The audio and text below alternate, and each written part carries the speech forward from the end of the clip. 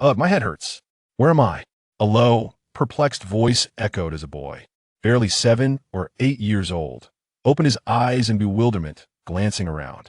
Wasn't I in a competition? Upon noticing the tatama mats, low chairs, and short tables characteristic of ancient Japan, the boy suddenly sat up, throwing off the covers, only to discover he was entirely naked, save for a pair of underpants. Embarrassed, he sat back down, lost in thought. The boy's name was Fong Yu. Just before losing consciousness, he had been representing the Chinese team in the 22nd DNF World Championship, controlling a level 75 Swordmaster.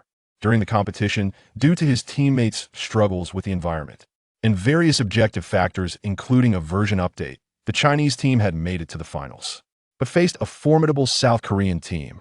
Although his teammates performed adequately, they ultimately lost to their opponents with a score of 0-2 in the finals.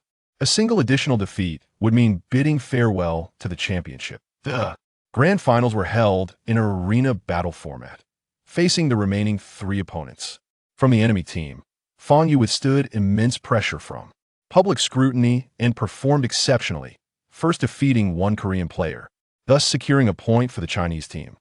Subsequently, at the cost of half his health, he overcame another Korean contestant, equalizing the score to 2-2, turning the tide. In the final showdown, Fong Yu confronted the top Korean player, enduring the pressure and ultimately claiming victory, securing a hard-won championship for the Chinese team. The moment he stood atop the champion's podium, a wave of dizziness washed over him, and he lost consciousness. Little did he expect to awaken in a strange place. "Are you awake?" A melodious female voice filled the room. "May I come in? I am Hinata Sakura." Hinata Sakura? Fong Yu found the name peculiar, yet somewhat familiar. "You may enter." As the door opened, a girl with large eyes, fair features, and clad in a white kimono adorned with the Hinata family crest entered, appearing to be around 7 or 8 years old. Hinata? From Naruto? Fong Yu instantly recognized the emblem that frequently appeared in the original series. Cough, cough. What year's in Konoha? Or rather, who is in power now? He needed to ascertain the situation if this was some sort of cosplay. The joke will be taken too far. It's the era of the 3rd Hokage. Did you forget even that? Hardly anyone in the village is unaware of this. Hinata Sakura replied, somewhat taken aback by his question. You wouldn't still have a fever, would you? Though the Uchiha clan's attitude is rather domineering, forbidding interactions with commoners. You certainly have some boldness to flirt with a female ninja from the Uchiha clan, especially the prodigious Uchiha Heiking. Strangely enough, that girl seems to look at you with a gentle gaze. Could it be that she truly likes you? As Hinata Sakura approached Fong Yu, she muttered to herself, reaching out to touch his forehead. You don't have a fever. Hey you. Fong Yu shot her an irritated glance that I don't think much of you either. Lacking in taijutsu, jinjutsu, and ninjutsu, how could anyone possibly fall for you? Hinata Sakura placed her finger before her lips. What are you saying? I cannot comprehend. Fong Yu expressed his bewilderment. Suddenly, a torrent of memories surged violently within him, causing him to emit a pitiful cry, his complexion turning ashen. Hinata Sakura, startled, hastily clarified, too did not intend to rub salt in your wounds. It is merely that the Uchiha clan is a prominent family, beyond the reach of common folk. If you are beaten once, it is likely you will be beaten again. Although the Uchiha clan has been marginalized by the higher-ups of Konoha, they still wield control over the security division, making them not to be trifled with. Hinata Sakura rambled on, her face a portrait of anxiety. After a moment, Fong Yu's pallid visage gradually regained some color as the memories fully integrated. It turned out that the owner of this body was named Ito Fong Yu, who had been orphaned since childhood, possessing no distinguished lineage, leading a life as ordinary as one could. Imagine that he had attempted the ninja graduation exam thrice, failing in taijutsu, jinjutsu, and ninjutsu, earning the derisive title of Konoha's failure. Initially, a person is inconspicuous as he was merely a tool for Konoha, tasked with completing simple C and D rank missions, serving as cannon fodder in times of war, leading a mundane existence. However, by a twist of fate, he rescued the Uchiha genius, captain of the security division, Uchiha Haiching, from a rain ninja. From that moment, he forged a profound friendship with Uchiha Haiching. Yet, this bond brought calamity upon Ito Fangyu. The proud Uchiha clan would never allow one of their own to harbor affection for a mere commoner, especially not someone devoid of any notable attributes, nor would they permit the precious bloodline limit to be divulged. They concealed the truth from Uchiha Haiching, brutally assaulting Ito Fangyu, causing his already frail body to succumb to unconsciousness. Later, while on a mission, Hinata Sakura encountered the nearly lifeless Ito Fangyu and rescued him. Before his demise, he had traversed into this world. This lad truly possesses commendable courage. Fangyu mused inwardly had he been Ito Fangyu. He would have kept his distance from Uchiha Haiching. How haughty the Uchiha were, ultimately leading to their own ruin. Their feudal rebellion birthed the infamous Night of Extermination. Fangyu held no fondness for this clan. Why is there an orange inscription above your head? Fangyu looked up and noticed a line of text hovering above Hinata Sakura, which read, Hinata Sakura, level 6 bronze ninja. Why does this feel reminiscent of a web-based game? Fangyu chuckled, recalling the online games he often played in his past life. At that moment, a voice resonated within his mind. Ding. The dungeon system has been successfully activated. Automatic registration in progress. Registration successful. Player. Fangyu, ID. 5844. NPC name display feature has been activated. Orange signifies friends, yellow indicates neutrality, and red denotes hostility. The NPC level display feature has been activated. Bronze is entry level, silver is slightly stronger, gold is formidable, and the pinnacle is king.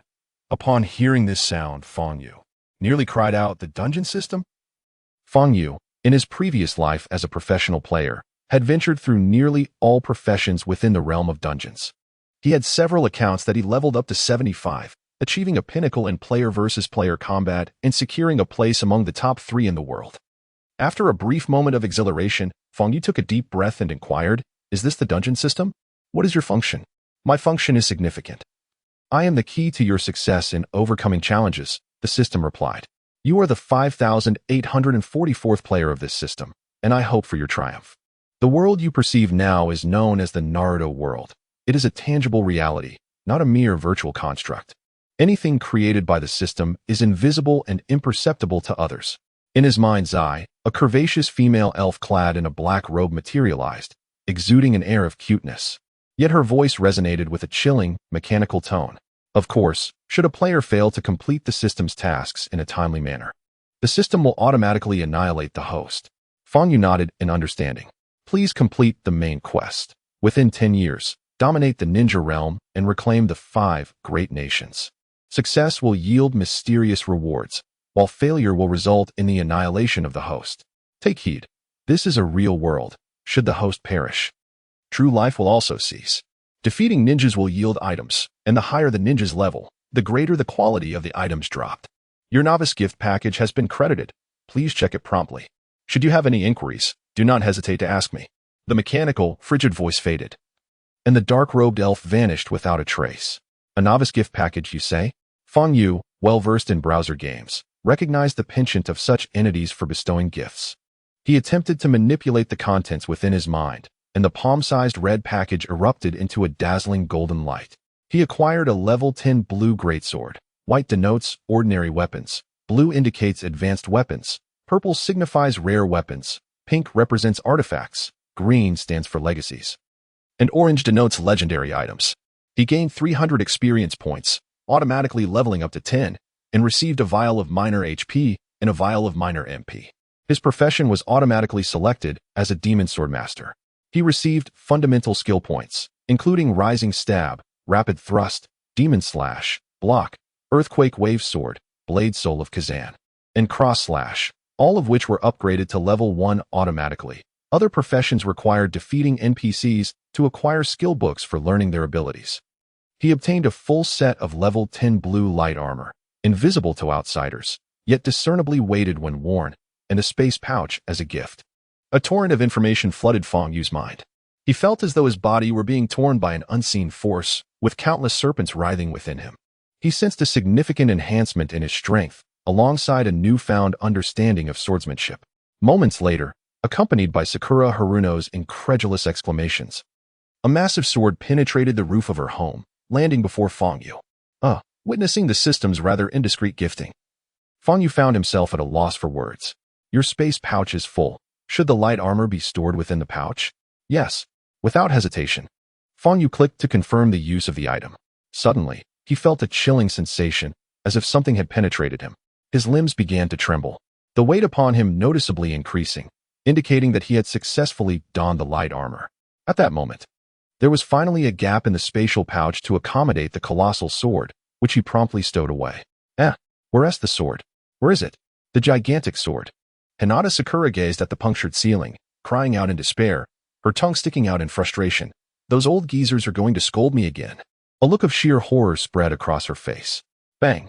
Suddenly, the door was kicked open, and a few imposing ninjas adorned with the Uchiha clan's insignia strode in, their tall figures and fierce expressions betraying their arrogance, appearing to be merely in their 20s. Uchiha Kai, a level 5 bronze boss. Uchiha Shu, a level 7 silver boss. Uchiha Ten, a level 5 bronze boss. Fangyu observed that these Uchiha clan members bore a striking crimson mark on their foreheads, clearly indicating their hostile stance towards him.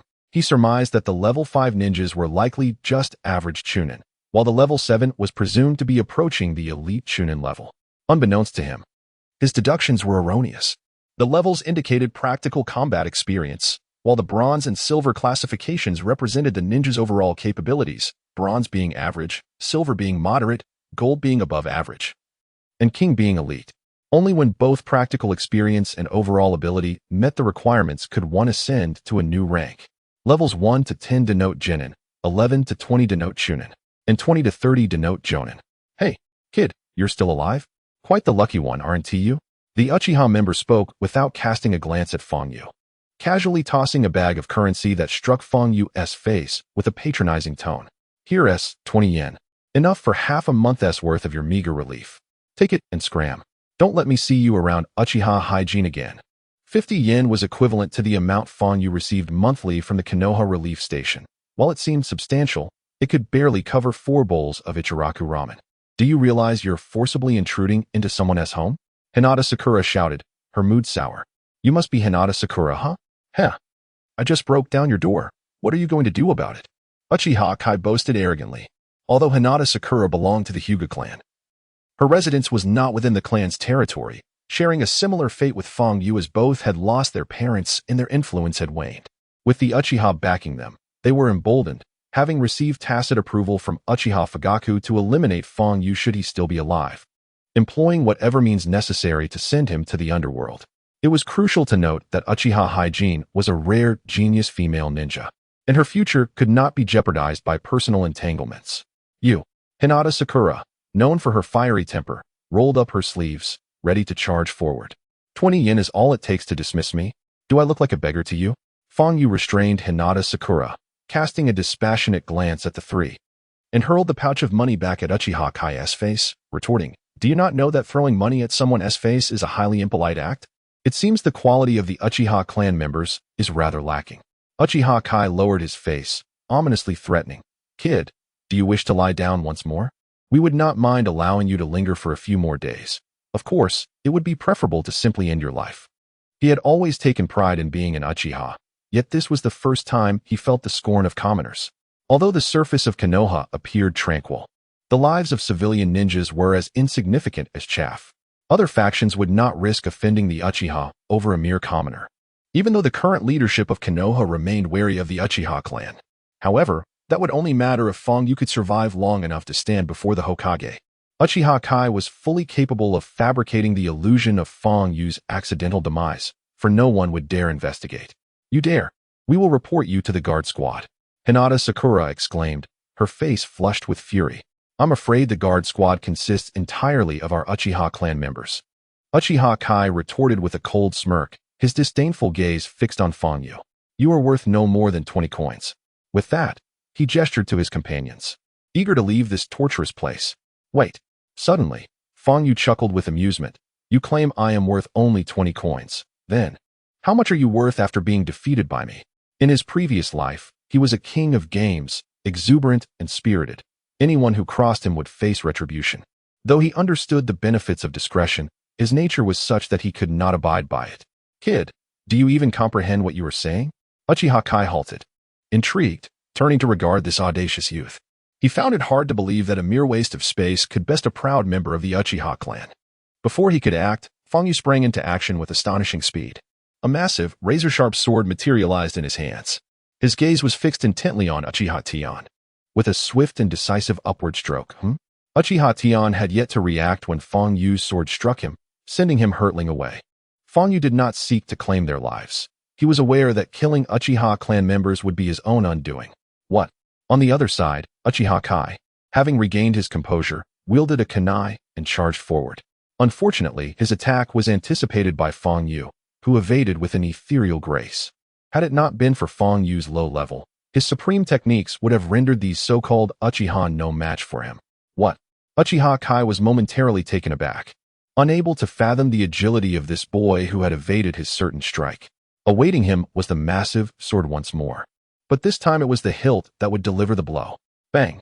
Uchiha Kai was sent flying, crashing through another wall. Hinata Sakura was initially astonished, followed by dismay. My freshly tidied home. The remaining moderately strong Uchiha Shu was left for Fang Yu to deal with last, for he was a level 7 silver boss. Fire release, great fireball technique. Uchiha Shu formed hand seals. Indeed, the silver boss is formidable, even at the rank of a mere genin. He has mastered the fire release techniques typically reserved for chunin. Unfortunately, his hand seals are executed too slowly, while Fang Yu moves with remarkable swiftness, even wielding a massive sword that weighs several dozen pounds.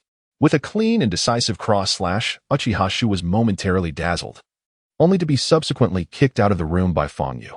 This was still Fang Yu holding back, otherwise, the three of them would not have been able to stand their ground.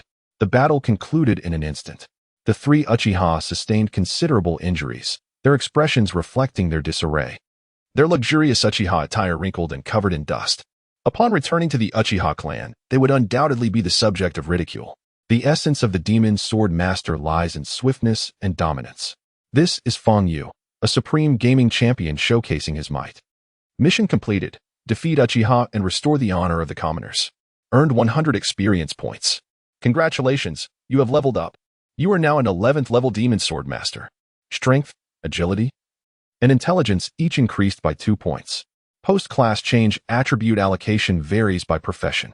Instantly, Fang Yu felt a warm surge within, something akin to chakra, increasing in quantity, enhancing his agility, and lightening the weight of the sword in his grasp. How exhilarating it is to gain experience points from vanquishing foes. Although it still bore the semblance of a third-rate online game, killing red-named NPCs yields varying rewards and equipment based on the enemy's level, with higher rewards and drop rates for defeating red-named NPCs. Fang Yu was at a loss for words. Hyuga Sakura, taken aback by Fang Yu's prowess, experienced a shift in her gaze, left speechless and uncertain of what to say. It was astonishing. A person once labeled as a Leaf Village failure had simultaneously defeated 3 Uchiha genin. While these genin were of average strength and unimpressive records, they were certainly not to be underestimated. Could this truly be the Leaf Village underdog who was so easily bullied? Had he encountered some fortuitous event in recent days? It was utterly astonishing. The 3 Uchiha, struggling to rise from the ground, exchanged incredulous glances, their speech faltering. After a moment, Uchiha Kai broke the silence with a nervous chuckle. Ahem, we indeed fall short of 20 yuan. Indeed, we are even less than 10. Honorable Fang Yu, you wouldn't hold that against us, would you? Hiki, Uchiha Tian chimed in, mirroring Kai's nervousness. They were undeniably cowed. Hey, Uchiha Shu, ever the proud one, snorted dismissively, displaying an unwillingness to concede. The other two, Uchiha Kai and Uchiha Tian, felt beads of cold sweat trickle down their foreheads, fearing that this obstinate individual might inadvertently provoke Fang Yu's ire. Well, that seems more acceptable. Fang Yu nodded slightly, causing the Uchiha to collectively breathe a sigh of relief, their tense nerves easing momentarily. Yet, his next words sent their hearts racing anew. However, Hyuga Sakura, your house is no longer suitable for habitation, is it? Certainly. It is utterly uninhabitable. My stainless steel glass bricks, my intricately carved white walls, my jade-like ceiling, and let us not forget my claims for emotional distress, intimidation, and lost wages. You shall compensate for all of it." Upon hearing these words, Hinata Sakura felt a surge of delight within. If not now, when would be the time to deceive? Yet her facade remained one of unyielding defiance. "Young man, do not let your arrogance cloud your judgment." Uchiha Shu could no longer contain himself and was about to erupt, but was halted by Uchiha Kai and Uchiha Ten, who chuckled softly and advised him in a hushed tone, "Shu, we are no match for this individual. It would be wiser to endure for now and report back to the clan later. With the Uchiha clan's heritage, we could obliterate him with a mere flick of a finger. Does he really think he can rebound from that? Indeed, Shu, we are not equipped to confront him. Perhaps it is best to bide our time." Uchiha Ten echoed, beads of cold sweat dotting his forehead. "Very well." Uchiha Shu sighed in resignation. The three of them, who usually wielded the Uchiha name to assert dominance over the common folk, found that no one dared to provoke them. It was a bitter pill to swallow, yet it seemed they had no choice but to swallow it now. A consensus was reached among the Uchiha clansmen, and a broad grin spread across Uchiha Kai's face. "Hee, Miss Sakura, please state the amount you require. We shall compensate you fully. As for that fellow Fangyu, we actually withheld the compensation from the Uchiha meant for you, which amounts to 2,000 yuan. We shall return every single penny. Let us go free." With that, he placed a bulging purse on the ground with great sincerity. 2,000 yuan had been reduced to merely 20. Had I not traversed here, I believe the Uchiha would have subjected the previous owner of this body to unimaginable humiliation. Fangyu mused, his impression of the Naruto world considerably diminished. Yet he soon regained his composure. In any society where people exist, darkness inevitably prevails, an unchanging law throughout the ages. "I shall pity you. Grant me 5,000 yuan, and we shall consider this matter resolved," Hinata Sakura audaciously declared. In Konoha village, 500 yuan represents the monthly income of an ordinary family, while 5,000 yuan is what a lower-ranked ninja earns in a month. The ninja profession is fraught with peril, yet offers high rewards, capable of transforming lives in an instant. 5,000 yuan. Uchiha Kai began to protest, but fell silent under Fangyu's fierce glare. 5,000 is still too little, Hinata Sakura retorted nonchalantly. Ultimately, the three unfortunate lower-ranked ninjas managed to scrape together 5,000 yuan. Hinata Sakura disdainfully stuffed their money into her pocket, dismissively stating, "I shall let you off this time. Should there be a next, With that, she waved her not-so-mighty fist, leaving the trio utterly terrified. Suddenly, Fangyu noticed several individuals with crimson names entering under the guidance of an orange-named figure. The orange-named ninja was Uchiha Haiching, a level 20 boss, while the other red names belonged to various Uchiha clan members, most hovering around level 10. Uchiha Haiching. Is it she? What brings her here? Fangyu pondered, perplexed, and curiously felt his heart race. Thump, thump, thump. A knock resounded from outside the door, followed by a deep, menacing voice that carried a hint of hostility. "We are from the Konoha police force." What transpired here? The mention of the Konoha police force elicited a sinister chuckle as Uchiha Kai and his companions straightened their postures. The members of the Konoha police force were indeed from their own Uchiha clan. The two young rascals before them had just provoked the Uchiha, presenting a prime opportunity for retribution. Panic washed over Hyuga Sakura as she realized their arrival. Just moments ago, she had extorted from the Uchiha clan members, and now evidence lay firmly in her grasp. How could she possibly navigate this predicament? She turned her gaze towards Fangyu, only to find him remarkably composed, as if nothing had transpired. Strangely, her own anxiety began to dissipate. Are you frightened now? You thought you could extort us with impunity. Fangyu, Hyuga Sakura. Your time is up. The extortion you just attempted is sufficient to condemn you. Prepare to be incarcerated in Konoha's dungeons. Uchiha Kai's arrogance surged, a stark contrast to his earlier submissive demeanor.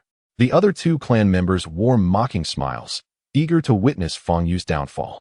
The door swung open, revealing a breathtaking young girl alongside a middle-aged man, followed by several youthful members of the Uchiha police force, clad in their uniforms. The exquisite girl, although dressed in Uchiha attire, could not conceal the gentleness and valor radiating from her countenance. At merely 9 years old, she had blossomed into a vision of grace, moving with the poise of a sharp blade, truly a heroine among women. Standing beside her, the other clan members appeared as mere foliage, overshadowed by her brilliance. This was Uchiha Haiching, who had graduated from the Ninja Academy at 6, achieved the rank of Chunin by 8, and at 9, had become the captain of the police force, overseeing the security of Konoha village, a beacon of hope for the future of Uchiha female shinobi. Beside Haichin was the deputy captain of the police force, Uchiha Lan, a portly man in his 40s, his face adorned by a multitude of fleshy folds.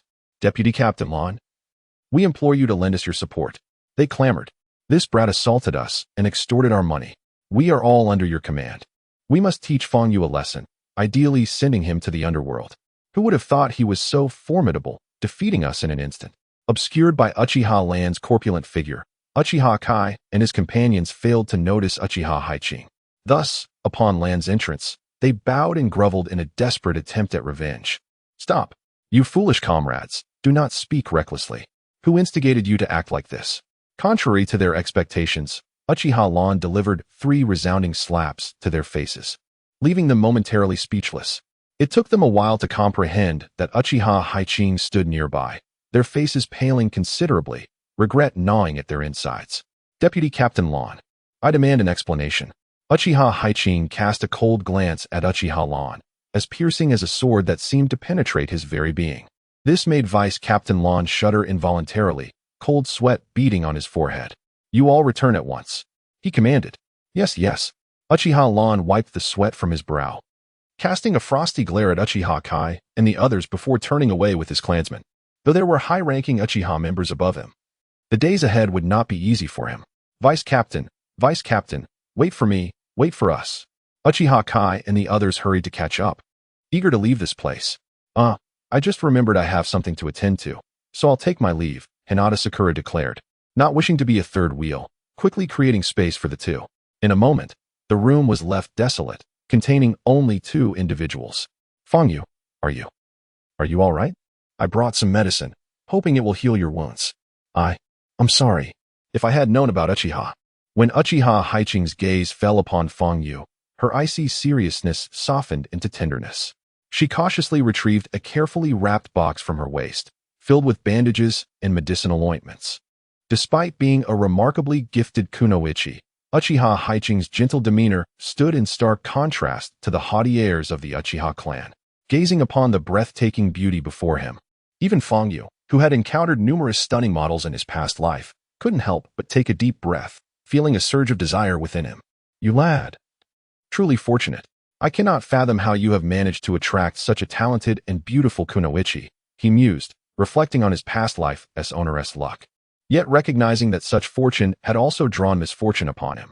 Fang Yu, had it not been for your selfless bravery on that rainy day, shielding me from the Rain Village ninjas Kanai, I would not be here today. I want to tell you that I, Uchiha Haichin, do not care about wealth, power, or status. Though I now hold the position of captain of the security team, that is not everything to me. Please do not take to heart the words of my Uchiha clansmen. Moreover, we are still young. In a few years, you may very well become a formidable ninja yourself. And the future is unpredictable. Uchiha Haichin kindly reassured Fang Yu, genuinely fearing the loss of this intimate companion due to Uchiha affairs. Of course, she chose not to mention the deeper relationship they shared, clearly aware that their union was fraught with impossibilities. I am fine. Uchiha Haichin's approachable and candid nature only deepened Fang Yu's appreciation for his past life as fortune. He smiled slightly, signaling to Uchiha Haichin that he was indeed well. That is a relief. Uchiha Haichin sighed with mild relief and promptly opened the medical box, preparing to examine Fang Yu's wounds. In that fleeting moment, Fang Yu suddenly felt a profound merging of identities with his past self, his emotions harmonizing completely. He found himself overwhelmed by a strong desire to love and protect Uchiha Haichin. Suddenly, Fang Yu realized why he had been transported to this place. It was the overwhelming desire of Fang Yu to protect Uchiha Haichin that had stirred the fabric of time and summoned his soul here. Their time together had been brief, but abruptly, Uchiha Haichin came to a realization and, with an apologetic tone, said, I'm sorry, Fang Yu. I must prepare for a mission tomorrow, so I must take my leave. Fang Yu nodded in response. The dim light illuminated Uchiha Haichin's delicate features, presenting a beauty that radiated an ethereal fragrance, one that could only be exuded by a maiden. The door closed, and Fang Yu fell into deep contemplation. He must grow stronger still, in order to protect those he wished to safeguard. This too was the will of the sword of the ghost swordsman. In the dead of night, at the Uchiha clan's estate, what did you say? Uchiha Haichin visited that commoner, Fang Yu, this afternoon? Humph. That boy truly is fortunate. The renowned beauty and talent of the Uchiha clan, Uchiha Mikoto, appeared somewhat incensed today, her elegant eyes seemingly ablaze with fury. At that moment, she sat behind an intricately carved wooden table, her modest bosom rising and falling slightly. Did she not realize that the Uchiha family strictly forbade such conduct? Behind her, the vice-captain of the guard, Uchiha Lan, slowly withdrew his lecherous gaze from Uchiha Mikoto's chest and added with embellishment, "Indeed, Miss Mikoto. Haiching's actions have utterly tarnished the reputation of our Uchiha clan. The pride of the Uchiha family has taken a liking to a commoner? What will the higher-ups of Konoha think? What will the Hyuga clan think? What will all the other clans think?" Before she could finish, a melodious voice interjected. "I know, how could I not? However, I prefer that you do not meddle in my personal affairs. In my eyes, Fangyu possesses far more nobility than any of you hypocrites who speak one way and act another. Let us not forget. When the ninjas from the Rain Village ambushed me, you were all present, yet no one offered assistance, only he, recklessly brave. Such a foolish person. In the shadows, Uchiha Haiching's silhouette emerged, her commanding presence radiating alongside her words. And you, Vice Captain Lan, do not think that finding my sister can serve as a refuge from my reproach."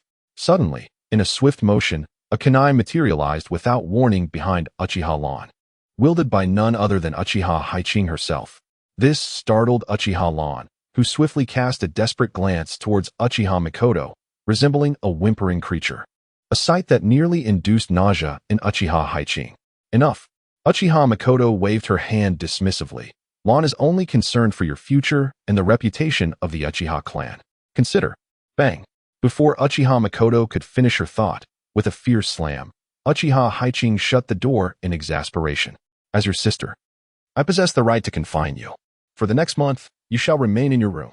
As for the matters of the guard, I shall delegate them to other clan members." Uchiha Mikoto asserted with unwavering resolve. "For your promising future, I shall go to any lengths, even if you misunderstand my intentions." A sinister smile crept across Uchiha Lan's face upon learning of Haiching's confinement, as she secretly relished the thought. "Oh, Haiching, do not blame me. For Uchiha Lan is indeed a proud and vengeful individual. Though merely a month remained, that span was more than sufficient. Fangyu, you shall await your fate." As dawn broke, Fangyu traversed the bustling streets of Konoha, burdened by a colossal sword and deep in contemplation about his future.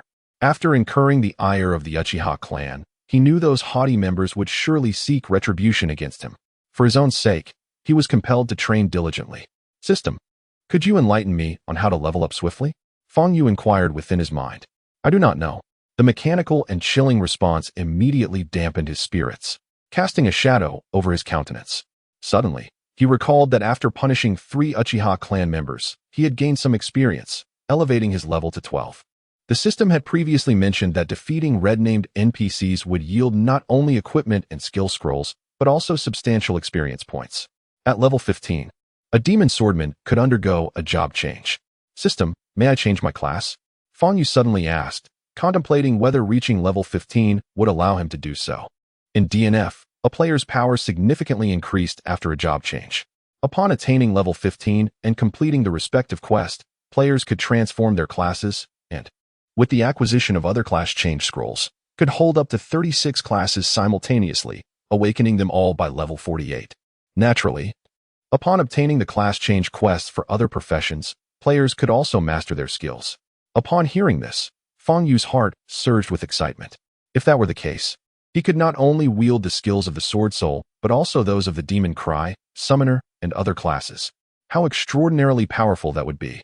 Just the awakening skill of Azura, the Great Dark Heaven, would rival that of a small-scale Infinite Tsukuyami, not to mention the Demon Cry's 7th Demon God, the Summoner's 12 Apostles, and the Berserker's Hellish Blood Fiend, along with the Sword Soul's ultimate demon sword technique.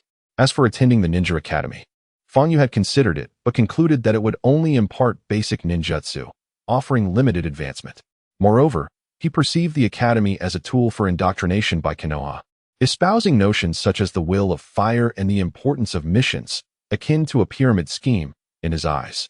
In essence, it was merely a means of extracting wealth from individuals while serving others' interests. Hence, he resolved against attending the Ninja Academy. So, how could he enhance his strength? In a moment of frustration, Fangyu found himself at a loss. ultimately deciding to sit down at Ichiraku Ramen, ordering a bowl of noodles. Contrary to his expectations, Ichiraku Ramen was devoid of the beautiful waitress he had envisioned, replaced instead by a middle-aged man. Fong Yu then recalled that the time to which he had traversed was likely just after the conclusion of the First Shinobi World War, a period not long before the Second Shinobi World War began to stir. The First Shinobi World War had given rise to legendary ninjas such as Senju Tobarama, Senju Hashirama, and Uchiha Madara, while the Second Shinobi World War heralded the emergence of the renowned Jiraiya, Tsunade, and Orochimaru. The Third Shinobi World War saw the awakening of two Uchiha clan members, and the name of Minato Namikaze, the Yellow Flash, became widely celebrated. Contemplating this, Fong Yu could not help but feel a surge of excitement, longing to leverage his demon sword system to carve his name into the annals of the ninja world. Turning it on its head, suddenly, a steaming bowl of ramen was placed before him, accompanied by a plate of char siu. Truly, Ichiraku Ramen was a paragon of aroma and flavor. As Fong Yu was about to indulge, he was startled to find a ninja with a prominent red name seated beside him, inscribed with Sand Village Ninja Shaki, Level 15 Golden Boss. This must be a spy dispatched from one of the hidden villages. A level of 15 indicated mid-level Chunin strength. Would slaying a spy yield rewards? Fong Yu pondered. Upon defeating a red-named NPC, one would indeed receive items and experience points. A cold, mechanical voice echoed in his mind, prompting Fong Yu to mentally critique the service with a rating of 1 star. He discreetly speculated while maintaining an unperturbed demeanor. As a seasoned gamer, he possessed the composure to remain unfazed. Unlike the spies from other hidden villages, who were typically exceptionally intelligent and exercised utmost caution, he had no desire to alert this individual. Calmly finishing his bowl of noodles, Fong Yu settled the bill and departed, leaving the Sand Village spy behind, who remained blissfully unaware of his exposure, nonchalantly continuing to eat. Konoha Village is nothing special. At this juncture, the Second Shinobi World War loomed on the horizon, and numerous spies from various hidden villages, including many like Shaki, were present. That night, at the entrance of Konoha Village, a figure eluded the village guards and slipped out of the hidden village. Heh, these Konoha fools are truly nothing to be concerned about, Shaki sneered, reflecting on his years of espionage during which he had provided invaluable intelligence to the Sand Village's covert operations without ever being captured. His success stemmed from his cautious and meticulous approach. He moved slowly, as the night was exceedingly dark, possessing a unique secret technique. He could sense the presence of enemy chakra in the dark. Should any adversary approach swiftly, he would be the first to detect it and respond accordingly. As Shaki reveled in his own cleverness, a cold, emotionless voice pierced the silence. "You're running too slowly." This startled Shaki momentarily, but his years of experience as a spy had forged a heart untroubled by any turbulence. He maintained his composure and smiled, saying, "Konoha's comrades, you must have mistaken me for someone else. I am merely an ordinary merchant." "Is that so?" Regrettably, Fong Yu paid no heed to his ramblings, brandishing his colossal sword and striking at Shaki with a devastating blow known as the Mountain Smash. In that instant, Shaki's expression shifted, realizing he had been exposed. Yet, he could not fathom how he had revealed himself. However, upon noticing that only one individual had appeared, he felt a slight sense of relief, especially since the boy bore no headband from the Hidden Leaf Village, which further eased his apprehension. He scoffed, thinking, "A mere child who hasn't even graduated from a ninja academy dares to confront me?" He feared not Fong Yu, but rather the imminent arrival of Leaf Village ninjas. Swift resolution was imperative. With a thunderous crash, the Mountain Smash cleaved through the air. "Is that all?" Shaki sneered, just as the ground trembled violently beneath him. This startled him. Was such power truly within the grasp of a ninja? According to his intelligence, no clan from the Hidden Leaf had wielded a great sword with such potency. However, if this boy were indeed a commoner, it seemed improbable, as mastering such demanding weaponry typically required familial support. In mere seconds, Shaki had analyzed Fong Yu extensively, a requisite skill for any competent ninja. Ninjas often competed not only in ninjutsu, genjutsu, and taijutsu, but also in the agility of their minds. The cross slash. Shaki formed hand seals, preparing to unleash his ninjutsu. But Fong Yu suddenly swung his great sword with incredible force, executing a cross slash that sent forth a ferocious wave of energy akin to a prowling tiger. His speed was astonishing. Shaki had no choice but to abandon his seals, drawing a kunai from his waist to engage Fang Yu in close combat. In his estimation, while the great sword was cumbersome, it lacked the agility of a kunai. Although this boy had displayed considerable prowess in close quarters, Shaki remained confident in his own melee capabilities. With a deft maneuver, Shaki evaded Fang Yu's strike and exploited the opening, thrusting his sharp kunai forward. A cold smile curling upon his lips, this battle is over. Alas, he had been deceived by Fang Yu, who had intentionally feigned vulnerability. Fang Yu abruptly cancelled his upward motion, skillfully maneuvering the great sword in his grasp. The hefty pommel sent Shaki hurtling backward. The demon slash. Suddenly, a dark energy enveloped Fang Yu's blade. The great sword descended, and the black energy surged forth like an awakened lion, roaring as it lunged toward the beleaguered Shaki, enveloping him entirely. A wretched sound echoed, muffled by the dark energy that rendered the area soundproof. In an instant, Shaki erupted like a brilliant firework, discharging 6 items along with a heap of gold. Experience points, 350. Congratulations, you have leveled up to level 13. Intelligence, agility, and strength each automatically increased by 2 points. 6 items have dropped. Fang Yu gazed in astonishment at the fallen treasures. What are these? The 5 items included a level 15 blue lightsaber, level 15 light armor greaves, the demon slash skill scroll, demon swordsman, the mountain smash skill scroll, demon swordsman, and the summoning contract, sandal skill scroll, summoner. There remains a bottle of red and a bottle of blue. Apart from these, there are 500 gold coins. Albeit these coins seem to exist solely for transactions within the marketplace and are not reflected in the real world. Upon acquiring a skill scroll, players can enhance their skills. Each skill can reach a maximum level of 6, with each advancement increasing attack speed by 10 and power by 30. The player's class influences the drop rates from NPCs. Defeating a gold tier boss yields 6 items, while a king tier boss drops between 8 to 10 items, with a 20% increase in the drop rate for exquisite equipment. The gold earned from slaying NPCs cannot be utilized in reality, but must be spent in the online marketplace, where players from various network terminals converge. Without possessing the corresponding class book, one is unable to utilize the respective skills. Fang Yu nodded slightly, unreservedly activating the skill scrolls for Ghost Slash and Mountain Crash. Moments later, he felt a profound understanding of these 2 skills, realizing that with further application, their power could be significantly unleashed. He also sensed a notable enhancement in his strength, feeling his body become lighter, an evident benefit of leveling up. As for the summoning skill scroll for Contract Summon, Sandel, it remains unusable until he acquires the Summoner class book. Indeed, if he can eliminate numerous NPCs, he shall level up swiftly. The more class books he obtains, the more skills he can learn. This scene brought back memories of his earlier gaming days, tirelessly grinding monsters to level up. Now, on the eve of the Second Great Ninja War, many ninjas from other hidden villages are likely to appear. If he can vanquish them, he will gain experience points to level up. Moreover, he has discovered that he can utilize the name display feature granted by the system to locate spies, a capability unique to him within the entire ninja village. Contemplating this, Fang Yu suddenly noticed a red name rapidly approaching from a distance, interrupting his thoughts. It was Ji, a level 15 king-tier boss from the Sand Village. Level 15. A king-tier boss. Fang Yu felt his breath quicken. Evidently, an elite ninja from Sunagakure had arrived. I must conceal myself.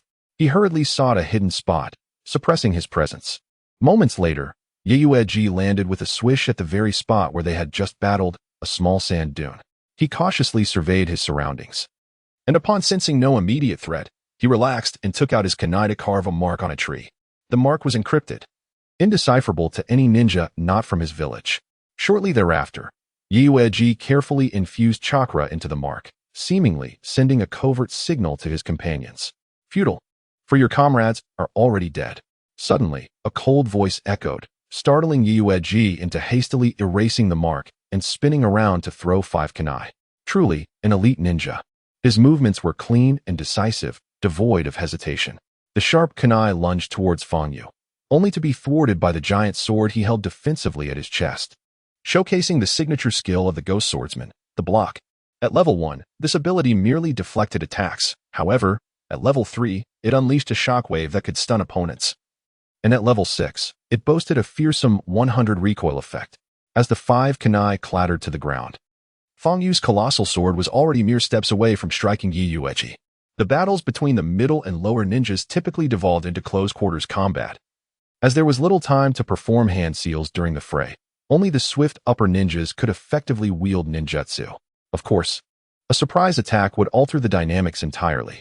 The long-range potential of the giant sword was now evident, slicing through the air with a sharp whistle, forcing Yuueji into a desperate struggle.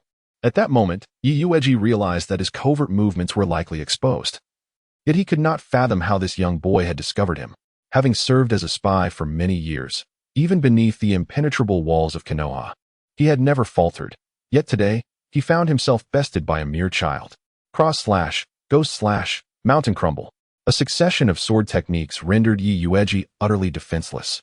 Yet Feng Yu was not unscathed. The considerable energy expended in executing such a flurry of skills took its toll.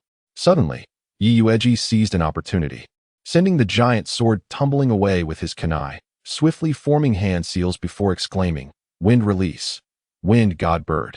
This C-rank ninjutsu, though not exceptionally powerful, possessed formidable penetrating capabilities, especially at close range. Should it strike Feng Yu, even clad in light armor, he would struggle to withstand it. And for the Nin level Yuueji, it consumed a significant amount of chakra. A fierce surge of chakra morphed into a sharp, avian projectile, hurtling towards Feng Yu with astonishing speed, barely perceptible to the eye. With a determined grit, Feng Yu swung his giant sword, the immense force sending the wind god bird spiraling away, yet the level 10 blue sword shattered into two pieces in the process. One shard embedded itself deeply into the earth, while the other veered towards Yuueji. Truly, the blue giant sword lacked durability. Feng Yu lamented, realizing that one must not underestimate the ninjas in the world of Hokage. As all of Yuueji's attention fixated on the flying blade, Feng Yu swiftly retrieved a kunai from his waist, plunging it into Yuueji's chest with ferocity. First kill of a golden boss, granting double experience points. 3 item rewards. Earned 1,000 experience points. Congratulations, you have leveled up to 15. Strength, intelligence, and agility each increased by 4 points. Golden light erupted as 10 items burst forth like fireworks, blanketing the ground. The splattering blood stained Feng Yu's face a vivid red, the viscous liquid clinging uncomfortably to his skin. Is this what it means to take a life? Though he had previously eliminated one opponent, the visceral reality of murder struck him profoundly, delivering a mental blow to someone born into an era of peace. After several moments of stunned silence, Feng Yu regained his composure and began to sort through the spoils of his conquest, totaling 13 items. There are 3 skill scrolls belonging to the Demon Sword Master, the Cross/Skill Scroll, the Upward/Skill Scroll, and the Greatsword Mastery Skill Scroll. The remaining scrolls pertain to other professions, such as the Contract Summon, also Summoner, Shattered Dominance, Melee Mage, and Fireball, Magical Scholar. Additionally, there are 3 pieces of equipment for the Demon Sword Master, a level 15 rare light sword, a level 15 rare leg armor, and a level 15 rare armor. The remaining 4 items consist of a large MP potion, a large HP potion, a Sword Soul class change book, and a Summoner class book. Class books and class change books. Without any hesitation, he utilized the skill scrolls, elevating each skill by 1 level, before turning his attention to the Sword Soul class change book.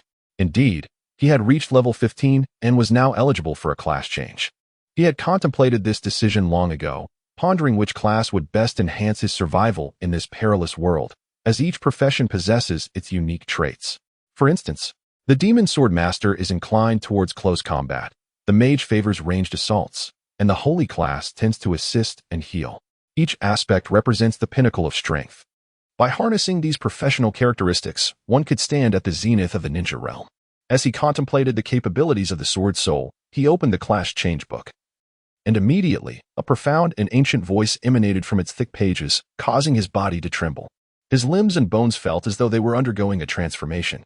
The Sword Soul's swordsmanship consciousness began to surge into his being, enriching his mind with newfound insights into the art of the sword. Subsequently, the imposing figure of the Sword Soul materialized in his thoughts.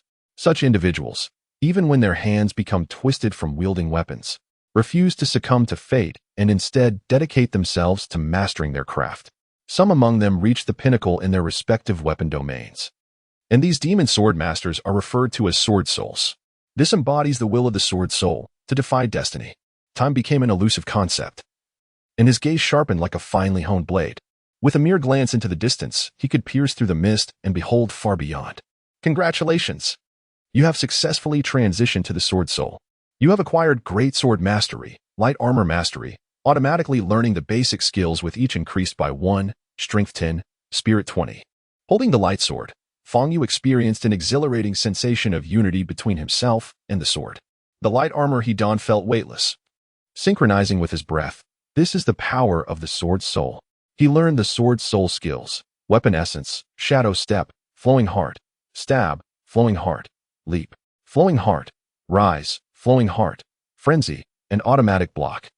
Weapon Essence allows the Sword Soul to master the usage of any weapon. It is equally applicable to Ninja Kunai and Shuriken, enabling the Sword Soul to unleash sword energy with Kunai. When attacking with Shuriken, there is a chance to stun the target. Shadow Step reduces the cooldown time when the Sword Soul switches weapons. Flowing Heart, Sting, Flowing Heart, Leap, Flowing Heart, Rise, Flowing Heart, Frenzy. A unique attack method of the Sword Soul is executed with such swiftness that it becomes indistinguishable. Taking a deep breath, Fang Yu chose not to open the Summoner's Profession book, but instead returned to Konoha Village. The transition to Sword Soul is not merely a change of profession. It demands extensive assimilation of recently acquired knowledge. Otherwise, the effort will yield only minimal results. After several hours, a flurry of figures clad in Konoha's ninja attire descended with great force, each one crouching to inspect the traces of battle left behind. The assailant's technique was remarkably cunning, employing a series of special secret arts to silently erase the evidence. We shall return to report to Lord Hokage. Disperse. Moments later, the Konoha ninjas vanished without a trace. Within the Konoha police force, in a small substation, find an opportunity to eliminate Fang Yu. In the shadows, Uchiha Lan's face emerged, twisted in a somewhat sinister expression, nearly causing me to lose face in front of Uchiha Haiching.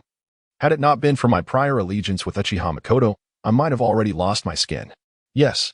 Before him knelt 3 Uchiha ninjas, responding in unison. Remember to leave no traces behind. Ensure that no incriminating evidence remains. Uchiha Lan clasped his hands behind his back. The Uchiha clan was currently under the watchful eye of the 3rd Hokage, and the clan had been marginalized by Konoha's higher-ups, creating a tense atmosphere. If even the slightest hint of their actions were to leak, not only would I face consequences, but you would too. At these words, the 3 Uchiha ninjas involuntarily shuddered. The oppressive policy of the Uchiha was something that instilled fear in them as well. Go. Uchiha Lan waved his hand dismissively. Swish, swish, swish. The 3 ninjas disappeared without a trace.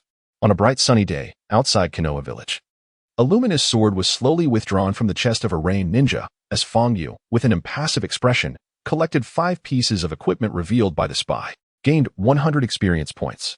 This marked the 16th spy he had slain since discovering the exhilarating path of leveling through murder. In total, he had amassed 1,500 experience points, over 80 items, and 1,000 gold coins, elevating his level from 15 to 16.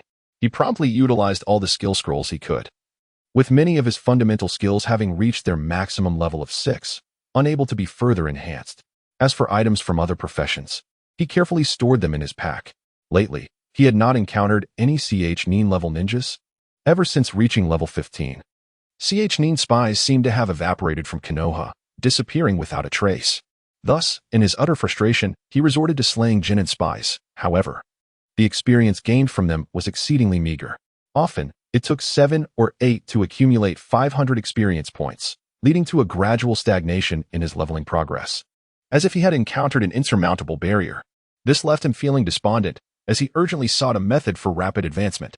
Although there has been little advancement, Fang Yu has nonetheless made significant progress. He has nearly mastered the various skills of the Sword Soul and has essentially adapted to this profession. One night, Fang Yu took a deep breath and opened the Summoner's Profession book. Much like when he opened the Sword Soul Transformation book, he acquired the skills associated with the Summoner Profession. Skills obtained: Contract Summon, Heddle, Spirit Summon, Yade Yin, Spirit Summon, Ice Nice, Spirit Summon, Sermine Tech, Spirit Summon, Levos. Summon Beast Enhancement, Contract Summon, Sandal, with 1 point automatically allocated. Only one of the same summoned beast can exist at a time. Feeling the skills he had just received, Fang Yu couldn't help but smile. It must be said that the summoner is indeed powerful. capable of summoning 6 summoned beasts in an instant to form a formidable team.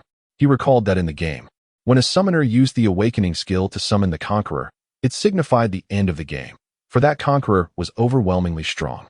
Half an hour later, several ninjas clad in Konoha attire descended. Shortly, one of them discovered traces of a battle. "Captain, there are signs of fireball scorch marks 200 meters away. It appears to be evidence of a fight." "Understood. We shall return and report to Lord Hokage." The taller Konoha ninja nodded and, together with his companions, vanished from sight. Unaware of this, Fangyu had already returned to Konoha village. "Oh, who is this? Isn't this the underperforming ninja of Konoha? Oh no. He can't even be called a ninja yet, as he hasn't graduated." A sharp voice broke the silence. Belonging to a mocking Konoha genin with pointed ears and a sneering demeanor. According to Fangyu's recollection, this individual was named Iyue Pao, once Fangyu's classmate, who harbored feelings for Uchiha Haiching, only to be rejected. Consequently, he harbored a deep-seated jealousy towards Fangyu, who had won the affections of the beautiful girl, and had often antagonized him, physically assaulting him on several occasions. Of course, due to Fangyu's failure to pass 3 consecutive graduation exams. Iyue Pao had since become a genin, having completed numerous missions. Fangyu glanced at Iyue Pao, a level 5 bronze boss, and chose to ignore him. Continuing on his path, a lion does not concern itself with the barks of a mutt. "Huh, you've become rather arrogant after being knocked out by Uchiha. Haven to you? Ignoring me now?" Iyue Pao chuckled maliciously, his body twisting to appear directly in Fangyu's path, arms outstretched to block his way. "TSK, TSK, TSK. Look at that. After just a few days, you've forgotten your old friends. Truly, the heart of man is fickle. It's disheartening. By the way, how did the goddess Uchiha Haiching come to fancy such a worthless coward like you?" There are always those who seek justification to bully the weak, and Iyue Pao exemplified such a person. "I'll give you 3 seconds. Either kneel before me or prepare to be beaten into submission."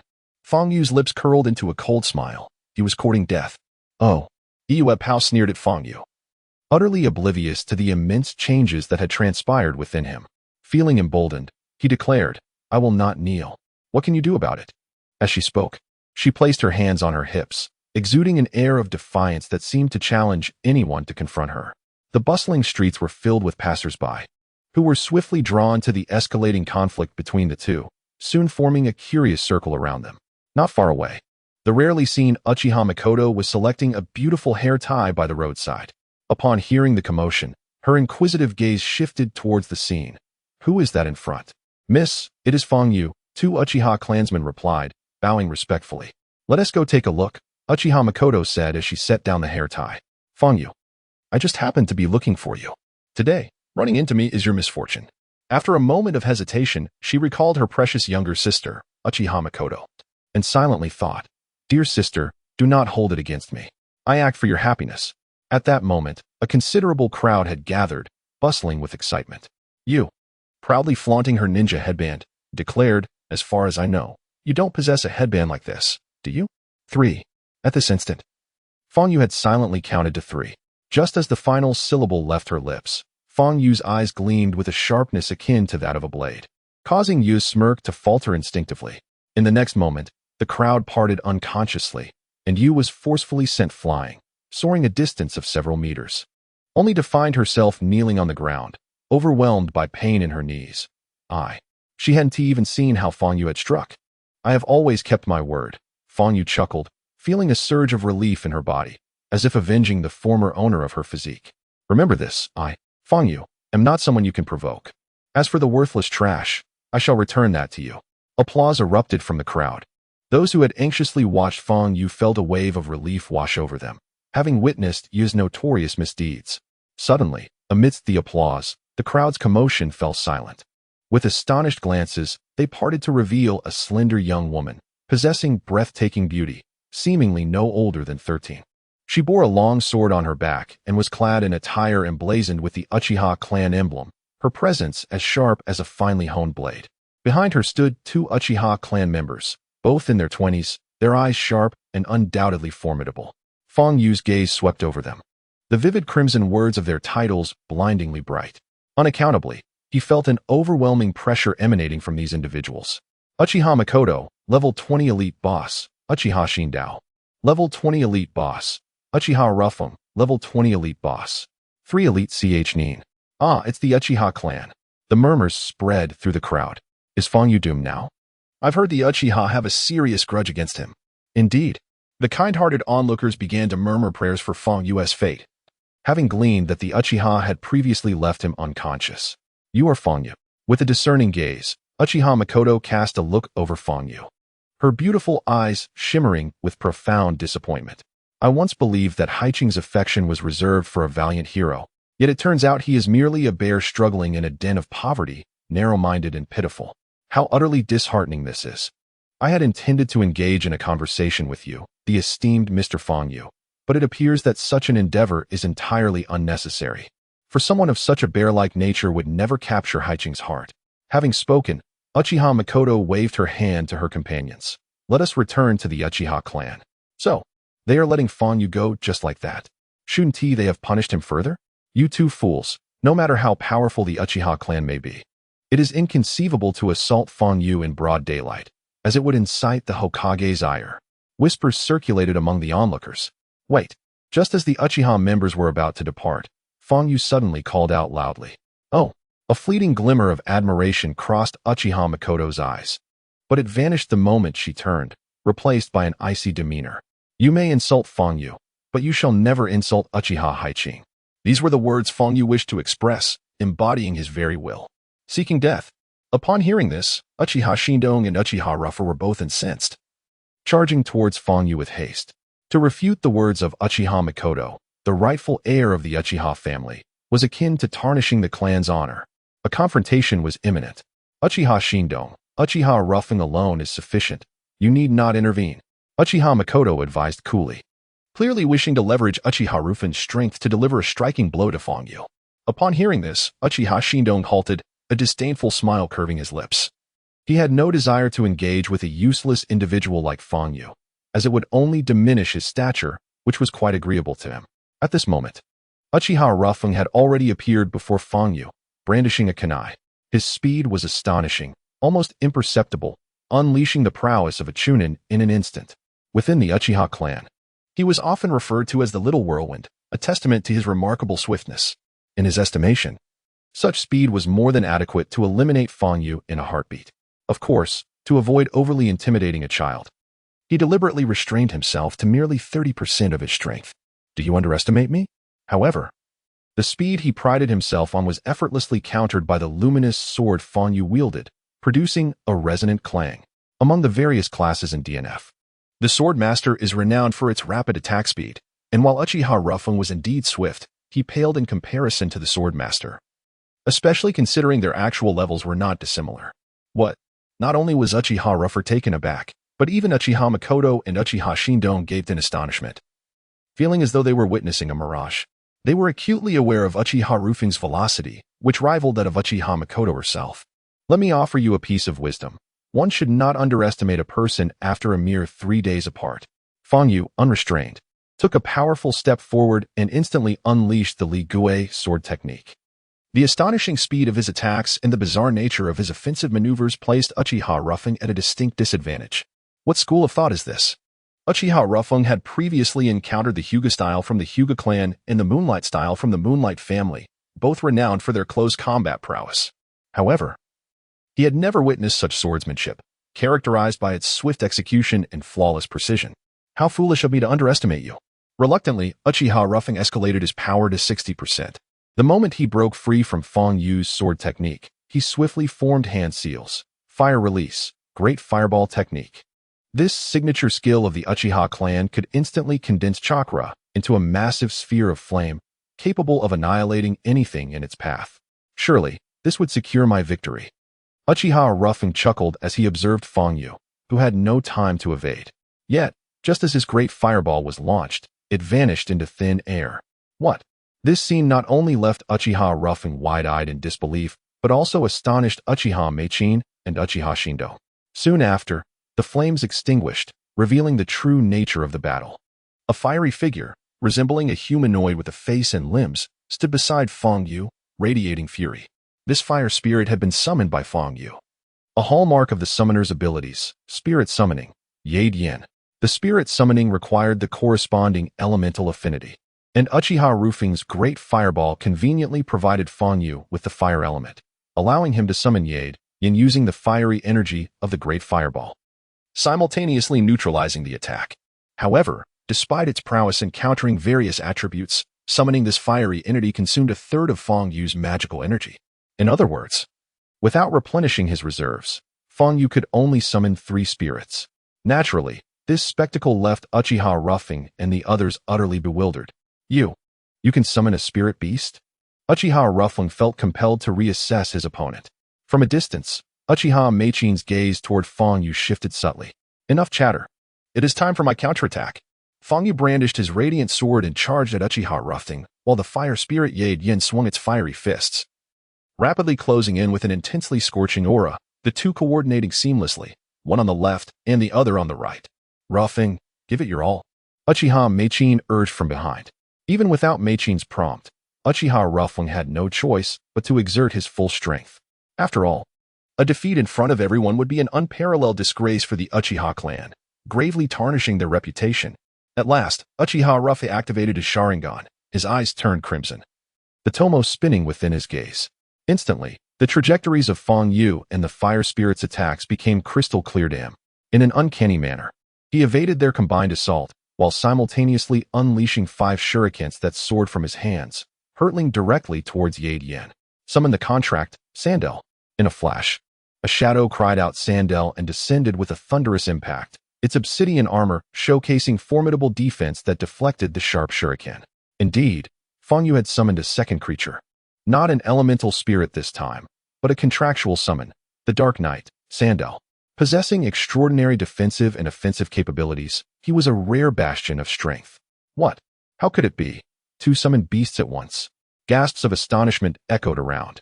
Among those engaged in battle, Uchiha Rokes felt the weight of it most acutely. The armored figure shouting Sandel was undoubtedly a formidable opponent. Coughing, Fang Yu realized that summoning Sandel had completely drained his magical energy, leaving not a trace behind. It seemed that while Sandel was indeed powerful, he consumed an immense amount of magical power. Fortunately, as a sword spirit wielding a lightsaber, his demands for magic were relatively modest. Otherwise, no matter how many classes he mastered, lacking magical energy would render them futile. Sandel, the Dark Knight lunged at Uchiha Rokes, his sword swinging. Although his dark sword was not swift, his colossal stature and unimaginable defense posed a significant threat to Uchiha Rokes. Meanwhile, Yadian unleashed fiery fists, joining the fray. The 2 summoned beasts coordinated with remarkable synergy, pushing Uchiha Rokes into a desperate struggle. Weapon mastery. Suddenly, Fang Yu picked up a shuriken, which exuded a potent sword aura under the unique weapon techniques of the sword spirit. Sister Meichin, look. What? Both Uchiha Meichin and Uchiha Shindong noticed the shuriken's extraordinary presence. Feeling yet another depletion of magical energy, Fang Yu accurately hurled the shuriken, imbued with sword aura. Be careful. Meichin and Shindong cried out, alerting their companion. The mysteries Fang Yu, a mere commoner, brought forth were far too numerous. Astonishment, indeed, was overwhelming. What a kid. The more Uchiha Rokes fought, the more he realized that Fang Yu was not to be underestimated. Gradually, the disdain that had once lingered in his brow transformed into seriousness and focus. At that moment, his Sharingan suddenly detected an unusual aura emanating from not far away. The source of that aura lay in Fang Yu's hand, the shuriken radiating sword energy. What is that? Uchiha Rokes' eyes widened. The shuriken hurtled toward him in a bizarre manner. Although his Sharingan could discern its trajectory, finding a suitable angle for evasion proved exceedingly difficult. He had never encountered such an unusual combat style before. Simultaneously, the Dark Knight Sandel and Yadian attacked Uchiha Rokes' blind spot, concealed by the shuriken's cover. Clang. True to his reputation as an elite nin, Uchiha Rokes remained composed amidst the trio's coordinated efforts, deflecting the sword-imbued shuriken and repelling the assaults of the 2 summoned beasts. Breathless and pale, his exhaustion was palpable. Similarly, Fang Yu was not faring much better, his breath becoming increasingly labored. He marveled at the prowess of this king-level boss, recognizing that other ninjas were mere trifles in comparison. Nevertheless, he took solace in his own progress over the past few days. Just a week prior, he lacked the ability to engage in combat with a lower-ranked ninja. Yet now he found himself evenly matched against an elite Chunin. Such an extraordinary rate of growth was surely unmatched in the Hidden Leaf Village. You have underestimated me, Uchiha Rukase declared, straightening his back and inhaling deeply. The Sharingan in his eyes had faded. He had expended too much of his ocular power and chakra to evade the summoned beast and shuriken, but he was convinced that victory would ultimately be his. As a prodigious talent of the Uchiha clan, a sense of murderous intent brewed within him. Is that so? Fang Yu chuckled, his right hand gesturing dismissively. Why do I feel that the victor shall be me? With a clash, Uchiha Rukase produced 2 shuriken from his pouch, intending to conclude the matter with them. I have analyzed your abilities and discovered your significant weaknesses at mid to long range. Prepare to face my wrath. Suddenly, Uchiha Meichin screamed, Rukase, watch out. Uchiha Shindong hurriedly added, Rukase, be careful. In that instant, Uchiha Rukase realized with horror that the shuriken Fang Yu had thrown had returned, aimed directly at his back. Under ordinary circumstances, such a clumsy attack would be easily dodged. However, in his current weakened state, it was difficult to detect. The essence of the Sword Soul's weapon mastery transcended mere shuriken throwing. Fang Yu chuckled. It's laughable. The Sword Soul is a master of weapons in DNF, and any weapon in his hands can shine with unparalleled brilliance. In a flash, Uchiha Meichin formed hand seals. Fire style, fireball jutsu. A massive and searing flame engulfed the shuriken, neutralizing the threat to Rukase's life. One elite Chunin was sufficient. Now, another ally had arrived. Observing his offensive thwarted, Fang Yu smiled nonchalantly. The crowd around them began to stir, whispering that the Uchiha clan was abusing their power. Were it not for Fang Yu's own capabilities, he would likely be a corpse by now. You. Uchiha Meichin gritted her teeth as Uchiha Shindong moved to support Rukase, helping him to his feet. Don't mind me. I must defeat this brat. Uchiha Rukase roared, deeply affected by the humiliation he had suffered in front of so many witnesses. Rukase, stay calm. Uchiha Shindong reassured him. As long as Fang Yu remains in the Hidden Leaf Village, we will have more opportunities. This brat must be employing some sinister techniques. Otherwise, how could he be so formidable? How could I possibly lose to a commoner? I will fight. I will defeat Fang Yu. Uchiha Ruffer found himself engulfed in madness, struggling incessantly. Suddenly, Uchiha Makoto delivered a resounding slap, which gradually calmed Ruffin. Do you feel that the Uchiha have suffered enough humiliation? Let me tell you. Even if you defeat that brat now, the Uchiha's dignity cannot be restored. Makoto aimed to steady Ruffin. Makoto-ne, I was wrong. Ruffin stammered, taken aback for quite some time, feeling deeply shaken by Fang Yu's actions. I will investigate this brat's background. How could a commoner possess such terrifying strength in just a few days? It is truly unfathomable. Uchiha Makoto furrowed her brows, lost in contemplation. Let us return. With a swift motion, the 3 Uchiha vanished without a trace. Phew, the battle had finally concluded. Fang Yu, drained of both stamina and chakra, collapsed onto the ground, gasping for breath. Having summoned Yade Yen, Sandal, and wielded his lightsaber, he had exhausted an overwhelming amount of energy and now felt exceedingly feeble. It must be said that Uchiha Ruffing was the strongest adversary he had encountered thus far.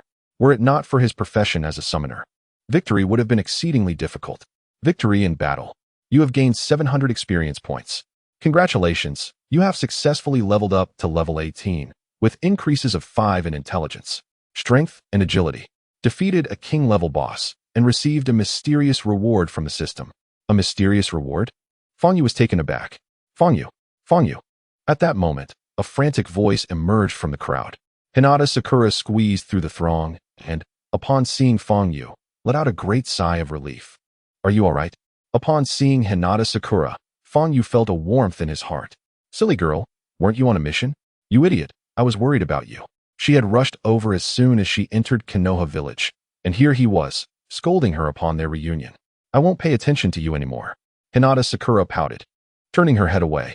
Carry me back. Fang Yu weakly murmured, lacking the strength to speak. Hinata Sakura nodded, obliviously hoisting him onto her back. Let us go? Patient. Hokage office.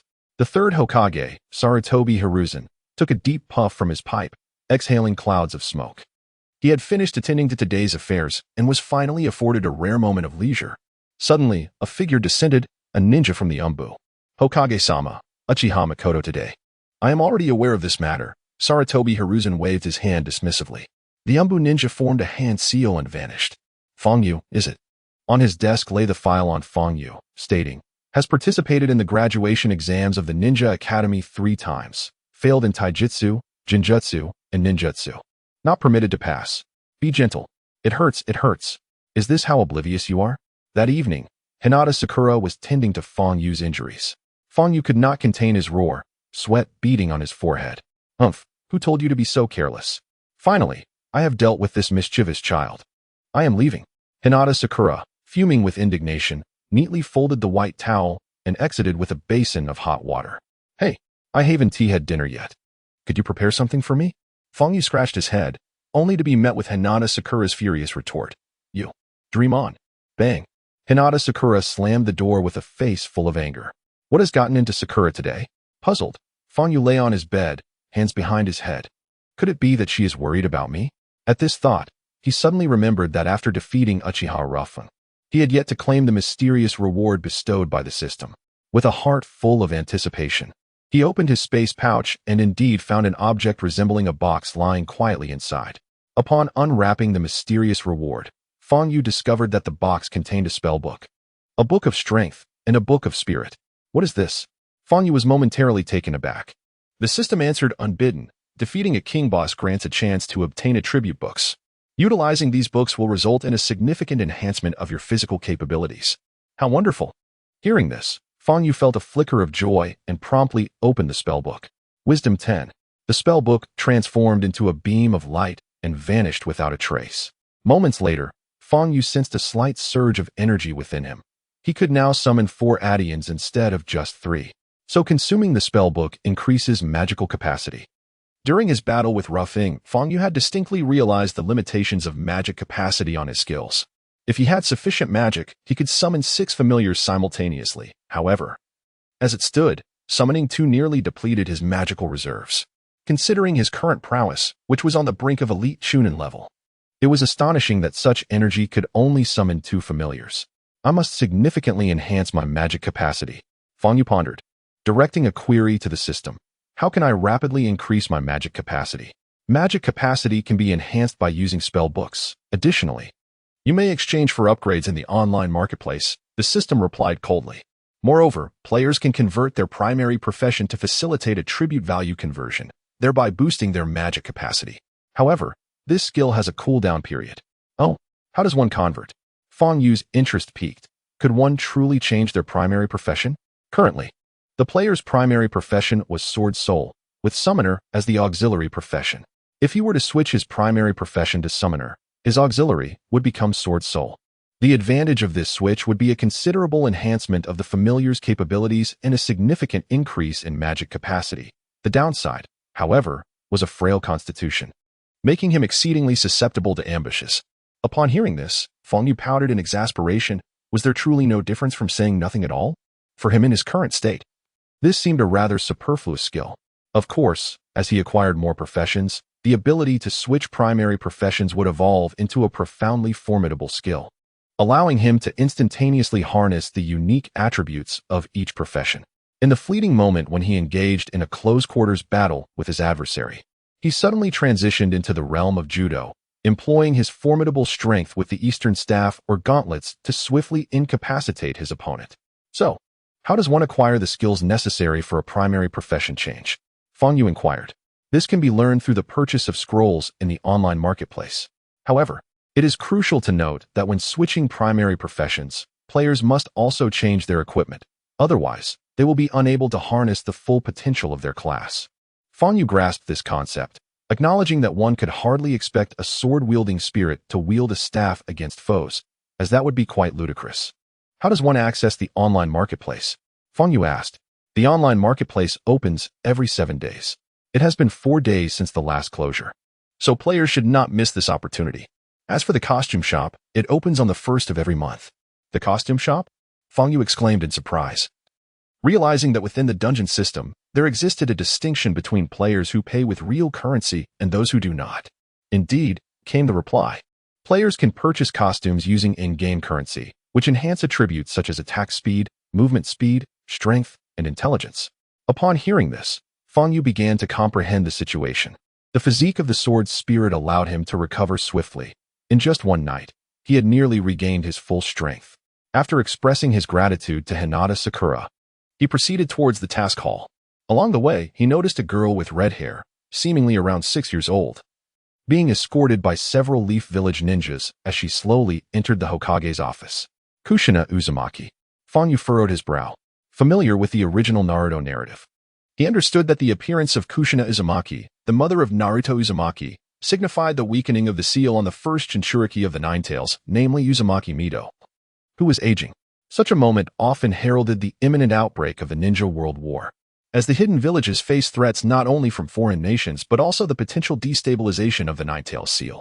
Consequently, the process of replacing Jinchurikis was typically shrouded in secrecy, known only to a select few at the upper echelons of the Leaf Village, unlike Naruto, who endured the scorn of the villagers. Should this information fall into the hands of spies from other nations, it would undoubtedly ignite the flames of war. It seemed that the second great ninja war was on the verge of erupting. I must strengthen myself swiftly, Fangyu contemplated, pondering whether he might soon encounter Minato. Shortly thereafter, he arrived before a grand white edifice, marked by a sign declaring, Task Hall. This was indeed the hub for ninjas to accept missions. Nodding in understanding, just as he was about to enter, a mocking voice rang out. Hey, do you really think a student without a ninja headband, who hasn't graduated from ninja school, can take on missions? The voice belonged to a young Leaf Village genin, prompting a chorus of laughter from those around. Isn't that the guy who defeated Uchiha Rukes yesterday? Fangyu? What is he doing here? Suddenly, someone recognized Fangyu, exclaiming in astonishment. As the words fell, the laughter of the ninjas ceased immediately, for they all recognized that although this fellow had not graduated, he was indeed a genuine prodigy, despite his formidable abilities. It seemed he had offended a member of the Uchiha clan, which foreshadowed his imminent demise. Indeed, it was rumored that he had angered Uchiha Makoto to the brink of death that very day, prompting her to seek her father, Uchiha Yamado, to investigate Fangyu's background. Alas, such a talent was destined to fall. Soon, the crowd's admiration transformed into pity, each person lamenting the peril Fangyu faced. Disregarding the gazes of those around him, Fangyu approached the mission hall. Excuse me, do you have any tasks suitable for me? The one who received him was an elderly man with graying hair, wearing reading glasses and slightly hard of hearing. He glanced at Fangyu with indifference and waved his hand dismissively. You are not qualified. You haven't even become a genin yet. How could you undertake a mission? The youth of today are so ambitious yet lack the skills to match their aspirations. Alas, this new generation is truly inferior. I wonder how the third Hokage, Saratobi Hiruzen, has been instructing you. After the old man's lengthy tirade, Fangyu felt exasperated and decided to move to the next mission hall. No forehead protector? Not accepting. In this hall, a relatively young ninja with thick whirlpool pattern glasses adhered rigidly to the rules. To Fangyu, undertaking missions was a swift means of slaying NPCs to gain experience points, while also earning substantial rewards, an opportunity for double benefit. He believed his strength was sufficient to complete the tasks, yet these two condescending individuals didn't even spare him a glance, inciting a surge of anger within him. Yeah, if I were you, this fellow possesses the strength to defeat Uchiha Roughing, you know? A teasing voice chimed in, seemingly advocating for Fangyu. Uchiha Roughing? That Chunin? He defeated him. This was indeed impressive, yet the tasks remained unattainable. Yanfire, you obstinately responded. If the employer sees that the one accepting the mission isn't even a genin, they will file a complaint against us in Konoha. Even if he possesses the strength of a Hokage, I shall not grant him a task. Fangyu realized that securing a mission was unlikely, so he left the hall. Hey kid. Suddenly, a hand clamped down on his shoulder with some force. Instinctively, Fangyu turned his head and immediately noticed a glaring red name above the person, a vivid crimson that signified danger. Yin Yueji, a level 20 boss from Sunagakure. Another spy infiltrating Konoha? Fangyu felt a rush of joy, for he had been searching for experience-giving creatures to level up, and now one had come to him. However, Fangyu's expression remained unperturbed, adopting a naive demeanor. Excuse me, sir, what can I do for you? I just saw you coming out of the mission hall and heard you were unable to take on any tasks. Yin Yueji revealed a disingenuous smile. Were it not for that glaring red name, Fangyu would have been deceived by this facade, mistaking it for a sunny disposition. Indeed, I have been unable to receive any assignments.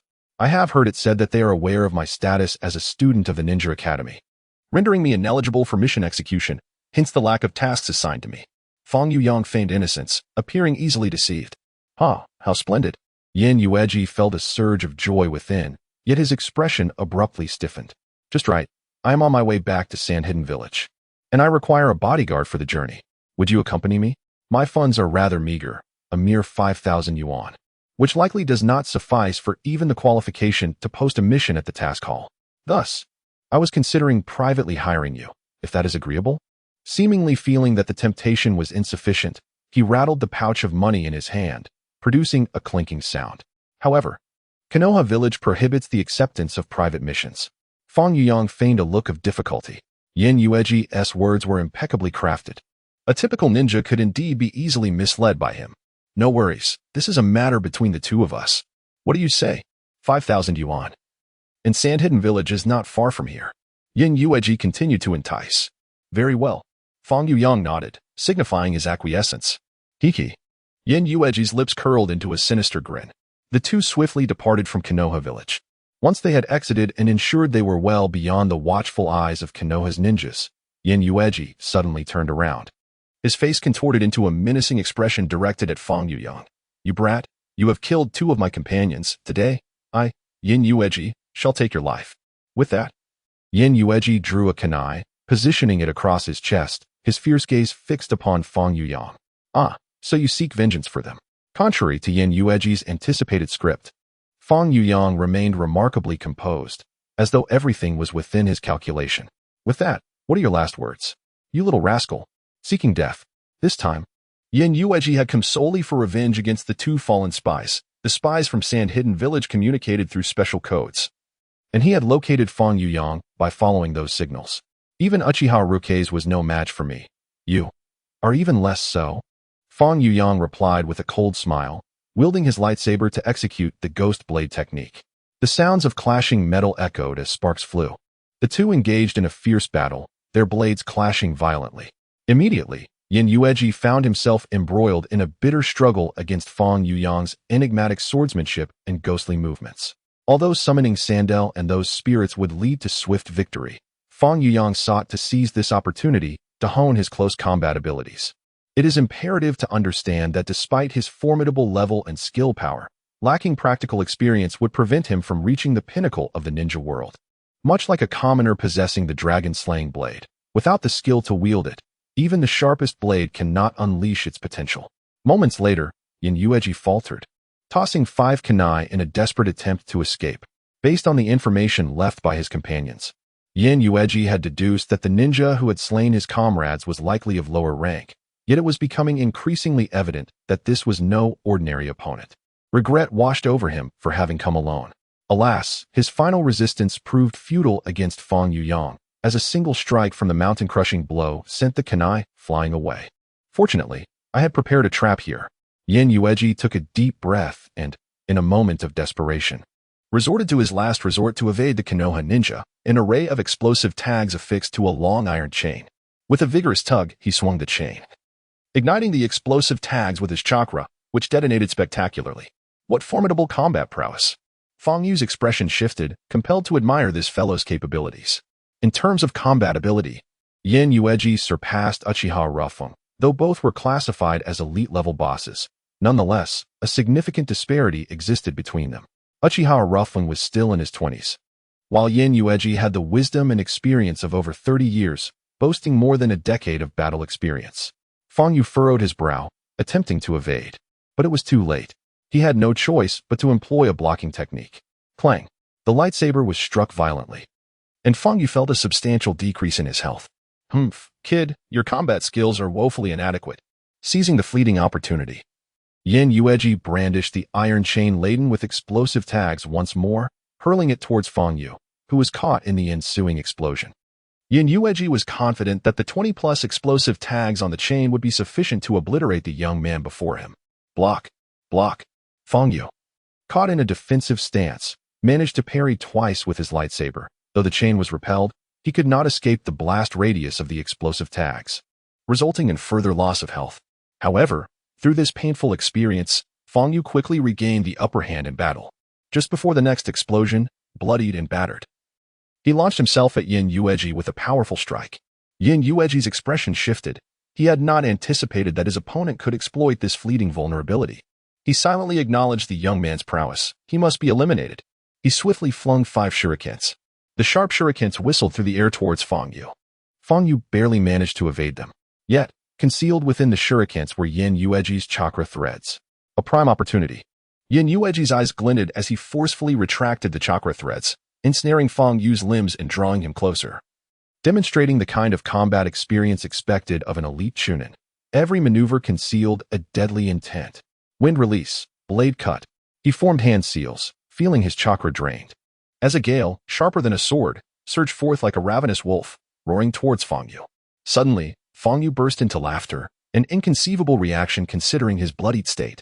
Until the very last moment, he refrained from summoning a beast, wishing instead to conquer his adversary solely with the power of his sword spirit. He can still laugh. Yin Yueji's brows furrowed, when suddenly, he felt a jolt of electricity coursing through his palm, rendering his hands numb. In the next instant, a shuriken imbued with sword energy was hurled at him, blocking all possible avenues of escape. What? When did he break free from my chakra threads? Yin Yueji's mouth fell agape, unable to believe the reality before him. To comprehend his prowess, one must recognize that he has undoubtedly felled numerous elite Nin and J Nin with this very technique. His survival thus far is attributable solely to his formidable combat skills. Yin Yueji's body swayed as he evaded the kunai, only to be astonished to discover that the lightsaber was concealed in the shadow of the kunai. 2 successive assaults. A frown creased Yin Yueji's brow. It was remarkable that someone so young could employ such agile tactics. Regrettably, he managed to evade the lightsaber with an unusual maneuver, although he lacked the Sharingan. Years of battle experience had honed his sensitivity to external changes to an exceptional degree. Perish. Suddenly, the kunai returned, piercing through Yin Yueji's back and violently dislodging his heart. Thud. Yin Yueji's face was a mask of disbelief, as if struggling to accept the reality unfolding before him, before he collapsed heavily to the ground, lying supine. Panting and bloodied, Fang Yu beamed with triumph at having finally slain the formidable boss, exclaiming, "The essence of weapon mastery, kunai imbued with sword energy." He consumed a vial of HP potion, and instantly, his wounds healed by a third, elevating his health from 40 to 80. In the distance, Yin Yueji's corpse erupted like fireworks, scattering numerous items across the ground, over a dozen in total, including 3 skill scrolls for the sword soul and 3 for the summoner, alongside various high-tier equipment and 1,000 gold coins. Moreover, a book floated serenely in the air, inscribed with the words, "Book of Devil Cry." Devil Cry? Fang Yu chuckled with glee, for this meant he could now embrace 3 professions. He hurriedly stowed it in his space pouch. As for the remaining scrolls, he utilized those for which he was eligible. A skill scroll titled Blade Draw caught Fang Yu's attention. Blade Draw creates a formidable arc of sword energy to devastate foes. Indeed, this was an excellent crowd control skill. With a slight nod, he clicked to use it. Instantly, the skill Blade Draw was etched into his mind. Blade Draw abruptly, he swung the lightsaber, cleaving a distant boulder in 2 with the razor-sharp sword energy. A display of power that satisfied him immensely. Very well, now, let us see if there are any other useful scrolls. Next, he discovered the Ancient Magic Book skill scroll among the Summoner's Scrolls. Ancient Magic Book enables players to rapidly restore a portion of their magical energy. Both the Ancient Magic Book and Blade Draw were immensely valuable skills, justifying the risk he had taken to vanquish the king-level boss. He clicked to use the Ancient Magic Book. Immediately, he felt his waning magical energy rejuvenating swiftly, soon returning to full capacity. This meant he could summon more familiars. Fang Yu nodded, realizing that this enhancement bolstered his combat capabilities, though he intended to primarily engage in close-quarters combat utilizing the Sword Soul to refine his practical skills. He activated the skill book of Devil Cry. Devil May Cry, the summoner of the Sword Master. The sole character capable of breaking the seal on the left hand and wielding demonic power. Masterful in summoning demons for assistance, proficient in various formations and movements, such as Frost Saya, Blade Soul Kazan, the Phantasmal Kija, and the lethal Infernal Carlo. In memory, Devil May Cry is characterized by its barrier formations and agile footwork, harnessing the power of demons and possessing a formidable ability to become invincible for a brief period. Suddenly, Fang Yu felt as though he had entered a realm of chaos, engulfed in darkness and haunted by spirits. Then, voices echoed in his mind. Acquire the Devil May Cry skills. Demon Slash, Erosion of Pleramen, Dark Moon Ascendance. Soul-Eating Demon Slash. Demon Slash, completely unleash the power of the demons, casting a shadow upon the enemies. Erosion of Pleramen, Summon Pleramen. Reducing the resistance to abnormal states and magical defensive enemies within the summoning domain, revised in the Naruto universe to decrease chakra and Fong Yu's abilities, with effects lasting for a certain duration. Soul-Eating Demon Slash, by gathering energy, significantly augment the attack power of Demon Slash when energy reaches its maximum. Propel forward to strike enemies while unleashing a wave of demonic force. Dark Moon Ascendance, enhance the dark attribute resistance of oneself and nearby allies, while diminishing the dark attribute resistance of surrounding foes. With effects lasting for a certain duration, revised in the Naruto universe to increase the dark attribute ninjutsu resistance of allies and oneself while reducing that of enemies. Thud. As he absorbed the essence of the demon, Fong Yu found himself seated upon the ground, a formless shadow swirling behind him, menacing and terrifying. In the original narrative, both the third and fourth generations had summoned the Grim Reaper, a manifestation of the demon, while Devil May Cry involves unleashing the power of the left hand, wielding the strength of the demon. It was uncertain how much time had elapsed. Rain began to fall from the heavens. The torrential downpour drenched Fong Yu, yet was repelled by the faint aura surrounding him. Meanwhile, in the Konoha police force, Uchiha Lan, clad in Uchiha garb and bearing a brutish countenance, smirked coldly. Fong Yu. Oh Fong Yu, the moment you step out of Konoha village, it will be the Uchiha's opportunity to take your life. Those fellows must have succeeded by now, huh? Heh, this is the consequence of crossing me. The rain continued to pour, as Fong Yu contemplated the power of the demon. 3 members of the Uchiha clan approached swiftly through the rain. These 3 were among the more talented of their clan, their coordination impressively seamless. One of them, under the cover of his companions, dashed forward, sweeping the area and ensuring no threats were present before signaling for his comrades to join him. Much like the police in a crime film, one officer rushes in with a firearm, confirming the absence of danger before calling for backup. They had not noticed us. The swiftest of the Uchiha clan members deliberately restrained his presence, landing upon a tree branch, gazing down at Fong Yu from a hidden vantage point, an area where Fong Yu could not perceive him. Go, he beckoned his companions. The other 2 companions exchanged glances, nodding subtly at one another before swiftly appearing at their predetermined positions. From their vantage point, they formed a triangular formation, conducive to executing a lethal strike with precision. Having undertaken covert missions numerous times, they were no strangers to the grim task of taking lives. Unfortunately for them, every movement was keenly observed by Fong Yu. Uchiha Chao, Level 20 Silver Boss. Uchiha Jin, Level 20 Silver Boss. Uchiha Ling, Level 20 Silver Boss. It was not that Fong Yu possessed extraordinary vision, rather. The glaring red names hovering nearby made it impossible to overlook. 3ch Nin, Uchiha truly spared no effort. A cold smile spread across Fong Yu's face. Through recent interactions, he realized his previous method of assessing levels had been flawed. Levels 0 to 10 signified Genin, 11 to 20 represented Ch Nin, and 21 to 30 indicated J Nin.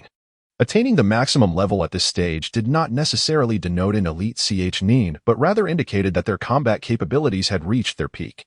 The distinctions of bronze, silver, gold, and king represented their Ch Nin rank.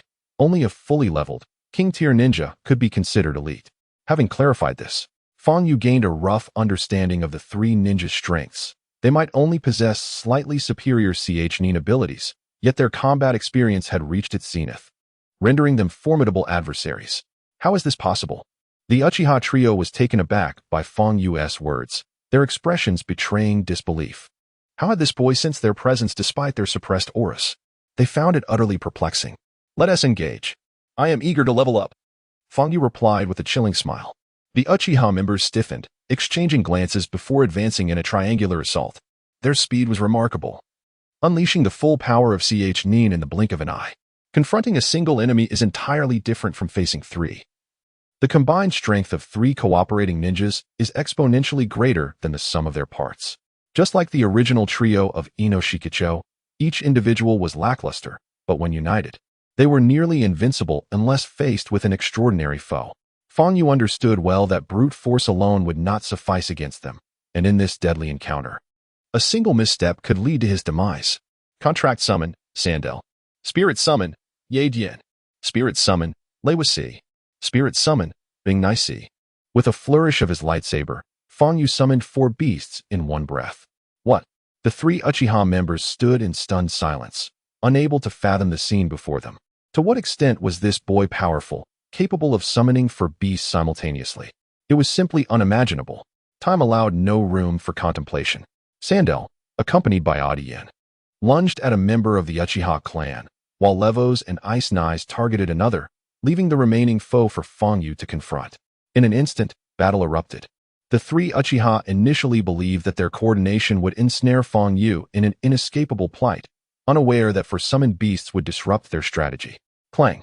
The first to engage with the Uchiha was the sprite Levos, a being resembling a sphere of light endowed with mysterious spatial mobility, capable of instantaneous teleportation.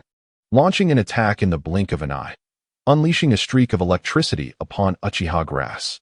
Simultaneously, a crackling sound emanated from beneath Uchiha grass's feet, as an ice spear pierced through the ground. The synergy between the 2 sprites, light and ice, was indeed remarkable. What? Uchiha grass sprang into action, swiftly forming seals with his hands. Fire release, grand fireball technique. A colossal fireball erupted forth, illuminating the sky as if it were midday. Ice Knives, not to be outdone, exhibited a furious visage, summoning an ice wall before him. Regrettably, as a mere level 1 summoned beast, the ice wall's strength was pitifully inadequate, managing only to block a portion of the grand fireball, while the remainder sent it crashing away, shattering into countless fragments moments later. As for Levos, he succumbed to Uchiha Grass's kunai strike, erupting into a burst of light elements amidst his anguished cries. Humph, is that all?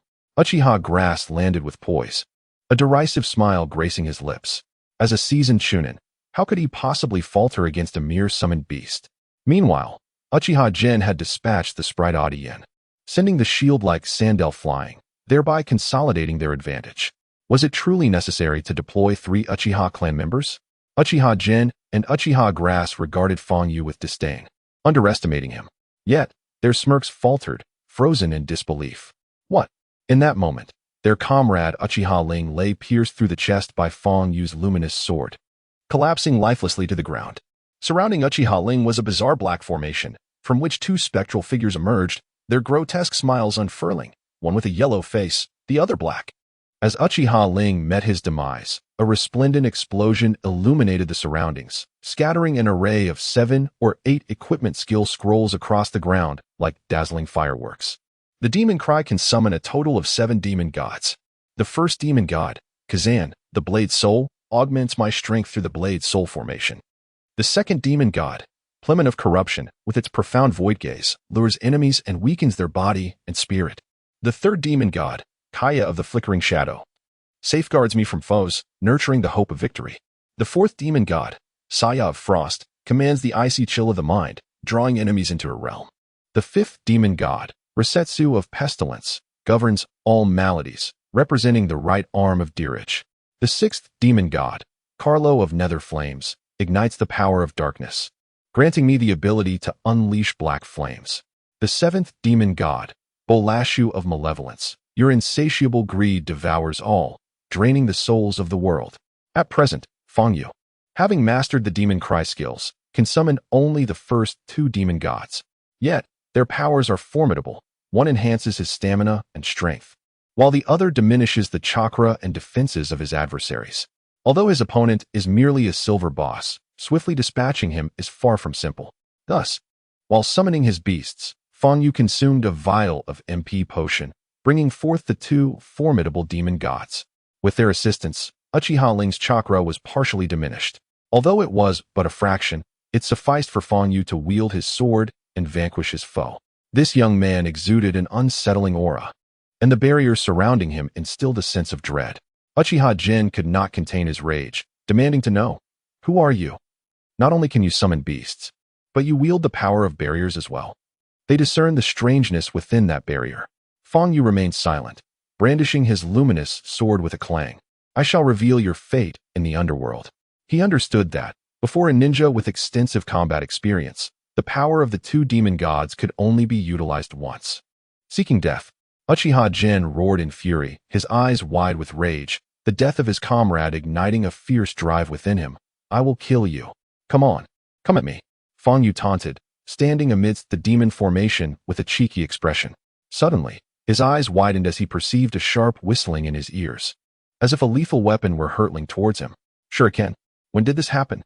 Fang Yu's countenance shifted slightly as he instinctively raised his luminous sword, deflecting 5 incoming shuriken. This is bad. Although he blocked the shuriken, Fang Yu's expression dramatically altered, for the shuriken was merely a distraction. 3 massive shurikens concealed in the shadows spiraled forth from an almost impossible angle, their razor-sharp edges capable of claiming his life in an instant. This sequence unfolded with astonishing rapidity, and it was a subtle second wave of attack that was exceedingly difficult to detect. Truly, a ninja with maximum combat experience. Fang Yu marveled, urgently channeling his magical energy to control Sandal. A deep, resonant voice echoed, "Sandal, a formidable creature, resembling a robust shield, suddenly positioned itself before Fang Yu like an imposing mountain. The razor-sharp blades of shurikens sliced through Sandal's thick armor, propelling the heavy figure, weighing several hundred pounds, through the air, forcefully crashing into and shattering several trees. Nevertheless, even in such a state, Sandal struggled to his feet, swaying precariously. As a resilient meat shield among summoned beasts, he was not easily vanquished. Fang Yu could discern that his health was at approximately 50%. In a fit of rage, Sandal brandished his sword and lunged towards Uchiha Jin and Uchiha Chao. Uchiha Jin scoffed, forming hand seals, fire release, phoenix fire technique. A colossal flame morphed into a swift dragon of fire, its gaping maw roaring ferociously as it surged towards Fang Yu and Sandal. The mere sound of the crackling flames sent chills down one's spine. Simultaneously, Uchiha Chao produced a scroll from seemingly nowhere, unfurling it quickly to unleash black oil. This was troublesome. Indeed, the combined might of 2 powerful Konoha ninjas was far from a simple sum of their strengths. Fang Yu's expression shifted as he observed Sandal steadfastly shielding him, reminiscent of a great peak. Reluctantly, he summoned Sandal back, consuming 2 bottles of MP potions to invoke the spirit Yidian. The immense flames were instantaneously absorbed by Yidian, yet the concealed shurikens within the fire proved difficult to evade. In a moment of peril, Fang Yu swung his lightsaber. Block! With a resounding clang, the sharp blade of the shuriken collided forcefully with his lightsaber, numbing his grip and causing the saber to shatter into 2 pieces, flying away. Damn it! Even the purple lightsaber is so unwieldy. Fang Yu's expression darkened. This was not due to the quality of the lightsaber, but rather the terrifying synergy between Uchiha Jin and Uchiha Chao. Fortunately, he had managed to eliminate one of them. Otherwise, facing all 3 together, even with an abundance of potions, he would struggle to cope. In the original tale, Konoha ninjas often operated in teams of 3, precisely for this reason. Their ability to cooperate unleashed unimaginable power. They survived that. It appeared he had employed that technique. Uchiha Jin and Uchiha Chao gazed at the suddenly extinguished flames, their brows furrowing slightly. They had heard of the battle between Uchiha Rukes and Fang Yu. Knowing that Fang Yu possessed a remarkable ninjutsu capable of absorbing the energy of fire techniques and summoning beasts. As the flames gradually dissipated, 3 Yidians encircled Fang Yu. This fellow's long-range offensive capability is quite lacking, and that barrier formation is rather peculiar. Let us engage in long-range attacks to probe his defenses. Uchiha Jin and Uchiha Chao reached a mutual understanding. As members of the Uchiha clan, they were not only formidable in combat, but also possessed keen intellect. Suddenly, one Yidian was hurled forward, resembling a fireball in its trajectory. Uchiha Jin pondered, preparing to throw shuriken to eliminate the opponent, when that Yidian unexpectedly self-destructed, erupting into a myriad of sparks akin to fireworks. Where did it go? Uchiha Jin and Uchiha Kuso were immediately unable to discern Fang Yu's whereabouts, which caused their brows to furrow and their gazes to sharpen as they searched for any sign of him. In the next moment, Fang Yu emerged from the earth, wielding a colossal sword. His target unmistakably Uchiha General. His speed was astonishing, further aided by the cover of Adiyen, and in an instant, Fang Yu appeared before Uchiha Jin, the great sword swinging with ferocity. Under the mastery of the sword spirit's weapon techniques, his blade emitted a terrifying sword aura capable of rendering foes momentarily dazed. With a grunt, Uchiha Jin brandished his kunai to parry Fang Yu's onslaught. Observing his comrade in peril, Uchiha Kusa rushed to assist without hesitation. You have fallen for a trap. Suddenly, Fong Yu grinned, delivering a powerful kick to Uchiha Jin's chest, sending him flying into the midst of two demonic formations. Ah! Uchiha Jin cried out in anguish upon encountering the two demons, and he felt his chakra rapidly depleting. Unfortunately, the first two demons could only amplify and diminish power, unable to restrain the enemy's movements. Sensing the dire situation, Uchiha Jin immediately retreated. Yet, Fong Yu was not one to squander such a precious opportunity. As Audion ensnared Uchiha Kusa, he dashed into the demonic formations, unleashing a sword-drawing slash. Though the sword-drawing slash, when paired with a light sword, had an attack range of merely 1.5 meters, the colossal sword's version extended to 2 meters, imbued with the power to stun adversaries. As a weapon master, the sword spirit could exploit any weapon's characteristics to their fullest potential. The giant sword's speed was not remarkable, but its weight, several times that of a light sword, allowed it to cleave through Uchiha Kusa in a single stroke, leaving half of his body behind while his bloodied upper half was sent flying. Within the constraints of the demonic formations, he had no chance to activate his Sharingan. Amidst the explosion of golden light, Uchiha Kusa was forced to release several skill scrolls and equipment. Only you remain. Fong Yu gasped for breath. Uchiha clansman proved to be more formidable than he had anticipated.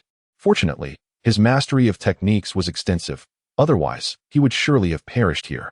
At this moment, Uchiha Jin had dispatched the two Adians and gazed at Fong Yu in astonishment, taking a deep breath.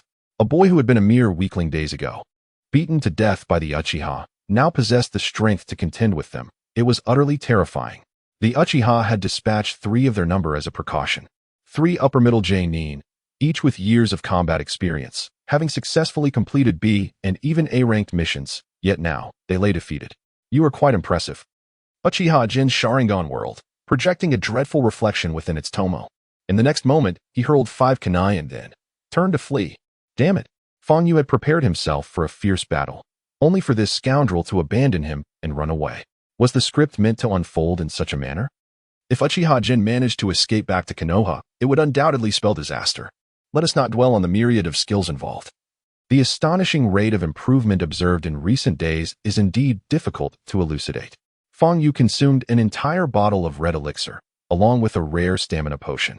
Feeling a significant restoration of both vitality and energy, he stowed his colossal sword into his spatial pouch and surged toward Uchiha Khan. Unbeknownst to Uchiha Khan, who could not perceive Fong Yu's potions and remedies, he believed that the one who had just slain 2 of his comrades lacked the strength to pursue him, considering it a precious opportunity. Alas, he miscalculated. Did he think he could escape? Within mere breaths, Fong Yu closed the distance to Uchiha Khan. Upon witnessing Fong Yu's visage, reminiscent of the Grim Reaper, Uchiha Khan's countenance transformed dramatically. The psychological shadow Fong Yu had cast upon him was overwhelming. Draw sword. Flash. With a sweeping motion of the great sword, Uchiha Khan's head tumbled to the ground like a deflated ball, while his body remained poised in flight. Moments later, his form collapsed with a thud. Golden light erupted like fireworks, revealing dozens of pieces of equipment and skill scrolls. Concerned that the commotion might attract the attention of Konoha, Fong Yu hastily gathered everything into his spatial pouch, then approached the lifeless bodies of Uchiha Kusa and Uchiha Rei, collecting their dropped gear as well. With his bounty in tow, Fong Yu hurried toward a nearby lake, planning to return to Konoha under the cover of night. Just as he departed, a quarter-hour later, swish, swish, swish, several figures descended, their attire indicating they were members of the Umbu, who served exclusively under the 3rd Hokage, Sarutobi Hiruzen. The signs of battle were evident, suggesting a confrontation had only recently concluded. The 3 Umbu ninjas approached the 3 corpses, and even these seasoned warriors felt a wave of nausea at the brutal method of slaughter. They were all members of the Uchiha clan. I recognized them: Uchiha Khan, Uchiha Kusa, and Uchiha Rei. They were all exceptionally gifted within the Uchiha family, one Umbu ninja identified. These 3 possessed strength at least on par with that of a mid-level Chunin, yet they had been defeated. Can we ascertain the number of assailants? Another Umbu ninja inquired. In the distance, a voice responded. Based on the traces of battle, it appears that 5 individuals were involved. However, that doesn't seem right. It should be 2. The other 3 footprints likely belong to summoned beasts. 2, you say? Several Umbu ninjas fell into contemplation, pondering the implications of summoning techniques. We should report this situation to Lord Hokage, one suggested. Agreed. With that, the figures vanished without a trace. Meanwhile, in the Konoha police force, Uchiha Lan paced anxiously. Where are those three? The dawn approaches. Could they have been slain by that boy? No, that cannot be. Together, their combined strength and years of teamwork equate to that of elite Chunin, even nearing the prowess of Jonin. Moreover, two individuals have awakened their Sharingan. At this moment, a member of the Uchiha clan entered, his expression tinged with shock. Lord Blue, Umbu ninjas have discovered the bodies of 3 Uchiha clan members outside of Konoha village. It appears to be those 3 individuals. What? Uchiha Blue abruptly halted, his face a mask of disbelief. How could this be? Fortunately, I was prepared. Summon the ninja from the police department. Yes. At the Hyuga Sakura residence. Miss Hyuga Sakura was seated on a small stool, washing clothes. Suddenly, several figures descended. Some were clad in Uchiha attire, while others wore the garb of Konoha ninjas. Miss Hyuga Sakura, is Fanyu present? Upon seeing these individuals, an instinctive sense of foreboding gripped Hyuga Sakura as she looked up and inquired. He is not here. What do you want with him? Well, Miss Sakura, it seems you have no authority to question this matter, Uchiha Blue retorted, but I suppose I can inform you. We suspect Fanyu has been possessed by ninjas from another village using forbidden techniques, as his behavior has been exceedingly peculiar these past few days. Therefore, for the stability of Konoha village, he must be apprehended. Feeling too ashamed to confront him directly, so you resort to these despicable methods? Hyuga Sakura scoffed, her teeth grinding audibly. This must be Uchiha Mikoto's idea, correct? No, it was my idea, Uchiha Blue replied, smirking to reveal his discolored teeth. It seems you are his accomplice. Seize her. You dare. Hyuga Sakura glared defiantly. Instantly, 2 Uchiha clan members lunged toward her. Captain Blue, is this truly appropriate? A hesitant leaf ninja, an older gentleman, interjected. Given the Uchiha's esteemed status, he spoke with a certain deference, wary of provoking this arrogant figure. Who needs your input? You lowly ninja. Uchiha Blue glared at the leaf ninja. She is just a little girl. With that, he waved his hand dismissively. The 2 Uchiha clan members advanced to bind Hyuga Sakura. Wait, Captain Blue, you claim to suspect me as Fangyu's accomplice. Where is your evidence? Hyuga Sakura shot back. Evidence? Just send you to the interrogation room, and I assure you, evidence will not be a concern, Uchiha Blue sneered. Glaring at the 2 clan members. What are you waiting for? Find her. I am of the esteemed Hyuga clan. My brothers Hinata Hayashi and Hinata Hizashi are my siblings. You dare. Hyuga Sakura stepped back, issuing a warning. She understood all too well that once inside the interrogation room, even in the absence of evidence, confessions could be coerced. Even if she managed to endure, it would leave her in a state akin to death. Do you truly think they would care about a worthless clan member who hasn't even awakened the Byakugan? Uchiha Blue scoffed. At that moment, the chakra threads of the 2 clan members ensnared Hyuga Sakura, preparing to take her away. Captain Lan, are you looking for me? A soft voice suddenly echoed, revealing Fangyu's presence. Upon seeing Fangyu, Haruno Sakura's previously calm demeanor instantly turned tense. Fangyu, you must flee. They are here to capture you. Who would have thought? This little girl seems to have quite an interest in you, Uchiha Lan sneered. Perfect, I shall take you both away. As his words fell, 2 Uchiha clansmen charged towards Fangyu. Uchiha Bo, level 10 bronze boss. Uchiha Ping, level 15 bronze boss. Faced with a Jinin and a Chunin, Fangyu merely chuckled, casually picking up a nearby twig and executed a sword-drawing slash. Although it was not a genuine sword in the hands of a sword spirit, even a twig becomes a weapon. The powerful sword energy transformed into a semicircular arc, sending the 2 assailants flying. Witnessing his fallen comrades, Uchiha Lan's brow furrowed, his expression darkening significantly. This boy managed to defeat 2 clansmen using nothing but a twig. It was evident that his strength was not to be underestimated. Captain Lan, you have no evidence against me.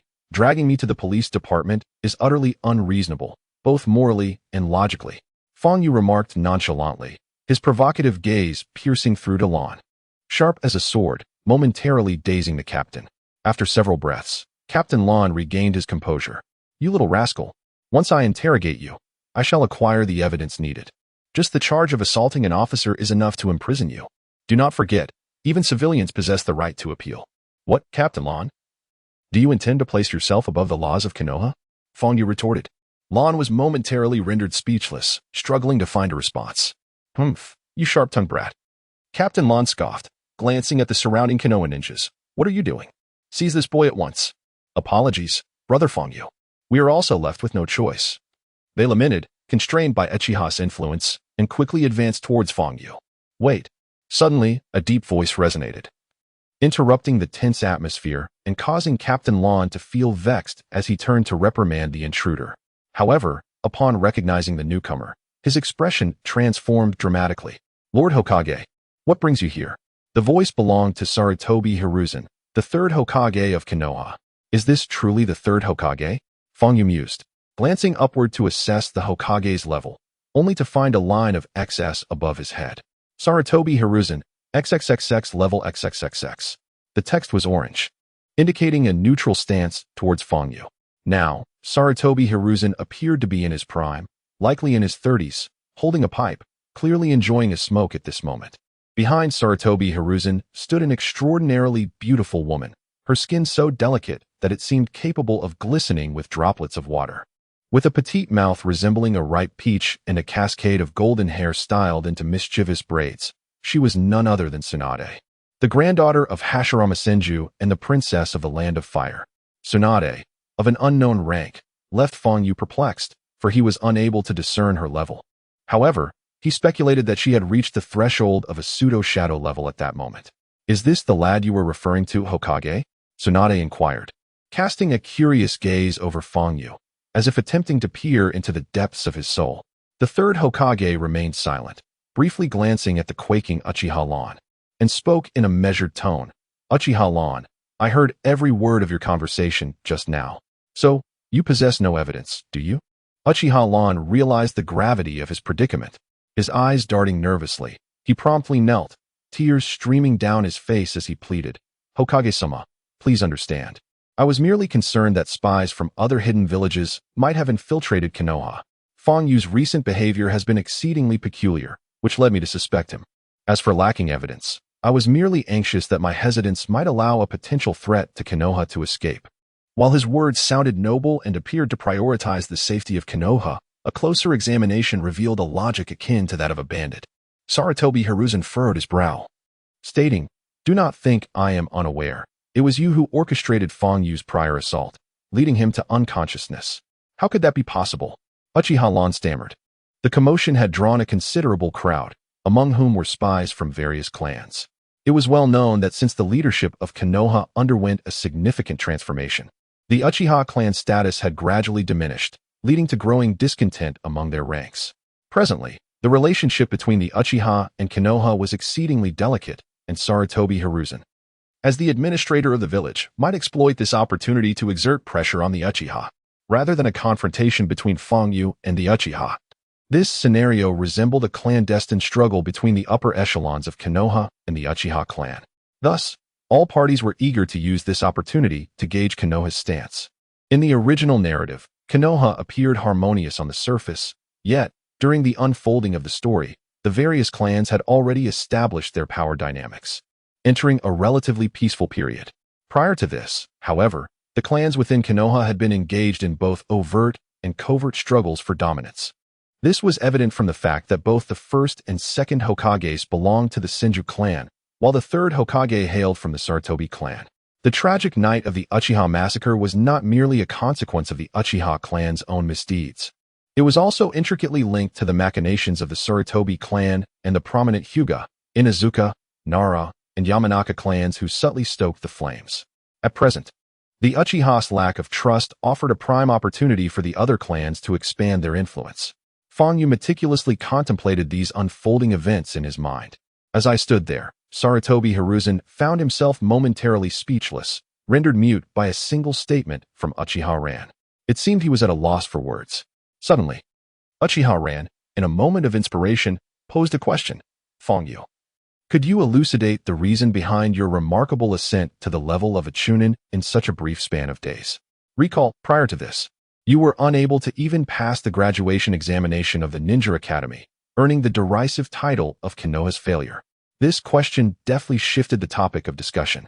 In truth, both Sarutobi Hiruzen and Tsunade shared a profound curiosity regarding Fangyu's sudden transformation, and Ran's inquiry directed their attention toward him. Meanwhile, the onlookers, Their ears, perked with intrigue, yearned to uncover the truth of the matter.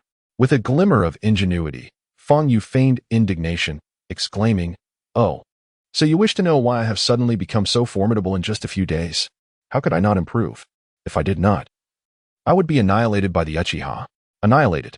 In an effort to amplify the dramatic effect, he turned to the crowd and declared, "You have no idea how the Uchiha clan tormented and assaulted me that fateful night.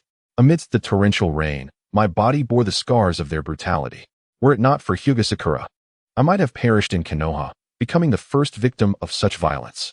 Upon regaining consciousness, I pondered my existence and questioned its worth. Who knows when I might face another assault from the Uchiha? Thus, during my recuperation, I resolved to diligently train in ninjutsu, swordsmanship, and all forms of combat. It seemed the heavens conspired to aid me. After the beating, my mind became extraordinarily agile, enabling me to retain information effortlessly. Furthermore, my agility improved remarkably, to the point where even I found it astonishing. Consequently, I swiftly mastered numerous ninjutsu, even managing to defeat Uchiha Rukes in battle. As Feng Yu lamented the Uchiha's transgressions, he recounted the harrowing experiences that led to his serendipitous transformation and ultimate fortitude, achieving remarkable success. The audience, moved by his tale, shed tears and erupted into applause, celebrating Feng Yu as an inspiring figure. Thus, the crowd's weeping morphed into fervent applause. Sarutobi Hiruzen and Tsunade were rendered speechless. Even they recognized the validity in Feng Yu's words. Cursed Uchiha, they mused, reflecting on how the clan had driven this young man to such extremes. How despicable, they lamented, realizing that without Feng Yu's determination, he might well have met a tragic end. Disdainful expressions surfaced among the crowd toward the Uchiha, and in that instant, the clan's reputation suffered a significant decline. Uchiha ran, left bewildered and with a face swollen like an eggplant, found himself at a loss for how to respond. The members of the Uchiha clan, feeling embarrassed, wished to vanish into the ground, aware of the humiliation they faced. After all, this news had already spread far and wide. Feng Yu continued to weep profusely, tears streaming down his face. Uchiha Lan bellowed in fury, "Enough of this farce, Feng Yu." Feng Yu feigned terror, wiping his tears as he lamented, "Behold, this is the Uchiha. If I do not strive harder in my training, my life shall be forfeit." With that, his sobs intensified. As his words echoed, the crowd began to stir, their emotions running high as they shook their fists in outrage. Uchiha Lan, taken aback, dared not shout again. In a moment of desperation, he exclaimed, "Even if it is due to the Uchiha clan's coercion, such rapid growth in just a few days is utterly unfathomable, wouldn't you agree? If your life is truly at stake, even an ordinary person could suddenly become extraordinarily powerful." Feng Yu retorted sharply. The already incensed crowd grew even more furious. Under Feng Yu's performance, their hatred for the Uchiha had deepened significantly. Uchiha Lan found himself at a loss for words. Just then, with a swift motion, a member of the Umbu knelt before Sarutobi Hiruzen, proclaiming, "Hokage-sama, the chief of the Uchiha Police Department, Uchiha Yamagakure, has arrived." The Konoha Police Department comprised 12 teams, each led by its own captain, with the chief overseeing all captains, akin to the current head of a bureau. Moments later, amidst the clamor of discussion, the crowd instinctively parted to create a pathway. Leading the way were Uchiha Yamagakure and his kin. "The chief, this is dire," Uchiha Lan thought, sensing impending doom. Uchiha Yamagakure, a level 30 elite boss. It seemed he was an exceptional jonin. Feng Yu nodded slightly. "Hokage-sama." Uchiha Yamagakure cast a cold glance at Feng Yu before bowing to the Hokage, offering a gesture of respect, and then positioned himself beside Feng Yu, stating, "I have been informed of the situation, and I express my sincere apologies regarding the Uchiha. I am here today to extend my apologies on behalf of the Uchiha." Following this, Uchiha Yamagakure bowed his head slightly towards Feng Yu. Upon hearing this, Uchiha Lan felt even more unsettled. It's nothing, merely some compensation for mental distress and lost wages, Feng Yu mused to himself, realizing that Uchiha Yamagakure was indeed a cunning old fox. Had it not been for his sharp tongue inciting the crowd's emotions, the Uchiha would probably have already torn him to shreds. Observing that this insignificant boy dared to extort him, Uchiha Yamagakure's expression darkened ominously, though it returned to normal almost instantly. "Of course, do come," he replied. As he spoke, 2 Uchiha clansmen presented 2 square red boxes, evidently as a form of compensation. The various clansmen concealed within the crowd exchanged glances, silently nodding in approval. The Uchiha's visit ostensibly aimed to apologize to Fangyu, yet in truth, it was an apology to Konoha, a gesture of humility and sincerity. Fangyu merely took advantage of the situation, wielding the Uchiha's influence. While the other clansmen perceived it this way, the common folk held a different view. They merely regarded Fangyu as reckless, daring to extort money from Uchiha Mountain, the chief of the Uchiha police force, right in front of him. In their eyes, this was tantamount to courting death. Consequently, many began to worry for Fangyu's life, fearing potential retribution from Uchiha. Even Sarutobi Hiruzen and Tsunade frowned upon hearing this. Was Fangyu not blatantly making enemies for himself? Lord Hokage, Uchiha Lan will be dealt with as you see fit. We shall take our leave. Uchiha Mountain cast a fleeting glance at Uchiha Lan before turning away with his clan. Uchiha Lan's abuse of power would lead to the revocation of his position as deputy chief under the laws of Konoha's shinobi. To Uchiha Mountain, Uchiha Lan was merely a minor player, unworthy of offending the higher-ups of Konoha over. Lord Mountain, witnessing the chief depart so nonchalantly, Uchiha Lan was drenched in sweat, hastily kneeling in supplication. Regrettably, Uchiha Mountain did not even glance back, ignoring Uchiha Lan's pleas as he swiftly vanished from view. Uchiha Lan, for your abuse of power, what punishment do you deserve? Sarutobi Hiruzen's expression hardened as he reprimanded.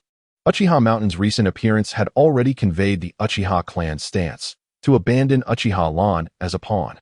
Uchiha Lan's complexion shifted dramatically as he knelt, at a loss for words. Are there accomplices? Sarutobi Hiruzen raised his voice. Upon hearing this, Uchiha Lan quickly knelt further, confessing, No, it was all my doing. I could not tolerate Fangyu, so I contemplated ways to eliminate him. This was the best outcome, after all, as Konoha had not yet reached a point of irreparable conflict with the Uchiha. Hence, Sarutobi Hiruzen did not summon the interrogation unit, but ordered two Umbu to escort Uchiha Lan directly to the prison. Seeing Uchiha Lan meet such a fate, Hinata Sakura excitedly raised her fist. This is what he deserves. You dared to provoke Fangyu. Retribution has come. Fangyu felt a sense of relief in his heart. Bang! In the outskirts of Konoha, within the Uchiha clan's territory, Uchiha Mountain shattered the wooden table before him with a strike. This startled several Uchiha clansmen who were a few meters away, causing them to kneel in trepidation. How could you, Fangyu, dare to confront the Uchiha like this? The memory of Fangyu's arrogant demeanor before the public today ignited Uchiha Mountain's fury, as it not only landed Uchiha Lan in prison, but also tarnished the reputation of the Uchiha clan. If it weren't for our clan's delicate circumstances, how could that brat be so brazen? Back during the First Shinobi World War, had he dared to insult the Uchiha, even a mere glance would have shattered him to pieces. Two young Uchiha clansmen flattered and agreed, slightly alleviating Uchiha Mountain's anger. Now, with Uchiha Haiching still confined, let us ensure she remains unaware of this matter. Moreover, there is this young lad named Fangyu. Who among you shall seize the opportunity to eliminate him? Uchiha Shanyue's gaze swept across the room. As his words lingered in the air, a voice emerged. I shall take on the task. At that moment, a handsome young man stepped forward, adorned in the garments of the Uchiha clan, followed closely by another equally handsome youth, yet significantly more formidable in appearance. The former was Uchiha Fufeng, while the latter was Uchiha Fuyue, the two being siblings and sons of Uchiha Shanue. Uchiha Fufeng, the younger brother, was the one who spoke. Brother, I did not expect you to involve yourself in such matters, Uchiha Fuyue teased with a grin. Uchiha Haiching is the one destined for me, and anyone who dares to contest that shall meet a fate of utter annihilation, Uchiha Fufeng proclaimed with pride. Alas, it seems Haiching has eyes only for that young man. Uchiha Fuyue jested, which only served to further ignite Uchiha Fufeng's temper. With a resounding crash, he struck the wooden table before him, shattering it to pieces, producing a mournful sound. Fuyue enough? Uchiha Shanue interjected, shaking his head. I too believe Fufeng is worthy of Haiching. But that impoverished wretch aspires to align himself with our illustrious Uchiha clan? How laughable. Meanwhile, at the entrance of Konoha, the silver-haired Jiraiya lounged lazily against the wall and casually addressed the distant Orochimaru, saying, Hey, Orochimaru, tell me, why is it that Tsunade, who is usually so punctual, is late today? Do you not find it peculiar? After a brief silence, the expressionless Orochimaru finally replied with a faint smile, given Tsunade's temperament. She has likely ventured to that young man's abode. After all, he may have eluded everyone else, but not her. Indeed, curiosity can lead one to peril. Jiraiya shrugged helplessly. In the Hyuga clan territory, several hundred meters away, at Sakura Hyuga's residence, she exclaimed, "Stay right here, don't wander off. Today, you simply must indulge in my culinary skills."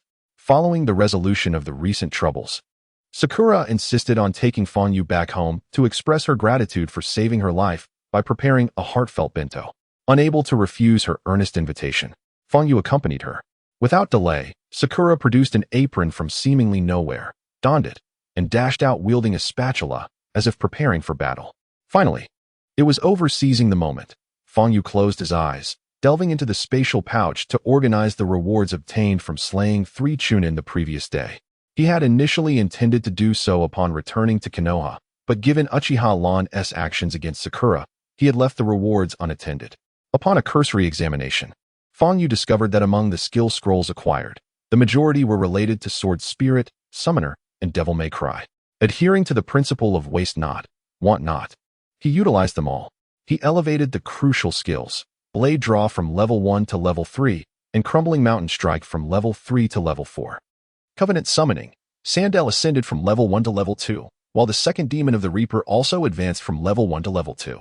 With each click of usage, he felt an overwhelming sense of enlightenment, as though his understanding of this profession had deepened significantly. What is this? Suddenly, Fanyu noticed a weapon radiating a pink glow, inscribed with fine print that read, Level 15 Tear's Blessed Light Sword.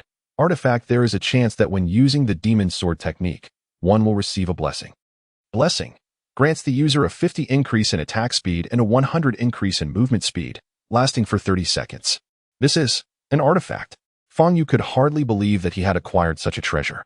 Although this artifact was only level 15, it was perfectly suited for his use. Upon wielding the Tear's Blessed Light Sword, Fanyu experienced an exhilarating sensation of unity with the sword, as if his mastery of swordsmanship had ascended to a new level. However, this feeling dissipated when he set the sword down. Truly, this artifact amplifies my swordsmanship. The experience of playing a game is undeniably distinct from actual engagement. Fanyu suddenly found himself enamored with this tangible world of gaming. He then turned his attention to the abilities bestowed by the artifact when utilizing the Demon Sword technique. There is a chance of receiving a blessing that enhances attack speed by 50 and movement speed by 100, lasting for 30 seconds. This ability, without a doubt, significantly bolstered his combat prowess. He could easily vanquish opponents with the ferocity of a storm while under the influence of the blessing. With the assistance of this artifact, he was confident that even without the aid of a summon beast, he could contend against 3 Chunin, or perhaps even 4 without difficulty. Just as he prepared to close his inventory, he stumbled upon a skill book. This skill book was unlike the skill scrolls he had encountered before. It was a main profession transition book. Acquire main profession transition book. Would you like to use it? Fanyu recalled the system's explanation. The main profession transition skill allows players to effortlessly switch their primary profession. For instance, if his current primary profession is Sword Soul, after the transition, he could become a summoner. Changing his primary profession would enable him to fully unleash the capabilities of that vocation. Without a moment's hesitation, Fanyu clicked to use it. He obtained the main profession transition skill. Current primary profession is Sword Soul. Would you like to change? Cooldown, 24 hours. Fanyu had no intention of changing professions and decisively clicked to refuse. At that moment, he recalled the acquisition of the artifact and inquired of the system. System, could you enlighten me as to why I obtained this artifact? When players slay NPCs, if their killing technique reaches SSS level, it increases the drop rate of NPCs, resulting in the acquisition of artifact equipment. Furthermore, when a player's killing technique reaches SSS level, there is also a chance to obtain legendary or epic equipment. I see. Fanyu nodded, recalling the moment he vanquished his first Uchiha clan member, employing an array of techniques that likely led to his discovery of the divine artifact. It appeared that he needed to hone his skills further. Just then, a system notification interrupted his thoughts, announcing that the online marketplace had opened, and he currently possessed 3,000 gold coins. Enter, Fanyu declared, eager to explore. In an instant, he was met with a dazzling array of categorized merchandise, each item accompanied by its price and a detailed description. He beheld an extensive collection of skill books for every profession, with prices varying according to the level of the books. The awakening skill for the Sword Soul, ultimate swordsmanship. And the awakening skill for the close combat mage, transform into the Biana god of war, commanded exorbitant prices, reaching into the billions, far beyond his current means. Well, that's quite expensive. Even the skill scroll for Sword Slash was priced at a staggering 5,000 gold coins. As he surveyed the offerings, Fang Yu discovered a section dedicated to profession books, listing a total of 37 professions, including Judo, Sansho, Paladin, Street Fighter, and Berserker, along with their corresponding equipment and weapons. Reflecting on his past battles, he recognized that although he currently possessed 3 professions, Sword Soul, Summoner, and Wraith, his capabilities were limited. He struggled against mid to long-range foes, prompting him to contemplate the possibility of switching professions. His gaze lingered on the Chi Master, Azura, Gunner, and Elemental Blaster. Each of these profession books was priced at 3,000 gold coins. Regardless of the profession, they each boasted formidable skills. For instance, the Chi Master's Golden Bell Shield grants players an invincible state, while Azura's Great Dark Heaven envelopes the entire world in a terrifying wave of energy. Additionally, the male mage possesses the skill of immortality, along with an awakened ability to freeze automatically. Pausing before these enticing choices, Fang Yu hesitated about which profession skills to acquire with his limited funds. After a moment's contemplation, he opted for the Elemental Blaster within the male mage category. As a mage, he would wield substantial mid to long-range attack capabilities, complemented by the gift of immortality. Confirm your selection of Elemental Blaster? The system's cold, mechanical voice inquired. Without a moment's hesitation, Fang Yu clicked to confirm. Moments later, he felt a surge of heightened sensitivity to the elements surrounding him, as if he had ascended to a new realm of perception.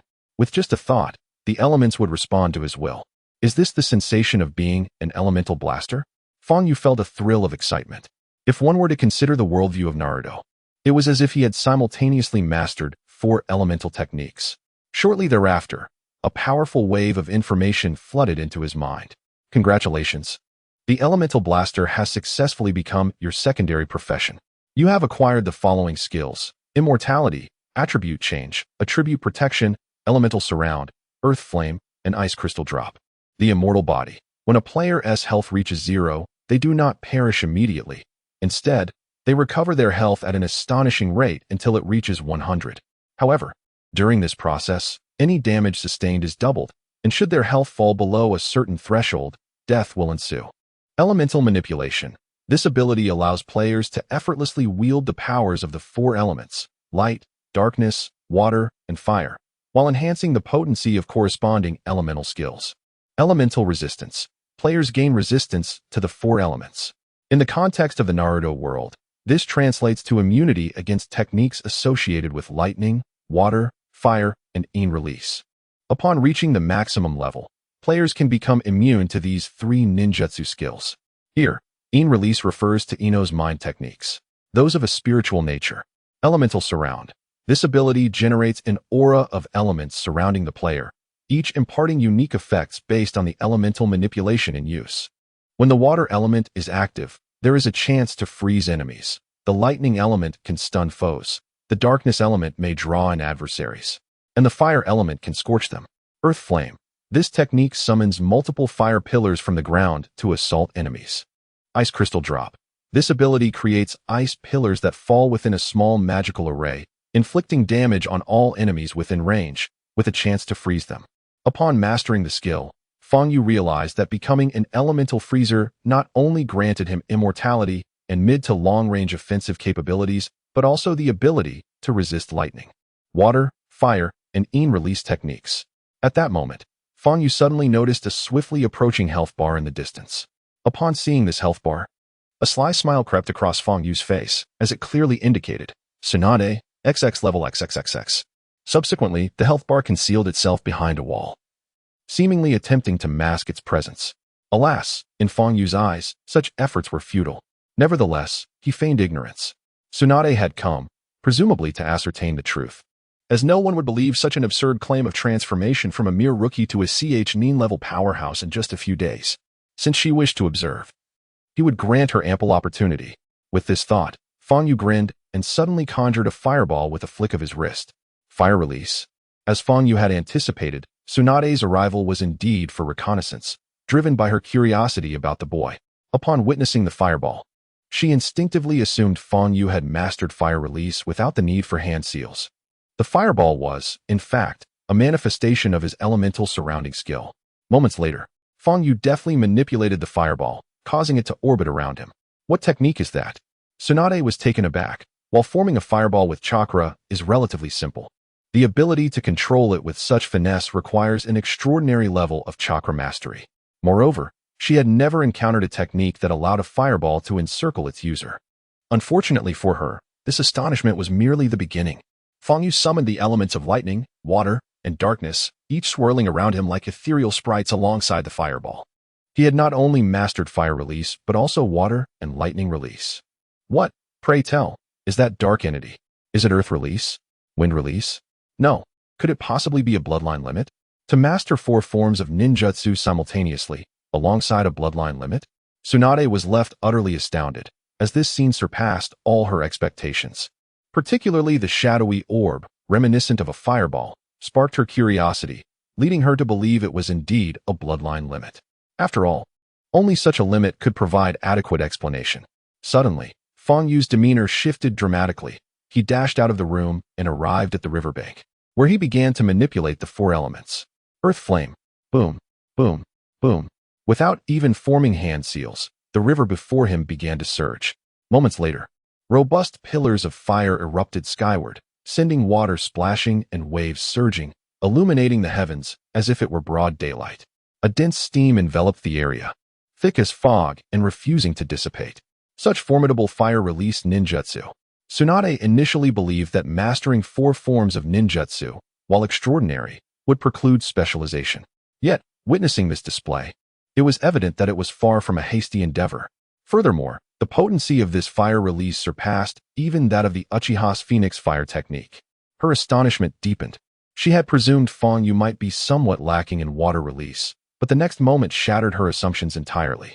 Ice crystal drop. A small magical array formed before Fong Yu, and countless ice spikes cascaded from the sky, freezing the dense fog into solid blocks in an instant. How could this be possible? Tsunade gasped, her mouth agape, her alluring cherry lips appearing particularly enticing. Completing his technique, Fong Yu chuckled mischievously and abruptly retracted the 4 elements. Moments later, the blessed light sword of Thayer appeared in his grasp. As he wielded the sword, it emitted dazzling afterimages. Such formidable ninjutsu capabilities, coupled with profound swordsmanship, Tsunade's astonishment intensified. Draw sword. Flash. The glowing sword danced, instantly executing a lethal strike. Boom. Water surged around Fong Yu, splattering wildly and forming a colossal curtain of water. Can he infuse chakra into his sword? Tsunade initially mistook the sword's aura for chakra. Although this boy merely grazed the surface, the depth of her astonishment was overwhelming. Far too overwhelming. This only solidified Tsunade's resolve to uncover Fong Yu's true identity. I still have a mission. Jiraiya and Orochimaru are waiting for me. Recalling her 2 companions, Tsunade formed hand seals and vanished in an instant. The moment she disappeared, Fong Yu sensed the shift, promptly halting his actions, a triumphant smile curling at the corners of his mouth. Fong Yu was not one to shy away from showcasing his prowess. He saw no need whatsoever to conceal his strength. With a chuckle, Fong Yu sheathed the sword and turned back toward the room. Where have you been? Upon returning home, an irate Hinata Sakura sat with her hands on her hips in a chair, casting a cold glare at Fong Yu, as if to say she would break his legs if he failed to speak the truth. Coughing, I excused myself to the restroom. Fong Yu scratched his head, feigning innocence. Why do I smell something burnt? Didn't you promise to prepare a heart-shaped bento for me? Why is it Ichiraku ramen instead? Upon hearing this, Hinata Sakura softened, chuckling nervously. Well, you see, Ichiraku ramen is having a celebration, so I just brought some back. We can have the heart-shaped bento tomorrow. Such a waste. Fong Yu shot a glare at Hinata Sakura, fully aware that this tomboy couldn't cook. Hinata Sakura, hands on her hips and puffed up with indignation, retorted, How dare you insult my culinary skills? You'll be sleeping on the sofa tonight. I was already going to sleep on the sofa, you know? Fong Yu replied with an expression of disbelief. Then you can sleep on the floor. Hinata Sakura shouted, furiously breaking open her chopsticks and launching an assault on the ramen, as if she were determined to devour Fong Yu whole. I'll freeze you, stab you, crush you, and finish you off. A foul temper leads to a sour disposition. Before Fong Yu could finish his thought, Hinata Sakura seized his ear, causing him to yelp in pain. I surrender. I surrender. I surrender. In the distance, indeed, Lord Hinata, a member of the Hinata clan, having rolled his eyes, reported everything he had witnessed to a tall man beside him. This imposing figure possessed a robust physique and an intimidating presence, his striking white eyes drawing considerable attention. Miss Sakura is 8 years old, carrying the bloodline of the Hinata clan, yet she has not awakened her Byakugan and was cast out of the family, residing here.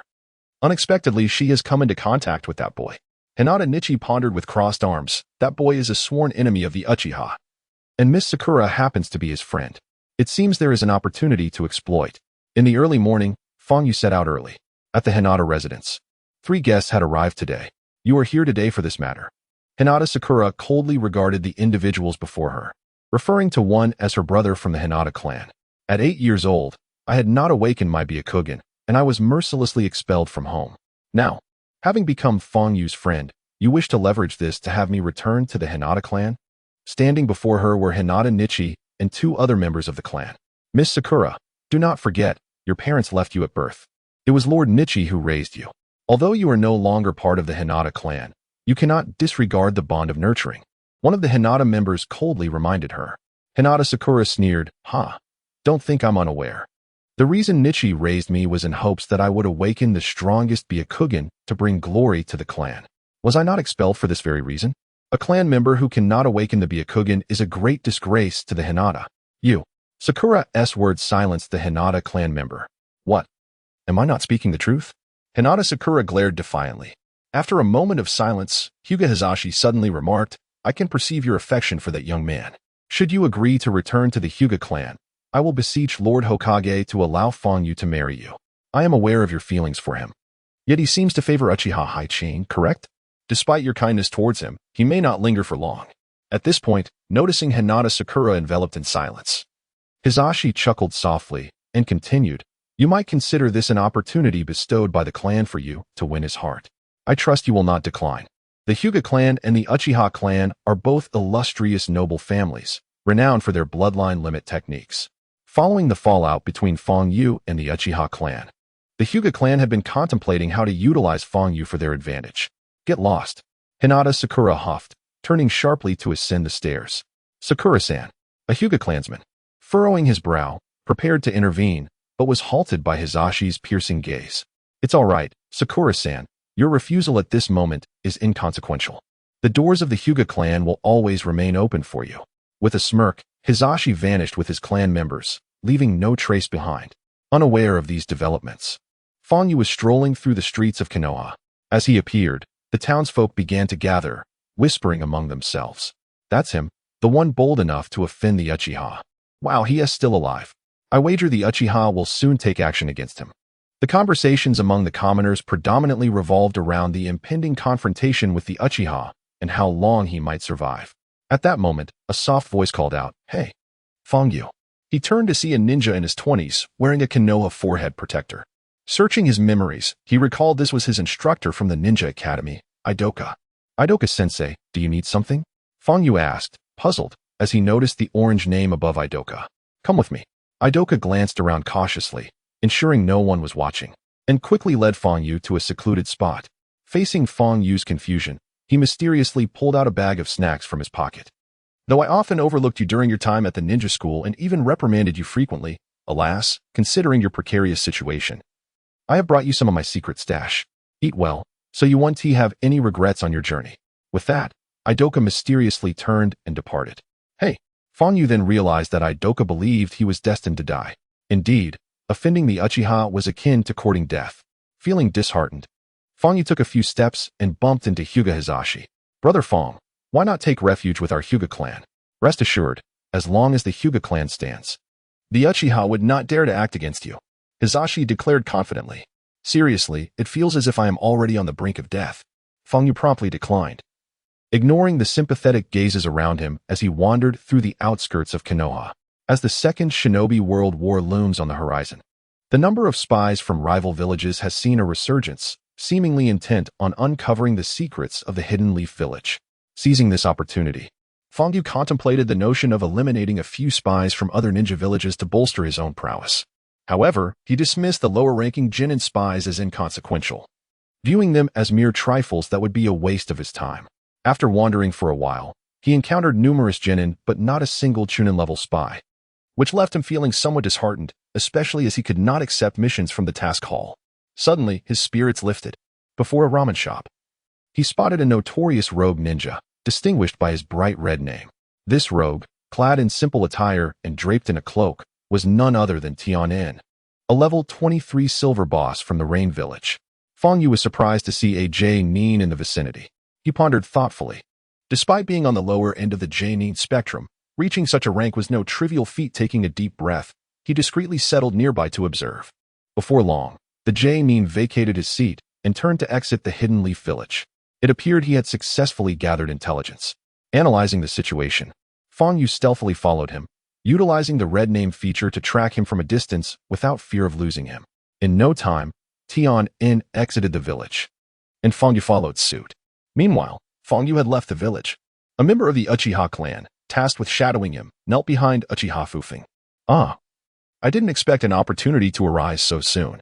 Uchiha Fufeng chuckled, playfully toying with a glass of red wine, the liquid resembling blood in its deep hue. "You know what to do, right?" "Indeed," replied the Uchiha clansman with a slight nod, and with a swift motion, he vanished without a trace. Moments later, he and 4 companions surged forth from the Hidden Leaf Village in pursuit. Feng Yu had exited the village. In the Hokage's office, Sarutobi Hiruzen abruptly stood. As a seasoned spy from the Rain Village, this marked Tian's 7th year in the field. Within this time, he had provided an abundance of valuable intelligence to the village's security department and had even been honored with a personal audience from the legendary Hanzo of the Salamander, a moment he regarded as the pinnacle of his life's achievements. Now, once again dispatched to the Hidden Leaf Village to investigate the transition of the Ninetales Jinchuriki, he had finally unearthed a glimmer of information after days of surveillance. The Hidden Leaf Village, often dubbed the nightmare of spies by those from other villages, was said to ensnare nearly all who dared to infiltrate. In Tian's view, such rumors were nothing but nonsense. He had entered and exited multiple times without detection. Feeling a sense of pride and satisfaction, he decided to indulge in his favorite pastime, drinking. Today, with splendid weather, he planned to retrieve the flask at his waist for a little indulgence. Suddenly, an instinctive sense of danger washed over him. In the distance, a shuriken whizzed through the air. Have I been discovered? Tian furrowed his brow, deftly casting a shuriken to deflect an incoming projectile. As a ninja skilled in stealth and evasion, he remained calm, pondering where he might have revealed his presence. He resolved to exercise greater caution in the future while traversing the Hidden Leaf Village. Moments later, a youthful figure stood at a distance, wielding a shimmering sword that left an afterimage in its wake. What a brilliant blade, and what a youthful ninja. This was Tian's assessment of Feng Yu. Yet he couldn't help but wonder how the boy had managed to detect him. "You will discover the answer once I have slain you." Feng Yu chuckled, his confidence bolstered by the legendary Tear Blessing sword in his grasp, believing he could defeat his opponent. What an arrogant lad. Tian withdrew his gaze, calculating the situation. The boy appeared to be around 8 or 9 years old and lacked the forehead protector of a leaf ninja, suggesting his rank was not particularly high. The ability to track him down was likely due to a unique family technique, akin to the Byakugan of the Hyuga clan. With that thought, Tian regarded Feng Yu as if he were already a corpse. "I must swiftly eliminate you to avoid attracting the attention of the Leaf Village's inhabitants." He resolved that after dispatching the boy, he would cease his espionage activities and live in obscurity for a time. With a hand sign, he activated his family's secret technique, Butterfly Veil. His body gradually became transparent, vanishing without a trace. This was Tian's ancestral skill, allowing him to infuse chakra into his body to achieve invisibility. Its sole drawback was its temporary nature, lasting only a minute. He has vanished. Feng Yu observed Tian's disappearance, but remained unfazed. This system is quite extraordinary. It must be a bug. He realized that despite Tian's invisibility, the health bar above his head remained visible. Unaware of this, Tian cautiously approached from behind, poised to deliver a fatal blow. I can see you." Feng Yu feigned embarrassment, scratching his head. Tian remained silent, merely smirking. He believed Feng Yu was merely using sound to ascertain his position. Suddenly, Tian leaped into the air, brandishing his sharp shuriken. To Feng Yu, this scene resembled a health bar surging upward. He let out a cold chuckle and swung his sword. "Draw sword."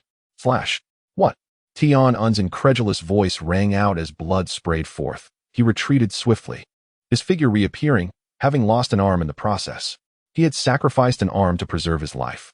Fang Yu observed the severed limb on the ground, blood still gushing, and regarded Tian-En with keen interest. At that moment, Tian-En was filled with shock. You are a member of the Uchiha clan? No, you belong to the Hyuga clan? But your eyes lack a bloodline limit. How could you see me? Fang Yu, with a look of disdain, waved his sword. Surrender now, and you may yet have a chance at survival. Moreover, do not underestimate any individual devoid of a ninja headband, for it may signify that this person is not merely a ninja, but has transcended the very essence of one. You speak too much. Despite having lost an arm, Tian-En's formidable strength became evident as he swiftly formed hand seals with one hand. I had not intended to exert my full power, yet it seems today compels me to do so. Oh, can he truly perform hand seals with but one hand? Fang Yu was somewhat astonished. It appeared this Nin was indeed more than he seemed. Fire release, Phoenix fire technique. Tian-En's complexion shifted, veins bulging on his forehead, as he unleashed a torrent of flames that illuminated the sky as if it were daylight, surging towards Fang Yu. Unperturbed by the impending flames, Fang Yu retorted, hand seals with one hand. I require none at all. Upon hearing Fang Yu's initial remark, Tian-En felt a swell of pride, but the latter statement incited his disbelief. Alas, his skepticism soon transformed into astonishment. At that moment, a staff appeared in Fang Yu's hand. He wielded the staff, summoning countless pillars of fire that erupted around Tian-En, the intensity so great that it engulfed even his phoenix fire, redirecting it towards Tian-En. How is this possible? How can you perform without hand seals? Unless you are a monk? Tian-En's expression soured, his innate caution heightened. He realized that this young man was a formidable adversary, compelling him to retreat as the best strategy. The raging inferno consumed Tian-En, yet Fang Yu remained vigilant, for he perceived another health bar swiftly retreating into the distance. Evidently, he had only devoured Tian-En's shadow clone. Attempting to flee, Fang Yu swiftly drew 5 shurikens, and under the mastery of his weapon's essence, he hurled them forth with remarkable speed. The shurikens rapidly caught up to Tian-En, causing his expression to shift once more. Perplexed, he wondered how, despite employing shadow clones to escape, his true self had concealed his presence and hidden behind a tree, yet still, that young man had detected him. His ominous feelings intensified, and turning around, he unleashed 5 shurikens. Clang, clang, clang. The shurikens clashed and fell to the ground. Fang Yu's 5 shurikens remained unscathed, while Tian-En's were utterly obliterated. Tian-En dared not linger any longer, hastily retreating into the distance. Fang Yu's 5 shurikens pierced through 2 stout trees before finally coming to a halt. Do not flee. After finally locating a Nin-level spy, Fang Yu would not let him escape. This time, a massive shuriken appeared in his hand, nearly half his size, as he invoked the weapon's essence, causing fierce sword energy to swirl around it. In the next moment, he hurled it at Tian-En with all his might. The shuriken flew forth with lightning speed, closing the distance in an instant. Tian-En immediately sensed impending danger. Turning to look, his expression changed. To be able to imbue wind release power into a shuriken, he perceived the shuriken's sword energy as wind release. This young man has simultaneously mastered both fire and wind attributes. Tian-En formed hand seals with one hand, body flicker technique. With a swift motion, he vanished several meters away, the shuriken narrowly grazing past him. A sigh of relief escaped Tian-En's lips. Had he been struck by that shuriken, he would surely have met his demise. You relaxed too soon, came the icy voice of Fang Yu from behind.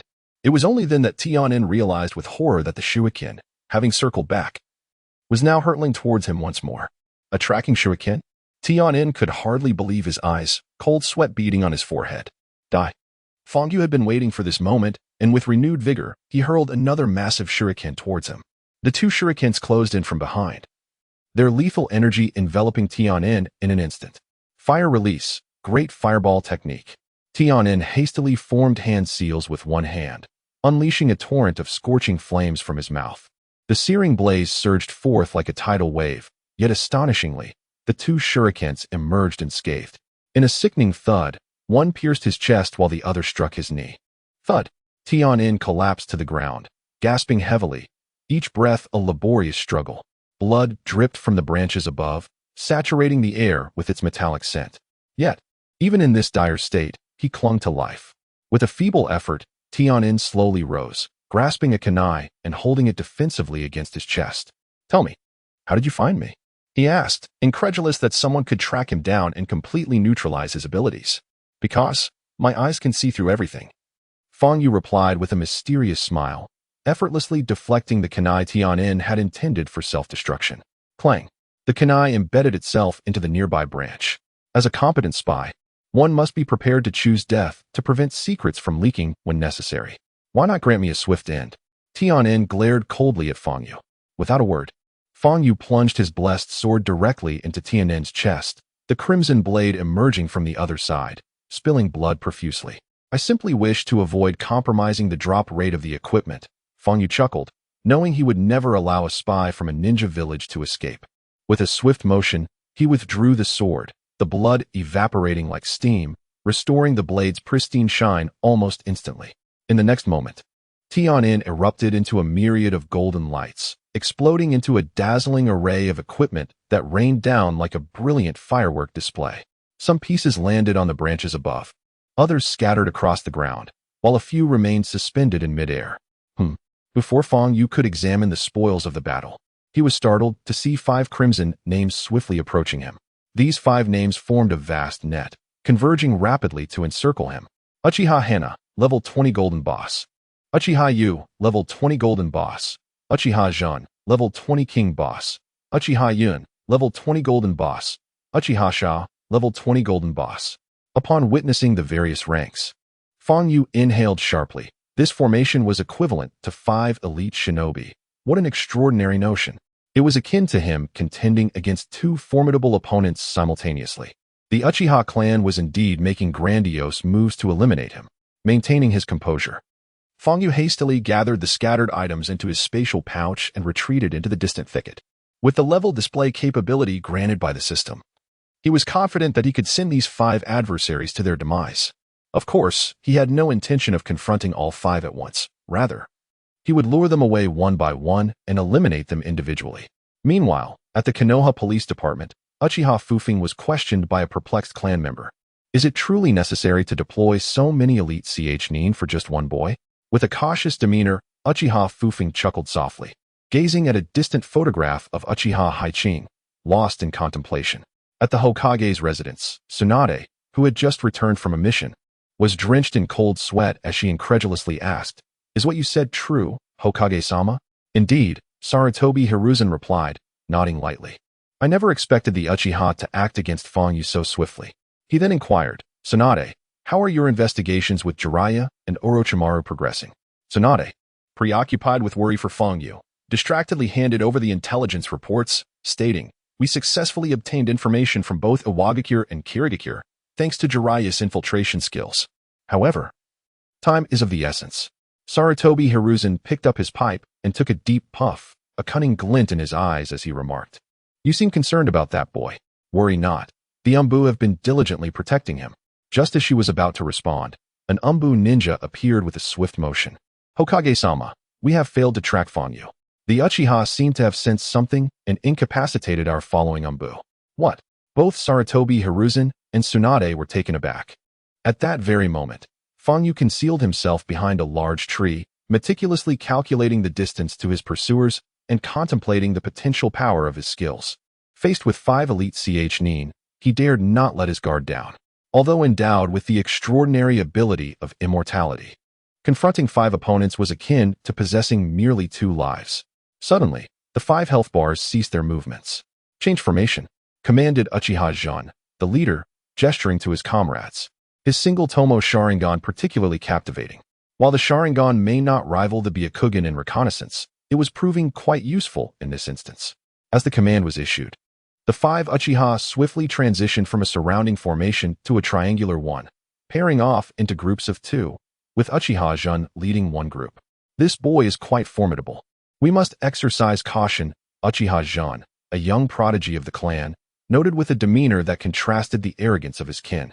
He preferred a more prudent and understated approach, only striking when he was entirely confident in both offense and defense. Thus, he garnered significant appreciation from Uchiha Fufing. secretly undertaking numerous tasks for him. Therefore, even when facing Fang Yu, this adversary, he exercised utmost caution and prudence. Previously, he had perused intelligence reports regarding Fang Yu. Aware that this young man possessed explosive capabilities at medium and short ranges, could summon spirit beasts, and had the potential to eliminate enemies in an instant. He organized his team into pairs, facilitating both defense and attack. The triangular formation was a strategic choice, deduced from his analysis that Fang Yu lacked any ninjutsu for escape. A competent ninja must comprehend the detailed abilities of their enemy and make swift judgments accordingly. Undoubtedly, Uchiha Jun executed his role with commendable proficiency. Meanwhile, upon witnessing the advancing formation, Fang Yu furrowed his brow. Initially, he had intended to lead the 5 opponents astray, but it became evident that the enemy leader was exceptionally cautious, rendering his plan somewhat implausible. He needed to devise a strategy swiftly. Fang Yu understood that his current foes were far more formidable than the previous inept Uchiha he had encountered. He pondered, since the enemy had adopted this formation, it indicated their awareness of his abilities, and the arrangement was specifically designed to counter short-range attackers, preventing sudden bursts of offensive prowess. Therefore, if he could disrupt the enemy's intelligence, he could plunge them into disarray. With this thought illuminating his mind, he had an epiphany. He exchanged his light sword for a more compact magical staff. A magic circle materialized before him, and moments later, a series of explosive sounds erupted as columns of fire shot skyward, engulfing the towering trees in a fierce blaze, igniting a conflagration. Instantly, he felt a quarter of his magical energy siphoned away. In order to mislead his adversaries, the fire columns did not target his foes for elimination, but rather erupted chaotically. Be cautious. Uchiha Jun, ever vigilant, promptly called back his comrades. Observing that the flames had consumed them, he felt a sense of relief and began to analyze the situation meticulously. This young man could perceive their presence, but was unable to ascertain their exact positions. Moreover, the intelligence he had received differed significantly. This youth could wield long-range ninjutsu, particularly fire-style techniques. With this revelation, Uchiha Jun's eyes flickered with insight. Uchiha Yun and Uchiha Yu remained on standby, deliberately emitting their chakra signatures, while the remaining members of the team concealed their presence and approached the target stealthily. Uchiha Jun surmised that Fang Yu must possess a secret technique capable of discerning chakra signatures. Thus, he instructed 2 clan members to remain in place to confuse their opponent, while the others would stealthily infiltrate and strike with lightning speed.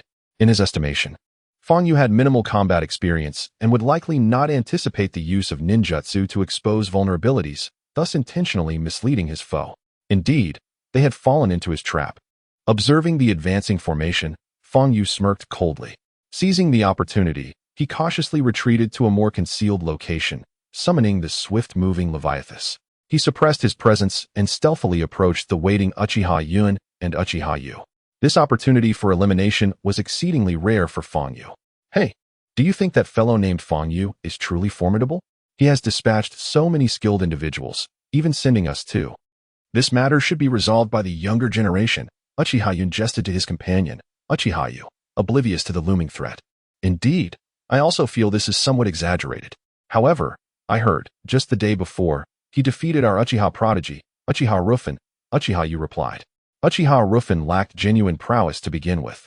His defeat must have been due to his overconfidence, Uchiha Yun dismissed. That could be true. Uchiha Yu nodded slightly, acknowledging Uchiha Yun's viewpoint. Regardless, since our leader has assigned us this task, we might as well put on a show. Yet, it is puzzling how cautious our leader is, considering this is merely a guy without even a ninja headband. Indeed, Uchiha Yun agreed with a subtle nod. Suddenly, a dense fog began to envelop the forest, significantly diminishing their visibility. How could there be fog in the forest? Uchiha Yu mused, when in the next moment, he heard the sound of kunai clashing in the distance. It appeared a battle had commenced. Yes, a battle, Uchiha Yun affirmed. Just as the 2 let their guard down, a kunai whistled through the air towards them. An ambush. Both Uchiha Yun and Uchiha Yu reacted instantaneously, their expressions shifting dramatically as they instinctively turned to face the direction from which the kunai had come. I'm right here. A chilling voice suddenly echoed. A luminous sword swung down towards Uchiha Yun's forehead, its speed astonishing. The blade left a trail of afterimages in its wake. This technique was known as the Sword Spirit's Mountain Breaker. Clang. True to his elite J-Nin status, Uchiha Yun quickly responded by drawing a kunai to block the strike. The sound of metal clashing resonating as he successfully deflected Fong Yu's sword. Meanwhile, Uchiha Yu casually hurled 5 kunai directly at Fong Yu. The kunai flew swiftly, nearly imperceptible to the naked eye, yet before they could reach Fong Yu, they were severed and fell to the ground by a formidable sword. The sword's wielder, clad in thick, dark armor, bellowed, "Sandel." It was indeed Fong Yu's summoned beast. A summoning beast? Uchiha Yu exclaimed, taken aback. Summoning beasts that could assume human form were typically extraordinarily intelligent and challenging to capture, akin to ascending to the heavens. In the next moment, the trees before him were cleaved in unison, forcing him to retreat as Sandel brandished its sword, preparing for a fierce confrontation. Had this summoning beast been invoked just moments ago? Uchiha Yun furrowed his brow, suddenly realizing that this young man before him might not be so easily dealt with. Clang! Fong Yu's sword descended once more, prompting Uchiha Yun to hastily draw his kunai for another block. The force behind Fong Yu's strike was immense, leaving Uchiha Yun inwardly alarmed. He had witnessed the extraordinary strength of Princess Tsunade, yet he had never encountered another individual in Konoha village with such remarkable power. The technique of the demon sword. As Fong Yu wielded his radiant sword, flashes of blades and shadows of swords danced all around. After a brief clash of white blades, he sent Uchiha Yun's kunai flying. Swish, swish, swish. Uchiha Yun felt a surge of astonishment within, yet his expression remained unyielding as he hurled 5 kunai. Each kunai, adorned with explosive tags, soared towards Fong Yu, and at the moment of impact, an explosion. The instant the explosive tags detonated, a cold smile crept upon Uchiha Yun's lips. However, in the next moment, that smile froze in disbelief. Fong Yu had vanished. This brat. Uchiha Yun furrowed his brow, preparing to activate his Sharingan to deliver a swift lesson to this audacious youth. Suddenly, 5 kunai and a massive shuriken flew toward him from the distance. A child's trick. Uchiha Yun chuckled derisively, seizing a kunai in preparation to block the onslaught. Yet, the 5 kunai zipped past him at an angle, while he effortlessly deflected the shuriken. So simple. In the fleeting moment Uchiha Yun underestimated his opponent, Fong Yu swung his luminous sword, a blade draw. Clang! Uchiha Yun's kunai was sent flying by the overwhelming sword aura, yet he remained unscathed, forming hand seals to unleash a fire release technique. However, in the next instant, he felt a sharp pain in his chest. Lowering his gaze in astonishment to inspect the wound, he discovered that his torso had been pierced by a kunai, blood gushing forth, and he incredulously looked up. How is this possible? The weapon mastery of the sword soul allows the shuriken to fly and the kunai to spin. It was that simple. Fong Yu patted Uchiha Yun's shoulder with force, and with a thud, Uchiha Yun plummeted from the tree. Upon hitting the ground, it was as if a celebratory cannon had exploded, scattering golden light and revealing a multitude of equipment. Fong Yu did not collect the equipment, but instead turned his gaze towards Sandal's battle. At that moment, Sandal's dark armor, battered by Uchiha Yu's strikes, revealed numerous scars, and Sandal himself appeared utterly fatigued and drained. Fortunately, with the assistance of his summoned beast, Fong Yu felt a considerable sense of security. As Uchiha Yu was about to finish Sandal, Fong Yu transformed his radiant sword into a small, elegant magic wand and activated his main job transformation skill. He shifted his primary profession from the melee-focused sword soul to the magic-oriented elemental demolisher. In that instant, Fong Yu felt his sensitivity to the surrounding elements elevate to a new level, and the magic within him stirred as if ignited by a blazing fire. Inferno. In a flash, a scorching pillar of fire erupted, illuminating the entire forest as if it were daylight. The oblivious Uchiha Yu, caught off guard, was instantly engulfed by the searing flames, accompanied by piercing cries of anguish. Moments later, he was reduced to a charred remains, the scent of roasted meat wafting through the air. Following that, Uchiha Yu's body exploded like a firework, releasing over a dozen pieces of equipment. Fong Yu was not greedy. Rather, he seized the opportunity to swiftly consume 2 mouthfuls from the magic vial and quickly concealed himself. We were deceived. At that moment, Uchiha Needle and 2 of his clan members were pursuing a shadow and heard a scream from behind. It was then that Uchiha Needle realized he and his brothers had been tricked. In a fit of regret, Uchiha Needle hurried back with his 2 companions. Damn it. We fell for that kid-esque scheme. I never imagined that Uchiha Needle would find himself in such a predicament. Cursing under his breath, he utilized his Sharingan to ascertain the enemy's location. Suddenly, Uchiha Needle and his two clan members caught a glimpse of Fang Yue's figure. He was darting towards the northeastern part of the forest, though it appeared that something was impeding his legs, causing him to run with a noticeable limp. It seemed our two companions were still alive, and that kid had sustained considerable injuries. Seeing Fang Yu wounded brought a measure of solace to Uchiha Needle, who promptly gestured to his two companions. Surround him. We must leave no survivors. Avenge Uchiha Yu and Uchiha Yun. The two clan members nodded slightly. One darted to the right, while the other veered to the left, chasing after him with increased speed. As the three clan members split up, Fang Yu immediately sensed it, a smirk of triumph creeping onto his lips. He had deliberately feigned a slow escape to divide them. Today marks your demise. Indeed, as a level 20 elite boss, Uchiha Needle was swift and within mere breaths. He closed the distance to Fang Yu, now just a few steps away. Casting his gaze around, Fang Yu chuckled. The other two clan members were still far off. What a splendid opportunity. Earth flame. With a resounding crackle, the forest was engulfed in flames, the searing heat rushing towards Uchiha Needle. Fire release. Uchiha Needle furrowed his brow. He had yet to witness anyone wield such powerful fire techniques. He quickly formed hand seals. Fire release, grand fireball technique.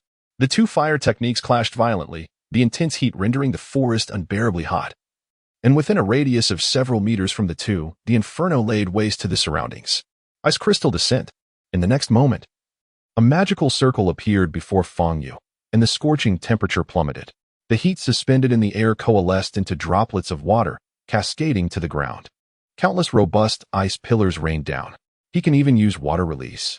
Uchiha Needle realized he was facing a formidable opponent.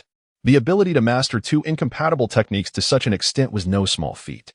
Simultaneously, he discerned that Fang Yu was not injured at all, but had been biding his time for him. Huh, do you underestimate me? Thinking you could dispatch me so easily. He felt insulted, and in his fury, he formed hand seals even faster, tilting his head back and exhaling. Fire release, Phoenix fire technique. An even more ferocious blaze surged towards the ice crystals, and in an instant, the air became saturated with scalding steam, significantly obscuring visibility. In that fleeting moment, two fiery entities resembling fireballs lunged at him, invoking the spirit summoning, Adianyan. Did these little rascals also wish to ensnare me? Uchiha Needle scoffed coldly, casting a kunai that swiftly obliterated the Adianyan summoned by Fang Yu. Yet, in the next instant, an ominous chill surged through his body, and two ghastly apparitions emerged, manifesting as the first and second demons of the ghostly cry. The barrier they conjured enveloped Uchiha Needle, causing his chakra to deplete rapidly and his stamina to wane, as though his very essence were being siphoned away. This is dire. Uchiha Needle lamented silently, realizing it was too late. Soul-devouring demon slash. An ancient demon seemed to possess Fang Yu's staff, and as the staff was wielded, it ensnared Uchiha Needle, draining away his life force.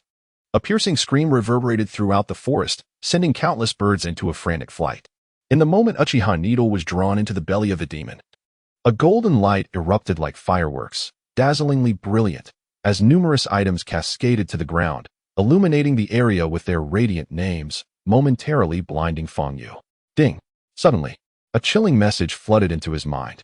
Continuous kills achieved, difficulty SSSS, rewards acquired, demon hand. Main class transformation scroll. Level 20 rare light armor set, attack speed 10. In the next instant, Fang Yu's inventory brimmed with the awarded items.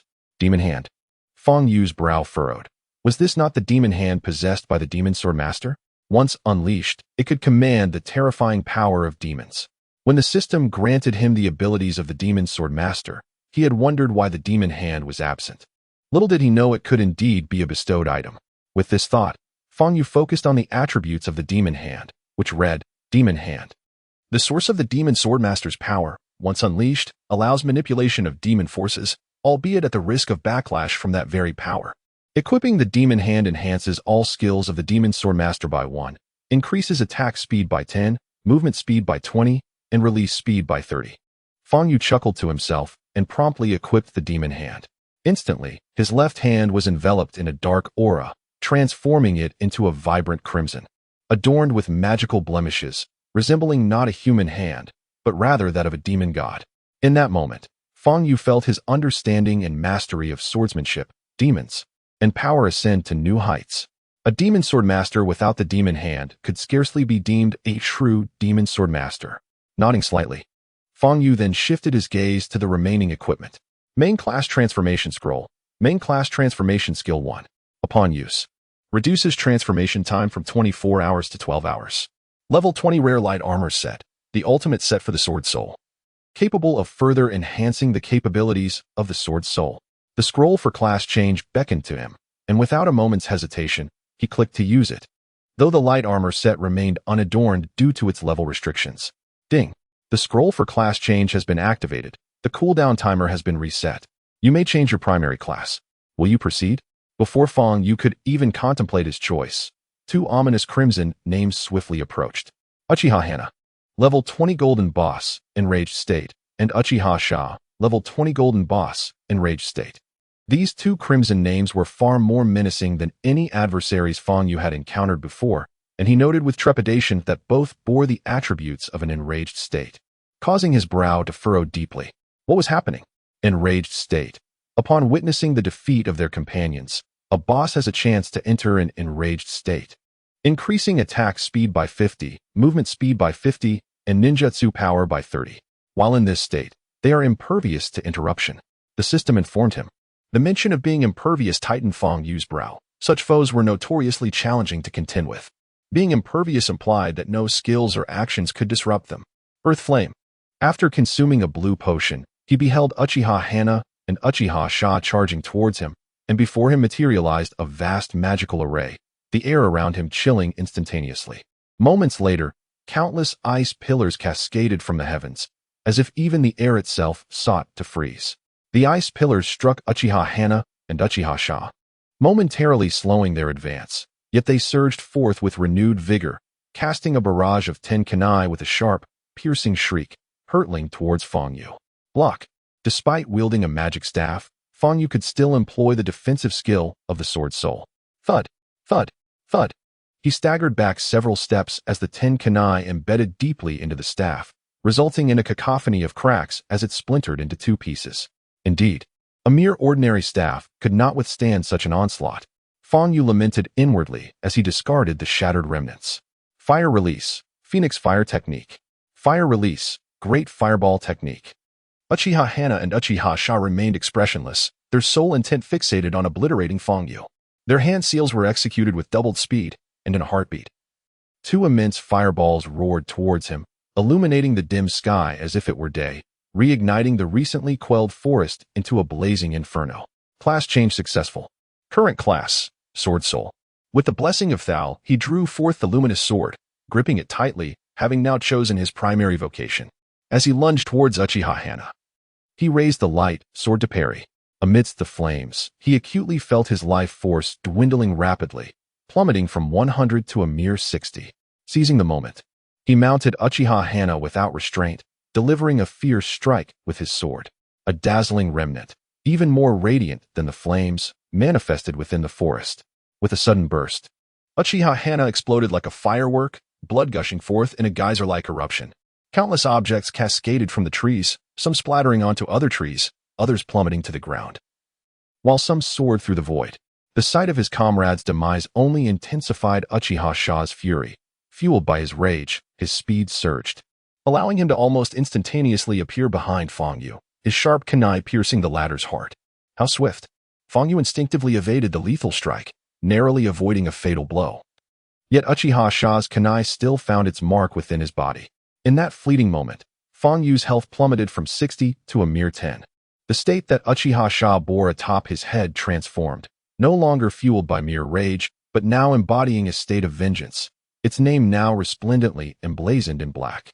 The vengeance state granted a staggering 100 to attack speed, movement speed, and power, while rendering him impervious to damage, albeit with a 30 increase in the damage he sustained.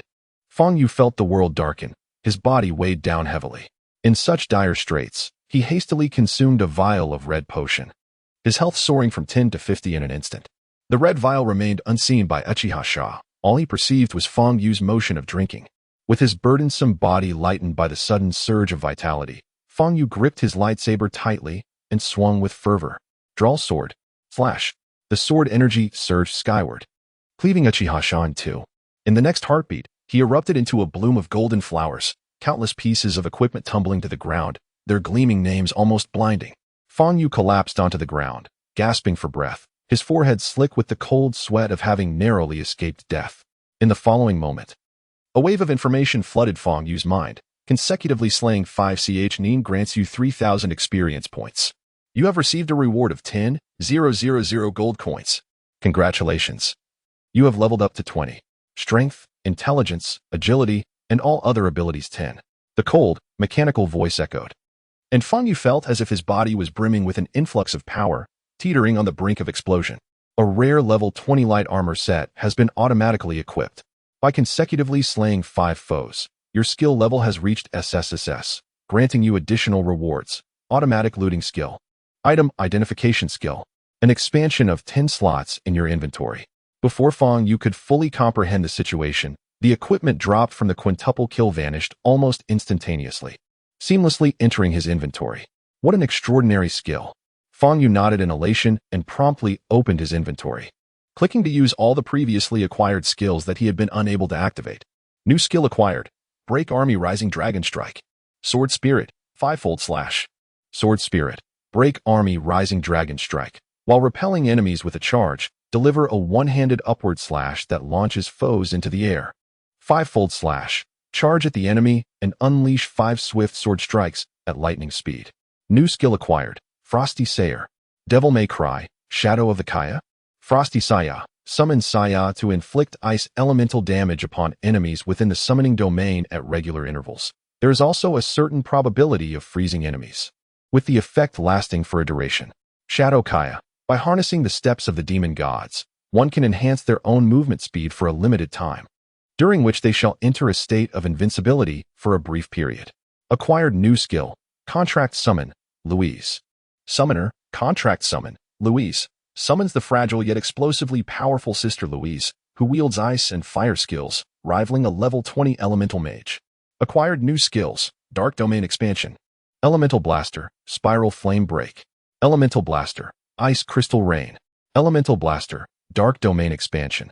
Creates a dark realm surrounding oneself, inflicting damage upon nearby enemies while blinding all foes within a 10-meter radius. Spiral Flame Break. Generates a rapidly spinning ring of fire, dealing damage to surrounding enemies, culminating in an explosion that propels them away. Ice Crystal Rain. Summons a magical array in front, conjuring numerous ice pillars that descend to strike enemies. A torrent of information surged into Fang Yu's mind, and he felt as though he had attained a heightened understanding of swordsmanship, the demon gods, summoned beasts, and elemental mastery, reaching a new pinnacle. Subsequently, he began to search among the gleaming equipment for superior weapons. Before long, he discovered a magic staff and a katana, both of legendary quality. Level 20 Spirit Demon Repelling Staff, Pink, increases the number of summoned beasts by 1, albeit at the cost of 50 additional magical energy. Excellent. With this, I can simultaneously summon 2 beasts. Upon acquiring the Spirit Demon Repelling Staff, Fang Yu was elated. It was evidently a staff suited exclusively for summoners. As for the katana, his gaze shifted to the katana, whose blade appeared remarkably sharp, glistening as though touched by frost, exuding an intimidating aura. Instinctively, he grasped the katana with his right hand, only to feel a tremendous repulsive force. Before he could react further, his demonic hand emanated a dark energy, enveloping the katana and gradually abating its potent repulsion.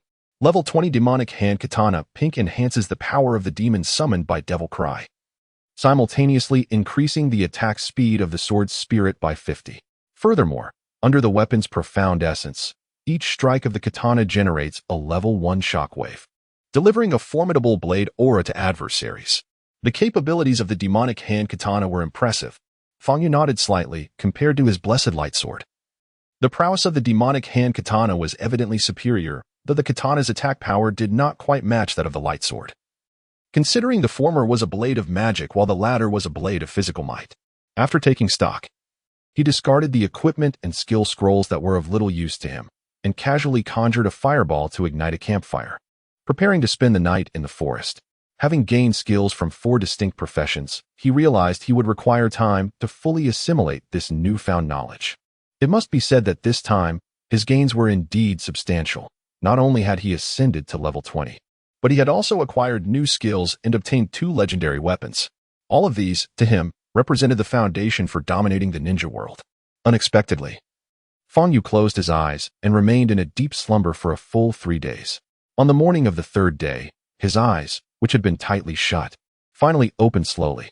Upon opening, it was as if a sword concealed within him had been unleashed, radiating a formidable brilliance. It was time to return. The watchfire had long since burned out, and as Fang Yu rose slightly, he felt as though his body had transcended to a new realm, experiencing a sensation akin to flight. Kanahagakure was not far from where he was, and he chose to walk back to the village. Of course, the thought of defecting from Kanahagakure had crossed his mind. After all, he constantly had to fear the retaliation from the Uchiha clan. However, once he left the village, whether he could survive with his current strength was a pressing concern. Not to mention, if he were to depart, the Uchiha clan would undoubtedly become even more unrestrained in their pursuit. Thus, returning to Kanahagakure was a desire he could not fulfill. Several hours later, Fang Yu arrived at the village, only to find 2 seated Kanahagakure ninjas at the entrance leap up in terror as if they had seen a ghost. Fang Yu, please don't blame us. It wasn't us who caused your demise. It was the Uchiha. What on earth is happening?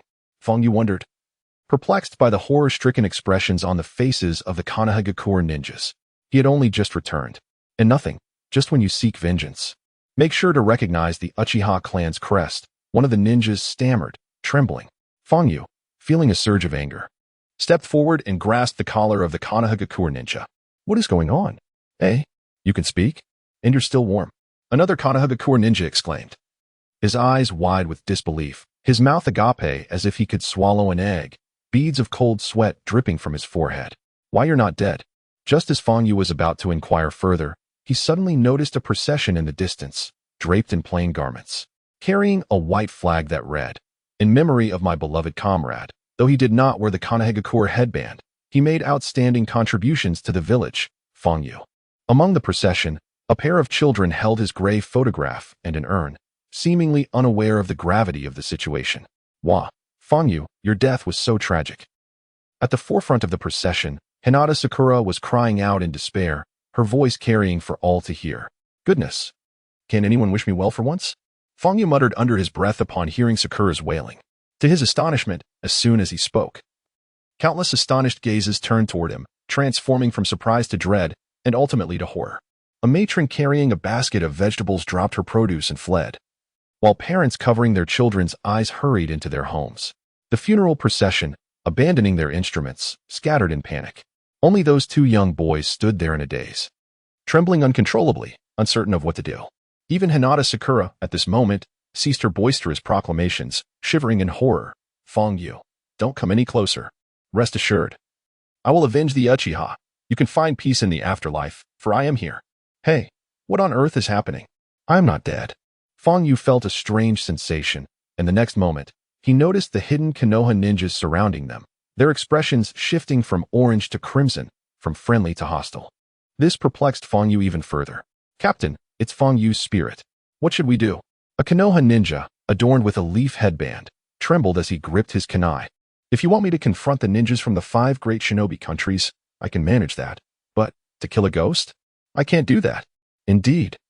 Captain, however, Fang Yu must harbor immense resentment, which has manifested as a vengeful spirit.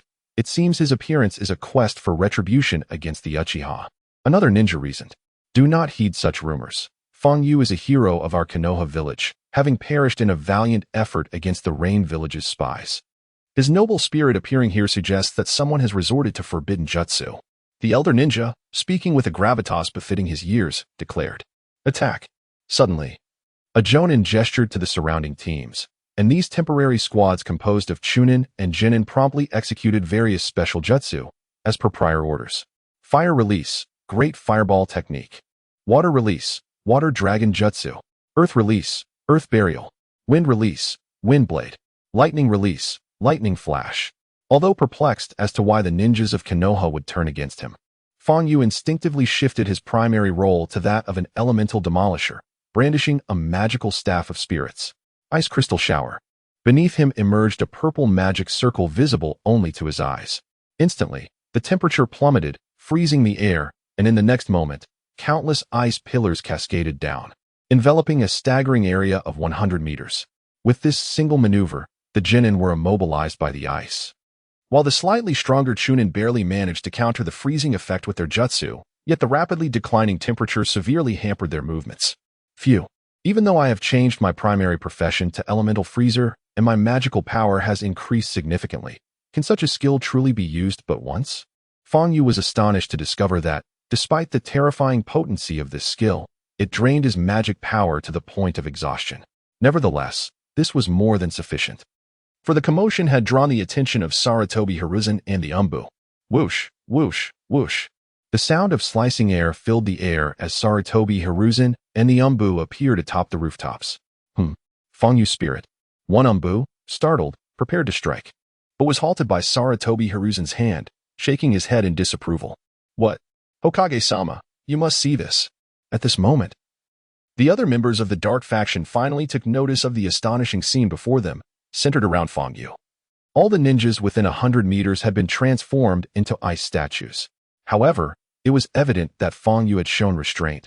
These ninjas were still able to breathe, merely encased in ice. This young man has truly become formidable once more. Sarutobi Hiruzen slowly withdrew his astonished gaze, took a deep puff from his pipe, and with a wry smile remarked that it was not Feng Yu's spirit, but rather Feng Yu himself. It appeared we had all been deceived by Uchiha Fufeng. As his words fell, the ninjas lying in ambush nearby, poised to launch their next offensive, involuntarily halted their movements. Feng Yu, you're still alive. Upon hearing Sarutobi's words, Hinata Sakura was momentarily stunned, then quickly regained her composure and dashed towards Feng Yu at an astonishing speed, tears streaming down her face. You're alive. That's wonderful. Before she could leap into his embrace, she seized Feng Yu by the ear and began to scold him. Where have you been these past few days? Do you have any idea how worried we've been about you? Do you know how heartbroken I was when I heard you had died? Do you know? I almost took my own life. After her tirade, she energetically pounded her fists against Feng Yu's chest, exclaiming, You big, bad egg. Then, like a fledgling swan, she flung herself into Feng Yu's arms once more, bursting into tears, leaving him utterly speechless. What on earth is going on? Why does everyone think I'm dead? Feng Yu felt a profound sense of confusion. He had grown accustomed to Hinata Sakura's temperament. I must tell you, Hinata Sakura wiped her tears and recounted the events of Feng Yu's absence. It turned out that just days after Feng Yu left Konoha, news had spread from the Uchiha Guard unit that he had encountered 8 Uchiha clansmen and a Rain Village Jonin spy and had tragically perished in battle within the forest. Upon learning of this, Konoha Village organized a grand memorial service to honor Feng Yu and the Uchiha clan for their contributions to the village. Consequently, Feng Yu and the remains of the 8 Uchiha clansmen were granted an exceptional burial in the Hall of Heroes, resting alongside Konoha's fallen heroes. Unexpectedly, halfway through the funeral procession, they encountered Feng Yu as if by ghostly chance. What a clever scheme. After hearing the full story, Feng Yu couldn't help but admire the cunning of the Uchiha. It seemed the 5 unfortunate clansmen had been sent as mere cannon fodder, destined for death. Clearly, the Uchiha had prepared for the aftermath of dispatching their clansmen to eliminate him, orchestrating this so-called memorial service. This approach not only allowed him to vanish without a trace, but also demonstrated the Uchiha's loyalty to Konoha, thereby easing tensions between the two. Furthermore, it cleverly explained the sudden absence of several clansmen, achieving multiple objectives with a single stroke. As for why it was the remains of 8 Uchiha clansmen, it was likely those he had dispatched. He surmised that the Uchiha had been lying in wait outside Konoha for some time, and after several days without discovering his whereabouts, they felt secure enough to prepare for the so-called aftermath. It is a pity that, despite Uchiha's countless calculations, he could not foresee my continued existence. Could he? Feng Yu chuckled coldly, recognizing the lengths to which the Uchiha clan would go. Uchiha clan territory. Bang. What? Feng Yu is still alive. Did you not inform me that he had perished? A newly crafted table shattered like fireworks, as the young Uchiha Fufeng stood up in disbelief. I dispatched 5 elite Nin, and yet he remains unscathed? What are those Uchiha doing? Uchiha Fufeng was furious, exceedingly furious. Young Master Fufeng, we are equally perplexed. Even we find it quite astonishing, yet it has indeed occurred, said the Uchiha clansman kneeling before him, pausing momentarily. I suspect that this boy has learned some unique ninjutsu. Upon returning to the village today, he faced numerous teams and astonishingly executed a formidable water release technique, freezing everyone within 100 meters. Thus, you suspect that someone has secretly taught him ninjutsu, do you? Uchiha Fayake furrowed his brow. According to intelligence, this boy not only possesses the ability to use water release, but can also utilize fire release techniques. To master these two opposing natures, combined with his swordsmanship, could it be that the third Hokage is imparting knowledge to him in secrecy? Upon this thought, Uchiha Fufeng found it somewhat implausible and shifted his contemplation to a figure renowned alongside Tsunade and Orochimaru. Jiraiya. Could it be Lord Jiraiya? The Uchiha clansman's eyes flickered. Lord Jiraiya is indeed capable of employing the water release of toads and can also utilize the oil flame bullet fire release technique. Perhaps he is covertly teaching him ninjutsu after all. As this thought crossed Uchiha Fufeng's mind, his expression darkened. If that is the case, then it poses a significant challenge. I never anticipated this boy would so swiftly attach himself to such a powerful ally. I have truly underestimated him. Young master, what should we do? Haha, you will keep a close watch on him, remaining vigilant to his movements. This time, I will take matters into my own hands. No matter how formidable he is, can he surpass me? Uchiha Fufeng sneered, adding, and inform Mikoto of this situation.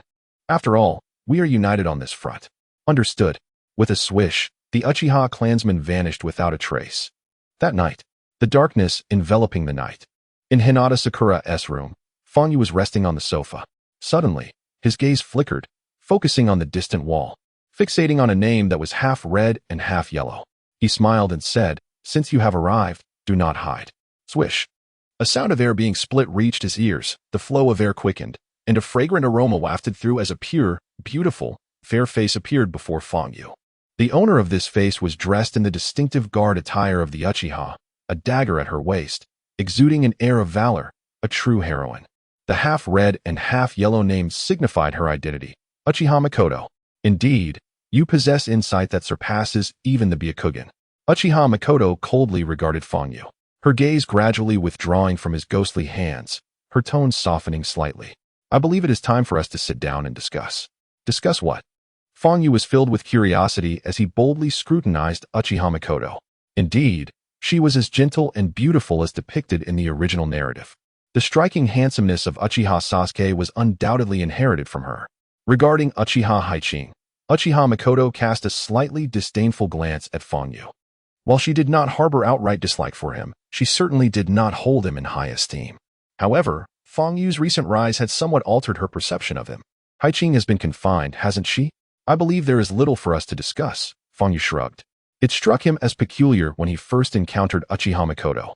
Why was this young woman an elite J-nin, when the records in the original story seemed to differ slightly? Yet, considering that he had traversed time and space, it was plausible that some individuals had grown stronger.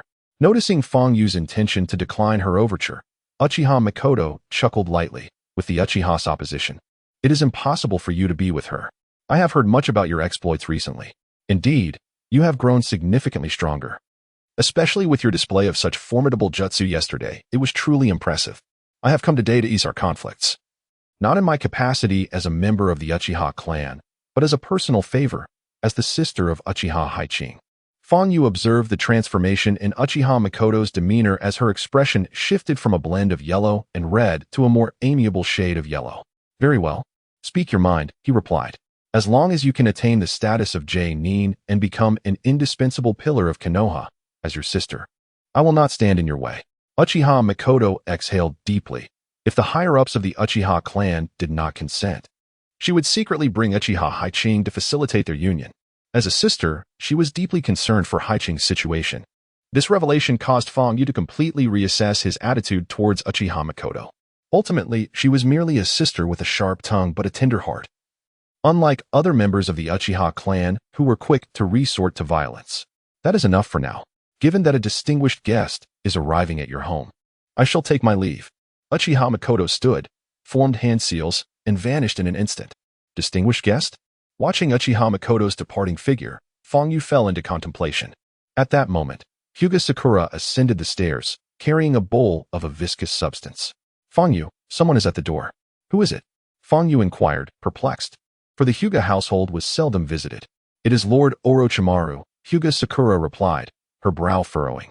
Huh, why do you carry a fragrance? Do not mind that. Fangyu deflected, rushing downstairs while pondering, what could Orochimaru want from me? Meanwhile, Orochimaru sat quietly on a sofa on the first floor, his serpent-like eyes glinting with inscrutable thoughts. His mere presence exuded an aura of intimidation. Upon seeing Fangyu descend, his cold gaze instantly brightened with intrigue, as if he were admiring a work of art. Orochimaru? Fangyu wondered, perplexed. This was his first encounter with Orochimaru, and indeed, just as depicted in the original narrative, he exuded a chilling, serpentine coldness, as if he were not a mere human, but rather a demon. Indeed, Orochimaru withdrew his gaze of admiration towards Fangyu and bluntly stated, Fangyu, I hold you in high regard. How about becoming my disciple? The entire village of Konoha was aware that Orochimaru had never taken on a pupil. Moreover, I am quite intrigued by your ninjutsu. I am also aware of your troubles with the Uchiha clan. Understand that, lacking both background and strength, your existence would be quite uncomfortable without a solid foundation. I am afraid I have no intention of taking on a master, Fangyu replied, shaking his head. Without the system, he might have been deceived by Orochimaru's sinister words. But the bright crimson of Orochimaru's presence was a clear indication that he was not to be trusted. In the original story, Fangyu had already perceived Orochimaru as a nefarious figure, willing to sacrifice his comrades in Konoha to pursue the study of all ninjutsu. If he were to follow Orochimaru, he would likely become a subject of experimentation before long. After all, his unique abilities would undoubtedly pique Orochimaru's curiosity. Upon hearing Fangyu's refusal, Orochimaru felt a flicker of anger, yet his expression remained a sinister smile. Fangyu, within this village, countless ninjas aspire to be my disciples. Just days ago, a high-ranking member of the Natsu clan sought my assistance in looking after their kin. This opportunity is rare. Do you not desire power? Do you not wish to defeat the Uchiha? Do you not wish to marry Uchiha Kiyoshi? Orochimaru was confident in his ability to tempt Fangyu. Know that. Aside from the Hokage, few surpass me in this village. With my guidance, your prowess would soar far beyond your current capabilities. It would be an understatement to say you would progress rapidly. Fangyu continued to shake his head. I appreciate your kind intentions, Lord Orochimaru, but I must decline due to personal reasons. Upon hearing this, Orochimaru felt a hint of disappointment, but soon his eyes gleamed with fervor once more. Fangyu, you will inevitably seek me out. For you crave power, you yearn for strength. As long as you desire it, you will come to find me. With that, Orochimaru formed a seal and vanished without a trace. Throughout their interaction, the name Orochimaru remained in crimson, causing beads of cold sweat to form on Fangyu's forehead. The moment he had rejected Orochimaru, he had prepared himself for the worst, contemplating how to seize the initiative and eliminate Orochimaru, though he was uncertain of his success. Recently, Konoha had been plagued by mysterious occurrences, with several ninjas vanishing without a trace, leading to suspicions surrounding Orochimaru. It was said that Orochimaru was notoriously elusive, constantly engaged in obscure activities. Fangyu, you should minimize your interactions with such individuals, even if he is one of the pillars of Konoha, Hinata Sakura warned, instinctively feeling a strong aversion toward Orochimaru. Rest assured, I shall not, Fangyu replied, shaking his head. Upon hearing his words, Haruno Sakura felt a slight alleviation of her worries. Moreover, she hesitated momentarily before speaking. Do not seek out Uchiha Haiching. Fangyu did not respond to her. Instead, smiling and diverting the conversation, didn't you go to prepare dinner? Hurry and fetch it. The food will burn. Prompted by his reminder, Haruno Sakura suddenly realized, exclaiming, and rushed into the kitchen. Hey, is it customary for the higher-ups of Konoha to hide outside the window and peep through a small hole? As he sent Sakura away, Fangyu teasingly gazed out the window, pondering what special occasion it was that so many esteemed guests had gathered today. Suddenly, a voice broke through the air, and a stunning woman with vibrant orange hair clad in a green casual top materialized before him. It was none other than Tsunade. You brat, did you discover me already? Her name, meaning orange, brought a sense of relief to Fangyu. In truth, I noticed you the moment Orochimaru sat on the sofa. I merely chose not to reveal it. He chuckled, shrugging. His words stirred a tempest within Tsunade's heart. What prowess does this boy possess that enables him to sense her presence? As one of the legendary three, she had meticulously concealed her aura, typically. Only those with Byakugan or unique sensory ninjutsu could detect her. Tsunade was further astonished. So, does that imply you were aware of my last attempt to spy on you? Of course, Fangyu replied with a mischievous grin. Are you not afraid of retribution for your insolence? Tsunade feigned anger. Provoking the dignity of the legendary three, do you not fear the consequences? Not at all, he responded, shaking his head. You rascal. Tsunade nearly lost her temper, striving to suppress her rising ire. Unexpectedly, Orochimaru had acted first, but upon learning that Fangyu had declined his invitation, she felt a flicker of hope. Just as Fangyu was about to speak, a figure emerged with a swish. A young man dressed in red appeared, wearing a roguish smile. Tsunade. This is where you are mistaken. With such an exceptional apprentice, how could you not introduce him to me? I wondered why you rushed back after completing your mission. Turns out it was to meet this pretty boy. I never expected even the desolate airfield Tsunade could have a clever day. The young man was none other than Jiraiya, the legendary sage. Jiraiya, what brings you here? Tsunade's face immediately reflected her displeasure at the prospect of someone vying for her apprentice. However, Jiraiya ignored her irritation and flashed a grin at Fangyu. Fangyu, would you like to learn sage techniques? They are far superior to ninjutsu. Additionally, I can introduce you to countless lovely ladies. To be candid, I am a traveling writer planning to pen an autobiography, and the protagonist shall be named Fangyu. What do you think? Only after becoming my disciple can one enjoy such privileges. Jiraiya, do you really know how to win people over? Did you not claim that the protagonist of your autobiography is Tsunade? Why has it now changed to Fangyu? Tsunade immediately dismantled the pretense, exclaiming that you are competing with me. Do you dare to say I won't date you? Even if you refuse me for a lifetime, I will still claim this disciple. Jiraiya adopted a defiant stance, unbothered by the prospect of remaining single. It appears that the voices of girls are naturally more resonant, especially Tsunade, who is nearly 30 and on the verge of becoming a spinster. Jiraiya felt a buzzing in his ears and quickly covered them. Fangyu, I shall ask you once more, will you become my disciple? Tsunade bellowed, on the brink of fury. Alas, what a pity. To see such a promising disciple snatched away by Tsunade filled Jiraiya with sorrow, tears streaming down his face. As the three legendary ninjas returned to Konoha, they happened upon Fangyu utilizing the ice crystal bath to freeze dozens of ninja squads. At that moment, they silently resolved to take Fangyu as their disciple. It is well known that the three legendary ninjas hold great prestige in Konoha, and Hiruzen Sarutobi had previously mentioned taking on a disciple, but had always been too busy with missions.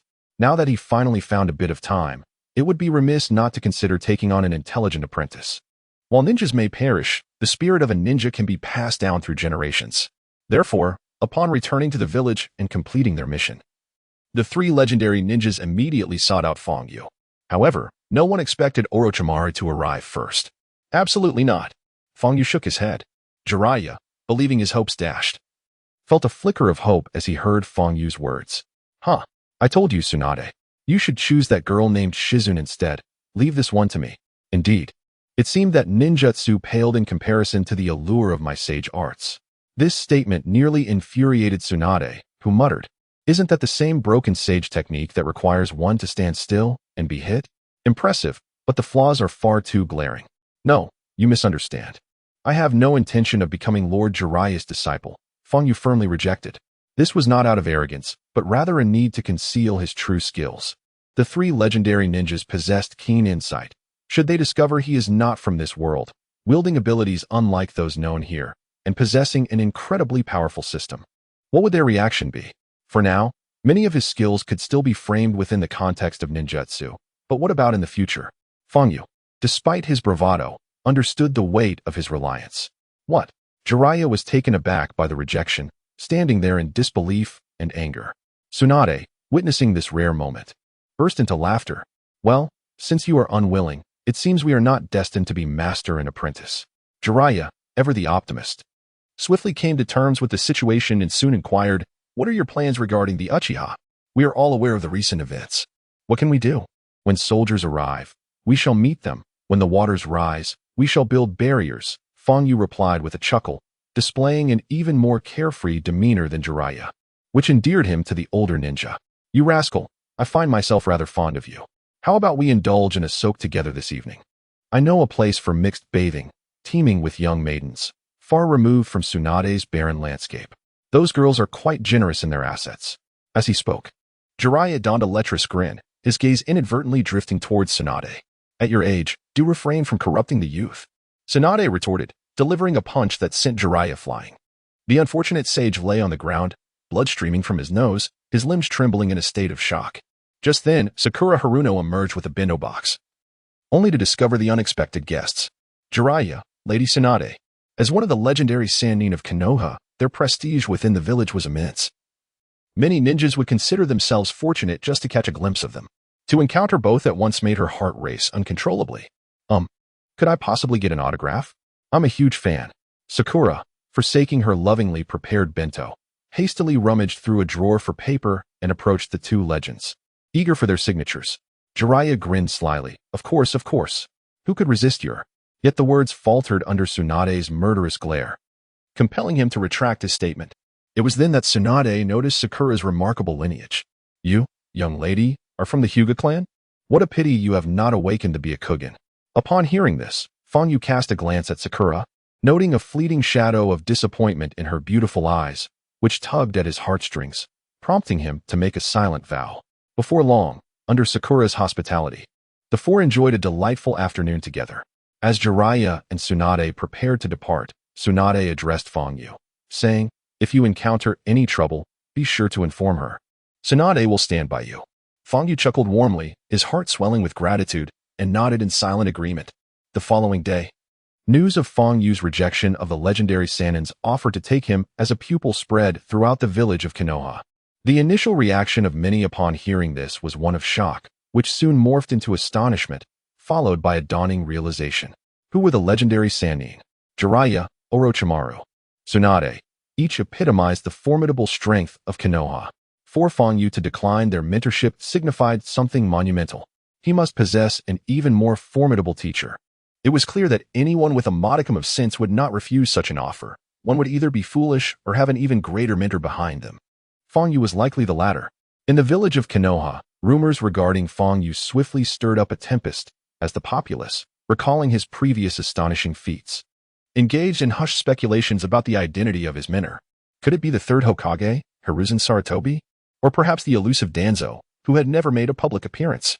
Alternatively, might it be one of the revered ancestors of Konoha, long since retreated into seclusion? This only deepened the enigma surrounding Fangyu, transforming him into an even greater mystery. Consequently, many began to ponder the stance of the Uchiha clan, quietly debating whether they would come to regret offending Fangyu and when they might arrange for Uchiha Hisan to be wed to him. Indeed, this was a true tale of an underdog's rise. Before long, another astonishing, or rather, hilariously outrageous piece of news reached Konoha. Fangyu had been granted permission by the Academy's instructors to graduate from the Ninja Academy as an overage student and was awarded the position of a genin, complete with a forehead protector. On a bright and sunny day, Fangyu strolled through the streets, contemplating his future and planning to earn a bit more money to purchase his own home. After all, it was rather inconvenient to continually reside at Hinata Sakura's place.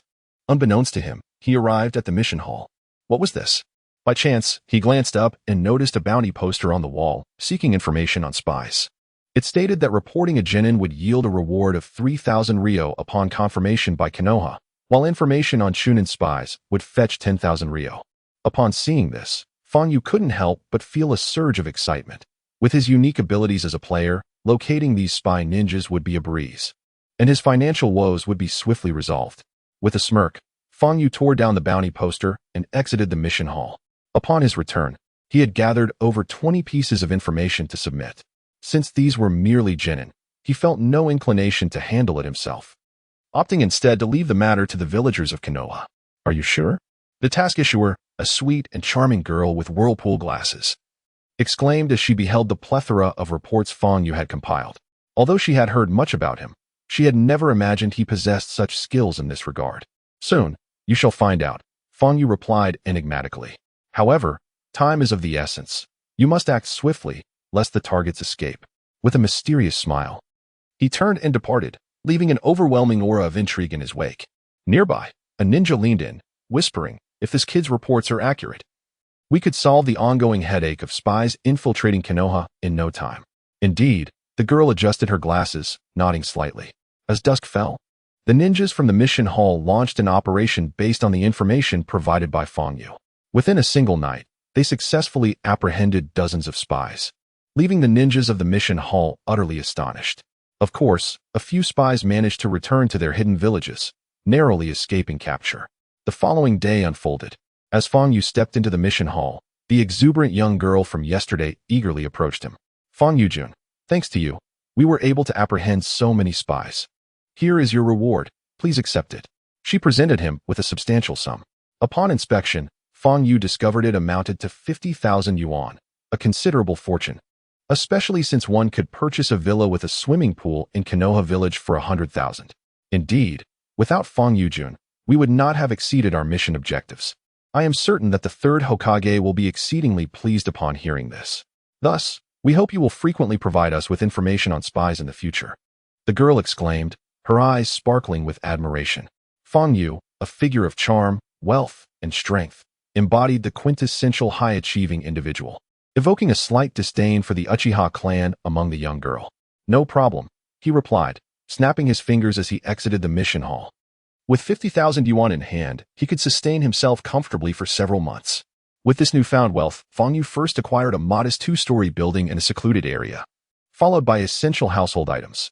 By evening, he returned home, seated himself on the bed, and accessed the online marketplace. The marketplace opened once a week, and today was the designated time. Having eliminated 5 members of the Uchiha clan and received various SS and SSS skill rewards, his virtual currency had amassed to an impressive total of 13,000 gold coins. Contemplating the most efficient means to enhance his strength, Fang Yu expended 3,000 coins to purchase 2 main profession transformation scrolls, elevating this special skill to level 4. Consequently, the cooldown period for the main profession transformation was reduced from 12 hours to 1 hour, albeit at the cost of a significantly higher mana consumption. After spending 6,000, he retained 7,000 coins. After much deliberation, Fang Yu's gaze settled upon the potion vials. Following numerous battles, he realized he lacked sufficient mana, often depleting it after casting a single skill. This issue persisted even when transforming into elemental demolitionists or summoners. Therefore, he needed to enhance his intelligence to raise his mana capacity. Otherwise, relying on potions during combat would become an undesirable habit. Thus, he invested 3,000 coins in 3 intelligence potions and 1 agility potion. With the remaining 3,000 coins, he perused the skill scrolls available in the marketplace. Ultimately, he discovered the coveted teleportation skill under the male mage category. Teleportation, rare, breaks the barriers of time and space, allowing the player to move instantaneously. Range, within 100 meters. Cooldown, 30 seconds. Rare skills cannot be obtained through drops. They must be purchased in the marketplace. There is a chance to obtain them by defeating ninjas of Jonin rank or higher, or through consecutive kills. A cold, mechanical voice echoed in the air. Upon hearing this, Fang Yu finally understood why, despite defeating numerous NPCs, he rarely encountered extraordinary skills. Fortunately, the teleportation skill was priced at exactly 3,000 gold coins. Fang Yu made his purchase without a moment's hesitation, for this teleportation skill was indeed far more formidable than the Flying Thunder God technique of the 4th Hokage, Minato Namikaze. While the Flying Thunder God required a marker, teleportation was entirely devoid of such necessity. Regardless of its combination with any melee profession, this skill could unleash a terrifying power instantaneously. Afterward, Fang Yu wandered about, familiarizing himself with the online marketplace before returning to reality. When he opened his eyes, the dawn had broken, revealing a pale hue in the distant sky. What to do today? Just as Fang Yu contemplated visiting the mission hall to accept some tasks, a figure appeared before him with a swift motion. Sarutobi Hiruzen, the 3rd Hokage, pipe in hand. Lord Hokage. Fang Yu felt a surge of curiosity. Fang Yu, I wish to enlist your assistance in a matter, Sarutobi Hiruzen said, exhaling a cloud of smoke. As a genin, you are perfectly suited for this task. What is it? Fang Yu's eyes glimmered with intrigue. You are to protect someone in secret, a girl named Kushina Uzumaki. Upon uttering this name, Sarutobi gazed out the window, lost in thought. Upon hearing the name, Fang Yu's heart skipped a beat. Kushina Uzumaki, was she not the 2nd Jinchuriki of Konoha? Moreover, she was the mother of Naruto Uzumaki? Sarutobi Hiruzen had his own considerations regarding Kushina, who was destined to become the vessel for the Nine Tails. The transition of Jinchuriki involved numerous factions, and if mishandled, could likely ignite the Second Great Ninja War. As Konoha had recently changed its Jinchuriki and lacked the power of the Nine Tails, it would undoubtedly face formidable threats. Thus, Sarutobi pondered how to protect Kushina discreetly without attracting the attention of other forces. It was known that only a few high-ranking officials in Konoha were privy to the Jinchuriki's change. Initially, he had intended to assign the Umbu to protect her, but their actions could easily draw the scrutiny of other ninja villages. Despite the Umbu being filled with talented individuals, Sarutobi lacked trust in any of them and suspected that spies from other villages had infiltrated their ranks. After much contemplation, he resolved to task Feng Yu with this mission. Firstly, Feng Yu's current status as a genin would provide a perfect cover against other villages. Secondly, his ignorance of Konoha's inner workings made him easily deceivable. Lastly, this opportunity could help forge a bond between Feng Yu and Kushina, deepening Feng Yu's loyalty to Konoha. Of course, Sarutobi would not foolishly disclose these motives to Feng Yu. Kushina Uzumaki. Who is she? Feng Yu feigned ignorance. Why must I protect her? Given his familiarity with the original narrative, he could hardly be unaware that Kushina Uzumaki would soon become the second Jinchuriki, poised to inherit the Nine Tails from Mito Uzumaki. At that time, the Second Great Ninja War would inevitably erupt. In the midst of turmoil, the renowned Uzumaki Kushina, a member of the Uzumaki clan, found herself ensnared in the chaos of the First Great Ninja War. The land of whirlpools, home to her clan, was obliterated under the radiant flames of conflict, and those endowed with the formidable chakra capable of restraining tailed beasts perished or scattered into obscurity. Kushina was among those who concealed her identity and sought refuge in various nations. Due to historical grievances, numerous clans across the world harbored a desire to eradicate the remnants of the Uzumaki lineage. However, our village, Kanahegakure, yearned for a ninja of Kushina's potential. Thus I implore you to safeguard her. Sarutobi Hiruzen, though not adept in deception, whimsically puffed on his pipe and proceeded to divulge. Tomorrow, you along with Namikaze Minato shall be assigned to a team led by Jiraiya for a mission. The mere mention of Jiraiya conjured an image of a comical, youthful figure in Feng Yu's mind, eliciting a chuckle. I've heard of your refusal to the legendary Sannin. Quite audacious of you. Hiruzen remarked with a warm smile before taking another puff. Now, I shall take my leave. With that, the third Hokage vanished without a trace. As Feng Yu observed Hiruzen's disappearing form, he clenched his fist, producing a cracking sound. The Second Great Ninja War approaches. I must grow stronger, ever stronger. Yet, before that, he was eager to discern the true nature of the fabled Uzumaki Kushina. An avid admirer of Hokage lore, he could not let this opportunity slip by, particularly since, at this juncture, Minato had yet to win Kushina's heart. Perhaps transforming her into his own companion would not be so bad, Feng Yu mused. Upon exiting his quarters and en route to the Ninja Academy, he was startled by a faint whimper, soon spotting 4 figures adorned with crimson names escorting an orange-named NPC. Though distant, Feng Yu's keen eyesight quickly recognized the assailants as 4 ninjas from the hidden Cloud Village, and the orange text revealed the identity of the abducted NPC, Uzumaki Kushina. Dragons, Cloud Village Ninja, Level 20 Elite Boss. Hua, Cloud Village Ninja, Level 20 Elite Boss. Jean, Cloud Village Ninja, Level 20 Elite Boss. Een, Cloud Village Ninja, Level 25 Bronze Boss. This appeared to be a pivotal moment in the narrative. Feng Yu nodded slightly and hastened to pursue them. He recalled from the original tale that Kushina had recounted her love story with Naruto, mentioning how she had once been taken by ninjas from the Cloud Village due to her Uzumaki heritage. Shortly thereafter, Feng Yu noticed another figure from the opposite side of Konoha, closely trailing behind. The orange name of Namikaze Minato.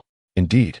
Retracting his gaze, Feng Yu chuckled, swiftly activating his teleportation skill, closing the distance by a considerable measure and narrowing the gap between himself and the Cloud Ninjas. At that moment, the Cloud Ninjas became aware of Feng Yu's pursuit, their surprise evident. Unexpectedly, the ninjas from the hidden Cloud Village acted with such swiftness. Sarutobi Hiruzen, with a look of surprise, furrowed his brow as he rested his hands on the table. It seems they have set their sights on Uzumaki Kushina's unique constitution, intending to conduct research to control the 8 tails.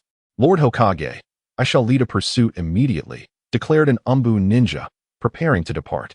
However, Sarutobi Hiruzen shook his head, stating, You need only shadow them. With Feng Yu present, I have confidence in his abilities. But Feng Yu, the Umbu ninja hesitated, yet was interrupted by Sarutobi Hiruzen's raised hand. I have my doubts about this individual as well. Could he possibly be affiliated with Danzo?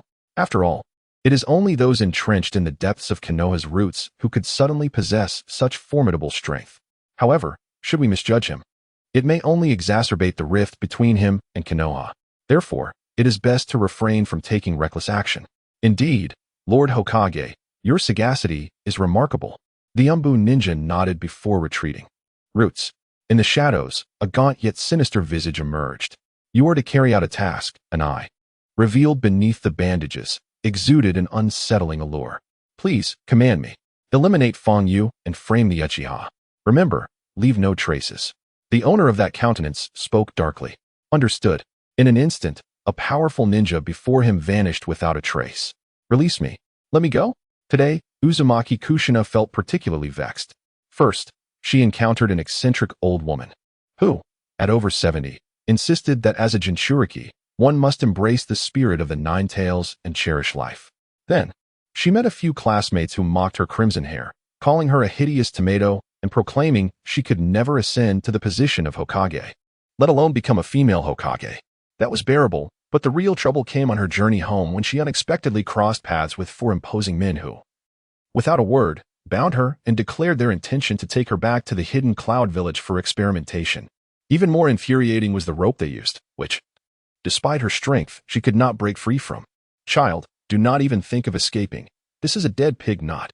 The more you struggle, the tighter it gets. Perhaps you should prepare your last words. You might not have time when the end comes. One rotund man, adorned with the hidden cloud forehead protector, jested as he gazed at Uzumaki Kushina. Conveniently, we in the hidden cloud are currently troubled by how to control the Eight Tails. It is said that the Uzumaki clan possesses formidable sealing techniques that can perfectly subdue tailed beasts, which is why we have chosen you for our research. I've heard that your ancestor, Uzumaki Mido, could adeptly wield the power of the Nine Tails. I wonder if you can do the same. So tell me, shall we dissect you, or shall we dismember you instead? Enough of your incessant chatter. Let us hasten our journey. Do not forget there is a boy trailing behind us, urged another hidden cloud ninja from the rear. Humph, were it not for the confines of Konoha village, and our concern about alerting the nearby Konoha ninjas, we would have disposed of that child, who is not yet 10, long ago, sneered one of the cloud ninjas. Did you see that guy? He's still just a genin. Upon hearing that someone intended to rescue her, the previously despondent eyes of Kushina Uzumaki suddenly sparkled with hope, only to dim again moments later. Someone had noticed her. Yet how could a mere genin possibly save her? All right, this is sufficient. Let us eliminate that brat. Suddenly, the swiftly advancing team came to an abrupt halt, causing Kushina, lost in her thoughts, to feel dizzy from the sudden stop, almost leading to nausea. Long, keep an eye on this girl. Don't let her escape. The leader of this covert operation issued a command. Long nodded slightly, a wicked grin spreading across his face as he fixed his gaze on Kushina, who was retreating in fear, nearly in tears. Please, don't kill him.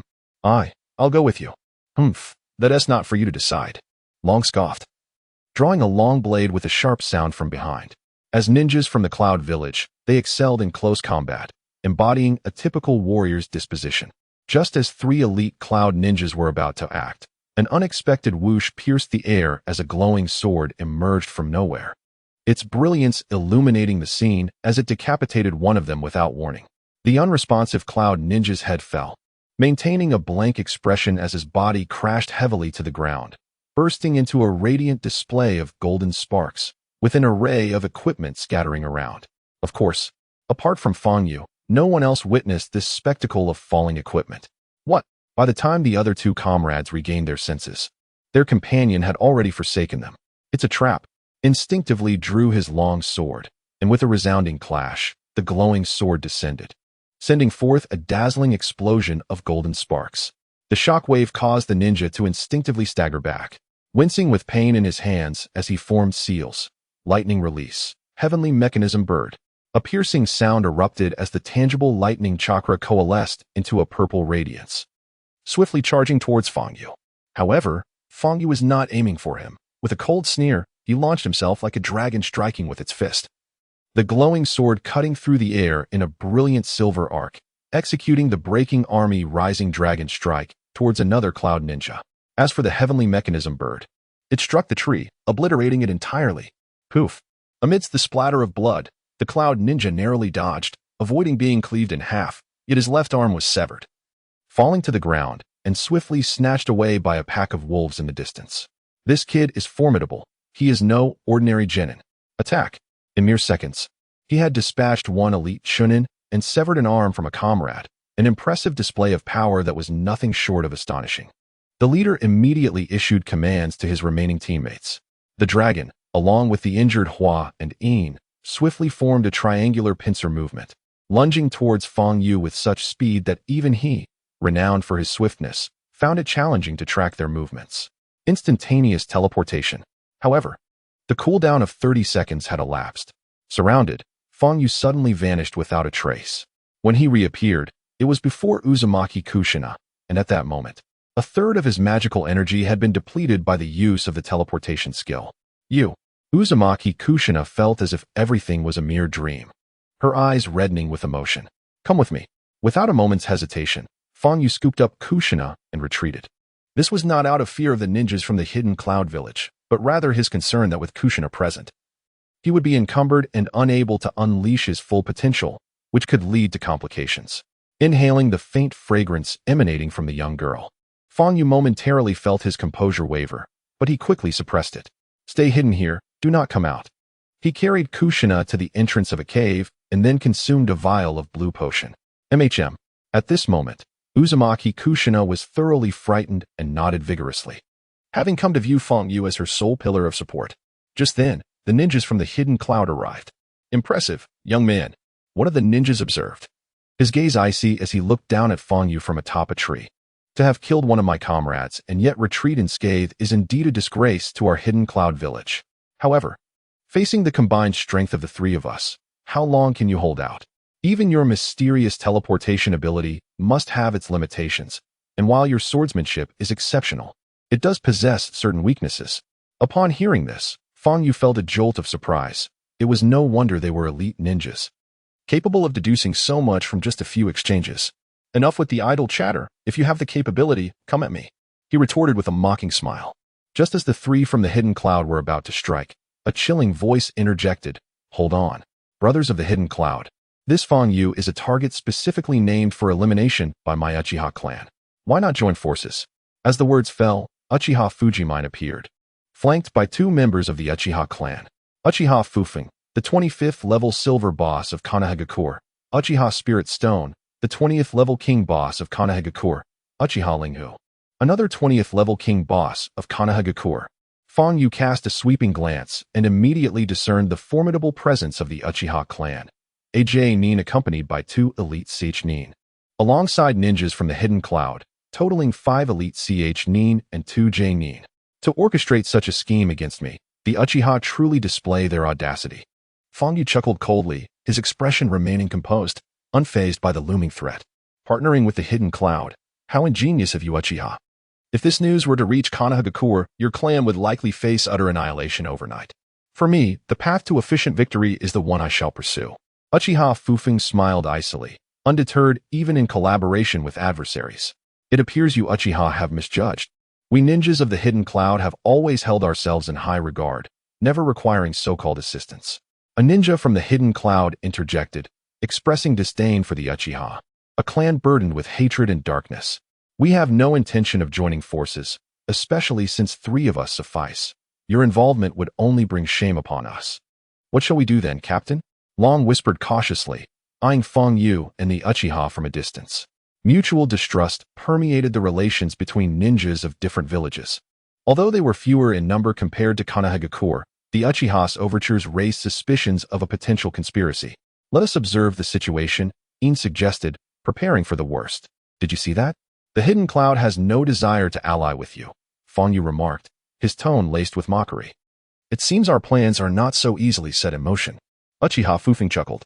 Though their party comprised only 3 members and their strength surpassed that of the hidden cloud, they could not guarantee that Feng Yu would not suddenly unite with them against them, which would spell disaster.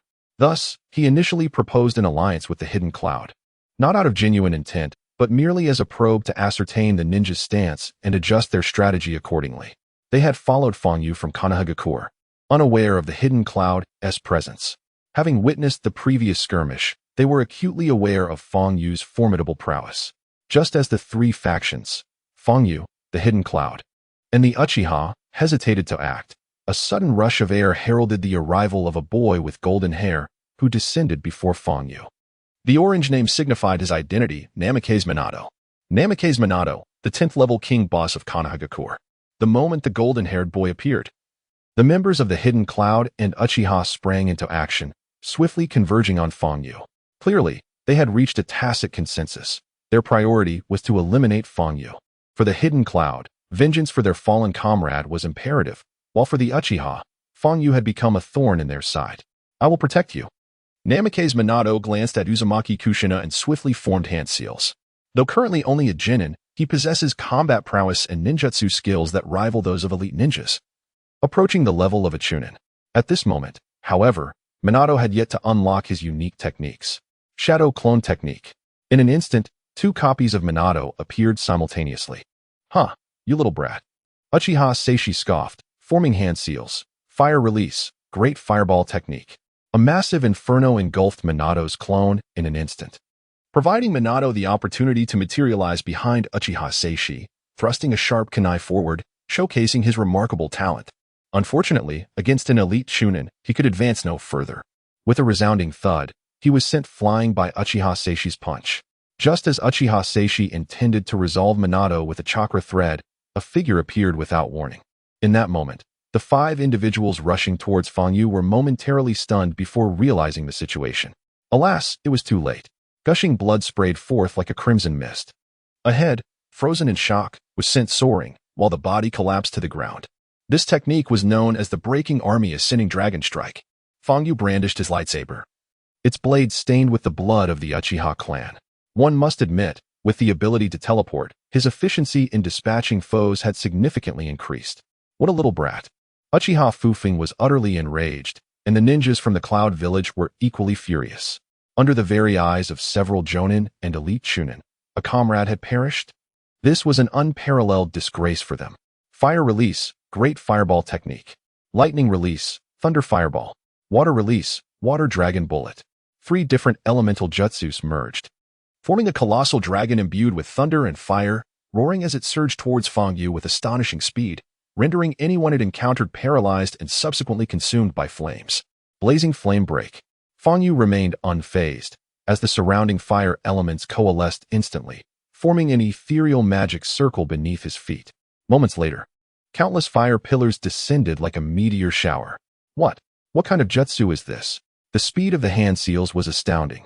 Witnessing the formidable fire pillars, both the Uchiha clan and the Cloud Ninjas were astonished. They had never encountered such a powerful jutsu with such an expansive range, nor had they seen seals executed so swiftly. It is known that the more powerful a jutsu, the longer its hand seal time typically required. The fire pillars were swiftly engulfed by the combined technique, losing their original target in the process. In that brief moment, Fang Yu invoked the summoner's skill, Contract Summon, Sister Louise. Almost instantaneously, a stunning woman with a voluptuous figure, clad in pink lingerie and wielding a magic staff, appeared beside Fang Yu, completely draining his magical energy. Hiki, dear little brother. Is this the target you seek to obliterate? Louise is the princess of the demon realm, wielding the formidable powers of ice and fire. Hiki. Could she possibly be a descendant of the Night Elves ninja clan? Louise is the premier DPS in the 60th version of DNF, boasting astonishing damage. And her accomplice? No. That is a summoned beast. But how could they possibly summon a human? The Uchiha clan and the Cloud Hidden Village were rendered utterly astonished, their faces reflecting disbelief. The ninjutsu demonstrated by Fang Yu surpassed their wildest imaginations. It is worth noting that among the several J-nin present, each had endured countless battles and was an old hand at combat, having encountered all manner of foes. Yet, they had never witnessed such enigmatic ninjutsu before, the ability to summon a human. This is truly beyond comprehension, particularly for Uchiha Fufeng, one of the few in the Uchiha clan to awaken the Sharingan. A genius ninja renowned alongside Uchiha Fugaku, his wealth of battle experience could hardly be overstated, yet he was still taken aback. Subsequently, these 5 individuals silently resolved to eliminate this boy named Fang Yu in his infancy. How old is Fang Yu now? Given the abilities he has just displayed, each one is a formidable and terrifying technique. Should he mature, he would not only pose a significant threat to Cloud Hidden, but also an indelible menace to the Uchiha. Initially, The Uchiha regarded Fang Yu as a mere ant, easily squashed at will, but now, such a notion seems profoundly naive. He possesses too many mysteries. He cannot be allowed to live. In that instant, the Uchiha and the three ninjas of Cloud Hidden reached a tacit understanding. The next moment, Fang Yu's figure flickered and vanished once more. Caution! Just moments ago, Fang Yu's teleportation ability had already claimed one of their comrades, and they were unwilling to repeat that mistake. Uchiha Fufeng activated his Sharingan, a tomo swirling within, attempting to track Fang Yu's movements. However, he soon realized his error. For Fang Yu's speed was too astonishing. Even the mere movement of his eyes could not keep pace with him. Lightning release, lightning armor. The three ninjas from Cloud Hidden, fully aware of Fang Yu's terrifying prowess, hastily formed hand seals to execute a defensive ninjutsu. In an instant, arcs of lightning enveloped their bodies, forming a protective barrier of lightning that encased them in a suit of armor forged from chakra. The lightning armor is a B-rank ninjutsu, attainable only by Genin, requiring a remarkably high level of chakra control, making it exceedingly difficult to master. Once this armor is formed, any weaponry that strikes will be repelled by the chakra-infused lightning. This boy excels in teleportation techniques. Should he close the distance, death may ensue. However, if they utilize the lightning armor to keep him at bay, forcing him to engage from afar, that will be the moment of their victory. The hidden strategy was astutely devised. Their swift reactions were a testament to their Genin status. Yet, despite the brilliance of their plans, there are always flaws to exploit. With a sudden whoosh, a whirlwind appeared without warning. Fang Yu, wielding a lightsaber, materialized behind Uchiha Linghu, who, in his unfortunate state, was still oblivious to the impending danger. No, to be precise, he was utterly unable to match Fang Yu's speed. The lightsaber descended with a devastating force, executing a flawless mountain-crushing strike. Even in death, Uchiha Linghu wore an expression of vigilance, only for his body to be cleaved in two, the flesh and blood perfectly pristine, not a single drop spilling forth. For Fang Yu was simply too swift. In the next moment, this elite Chunin exploded like a magnificent firework, transforming into a multitude of gleaming armor pieces, scattering golden light in every direction. Linghu, Uchiha Fufeng, standing closest to his companion, instinctively thrust out his sword, but it was far too late. Fang Yu's instantaneous movement resembled a space ninjutsu, imperceptible to the mere Sharingan. The clash of the lightsaber against the kunai erupted with a brilliant flash, the sharp sound threatening to shatter eardrums. Engaging in close combat, Fang Yu and Uchiha Fufeng exchanged blows, their weapons clashing fiercely. Undoubtedly a Jonin, Fufeng's prowess in melee combat was formidable, and bolstered by the insight of his Sharingan, Fang Yu found himself at a disadvantage after several exchanges. Lightning release, electrocution kill.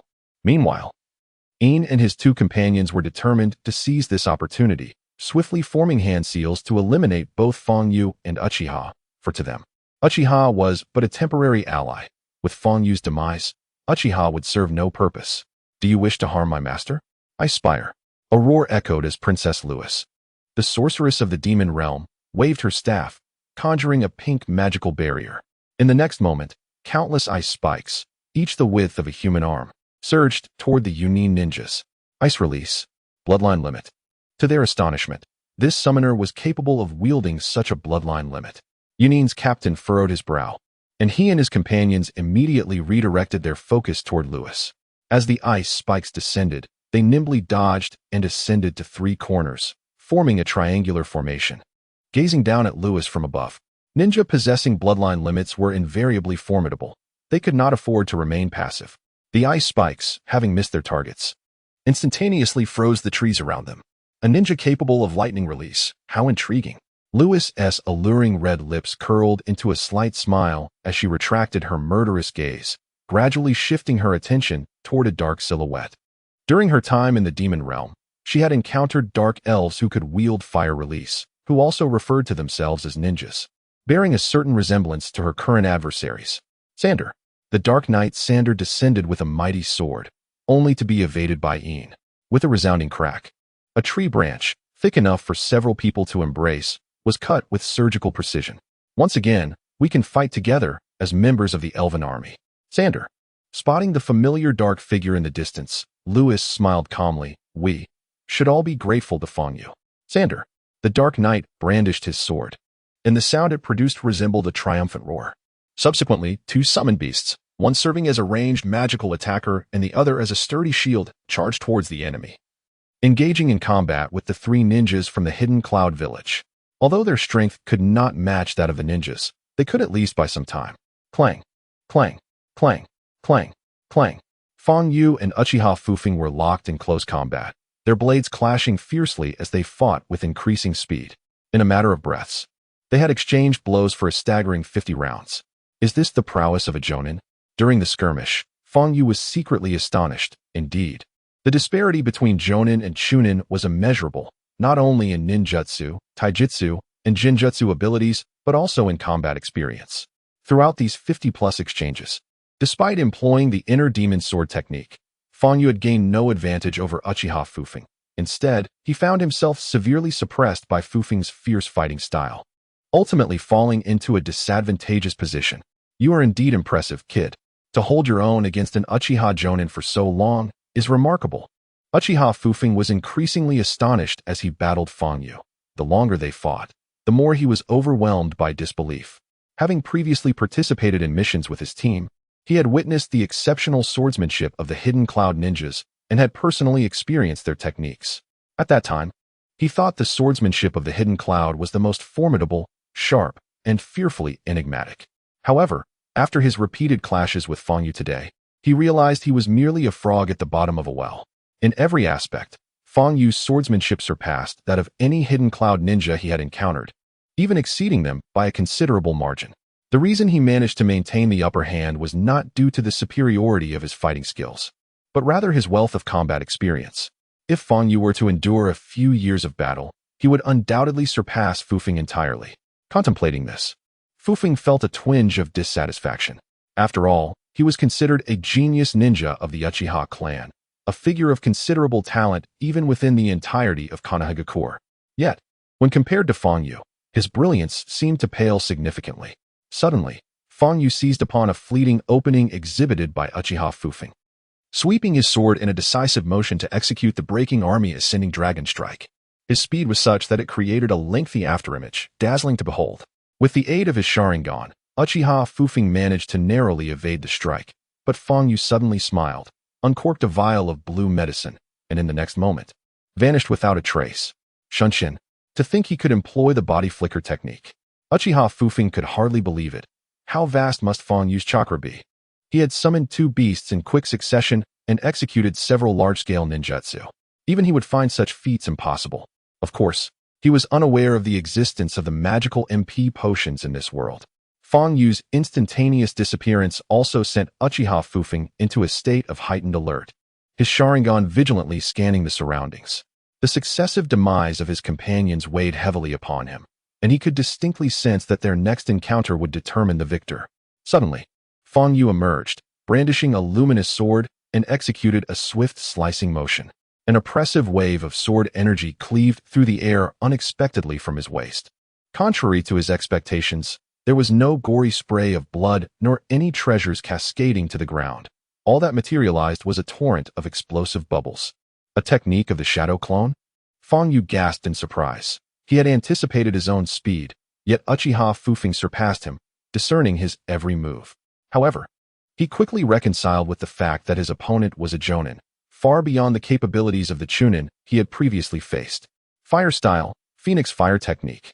Without warning, Uchiha Fufeng appeared, swiftly forming hand seals, unleashing a barrage of massive fireballs that relentlessly pursued Fang Yu. At that moment, his teleportation technique was caught in a 30-second cooldown, leaving Fang Yu with no choice but to evade, leaping into the air. From a distance, Minato Namikaze, who had observed Fang Yu's several instances of teleportation, suddenly had a glint of realization in his eyes, while Kushina Uzumaki wore an expression of deep concern.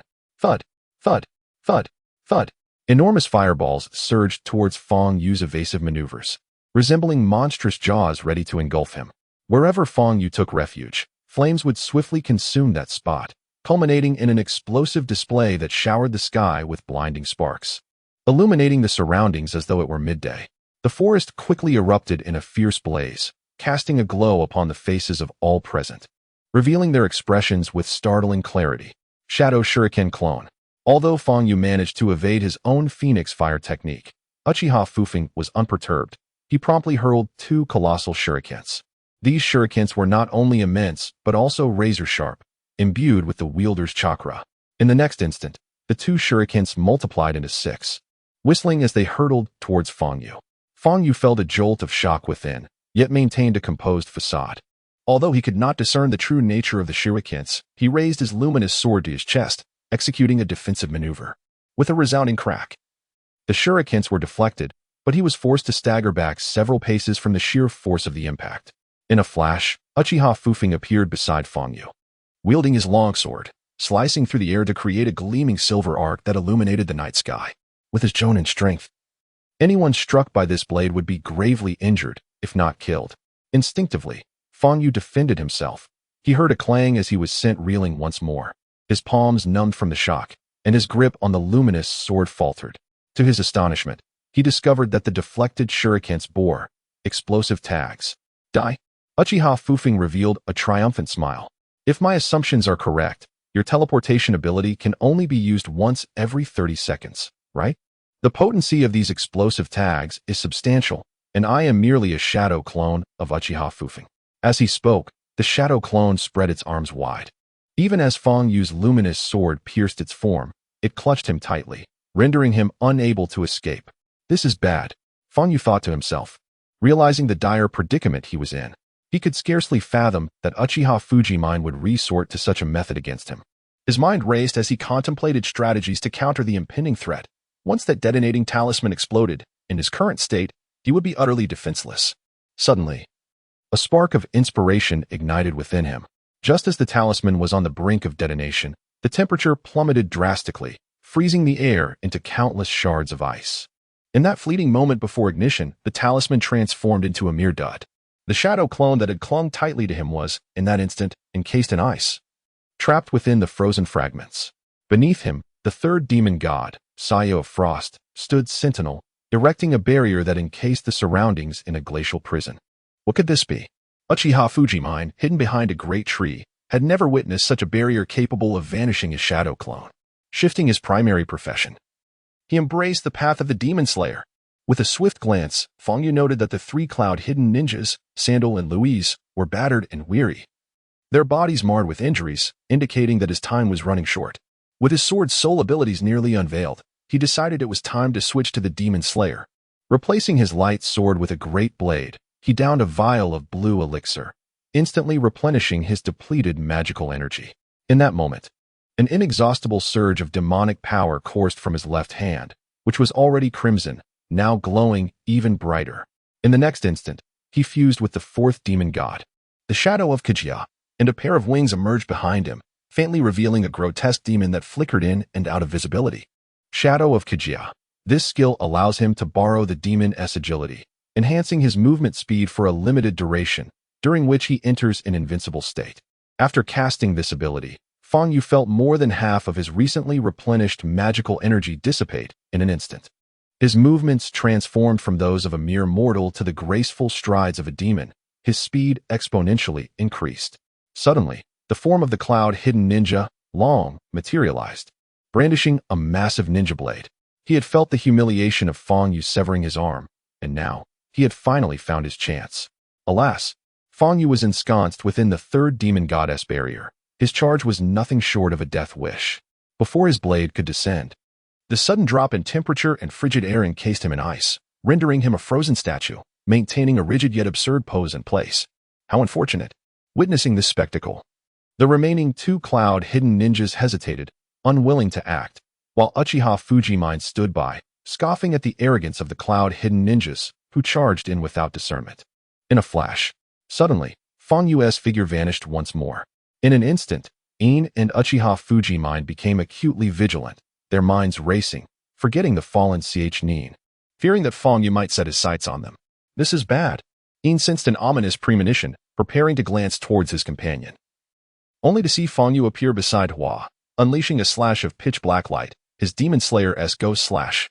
The next moment, Uchiha Fujimine's long blade lunged toward Fang Yu's chest. He had been waiting for this very opportunity. However, it did not take long for him to realize something was amiss. His long sword passed through Fang Yu as if striking at an empty space. Under the enhancement of the phantom shadow armor, Fang Yu had entered a state of invincibility for a brief period, his figure becoming ethereal, rendering ordinary weapons ineffective against him. Though this moment was fleeting, it was ample for him. Perish. Moonlight slash. The katana sliced through the air, resembling a crescent moon in the night sky. The sharp sword aura, imbued with unparalleled lethality, severed Uchiha Fujiman's head cleanly. His body stood dazed, frozen in the act of assassination, while his head, bearing an expression of shock, fell to the ground, burying itself among the ashes of burnt leaves. Although the scent of blood was evident, his body did not exhibit signs of a violent eruption, appearing as though it had been cut with precision. While the physical prowess of the katana may not rival that of a lightsaber, it excelled in amplifying the powers of the demon cry. And the moonlight slash not only carried the blade's aura but also wielded the strength of the divine. In the next moment, the elite Uchiha unleashed over 20 pieces of equipment, littering the ground. Naturally, this scene was invisible to the hidden figures of the Cloud Village. With a sigh, Fang Yu felt a profound fatigue after employing so many skills and engaging in battle with numerous ninjas for an extended duration. Even breathing had become laborious, each inhalation threatening to induce suffocation. His magical energy had once again run dry. After consecutively using the skills of teleportation, phantom shadow armor, and frost's area, he found himself devoid of the energy required for such magical feats. Nevertheless, the rewards were immense, sufficient to offset all his efforts. Wave Wind Minato and Uzumaki Kushina now regarded Fang Yu with the reverence one might reserve for a deity. Initially, these two innocents, untouched by the ravages of war, felt a sense of nausea, but they had quickly acclimatized to the chaos. Brother Fang Yu is so impressive, Uzumaki Kushina remarked with wide-eyed admiration. Beside her, Wave Wind Minato's eyes flickered, lost in thought. How he wished he could wield teleportation like Brother Fang Yu. Yet, a sudden realization struck him. It seemed that Brother Fang Yu was reaching his limits. Suddenly, Uzumaki Kushina let out a scream, prompting Minato to look up in alarm. To their astonishment, of the 6 opponents for Elite CH Nin and 2J Nin, only one remained alive. The hidden figure struggled to suppress the shock within, lamenting that Fang Yu's stamina had waned, and his chakra was depleted, rendering him no longer a match. Such a formidable enemy was a peril that could not be allowed to persist. He must perish.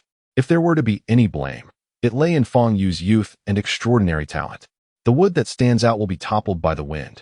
The hidden figure's speed intensified, likely due to the lightning chakra coursing through him. Transformed into a fleeting shadow, he appeared almost instantaneously before Fang Yu. At this moment, Fang Yu, propped up by his broadsword, was panting heavily. Though he could restore his magical power through medication, his physical strength was beyond recovery. He had reached his limit. Yet, this did not signify his willingness to surrender. In a flash, both Minato Namikaze and Kushina Uzumaki spread their arms wide, positioning themselves in front of Fang Yu, determined to shield him with their bodies. This sudden display caused a subtle change in the expression of the hidden assailant. Kushina Uzumaki was a member of the Uzumaki clan, specifically targeted by the Reikage. Killing her would imply the failure of his mission. Thus, he instinctively retracted the lightning chakra he had been gathering in his hand. In that fleeting moment, Minato deftly hurled 5 kunai. Although merely a genin, his kunai had attained the precision of a chunin. The hidden assailant evaded, only to find himself confronted by Kushina's powerful fist. Fang Yu had rescued them both. They could not stand idly by. This was the will of fire, the resolve to protect comrades. The hidden assailant dodged the fist with ease, effortlessly sending Kushina flying, while simultaneously seizing Minato's wrist and throwing him with great force. The two had just graduated from the Ninja Academy and had barely achieved the rank of genin. They were no match for an elite jounin. Since you two little brats seek death, I shall extinguish you. A cacophonous crack echoed as the hidden assailant conjured a lightning sphere in his palm. In a flash, a radiant sword pierced through from behind him, and in the next instant, numerous equipment scrolls erupted from his body. Meanwhile, Fang Yu, wielding the luminous sword, was weak and unsteady, nearly collapsing. He was utterly exhausted. Brother Fang Yu. Kushina and Minato rushed to his side, helping him to recline gently as they examined his injuries. I'm fine, Fang Yu replied with a smile, scratching his head at the concerned gazes of Minato and Kushina. How peculiar. Despite battling several ninjas for so long, he bore not a single wound. While examining his condition, Kushina curiously inquired about it. Fong Yu held back the truth. In that fleeting moment of exhaustion, he had utilized an HP potion, an elixir that surpassed the efficacy of any medical ninjutsu. Brother Fong Yu is so incredible. How could he possibly be injured? Minato chided Kushina, engaging with such formidable ninjas, yet still able to slay his opponents. Individuals of his caliber were few even within the entirety of Konohagakure. No, Konohagakure is teeming with talent, far surpassing my own abilities, Fong Yu countered, shaking his head. This was not mere modesty. Beyond the powerful Jounin depicted in the original narrative, there were undoubtedly many other clandestine ninjas within the village. It is worth noting that prior to the Second Great Ninja War, the number of ninjas in Konohagakure approached 10,000. Even with a mere 1% success rate, the number of Jounin would still exceed 100, and most of them were members of the Umbu. Indeed, Namake's Minato fell into deep contemplation. I had thought that Fong Yu was already formidable. By the way, Fong Yu, I have a question I wish to ask you regarding space-time ninjutsu. Upon hearing Minato's mention, Fong Yu felt a momentary shock, which was quickly replaced by composure. According to the original narrative, at this moment, Minato was mastering the extraordinary Flying Thunder God technique, suggesting that he was still in a phase of learning and accumulation, destined to shine during the Third Great Ninja War. The inspiration for the Flying Thunder God technique was not elaborated upon in the original text, merely touched upon briefly. What if he were to impart the skill of teleportation to Minato? What ramifications would that have on the original storyline? He felt a flicker of curiosity. You fool. I have always looked down on you at the Ninja Academy. Can't you see that Fong Yu is still injured? Uzumaki Kushina shot a pained glare at Minato beside her. They were both graduates from the same class at the Ninja Academy, yet Kushina seemed unimpressed by Minato, almost ignoring him entirely. I am sorry. Minato, stung by Kushina's rebuke, displayed an expression of guilt, retracting his neck like a chastised child. It's all right. I can teach you when we return. However, today's events must remain confidential among us, understood? Fong Yu suddenly adopted a serious demeanor, startling both Kushina and Minato. Well then, it's getting late, and we cannot return to Konoha tonight. We shall rest here for the night.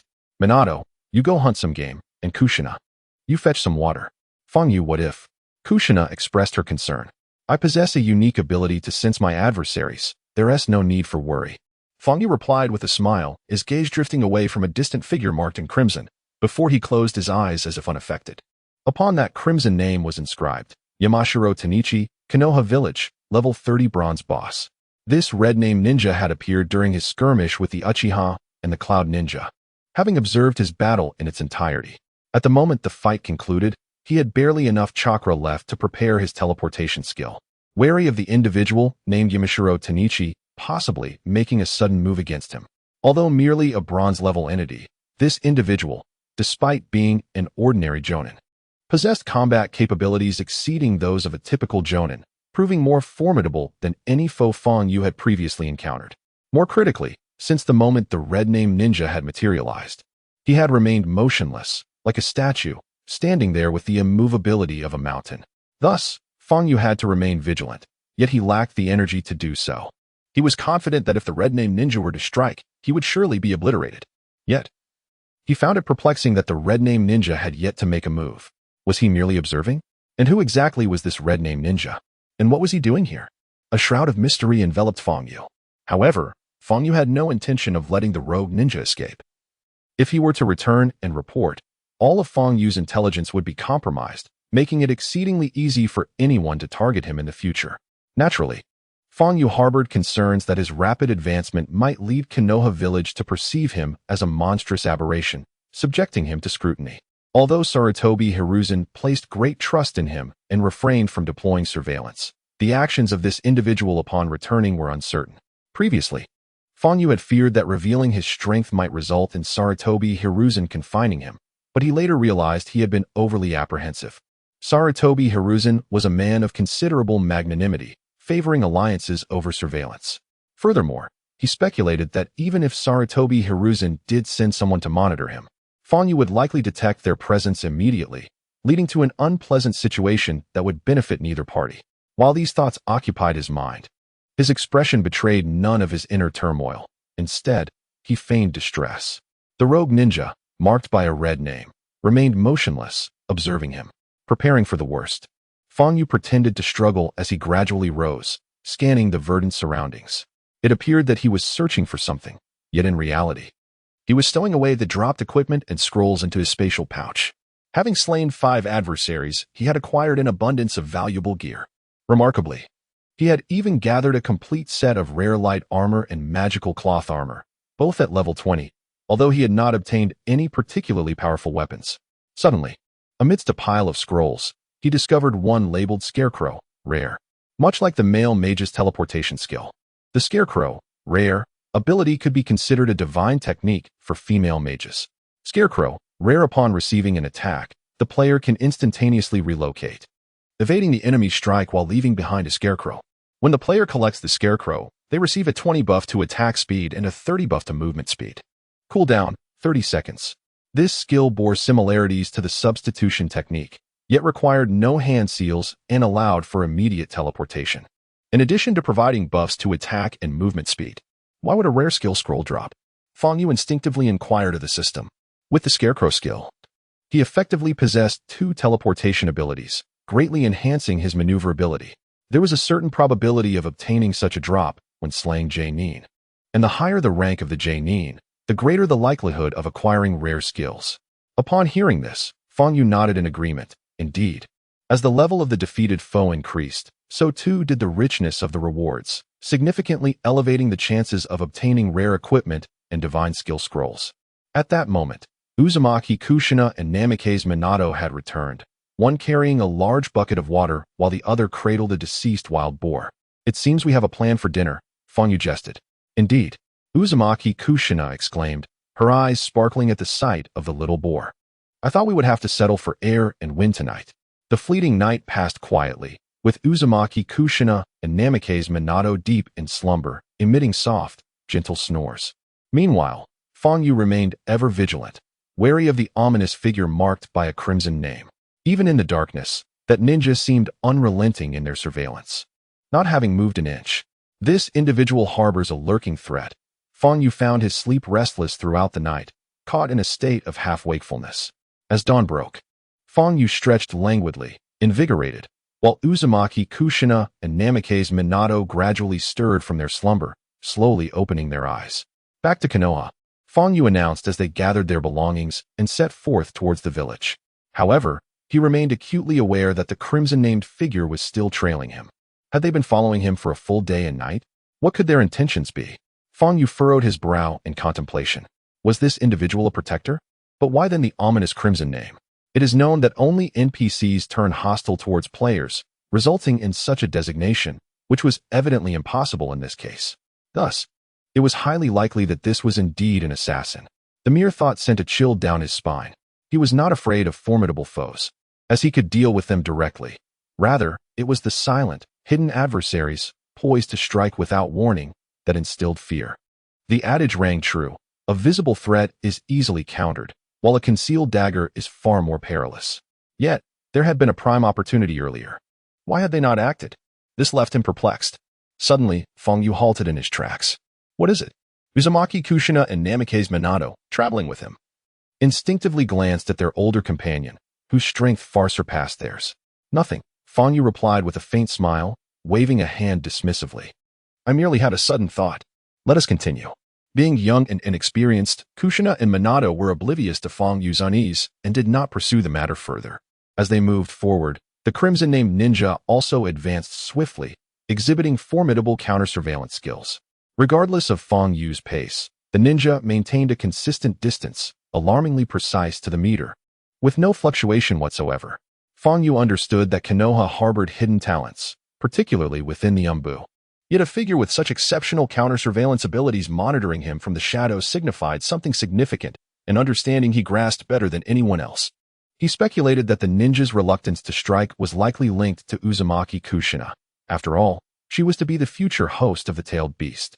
Yet, he quickly dismissed this notion, for even the legendary Sannin of Konoha might not be privy to the identity of future hosts. Only a select few among the village's elite would be aware of such matters. Unable to comprehend the situation further, Fong Yu chose to set it aside. Konoha, we have finally returned. Soon, the trio arrived at the entrance of Konoha, where 4 Leaf Village ninjas stood on guard. Seeing the red-named ninja remaining still, Fong Yu secretly breathed a sigh of relief, while a trace of murderous intent was discreetly concealed. Thank you, Brother Fong Yu. Without you, I fear I would have already been taken by the Cloud Village ninjas for dissection. As separation loomed, Uzumaki Kushina could no longer contain her tears. The students at the Ninja Academy do not like my red hair. They say it resembles a giant tomato. Brother Fong Yu, do you think I look like a tomato? Although she had only spent a fleeting day with Fong Yu, Kushina had come to regard him as a pillar of support, placing great importance on his opinion of her. She anxiously focused on her toes, her red hair dancing in the breeze like flowing silk, a sight of exquisite beauty. Kushina, if anyone dares to mock you in the future, just give them a punch until they behave. Fong Yu gently caressed her crimson locks. In my eyes, your hair is as vibrant as the rising sun in the distance, full of vitality. Really? Is that true? Kushina looked up in astonishment. Her cheeks flushed with a rosy hue. During her time at the Ninja Academy, she had faced discrimination and ridicule for her unusual red hair, which made her particularly sensitive about it. Indeed it is, Fong Yu reassured her with another gentle touch to her head. Brother Fong Yu, did you use the body flicker technique to defeat your enemies? That is truly impressive. If you have time, could you teach me? Namikaze Minato looked at Fong Yu with admiration. As children, they were at the age where they idolized the strong. Of course, Fong Yu readily agreed. Genuinely fond of these characters from the original story. Suddenly, a whirlwind whipped up, and several Umbu ninjas appeared 100 meters away in an instant. They gazed at Uzumaki Kushina in the distance with their emotionless masks, secretly relieved. The Hokage instructed us to protect Miss Kushina in secret, but it seems the ninjas from the Cloud Village took advantage of our shift change. Thankfully, Brother Fong Yu rescued her, otherwise, we would have had a difficult explanation to give to the Hokage. Indeed, we owe it all to that lad Fong Yu. Who would have thought he could defeat several nin from the Cloud Village unscathed? Speaking of which, Fong Yu's recent growth is nothing short of astonishing. He is truly a prodigy beyond compare. I fear even the founding Hokage would pale in comparison. I heard he was chosen by the elders of Konoha as a direct disciple to learn ninjutsu, which explains his extraordinary prowess. Just then, the red-named ninja who had been following Fong Yu descended among the Umbu, standing shoulder to shoulder with them. In the Uchiha clan's territory, Uchiha Yamayuki, the chief of the guard division, alongside his son Uchiha Fugaku, Uchiha Makoto, and various other members of the Uchiha clan, including its higher echelons, stood in solemn silence before a corpse draped in white cloth, resting on a wooden table. For a full quarter of an hour, they mourned. Indeed, Uchiha Fujimoto had perished. The news of his demise swiftly circulated throughout the Uchiha clan, accompanied by the ghastly sight of his mutilated body, a victim of Fong Yu's radiant sword. This gruesome spectacle lay before them. As a core member of the Uchiha, Uchiha Haiching had not been summoned to join them. Instead, she found herself confined to a modest room in the rear mountains of the clan's estate, utterly unaware of the unfolding tragedy.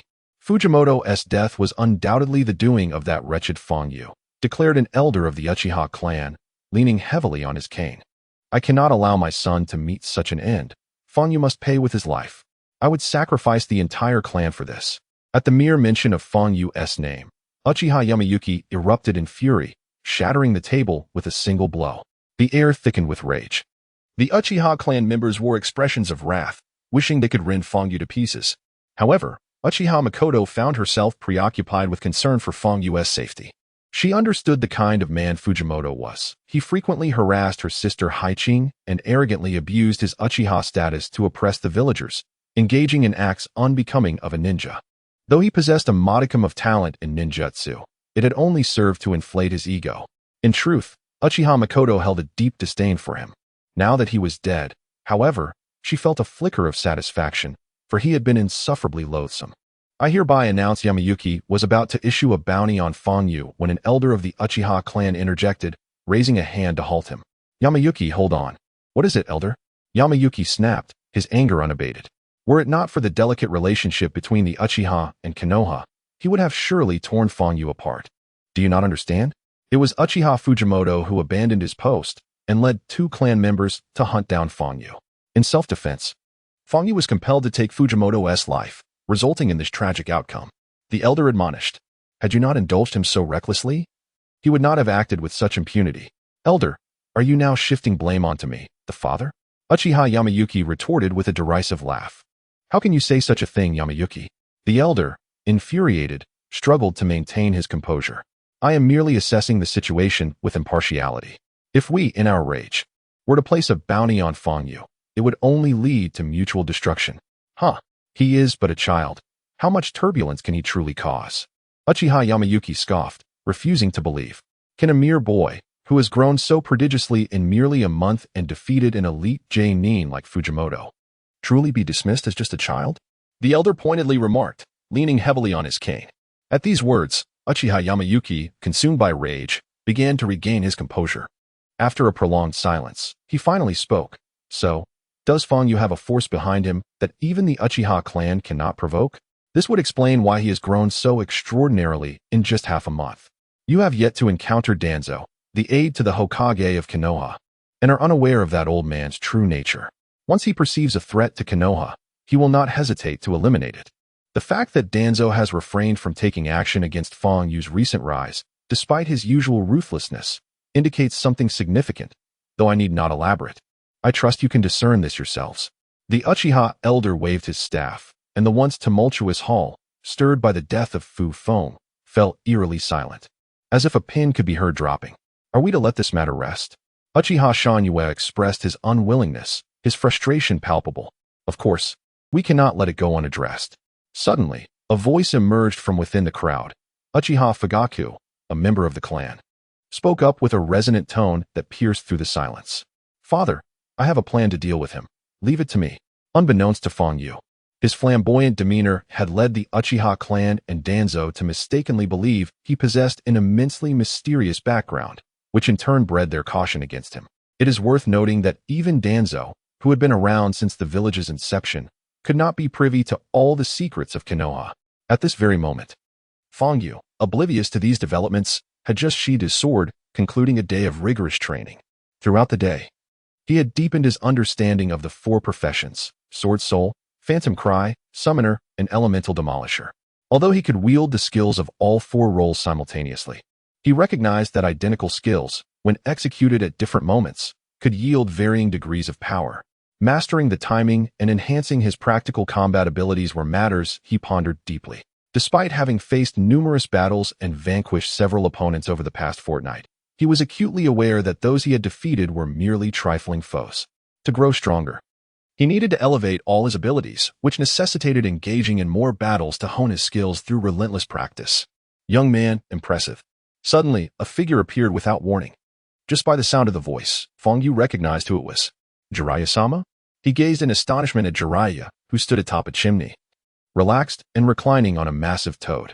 I recall that Sarutobi Hiruzen assigned you to be a disciple of Uzumaki Kushina and Namikaze Minato, correct? Jiraiya's tone was languid. Yes. Fang Yu nodded in affirmation. Excellent. Then I appoint you as the teacher for Uzumaki Kushina and Namikaze Minato. You three shall form a team. Without waiting for Fang Yu's response, Jiraiya vanished without a trace, leaving behind only a parting remark. I am confident that, with your prowess, you will teach them well. Hey!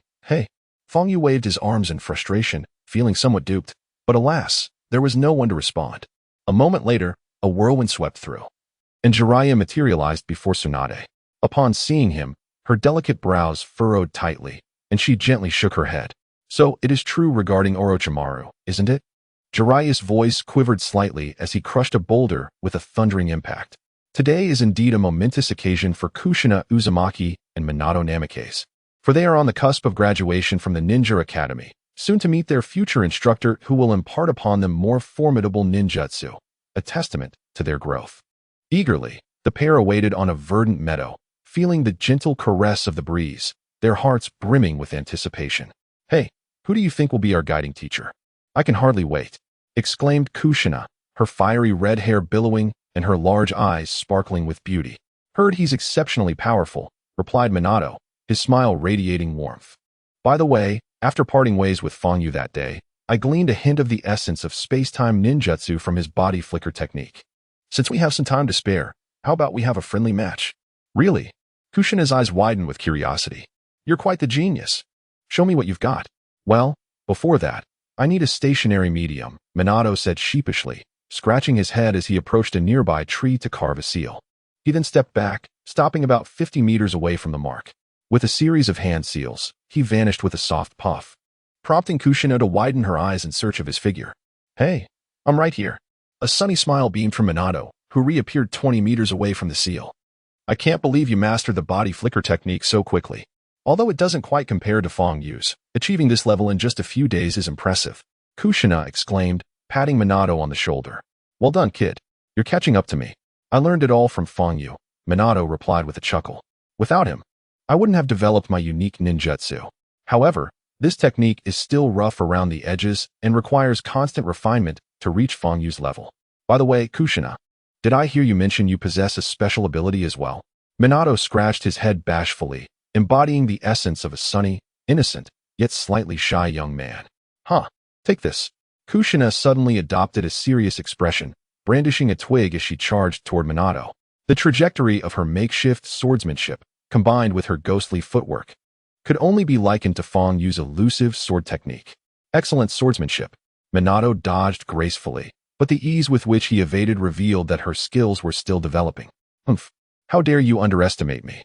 Kushina retorted, her determination igniting as she wielded the twig with even greater speed.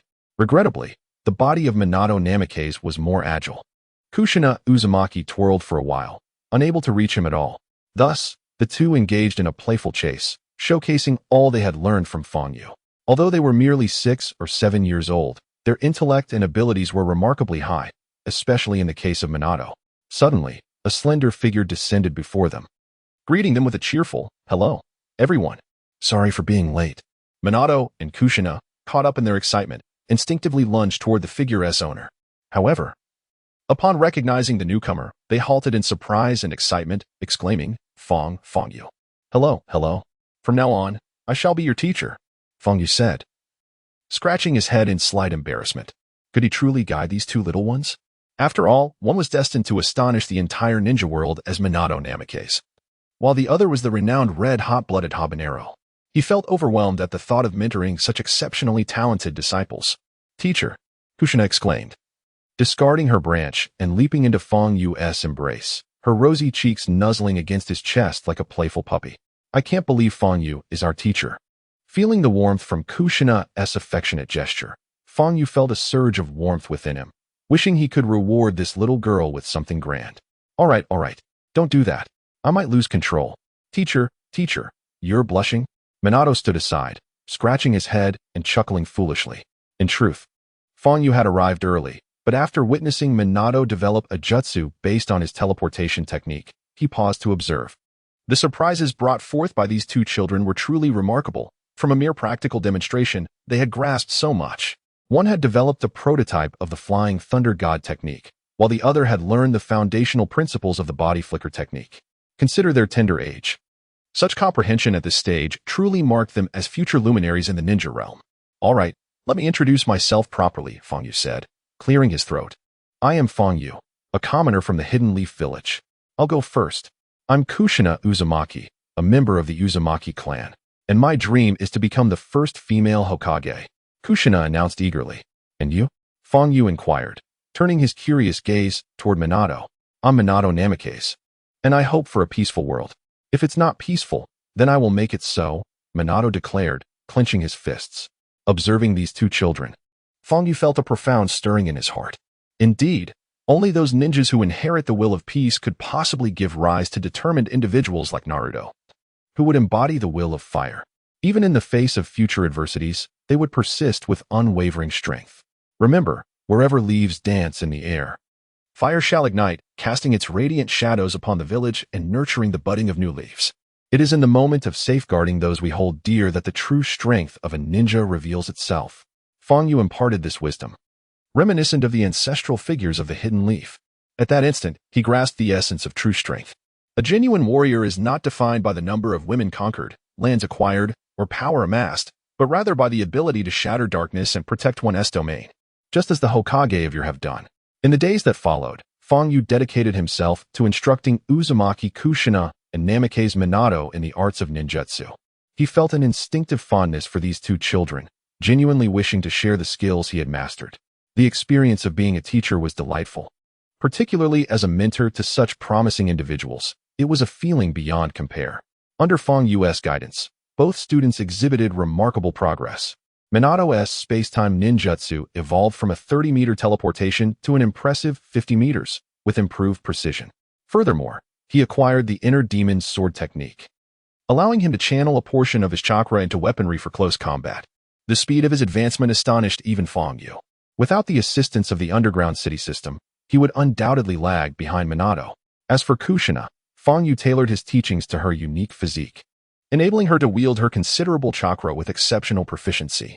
Thus, he not only taught her swordsmanship, but also imparted two formidable ninjutsu, the Blazing Flame Burst and the Earth Flame, originally skills of elemental explosive masters.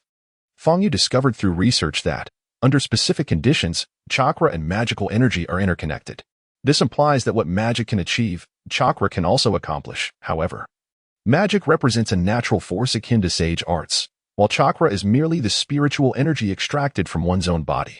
Consequently, Fong Yu devised a unique method to impart these two ninjutsu to Uzumaki Kushina in the form of chakra. The results were remarkable. Within a week, Kushina mastered the Earth Flame Fire-style ninjutsu and progressed to the second stage of the Blazing Flame Burst, just one stage shy of completion. A week passed, and Fong Yu inquired, "How have you both fared in your training?" With a swish, a whirlwind swept through as Fong Yu appeared before them. "Teacher, my techniques have improved significantly," Minato responded excitedly, waving his arms. "Teacher, I have mastered the Blazing Flame Burst you taught me," Kushina exclaimed, her cheeks flushed with excitement. Over the course of the week, both students developed a profound gratitude and admiration for Fong Yu as their teacher. Incredible despite being mentally prepared, Fong Yu was still taken aback by their rapid growth. "This is the treasured sword I have crafted for both of you. I hope you will cherish it." Fong Yu bestowed a mysterious smile, and under the eager gazes of the two young ones, he presented Uzumaki Kushina with a colossal sword and bestowed a longsword upon Namikaze Minato, hoping that these weapons would enhance their prowess. Having taught them his unique swordsmanship, how could he refrain from providing them with fitting armaments? "Wow, our teacher is truly generous," Minato exclaimed while wielding the luminous sword. "But why did you give Kushina a giant sword and me a long sword?" Indeed, Minato, possessing greater mastery, questioned why he was not granted the more formidable giant sword. Kushina, too, wore a puzzled expression. "This is quite straightforward," Fong Yu explained. "Minato wields space-time ninjutsu, making him more suited for lighter weapons, whereas Kushina, with her formidable chakra and robust physique, is more compatible with a massive and powerful sword. All right, to enhance the combat capabilities of our team, we shall commence missions from this day forth." Fong Yu smiled enigmatically. Awesome. The youthful exuberance of Minato and Kushina was evident as they joyfully waved their hands. In the mission hall, Fong Yu appeared alongside Kushina and Minato. Instantly, murmurs erupted around them, and the gazes of many were drawn toward the trio. "Hey, have you heard? The top student of the Ninja Academy, Namikaze Minato, is being led by a genin as a team teacher. Although that genin is Fong Yu, he lacks any combat or encounter experience. Can he truly manage? Indeed, I heard that a genin is typically required to lead a team. I wonder what the third Hokage was thinking, allowing such a young lad to take on this role. I've heard it wasn't the third Hokage's idea, but rather Jiraiya's. This could ruin two promising talents. I doubt that kid can handle it. Perhaps he possesses a unique teaching method." In the whispers, those skeptical of Fong Yu were nearly unanimous, their voices loud and dismissive, showing little regard for him. According to the customs of Konoha, it was customary for experienced genin to lead teams, using missions to cultivate genin. It was unprecedented for a genin to assume the role of a team leader. Fong Yu ignored the stares and walked directly to the front of the mission hall, beginning to select tasks, uninterested in engaging with the tedious NPCs. However, while Fong Yu remained composed, Minato and Kushina could not contain themselves. "You may insult me, Kushina, but do not dare insult our teacher, Fong." Kushina, known for her fiery temperament, shouted at the genin. Her outburst silenced the previously raucous mission hall, drawing all eyes to the defiant red-haired girl, who soon became the subject of uproarious laughter. "Wow, this little girl is hilarious. Indeed, she is quite amusing. She has been fooled by her incompetent teacher, and doesn't he even realize it? TSK, Fong Yu may not be able to teach his students effectively, but he certainly knows how to deceive children, and now he has someone defending him." The genin did not cease their chatter. Instead, their mockery grew louder. In their view, a mere genin with slightly greater abilities could impart nothing of substance. "Taste my blade." Uzumaki Kushina, targeting a particularly disdainful Chunin, swung her massive sword with astonishing speed. With a resounding crash, a table was cleaved neatly in two. Although the Chunin narrowly evaded the strike by leaping aside, his forehead protector was severed, clattering to the ground. In that fleeting moment, all present fell silent. Despite the Chunin's lackluster prowess, having only just ascended to his rank, the swiftness of the girl's attack was extraordinary. Some ninjas recognized Uzumaki Kushina and gasped in disbelief. This girl is Uzumaki Kushina. Who would have thought she could become so formidable in just a week? Could it be that Fang Yu possesses a unique talent for educating his students? Clang. Kushina planted her giant sword into the ground, sneering. Now do you acknowledge Teacher Fang's teaching prowess? Little girl, I merely let you have that moment. Do not get cocky. The disheveled Chunin, now enraged, retrieved his forehead protector and donned it with a fury, veins bulging on his forehead. Now, I shall get serious. How shameless to send a Chunin against a mere girl. Hey, Dihai, this is quite embarrassing, isn't it? Indeed. Although it was that girl who initiated the challenge. However, Dihai is a Chunin. I fear the girl may not be his match. At this moment, Fang Yu's gaze fell upon the Chunin. Dihai, from Konoha village, a level 14 bronze ninja. Kushina, do not injure him, just subdue him. Fang Yu smiled calmly. Beside him, Namikaze Minato nodded affirmatively, as if to encourage Uzumaki Kushina. Upon hearing this, the task hall once again fell into silence. The sound of a pin dropping could be heard. Ninjas who initially felt Dihai was in the wrong for bullying the newcomer now considered Fang Yu's confidence rather presumptuous. How long had Fang Yu been the girl's teacher to boast that she would not harm him? Did he truly believe she would prevail? Humph. Fang Yu is far too arrogant. Who does he think he is? After years of leading teams, I have trained countless genin and would never dare make such bold claims. This generation of youngsters is truly concerning, increasingly reckless, each succeeding generation weaker than the last. Teacher, do not be upset. Soon, Fang Yu will embarrass himself. Humph. The ninjas instinctively cleared a space, eager to witness Fang Yu's impending humiliation.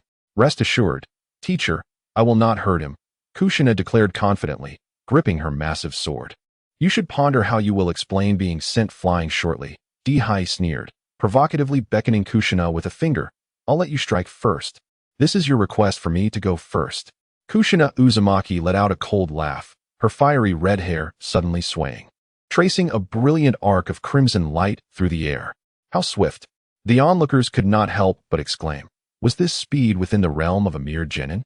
Meanwhile, Fang Yu nodded discreetly, recognizing that the most notable characteristic of the sword spirit was its astonishing speed. Throughout the week, he had devoted considerable effort to training Kushina specifically. Of course, this was also greatly attributed to Kushina's innate talent. A foolish disciple, no matter how diligently they toiled for a month, would find it exceedingly difficult to reach such a level. How swift! Even Dihai had to concede that this velocity was far beyond that of a typical genin. As the massive sword swung through the air, it produced a whistling sound, and Dihai felt the overwhelming force, compelling him to retreat and await an opportunity to strike. In his estimation, wielding such a colossal sword would surely tire Kushina out after a while. Unfortunately, he miscalculated. Kushina's speed and her peculiar attacking style were not something Dihai could evade merely by dodging, especially since he was not of the Uchiha clan and lacked the Sharingan.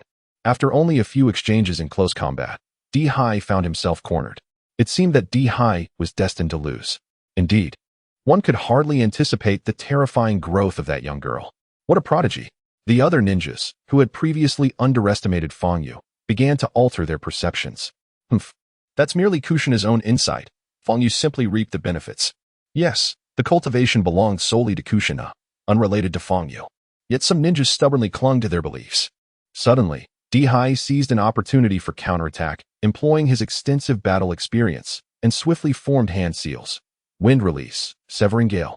As Dihai resorted to ninjutsu, the observing ninjas shook their heads in disapproval. This was tantamount to admitting defeat, as the ninjutsu mastered by a genin was rather limited. And such an action was clearly an act of bullying. A blade of wind shot forth, howling as it surged toward Kushina. In that instant, everyone held their breath, anxious for Kushina's safety, with some even preparing for a rescue. Yet Fang Yu and Minato Namikaze remained composed, devoid of any concern. Fire release, blazing inferno. With a clang, Kushina plunged her massive sword into the ground and formed hand seals. The earth trembled, and a pillar of flame erupted skyward, igniting fiercely with the wind's assistance, hurtling directly towards D-High. Wow, she had mastered such a powerful fire release. This level of fire release must be at least C rank. Suitable only for CH Nin. No, impossible. This could not have been taught by Fong Yu. The ninjas gasped in astonishment, as more and more began to reassess their opinions of Fong Yu. How could this be? D-High, astonished and incredulous, watched helplessly as the fierce flames illuminated his face in a crimson glow, threatening to consume his very existence. Whoosh! A whirlwind erupted, and Fong Yu whisked D-High away in an instant, reappearing moments later. You have lost, Fong Yu declared coldly, announcing the outcome of the battle. No, it cannot be. How could a mere genin possibly master a jutsu of C-rank potency? Thud! The sea-winged girl fell to the ground with a look of sheer astonishment. There exists nothing impossible in this world. Firstly, it is Kushina's innate talent, and secondly, it is a testament to my exceptional teaching. Do you now believe in my pedagogical prowess? Fong Yu chuckled softly, his gaze sweeping across each individual present. The mission hall fell silent. None dared to contradict Fong Yu's assertion, for the recent spectacle served as irrefutable evidence. Perhaps that little girl has cultivated her skills herself? Unless that golden-haired boy also reveals astonishing strength. Suddenly, an abrupt voice shattered the silence, grating on the ears. It belonged to the elderly ninja, Shimizu Hai, who had just questioned Fong Yu. With a face lined with wrinkles, he believed himself unparalleled in the art of instruction, having trained countless students. Witnessing Kushina's performance, he instinctively felt that Fong Yu's presence threatened to undermine his own reputation. Shimizu Hai, a level 20 king boss of Konoha. Fong Yu slowly retracted his gaze from the old ninja and, in a swift motion, threw a kunai. You intend to kill me? Shimizu Hai was taken aback. In that instant, all the ninjas prepared to act, fearing Fong Yu intended to silence him. However, they stood agape, rendered speechless by the unfolding scene. Whoosh! A whirlwind swept through as the fourth Hokage, Minato Namikaze, appeared before Shimizu Hai, effortlessly catching the kunai. Could it be the flying thunder god technique of the second Hokage? The aged Shimizu Hai, having witnessed the terrifying ninjutsu of the second Hokage, was left speechless. No, this was merely a semblance of the flying thunder god technique, yet it was already extraordinarily formidable. I, an old man, am indeed inferior to you. With even Shimizu Hai offering an apology, the mission hall fell into an oppressive silence once more, lasting a full minute without a word spoken. To have instructed two genin to such a level in just 1 week, outrageous, utterly outrageous. Those who had doubted Fong Yu turned crimson, resembling eggplants. At a loss for words. Ding! At that moment, a mechanical and cold voice echoed in Fong Yu's mind. Player has taught NPC abilities for a full week, successfully recruited 2 disciples, and achieved a favorability level of 50, successfully activating the dungeon mercenary system. Mercenary system initializing. Acquired 2 mercenaries, level 10 king boss Minato Namikaze, and level 9 king boss Kushina Uzumaki. Minato now holds a favorability level of 50 towards the player. Kushina holds a favorability level of 55 towards the player. When an NPC's favorability towards the player reaches 50, they can be utilized as supportive allies in battle. Player's prestige in the world of Naruto 10, experience points 1000, and each attribute of strength, wisdom, and agility increased by 3 points. Player is now at level 23 and can possess 2 mercenaries simultaneously. The number of mercenaries can be increased through upgrades. Upon hearing this announcement, Fong Yu could not help but widen his eyes in disbelief, astonished that his momentary act of kindness had inadvertently activated the mercenary system. He recalled that a similar system had appeared in the latest version of DNF, where, under certain conditions, players could summon others to embark on challenges together. To his surprise, he had encountered it here as well. What exactly is happening? Could you explain the system to me? Fong Yu inquired. The system elaborated that when an NPC's affinity towards a player reaches 50 and a close relationship is established, be it as a master and disciple, lovers, or brothers, they could activate the mercenary system and become the player's mercenary. Once an NPC becomes a mercenary, they can be summoned through the system to assist in combat when the player finds themselves in peril, albeit at the cost of a certain amount of magical energy, which can be understood as a means of calling forth the mercenary to aid in battle. Having grasped the explanation, Fong Yu realized that once an NPC formed a certain level of intimacy with him and reached an affinity of 50, they could indeed become his mercenaries. summoned in times of danger. So, does that mean that Minato Namikaze and Kushina Izumaki are now my mercenaries? Fong Yu continued to inquire. No. They will only enter mercenary status when the player chooses to summon them. While in this status, mercenaries will be utterly loyal to the player's commands and can even sacrifice themselves if necessary, the system continued to explain. Understood, Fong Yu nodded, astonished by the intricacies of the dungeon system. Although Minato and Kushina were not particularly powerful at present, their potential was immense, and within a few years, they could possess formidable strength. Having such individuals as his mercenaries could indeed be a source of security. The system coldly suggested, it is advisable for players to take on more disciples, enter into more marriages, and form bonds of brotherhood to establish a robust mercenary system. Thank you.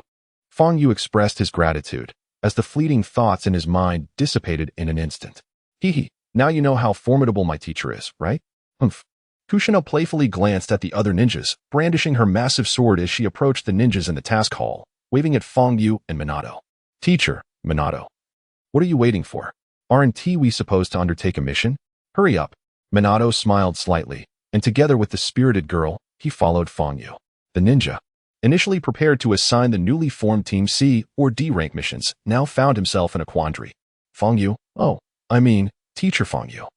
Since your team has just been established and has not yet completed any missions, you will need to start with C or D rank tasks. Even this ninja looked at Fong Yu with newfound respect. Is it really only C or D rank missions? Kushina exclaimed, banging her fist on the table. Can't we have B or A rank missions? Only the 3 lower ninjas are eligible for C or D rank missions, the ninja responded apologetically. Upon hearing these words, the observing ninjas struggled to suppress their laughter. After all, Konoha Village had to provide an explanation to the employer.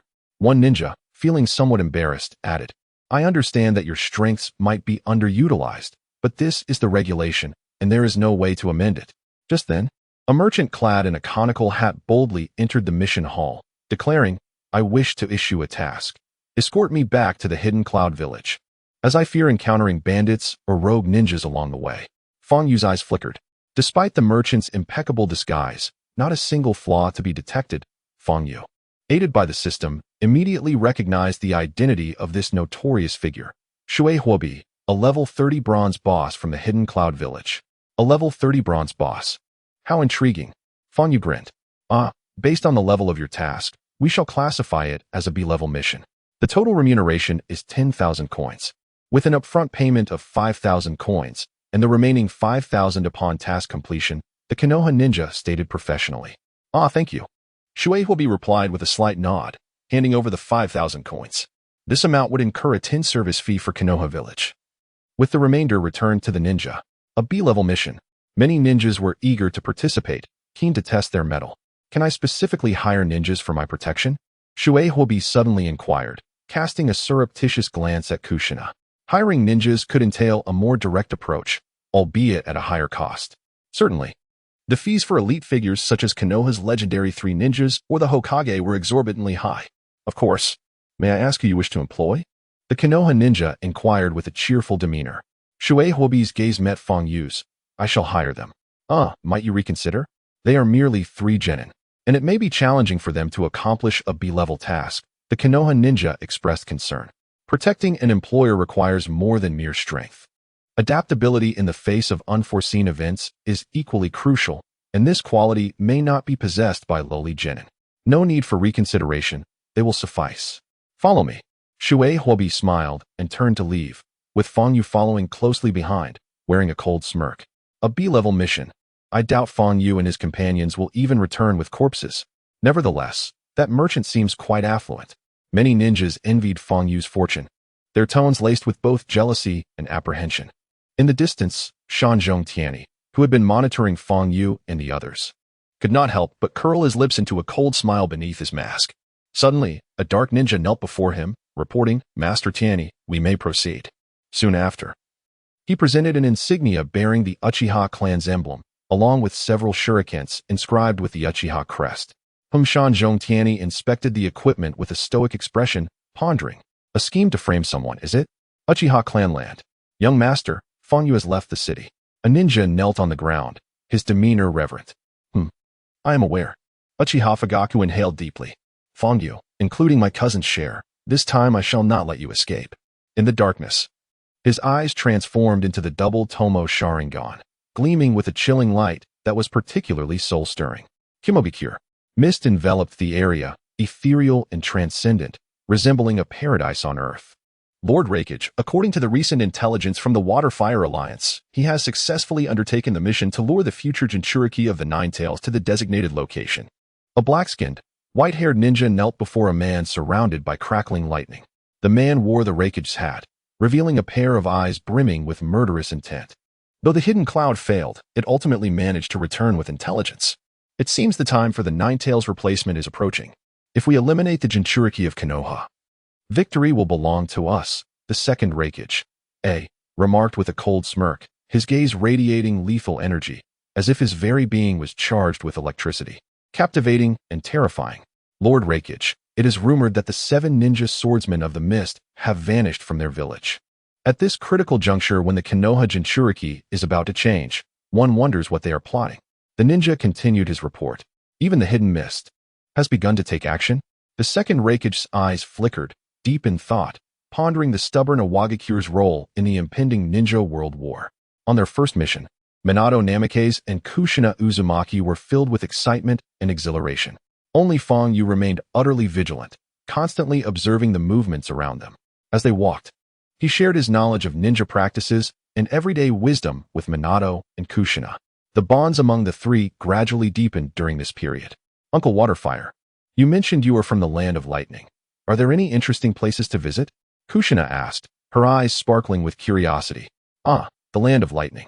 It is a realm filled with rocks and towering mountains, shrouded in mist, often referred to as a paradise on earth.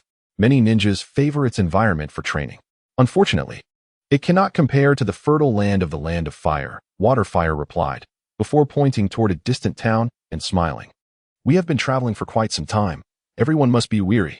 Let us take a brief rest in the town ahead. Fong Yu glanced into the distance and immediately noticed several notorious ninjas lying in wait within the town, all of whom were from Kimobikure, suggesting they had been lying in ambush for quite some time. Without a doubt, he surmised that these Kimobikure ninjas were after Kushina.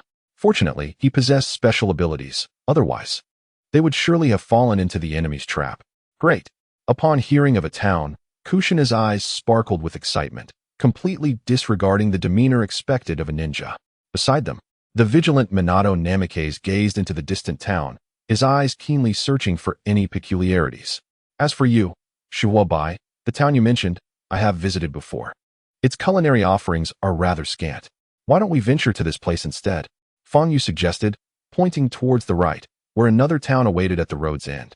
This route appears to be somewhat more direct. Shuobai indicated the left path. Unbeknownst to you, this road has a notorious history of banditry. And I know a shortcut on the right that will expedite our journey, Fong Yu insisted. Very well, we shall proceed as you suggest. Shuobai reluctantly acquiesced, following the course determined by Fong Yu and his companions. Along the way, he attempted to quench his thirst by reaching for his water flask, only to be restrained by Fong Yu. Boss, it's evident you are parched. I have a water flask here. Please, drink. Despite Shuobai's repeated attempts to signal his companions for a sip, he was continually thwarted by Fong Yu. In the distance, the hidden ninjas of the Cloud Village, lying in wait around the left town, grew increasingly impatient, yearning for the signal from Shuobai's flask. They knew that upon the sound of him drinking, they would spring into action. Why hasn't he signaled yet? An hour later, Shuobai, exasperated, exclaimed, Is this how a Leaf Village ninja behaves? Why do you obstruct me every time I attempt to drink? He arrived at the town Fong Yu had mentioned, a boiling fury within him, and erupted at Fong Yu. Because I desire your demise. Fong Yu's eyes turned icy in an instant, and a kunai pierced Shuobai's heart. A sickening thud echoing as blood gushed forth from his chest. Shuobai gasped in disbelief, bewildered at how he had been exposed. He was certain that his every action had betrayed no hint of betrayal. I often kill without reason, Fong Yu declared, pulling the kunai free.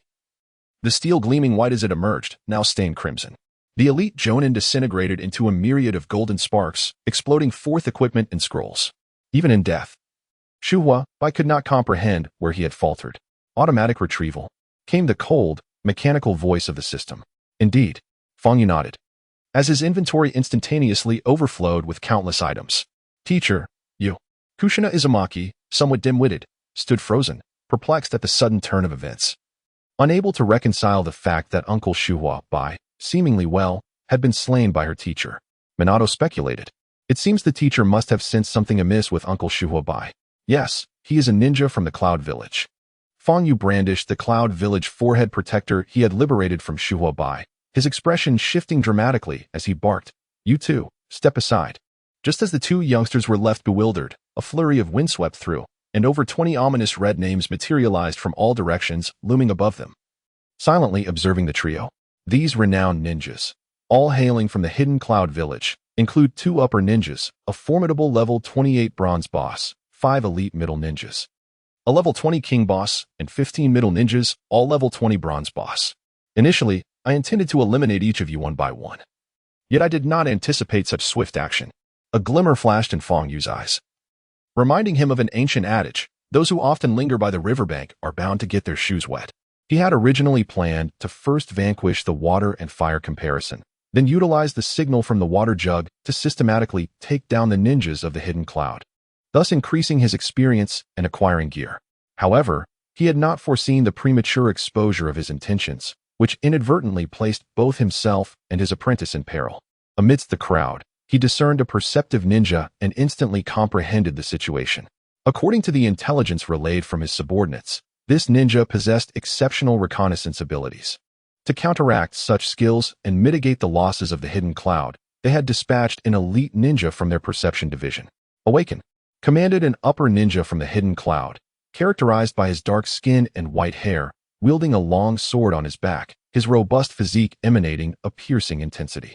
He was the captain of the entire squad and the soul of their team. Fang Yu chuckled softly, retreating a few steps to shield the youthful Kushina and Minato behind him. Listen, once the battle commences, you must flee as far as you can. Do you understand? Teacher, I refuse. I, Kushina, can fight. I am no coward. Kushina promptly retorted, fully aware that they were targeting her due to her remarkable physique, which she had noticed when 3 ninjas from the hidden cloud had previously taken her away. Teacher, I will not leave either. Minato insisted, his gaze reflecting unwavering determination. It was astonishing that, confronted by such numerous adversaries, they displayed unwavering resolve, a demeanor that was atypical for ninjas facing their first battle. Most ninjas, upon their inaugural encounter with warfare, would either tremble in fear or lose control of their senses, particularly those born during a time of peace. You shall only become my burden. Fang Yu shook his head, yet he found solace in their bravery. Enough with the chatter. Attack. Suddenly, the hidden cloud issued the command to strike. Whoosh. 2 middle ninjas from the hidden cloud lunged toward Fang Yu, slicing through the air with a piercing shriek. Fang Yu furrowed his brow, instinctively drawing his lightsaber with a metallic clang, steadying his stance and preparing for a defensive counterattack. He recognized that these 2 middle ninjas were agile and swift, likely testing his capabilities. Following this, their troops would formulate a tactical approach based on the gathered intelligence. This strategy aimed to minimize casualties and conserve chakra for unforeseen circumstances. The prowess of an elite unit does not solely stem from the strength of its ninjas, but rather from the presence of astute strategists and their seamless coordination. Tactics are the very essence of this elite force. This was going to be a challenging encounter.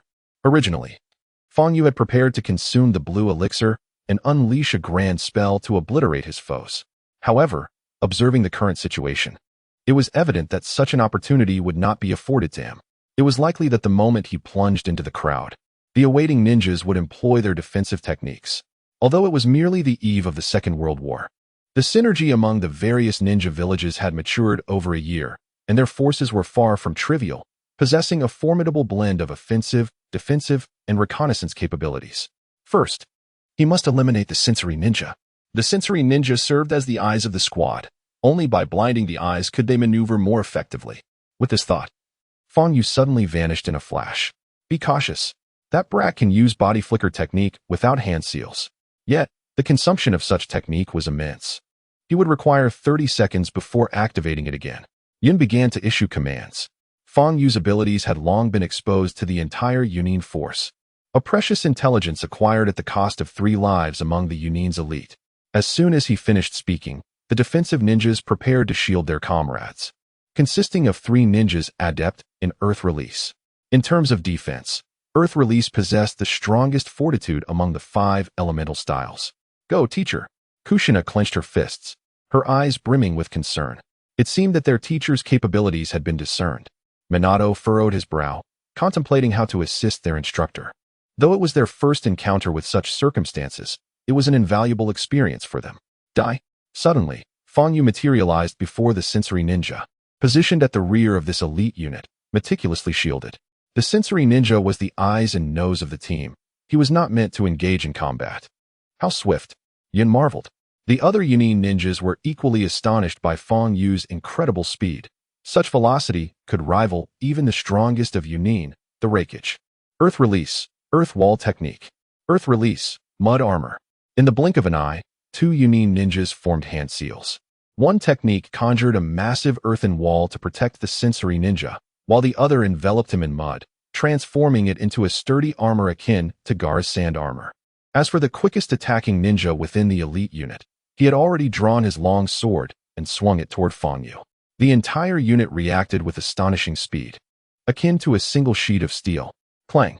The clash between Fang Yu's lightsaber and the long sword resonated with a jarring metallic sound. Indeed, the elite unit was extraordinary. This was Fang Yu's first encounter with a team that had genuinely experienced combat. Their speed, defensive rigor, and seamless coordination were beyond imagination. In the next moment, a multitude of piercing lightning bolts surged toward Fang Yu, forcing him to abandon his offensive and resort to a scarecrow to flee. Puff! Fang Yu vanished once more, eliciting astonishment among the entire unit of ninjas. The intelligence had been flawed. He had not anticipated that this lad possessed other abilities. Wu, sensed the enemy. Yun's gaze darkened. The ninjas, at this moment, positioned themselves in the most advantageous locations, ready for any potential confrontation. No one can be certain whether Fang Yu's disappearance this time was an offensive or defensive maneuver. The perceptive ninja known as Wu tightly closed his eyes. He was a scent-based ninja, capable of locating enemies by detecting their unique aromas. Suddenly, Wu exclaimed in astonishment, "The presence has vanished." What? His words instilled a sense of unease among the ninjas. While Fang Yu might not possess the power to annihilate an entire squad, he could certainly eliminate 1 or 2 of them. The thought sent a chill down the spines of the less capable ninjas. He has appeared. Wu gasped in awe. But in the next moment, his expression shifted from surprise to horror, and finally to despair. With no warning, Fang Yu's luminous sword pierced through Wu's back, penetrating him completely. White entered, and red emerged. In his despair, Wu knelt, blood gushing from his mouth as he succumbed, quickly staining the floor crimson. The pungent scent of blood filling the air. What? Upon witnessing this scene, Yun was struck with disbelief, as were the other ninjas who struggled to accept this grim reality. Their comrade had perished right under the noses of over 20 formidable ninjas, known as the elite squad of Yun. The assailant was merely a young ninja? As a high-ranking member of the elite squad, Yin had encountered many exceptionally talented ninjas over the years, numbering in the thousands. Moreover, the Hidden Cloud Village was renowned for producing a significant number of outstanding ninjas. Yet, he had never encountered such a terrifying adversary, one capable of effortlessly dispatching members of their elite team in mere moments, targeting their leaders among a group of over a dozen. The youth of this ninja was astonishing, even beyond Yun's comprehension. Nevertheless, his ninja instincts kicked in at that moment, and he immediately issued commands. The intelligence was erroneous. It appears this boy possesses another technique allowing for instantaneous movement. However, he seems unable to use it now. Capture him alive. Yin understood that if this ninja, capable of instantaneous movement, slipped from their sight, especially after the death of their perceptive ninja, they would be rendered as blind as bats, losing all sense of direction. At that point, not only would it be difficult to confront him, but even locating him would be a challenge, despite having more than 20 members.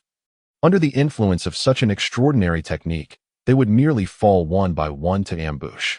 Several control-type ninjas immediately formed hand seals: Water Release, Proud Dragon Seal; Earth Release, Earth Cover; Fire Release, Flame Dragon Bullet. True to their elite status, the speed of their hand seals was astonishing. As Fang Yu's feet touched the ground, a colossal dragon appeared out of thin air behind him, baring its menacing jaws and lunging toward him. The head of the water dragon bore several sealing tags, designed to immobilize chakra. If he were ensnared by the water dragon, he would instantly lose all chakra sensitivity and be unable to perform ninjutsu to contain Fong Yu's movements. The air around him suddenly became tumultuous, as if the sky were a colossal magnet, drawing the ground's sand and stones upwards to form a massive earthen cover aimed squarely at Fong Yu, crashing down with a thunderous roar. The sheer size of this cover eclipsed the sunlight above Fong Yu. Huh, is that all? Yun smirked coldly, although the lad was formidable. Without the ability to utilize space-time ninjutsu, he would find it arduous to escape. It is essential to note that the trio performing the coordinated ninjutsu were all elite nin, seasoned through countless battles, their synergy impeccable. The observing ninjas exhaled softly, believing the battle was concluded. However, in the next moment, the corners of Yun's mouth stiffened, as if frozen in place. It was not just him. The onlooking ninjas mirrored his astonishment, especially the three who had coordinated together. Humph, Fong Yu mused, recognizing their remarkable teamwork. With a cold snort, he shifted his primary profession from Sword Soul to Devil's Cry, devouring spirits, demon slash. As he felt his blue energy diminish by 30%, Fong Yu's katana suddenly bore a ghastly visage, emitting a chilling wail. Simultaneously, a pair of demonic wings sprouted from his back, adorned with yet another ghastly face. This technique was the fourth demon of Devil's Cry, the Shadow of Kaya. As the katana descended, amidst the demon's haunting shriek, the massive earthen cover shattered like glass, splintering into myriad fragments. The enormous water dragon that had ensnared Fong Yu was now firmly grasped by his left hand, emanating a pitiful cry. Subsequently, the water dragon dissipated into mist, vanishing without a trace. As for the fire dragon bullet, it was nullified by Kaya's invincible state. Fong Yu emerged unscathed before the gathered ninjas, and a mere 15 seconds had elapsed before his teleportation skill activated once more. Fong Yu vanished in an instant. What was that demon just now? The Yun hidden ninjas wondered, the recent spectacle too terrifying to comprehend. Could it be that this lad possesses a unique bloodline limit? Yin pondered, his mind racing. In a world rife with the mysteries of ninjutsu, such extraordinary abilities were not unusual. Only a bloodline limit could elucidate such a peculiar technique. Now, with 30 seconds elapsed, Plan B was initiated. Yun understood well that while Fong Yu could utilize space-time ninjutsu to escape, neither Minato nor Kushina could. As long as he restrained them, Fong Yu would have no choice but to comply. After all, they were merely genin. Swish, swish, swish. Figures descended rapidly, enclosing Minato and Kushina within a tight circle. As the Yun hidden ninjas advanced, Minato and Kushina trembled in fear, their faces drained of color, devoid of the strength to flee. It seemed their teacher had abandoned them. Oh, the brief peace period of ninjas, and here they were, wetting their pants the moment they stepped onto the battlefield. Yun sneered coldly, asserting that when it came to mental fortitude, the ninjas of Konoha could not possibly compare to those of Yunin. The women shall be taken, while the men will be slain here. Was their teacher truly going to abandon them in such dire straits? Despair enveloped Minato and Kushina as they witnessed the ease with which the Yunin ninjas operated, oblivious to the peculiarities surrounding them. First, I shall deal with you. A young ninja revealed a cruel smile as he brandished his long blade. In a flash, Minato disintegrated like mist. Trouble. It's a shadow clone. The young ninja's expression shifted dramatically. At that moment, Yin became aware of the unsettling situation and immediately called for a retreat, having been overly complacent. Suddenly, he noticed the dozens of explosive tags bound to Kushina's clone, hissing ominously, ready to detonate. Earth style, Heaven Shield. Earth style, Earth Wall. The ninjas hastily retreated, while the defensive ninjas remained calm, forming hand seals. Amidst the violent tremors of the earth, soil and rock cascaded from above like a lid, and simultaneously, a massive, thick earthen wall thundered into existence, resembling an impregnable fortress. The explosive tags detonated, showering sparks across the sky. The powerful shockwave trembled the ground but could not breach the defenses of the B-rank ninjutsu. The earth wall and Heaven's shield. What an opportunity! At that moment, Fong Yu utilized his teleportation skill, suddenly appearing amidst the crowd with little forewarning, while his wand waved menacingly. This was precisely when the Yunin troops were at their weakest defensively. Domain expansion, Flame Spiral, Ice Crystal Shower, Earth Flame, Ice Crystal Fall, Frosty Saya. He unleashed 6 sets of immensely powerful area spells, and when his magical energy waned, he swiftly consumed blue potions, depleting 4 precious vials in the process. The vast and lethal ice and fire magic, centered around Fong Yu, spread terrifyingly outward, creating an unimaginable shockwave. In his desperate attempt to annihilate Yunin, Fang Yu poured every ounce of his strength into the battle. In the distance, Minato and Kushina halted, captivated by their teacher's struggle. Watching the flames and ice soar into the sky, their mouths agape in awe. In truth, they had replaced their real selves with shadow clones earlier when Minato led them into the town, a precaution that unexpectedly proved its worth. This incident deepened their admiration for their teacher. "Let us go take a look," Kushina exclaimed, brandishing her large blade, eager for action. "Kushina, the teacher instructed me to ensure your safe return to Konoha. How could I betray that trust?" Minato shook his head. "But the teacher is fighting. How can we?" Kushina furrowed her brow, unwilling to become a coward in such perilous times. Even if you wish to avoid cowardice, you may be compelled to act as one." A sinister voice echoed faintly, as a figure silently emerged behind the two young ones. When Minato and Kushina beheld the pair of Tomo in the Sharingan, they instinctively took a few steps back. Subsequently, he vanished without a trace. What kind of ninjutsu is this? It can actually teleport? The one who arrived was Uchiha Fugaku, donned in the attire of his clan, his face exhibiting an air of arrogance, yet momentarily overshadowed by a flicker of surprise. His purpose for being here was unmistakable: to take the life of Fang Yu. "Fugaku, should we not investigate further? It seems there are ninjas from the Cloud Village ahead." Another voice interjected. Uchiha Makoto, with a long sword slung across her back, revealed herself, her brows furrowed with concern. "There are often conflicts among the ninja villages, and I fear that one of our Konoha ninjas may be ensnared there.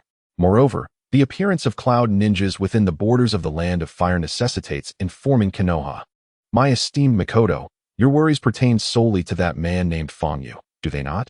Fugaku interjected abruptly, a nonchalant smile gracing his lips. "I warn you, do not entertain thoughts of rescuing that brat.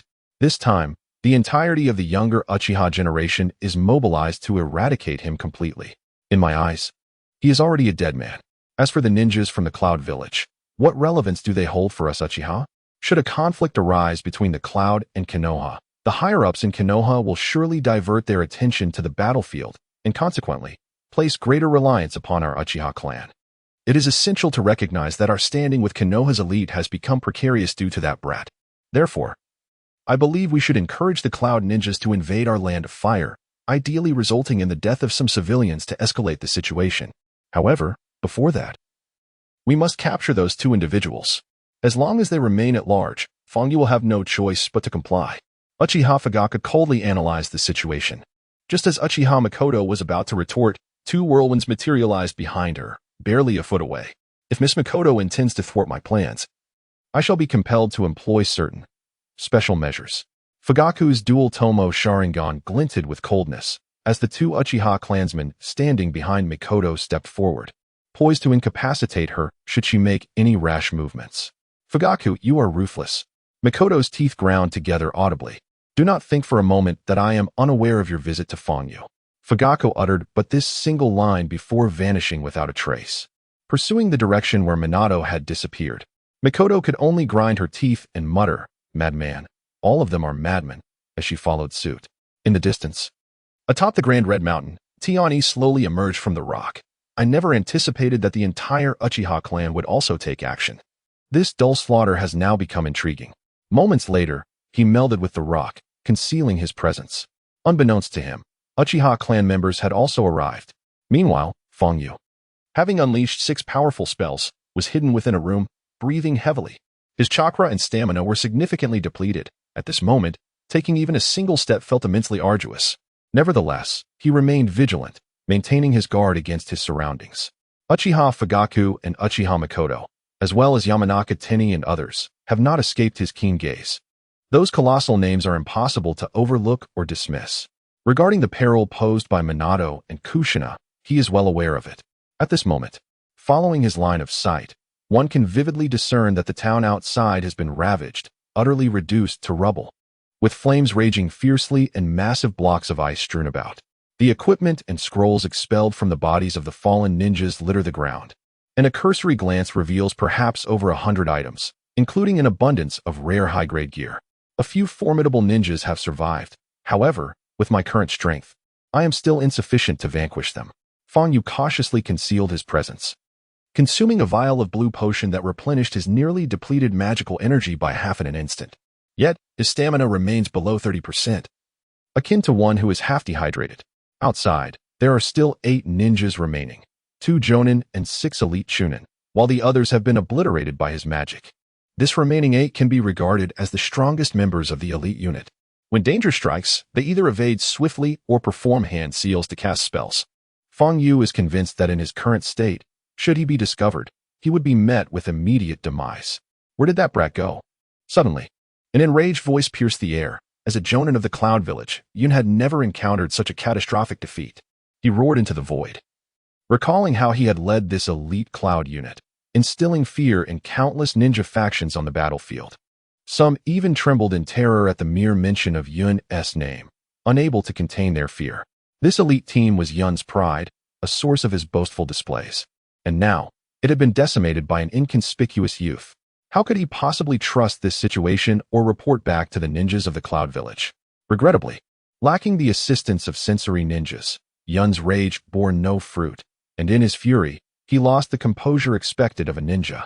Issuing erroneous commands, he has used so many fearsome jutsu, he cannot have gone far. Search for him. As a Jonin, Yun should remain unshakable under any circumstances, let alone be swayed by anger. However, the setbacks he faced were monumental, beyond his comprehension. Who would believe that an unremarkable youth could wield more than 2 types of ninjutsu in an instant, annihilating over a dozen ninjas? In times past, which battalion did not quail before them, surrendering with hands raised? This seemingly insignificant boy unleashed such terrifying jutsu that he decimated more than half of their ranks exceeding 20. Even a Jonin could not achieve such feats. To make matters worse, the boy, according to intelligence, appeared to be merely a genin from the Leaf Village. This led them to question their very existence, pondering, are the genin of the Leaf Village this formidable? Under Yun's command, the 8 ninjas dispersed in search of their elusive foe. The distance that Feng Yu could escape was quite limited, confined to this town. They searched everywhere, their cloud-hidden attire in disarray, singed by flames and frozen by ice, with strands of hair emitting a burnt odor. This disheveled appearance only fueled their anger, intensifying their desire to tear Feng Yu into shreds. As they began their search, Feng Yu employed the automatic loot feature, hoping to discover something advantageous among the plethora of dropped items.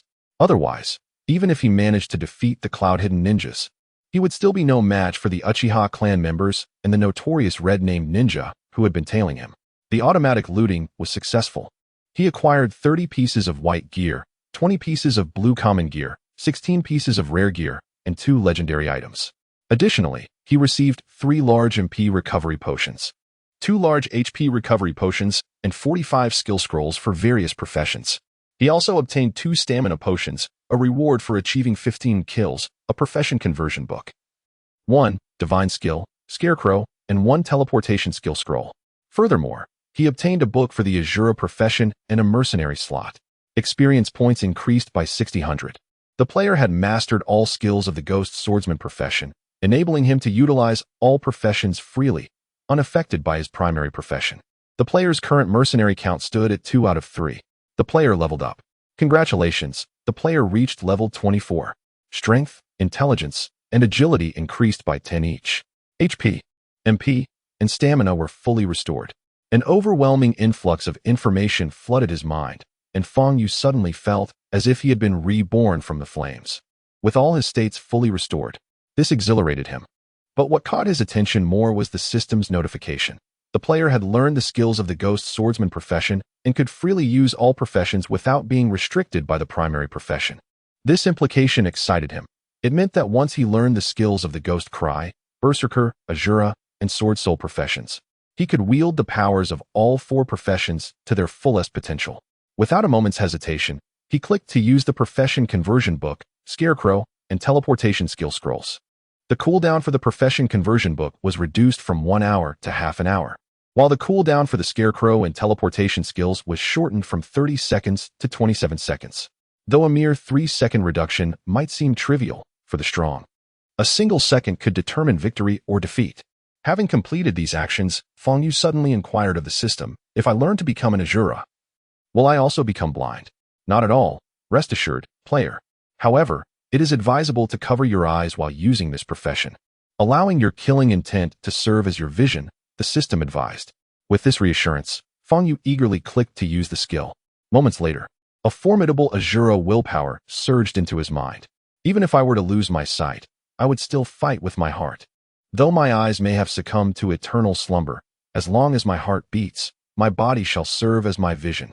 The indomitable spirit, unique to the Azura, which bravely pushes forward, is transforming Fang Yu's very bones, body, and everything else. Gradually, he begins to perceive the world not through his eyes, but through the vibrations around him. No longer does he rely on the blade to wound his foes, but rather on the essence of his sword's energy. The will of the Azura influences Fang Yu. Acquired skills, killing intent perception, vibration marking, resilience of will, ice blade, vibration sword, ghost seal pearl, wave of killing intent. Killing intent perception enables the player to sense murderous intent. Vibration marking generates vibration marks at regular intervals, enhancing one's intelligence, increasing magical power, and accelerating release speed. Resilience of will, when attacked by enemies or unleashing vibration burst, unmatched wave, or evil light vibration formation, one's intelligence increases, sharpening the sword energy. Ice blade and vibration sword fires small ice pillars with ice attributes at enemies, which glide along the ground, inflicting damage and having a chance to freeze the struck foes. Ghost seal pearl releases sword energy akin to a sealing pearl, annihilating enemies. Wave of killing intent. The player can release a wave of killing intent, enveloping enemies in continuous toxic damage, thereby diminishing their attack and movement speed. When Fang Yu finally opens his eyes again, he finds himself encircled by colorful vibration marks, akin to protective talismans. In his current Azura state, even without the use of sight, his formidable perception allows him to discern the location of his enemies. Reminiscent of Naruto in his Sage mode, utilizing hatred to determine the positions of his foes. In an instant, the blade gleams as Fang Yu teleports, and before the unfortunate elite Nin can react, he is encased in the icy blade energy of Fang Yu's ice blade and vibration sword, transforming him into a mere ice sculpture. This sculpture, battered by the fierce wind, shatters into fragments. Amidst the explosion of golden light, countless equipment scrolls cascade once more, swiftly collected by Fang Yu's automatic retrieval. In the next moment, Fang Yu brandishes his blade, hastening towards the next elite Nin. He must resolve this swiftly, for his perception has already sensed the reactions of 7 other Cloud Village ninjas. They are racing towards him, hands forming seals, seemingly preparing for powerful ninjutsu. Regrettably, under the influence of vibration perception, Fang Yu can swiftly ascertain the enemy's positions and adjust his targets accordingly. A piercing scream echoes, as yet another elite Nin falls beneath the stealthy strike of Fang Yu's blade. Bound by the ghost seal pearl around his neck, he is mercilessly strangled to death. Another one down. Listening to the agonizing cries, Yun furrows his brow, the 2 cloud ninjas behind him displaying fleeting expressions of terror. It is not that they fear Fang Yu, but rather the boy's eerie movements and methods of killing are utterly terrifying. Even these seasoned warriors, who have faced countless battles, find it difficult to bear. After all, while one can dodge a bright arrow, it is far more challenging to defend against a hidden blade. Gather swiftly, Yun commanded, recognizing the unique abilities of this individual, capable of anticipating our movements and employing space-time ninjutsu, making him exceedingly formidable. We had no choice but to converge. He gradually regained his composure, beginning to analyze the precarious situation before him. No sooner had he spoken than 2 figures were seen racing toward them from a distance. The 5 assembled, forming a circular formation, their vigilance directed at the surroundings. Who would have thought that our elite squad would find themselves in such a predicament today? Yun sighed, shaking his head. This elite unit had once sent the enemy fleeing in terror, yet today, they were being cornered by an inconspicuous youth. If they failed to subdue him, returning to the village would be a matter of great shame. Where is the 6th member? Yun's gaze swept across the group, an instinctive sense of foreboding washing over him. He did not follow. Came a fearful reply from the adjacent Yun hidden. Just then, a chilling scream echoed from afar, sending shivers down their spines. The 5 Yuns, although 2nd or 3rd tier ninjas, turned pale with fear, an unimaginable reaction for those of their rank. To that direction, Yun gritted his teeth, the sound resonating ominously. The 5 maintained their formation and charged forward, resembling ferocious beasts. Alas, unbeknownst to them, Fang Yu had already discerned their positions through his heightened perception and let out a cold chuckle. He seized the equipment and scrolls from the fallen elite ninja, vanishing without a trace. When Fang Yu reappeared, it was within the confines of a dilapidated room. He had dispatched 3 elite ninjas, but his magical energy was nearly depleted, and his stamina was waning. After all, despite his prowess, he was but at level 24. Without the aid of blue potions, he would have succumbed to the encirclement of the Yun hidden long ago. Assist me in casting the technique. Suddenly, Yun's voice echoed, signaling urgency. He formed intricate and bizarre seals with his hands, as if preparing to unleash a formidable ninjutsu. Captain, are you truly going to use that technique? His companions interjected, concern etched on their faces. Once their captain employed this technique, he would be rendered vulnerable, devoid of combat capability. This was indeed the last resort of their elite team. Given the circumstances, there was no other choice. Even Yun's tone bore a hint of resignation.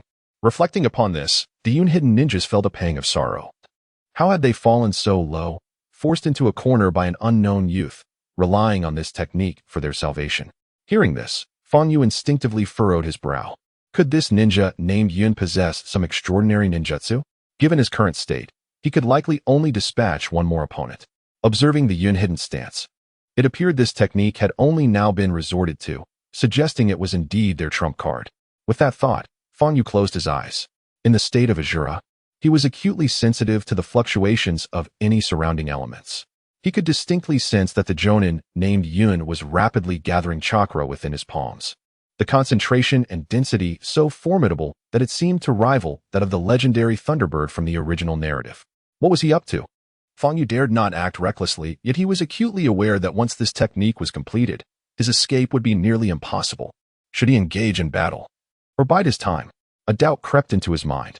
If he chose to fight, Yun was surrounded by 4 protectors, 1 Jonin and 3 elite Chunin. Under their vigilant guard, it would be exceedingly difficult for him to gain any advantage. However, if he chose to wait, and that mysterious technique turned out to be a ninjutsu that severely constrained his abilities, he would find himself facing certain death. Kill. Fang Yu was not one to resign himself to fate. Summoning his resolve, he consumed a vial of blue potion. The previously depleted magical energy surged back to full strength in an instant. Empowered by his indomitable will, he vanished in a heartbeat. When he reappeared, it was directly behind Yun, amidst the 5 cloud ninjas, as he was forming hand seals to release his technique. His speed was astonishing, devoid of any forewarning. His katana descended with lethal intent. Enhanced by the power of the wave mark, his wave blade, Ice Edge technique reached its zenith. The icy sword aura coalescing into frozen shards that surged forth, chilling the air and enveloping the surroundings in an unbearable frost. Regrettably, he faced adversaries seasoned in countless battles, 1 Jonin and 3 elite Chunin. Earth Release, Earth Wall Technique. Earth Release, Celestial Barrier. A C-rank ninjutsu and a B-rank ninjutsu awaited him. The ground trembled as sand and gravel swirled, a massive earthen wall slowly rising with a thunderous crash, forming an insurmountable chasm for protection. Simultaneously, the colossal barrier crafted from sand and stone had also coalesced, crashing down like a miniature mountain. Its power was beyond comprehension. The 2 ninjas executing the techniques were risking their lives, vowing to protect their leader's technique at all costs. The icy sword aura produced by the wave blade, Ice Edge, left a deep fissure on the earthen wall before vanishing without a trace. This was dire. The assassination attempt having failed, Fang Yu, utilizing a scarecrow, instantaneously teleported 50 meters away from the battlefield just as he was about to be struck down. Water Release, Super Mist Concealment Technique. At that moment, Yun's technique was finally completed. Under the shroud of the Super Mist Concealment Technique, Yun and the 4 ninjas became invisible simultaneously. Their wounds and stamina began to recover rapidly beneath the mist's veil.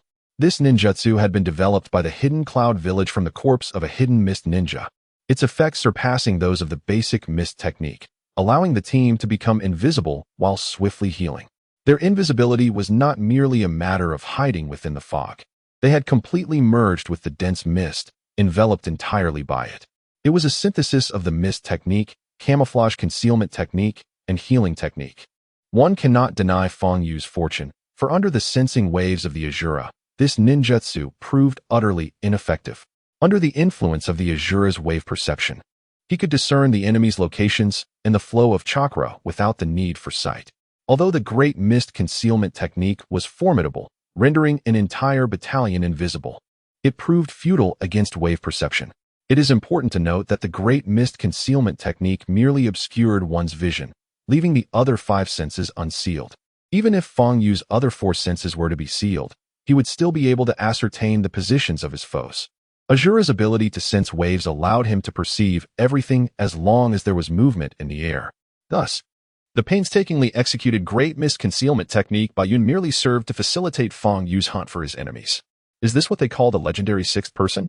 Feng Yu exhaled, having prepared for an onslaught of ninjutsu, only to find himself confronted with such an unconventional technique. Upon reflection, however, it made sense. The Great Mist concealment technique was immensely beneficial to a combat unit, capable of turning the tide of battle in an instant. It was only natural for a Nin like Yun to possess and develop such a skill. The thick fog began to spread, quickly obscuring any sight of the ninjas.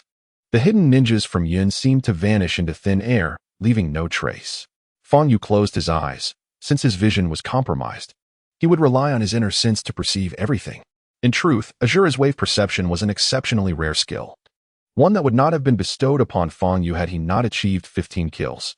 Immediately, he sensed 3 elite Nin from Yun approaching swiftly with drawn blades. To prevent Feng Yu from preparing for their attack, they moved with such agility that they merely stirred a whisper of wind. Such subtle vibrations would have gone unnoticed without the ability to sense ninjas. Closer they came.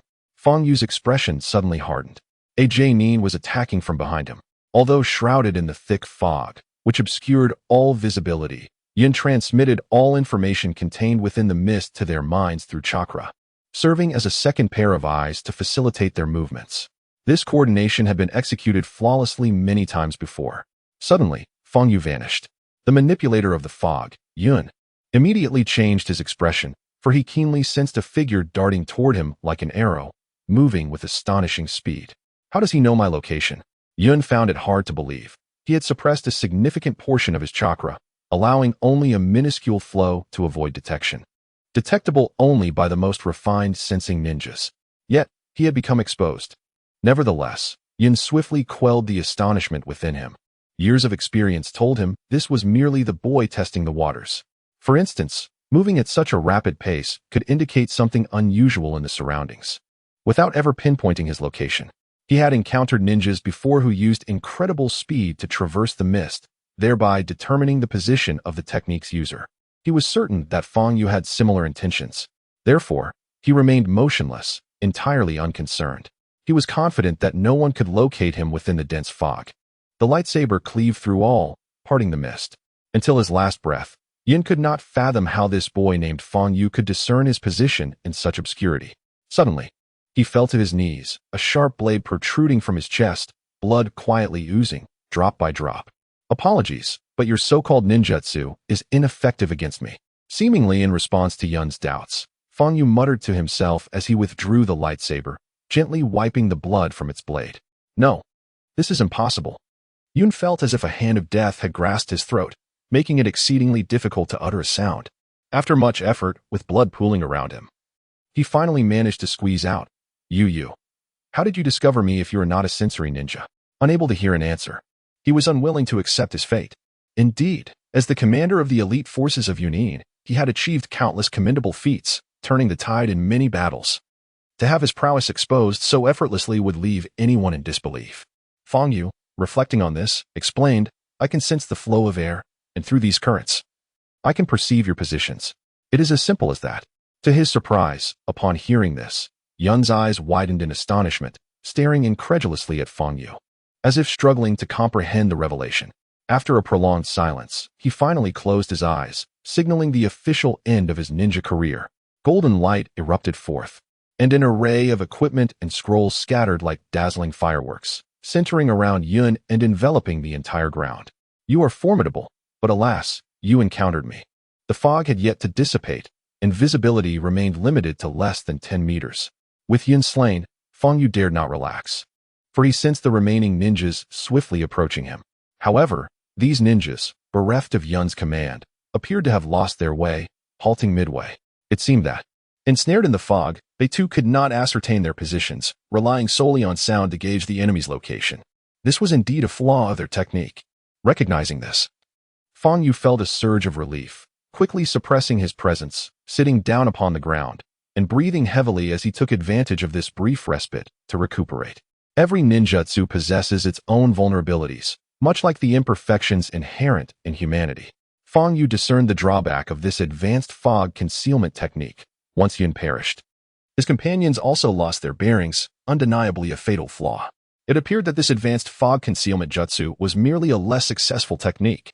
He silently committed these shortcomings and characteristics of the jutsu to memory, pondering their potential utility in future encounters with Yun's ninjas. As Fang Yu rested, the remaining 4 ninjas, however, dared not let their guard down. The death of their comrade had heightened their fear of Fang Yu to an unprecedented level, compelling them to remain vigilant against the slightest rustle in their surroundings. Regrettably, beneath the dense fog, their fate was destined to be tragic. Who could have foreseen that Fang Yu possessed the ability to sense fluctuations? After regaining some strength, it was time to eliminate these foes in one fell swoop. A quarter of an hour later, Fang Yu slowly rose to his feet, as the mist had been largely consumed by a colossal summoning beast resembling a rhinoceros, rendering the fog significantly lighter. It turned out that the remaining elite ninja had summoned this creature using the last of his chakra, siphoning away the dense mist. He now lay sprawled on the ground, gasping heavily, as if he had just emerged from the depths of a river. With a sudden puff, the enormous summoning beast vanished without a trace after devouring the fog. The elite ninja who had summoned it was now prostrate on the ground, drenched in cold sweat. In truth, it was not only Fang Yu who had expended considerable energy. The cloud-hidden ninjas had also been drained. Following Fang Yu's fierce magical assault and their vigilance against his ambush, the remaining cloud-hidden elite and seasoned ninjas were utterly spent, their chakra reserves pitifully low, and their situation was hardly better than Fang Yu's. After summoning the beast, the already meager chakra of the elite ninja was now nearly depleted. However, the cloud-hidden ninjas found solace in the dispersal of the life-threatening mist, although they had not witnessed the recent battle. Even a fool could see that Fang Yu possessed the uncanny ability to discern the enemy's location, unaffected by the fog, which meant that as long as the mist lingered, their peril would persist. Truly, they were ninjas of the cloud-hidden village. With a clang, Fang Yu wielded his glowing sword. Not far away, 4 cloud-hidden ninjas stood silently, each drawing their long blades, their faces etched with solemnity. For these 4, none had the strength to employ ninjutsu, and even with ample magical energy, Fang Yu's stamina would not allow him to expend it recklessly. Now, it was a contest of endurance, to see who could withstand the longest. Boy, you alone have slain 19 of our elite forces, comprising 23 in total, and even our captain, Yun, has fallen beneath your treasured sword. The elite ninja strained to catch his breath, speaking in a flat tone.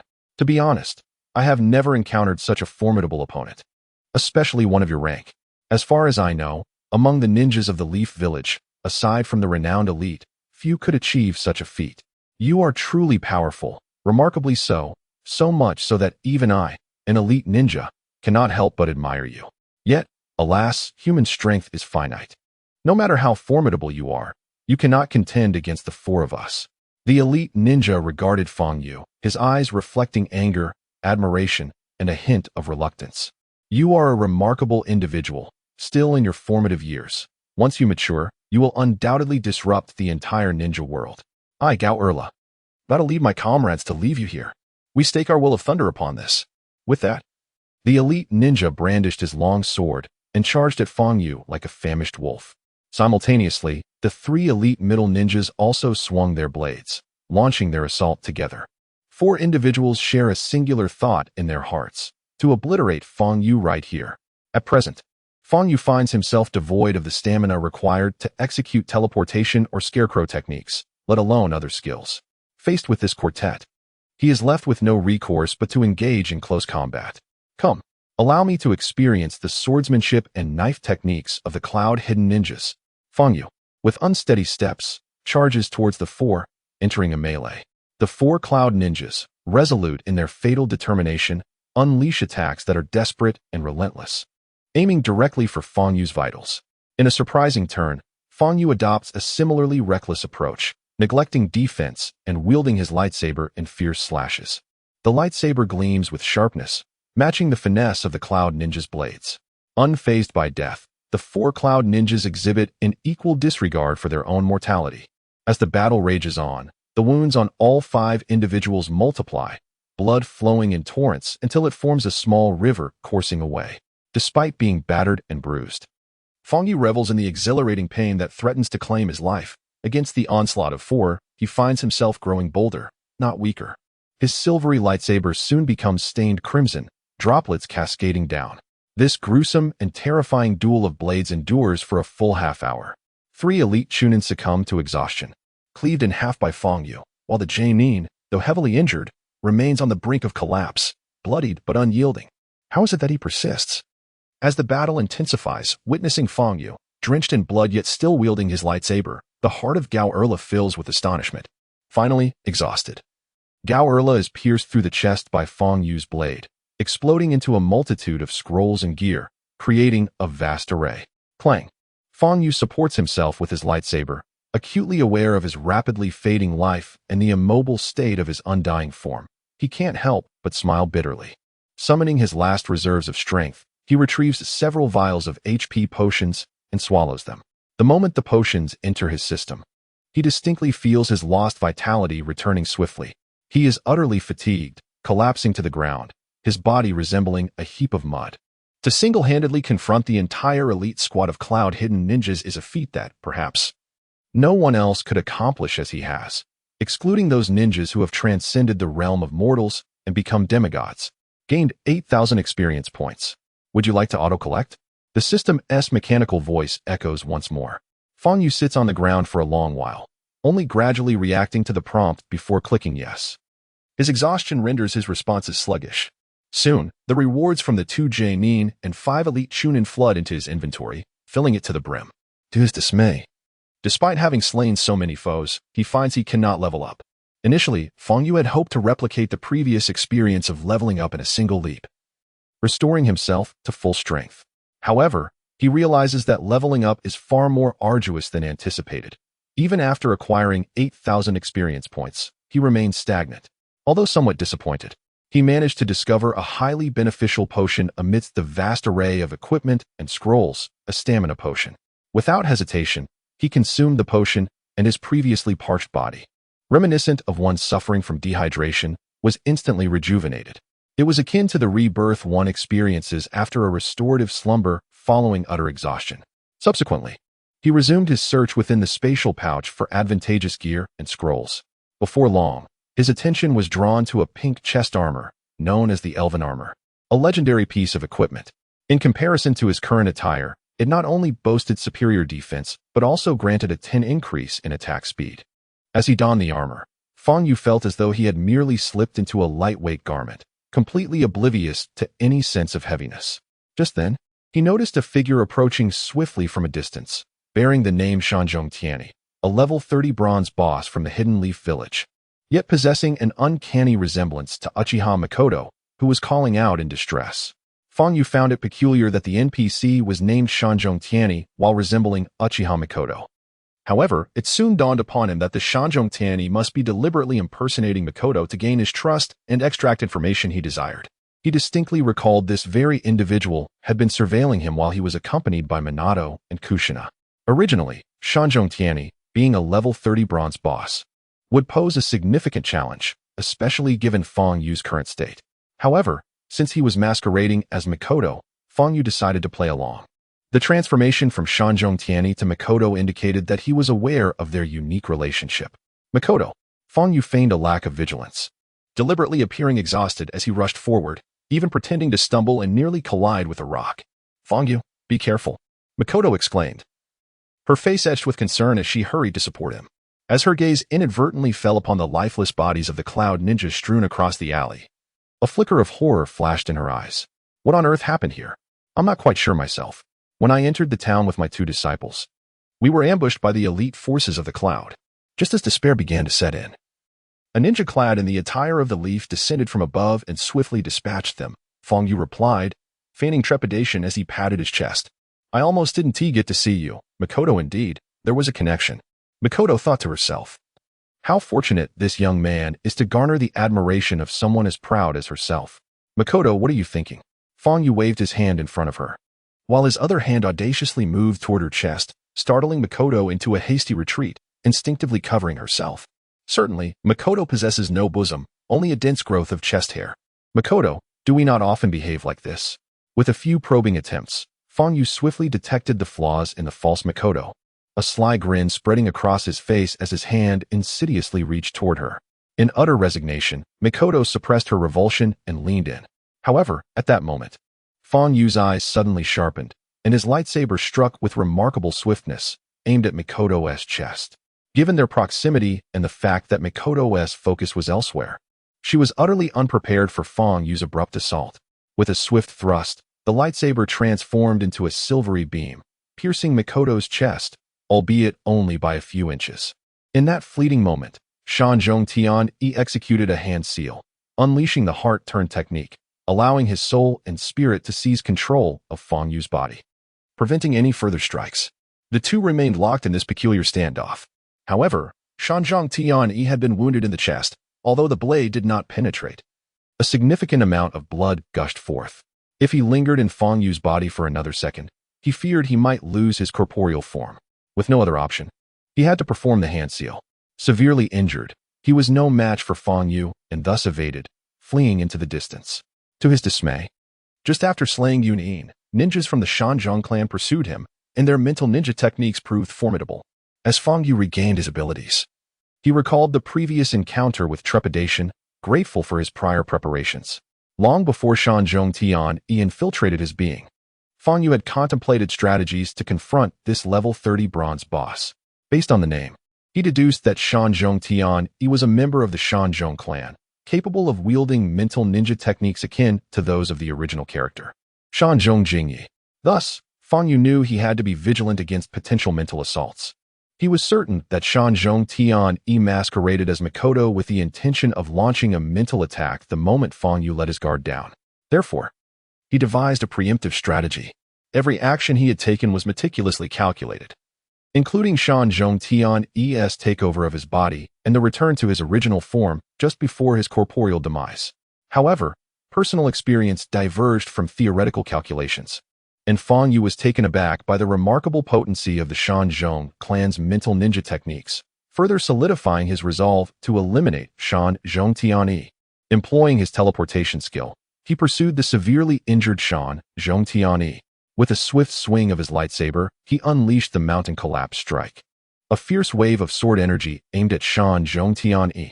Unskilled in close combat, Shan Zhongtian attempted to defend himself with a kunai against Fang Yu's relentless onslaught, while simultaneously forming seals, hoping to invoke the heart-turn technique once more. Fang Yu's expression shifted. Despite his prowess, he dared not confront the mental ninja arts directly.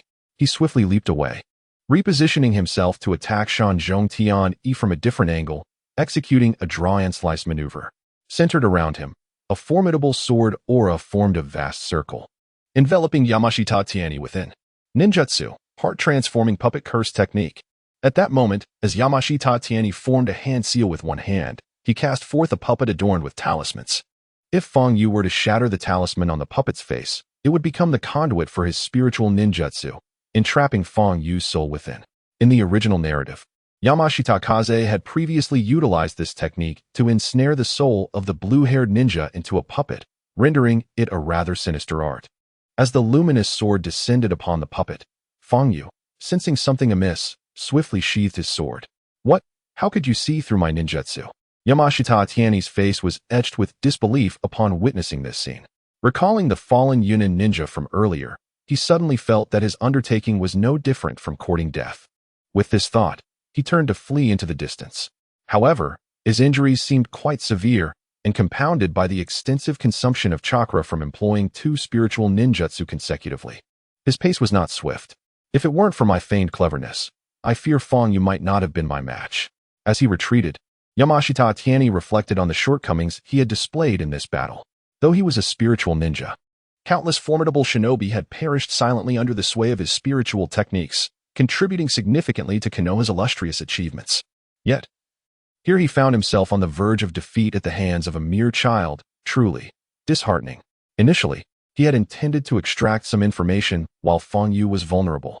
Attempting to flee, Fang Yu advanced with a tiger's gait, his speed remarkable, as he swung his luminous sword down upon Yamashita Tiani's head.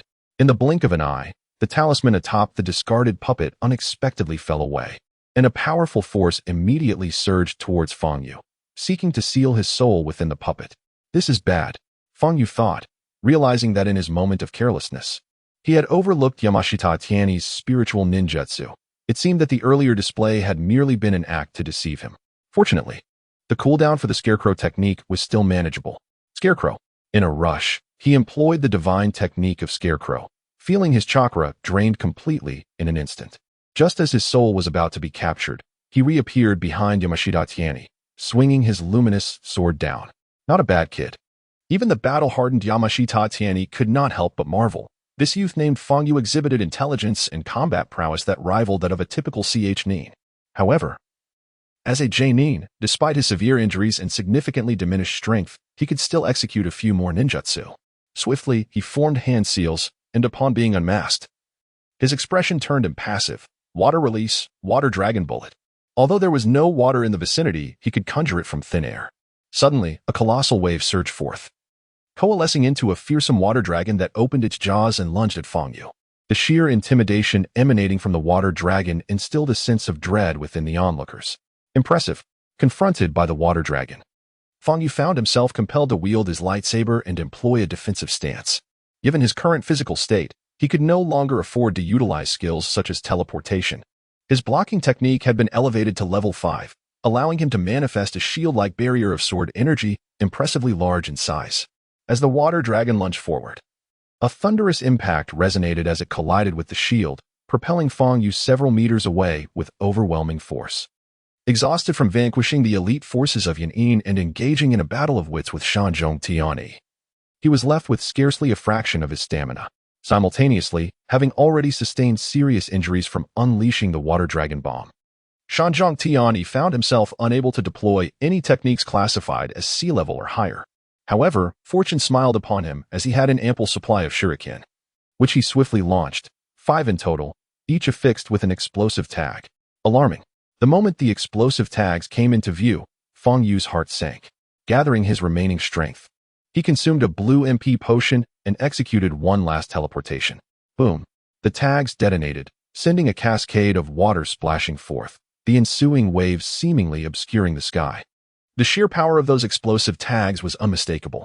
As Fang Yu regained his footing, 5 more shuriken hurtled toward him with precision. Clang. He raised his lightsaber to block, deflecting the shuriken away. In that instant, from a distance, Shanzhong Tian hurled another 5 shuriken, aiming to restrict Fang Yu's potential escape routes. With a stern expression, he formed hand seals, seemingly preparing to cast the mind-transforming technique once more. Should Fang Yu fall victim to this maneuver, his defeat would be inevitable. The mind-transforming technique was effective only against linear enemies. If evaded, the user would find themselves in a state akin to death, exposed and vulnerable. Shanzhong Tian needed to ensure the success of his technique without fail. Observing the shuriken's approach, Fang Yu remained cautious, acutely aware that they concealed a greater scheme. He understood that this was the decisive moment for both of them. It was a matter of life or death. Disastrously, the shuriken flew at an astonishing speed, and as Fang Yu discerned the tags trailing behind them, his pupils constricted. Shanzhong Tian's hand seals appeared to invoke the mind-transforming technique, but in truth, he was deploying the mind-transforming puppet technique. Fang Yu discerned that the tails of the shuriken were bound as small puppets adorned with sealing tags.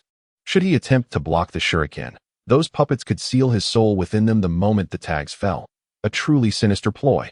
At that juncture, Fang Yu finally grasped the capabilities of a ninja at level 30 in combat. This encompassed not only an exceptionally high intelligence and rapid reflexes, but also the adeptness in ninjutsu. Compared to the forces of Yuan he had previously encountered, he would have preferred to face them again. The disparity in difficulty between the two was akin to the heavens and the earth. Presently, Shanzhong Tian remained gravely injured. Should he unleash his full potential, Fang Yu could scarcely imagine the formidable prowess he would wield. Despite the shock and disbelief, Fang Yu's combat prowess was undeniably formidable. With a deft flick of his lightsaber, he sent 5 shurikens careening off course, effortlessly catching the small puppets unharmed. How could this be possible? As he witnessed his secret weapon rendered ineffective, Shanzhong Tianyi was engulfed in astonishment. He found it perplexing that the secret ninja techniques of the Shanzhong clan were never disclosed, and their intelligence remained meticulously guarded. Yet, how had Feng Yu managed to see through his techniques and evade his spiritual ninjutsu time and again? Unfortunately for Shanzhong Tianyi, Feng Yu would not grant him another opportunity. With the last vestiges of his strength, he executed a devastating mountain shatter strike, cleaving the astonished Shanzhong Tianyi cleanly in two, revealing a grotesque array of organs in shades of red, white, and yellow. Almost immediately, a brilliant explosion of gold erupted, scattering a multitude of equipment and skill scrolls like a shower of twinkling stars across the ground. Having accomplished a solo kill on a level 30 boss, he received a bounty of 8,000 experience points, along with a tome of wisdom, strength, and agility, as well as a Berserker class book. Congratulations poured in as the player ascended to level 25, enhancing wisdom, agility, and strength by 10 points, while also increasing HP and MP caps. Upon detecting that he had acquired the Berserker class book, the system inquired if he wished to use it, having already mastered the Sword Soul, Phantom Cry, and Azura classes. The player realized that mastering the Berserker class would allow him to utilize skills from all 4 classes without restriction, simultaneously unlocking the female Ghost Swordsman's various classes. Upon hearing this news, Feng Yu dismissed thoughts of his fully restored body and decisively clicked to use the book. With all 4 classes assembled, did this not mean he could finally relinquish his worries regarding the transition to the Ghost Swordmaster class?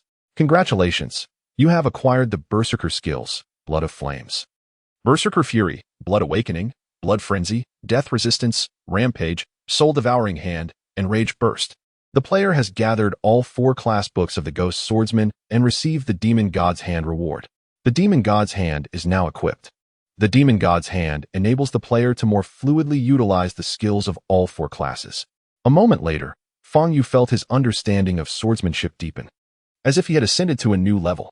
Simultaneously, his left hand became increasingly crimson, bound by chains and seals, transforming him into a veritable ghost swordsman. What is this Demon God's Hand? Feng Yu inquired curiously, gazing at his left hand. This is an equipment granted by the system, which players can use as the Ghost Swordsman's spectral hand. The Demon God's Hand is proof of the player having gathered all 4 classes, a testament to their strength. Naturally, it also possesses other mysterious abilities that require exploration. The system responded coldly. Very well, with this Demon God's Hand, it appears quite imposing. Feng Yu thought as he waved his hands. Just then, the mercenary system in his mind suddenly activated, delivering a new message. Congratulations, the player has gained 300 experience points. The experience points gifted to Feng Yu left him quite puzzled, and he inquired curiously, what is the nature of these experience points? Each time a player's mercenary vanquished an enemy and accrued experience points, the system would allocate 10 of that to the player. Furthermore, whenever a mercenary leveled up, the player would receive a reward of 5,000 experience points. Upon hearing this, Feng Yu began to comprehend the situation. It dawned on him that this mercenary system not only provided him support, but also served as a means to amass experience. As long as his mercenaries leveled up swiftly, he could ascend in rank without lifting a finger, truly a remarkable tool for advancement. He felt increasingly grateful for having taken Conan and Minato as his disciples. Whenever they leveled up, he would also progress as their master. The swifter their ascent, the faster his own growth, along with greater rewards. The current system was exceedingly user-friendly. Feng Yu couldn't help but admire its thoughtful design. However, he hadn't anticipated that his 2 young shinobi disciples would also be capable of defeating enemies. System, may I check on my mercenary status? Suddenly recalling the safety of Conan and Minato, he hastily asked. The mercenaries are in good condition. Soon, the system presented a vast image before Feng Yu, revealing Minato and Conan gasping for breath, hidden within a dark cave. One wielded a lightsaber, while the other brandished a greatsword, not far from a recently felled member of the Uchiha clan. Other Uchiha members seemed unaware of their presence as they passed by the cave, continuing their exploration. Within the image, Feng Yu's brow furrowed at the sight of 2 figures that caused him great concern. Uchiha Fugaku, a level 30 king boss of Konoha, and Uchiha Mikoto, a level 25 king boss of Konoha. Merely witnessing their formidable levels made Feng Yu's breath feel constricted. If a level 30 bronze tier mountain lord was so challenging, how could he possibly contend with a level 25 king boss as well? He found it unimaginable that he could defeat both of them in his current state. Wait, a yellow name? Suddenly, Fangyu noticed that Mikoto's name had transformed from red to yellow, seemingly indicating a lack of hostility towards him. In contrast, the notorious Uchiha Fugaku retained his red name, and it appeared to have intensified. Fortunately, they had not detected the two young ones, as his disciples were unharmed. Fangyu silently exhaled in relief. However, before he could let his guard down, the mercenary system suddenly blared a red alert. The player's mercenaries are under life-threatening danger. Please proceed to provide assistance. Indeed, within the image, he saw Uchiha Fugaku's gaze fixated on the cave where Konan and Minato were hiding. As he entered with several Uchiha clan members, while Uchiha Mikoto stood outside the cave, vigilantly preventing the two young ones from escaping. This was dire. Fangyu sighed inwardly. Sensing the gravity of the situation, he sought to summon mercenaries through the system to bring Kushina and Minato to safety. Only to receive the system's cold response. The mercenaries were under threat, and the summoning skill was on cooldown, rendering it unusable. Damn it! As their teacher, Fangyu was willing to risk his life to save them. This was also the will of the Sword Soul. Why had the teacher not yet arrived? Could it be that he had fallen victim to them? As the Uchiha clan members approached the cave entrance, Kushina and Minato's breaths became shallow and nearly halted, not daring to make a sound for fear of being discovered. Lord Fugaku, look! Suddenly, an Uchiha clansman approached the corpse of the Uchiha member that the two had just slain, probing at the nose with his hand. It's Shueishan, he's dead. Upon witnessing his comrade's demise, Uchiha Fugaku furrowed his brow, his Sharingan flickering with rage. They must be in this cave. Search for them, especially in this cavern. Yes. Several Uchiha clan members raised their torches and began to scour the cave. Witnessing this scene, Kushina and Minato dared not breathe, their eyes filled with dread. They had only managed to defeat the Uchiha named Shueishan after employing a series of ninjutsu taught by their teacher. Yet they were now exhausted and could only hide in the deepest recesses of the cave. Stones were moved aside and tossed outside by the Uchiha clansmen. The originally dark and damp cave became increasingly vacant, and the hearts of Kushina and Minato felt as if they were lodged in their throats. In the next moment, one of the Uchiha members caught sight of Minato's face, and at that instant, Kushina swung her massive sword, executing a powerful slash that repelled the Uchiha clansman. Don't worry about me. Run. Minato exerted all his strength to push Kushina out of the cave. True to her loyalty, Kushina swung her sword and, seizing the opportunity while the Uchiha member recoiled, returned to Minato's side. Teacher said that those who abandon their comrades are trash, and I refuse to be trash. You are forcing me into that role. As several Uchiha members prepared to rush forth to capture Kushina and Minato, Uchiha Fugaku's voice echoed ominously. Wait.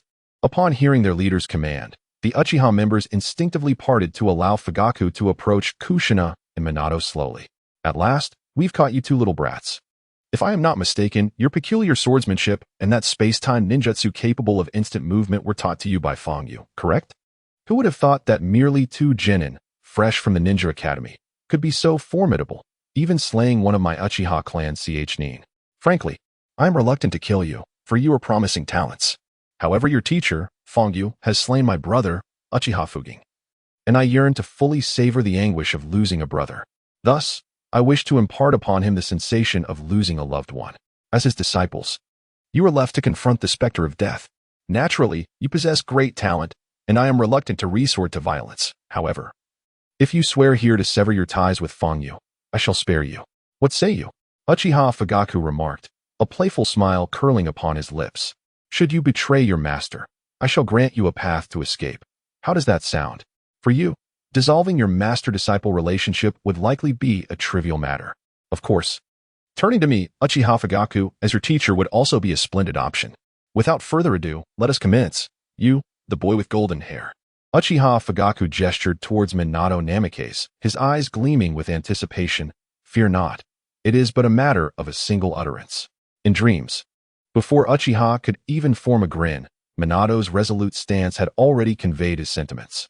This caused Uchiha Fugaku to furrow his brow, a flicker of murderous intent crossing his gaze, yet he restrained himself. And you, the girl with fiery red hair, must be terrified, am I correct? Uchiha Fugaku was determined to test her resolve.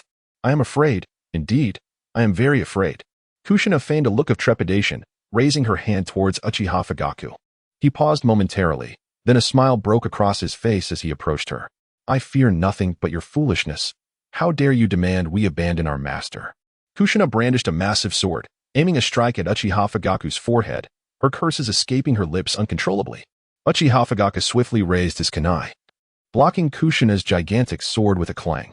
Seizing this opportunity, Minato grasped Kushina's garment and unleashed the time-space ninjutsu with all his might.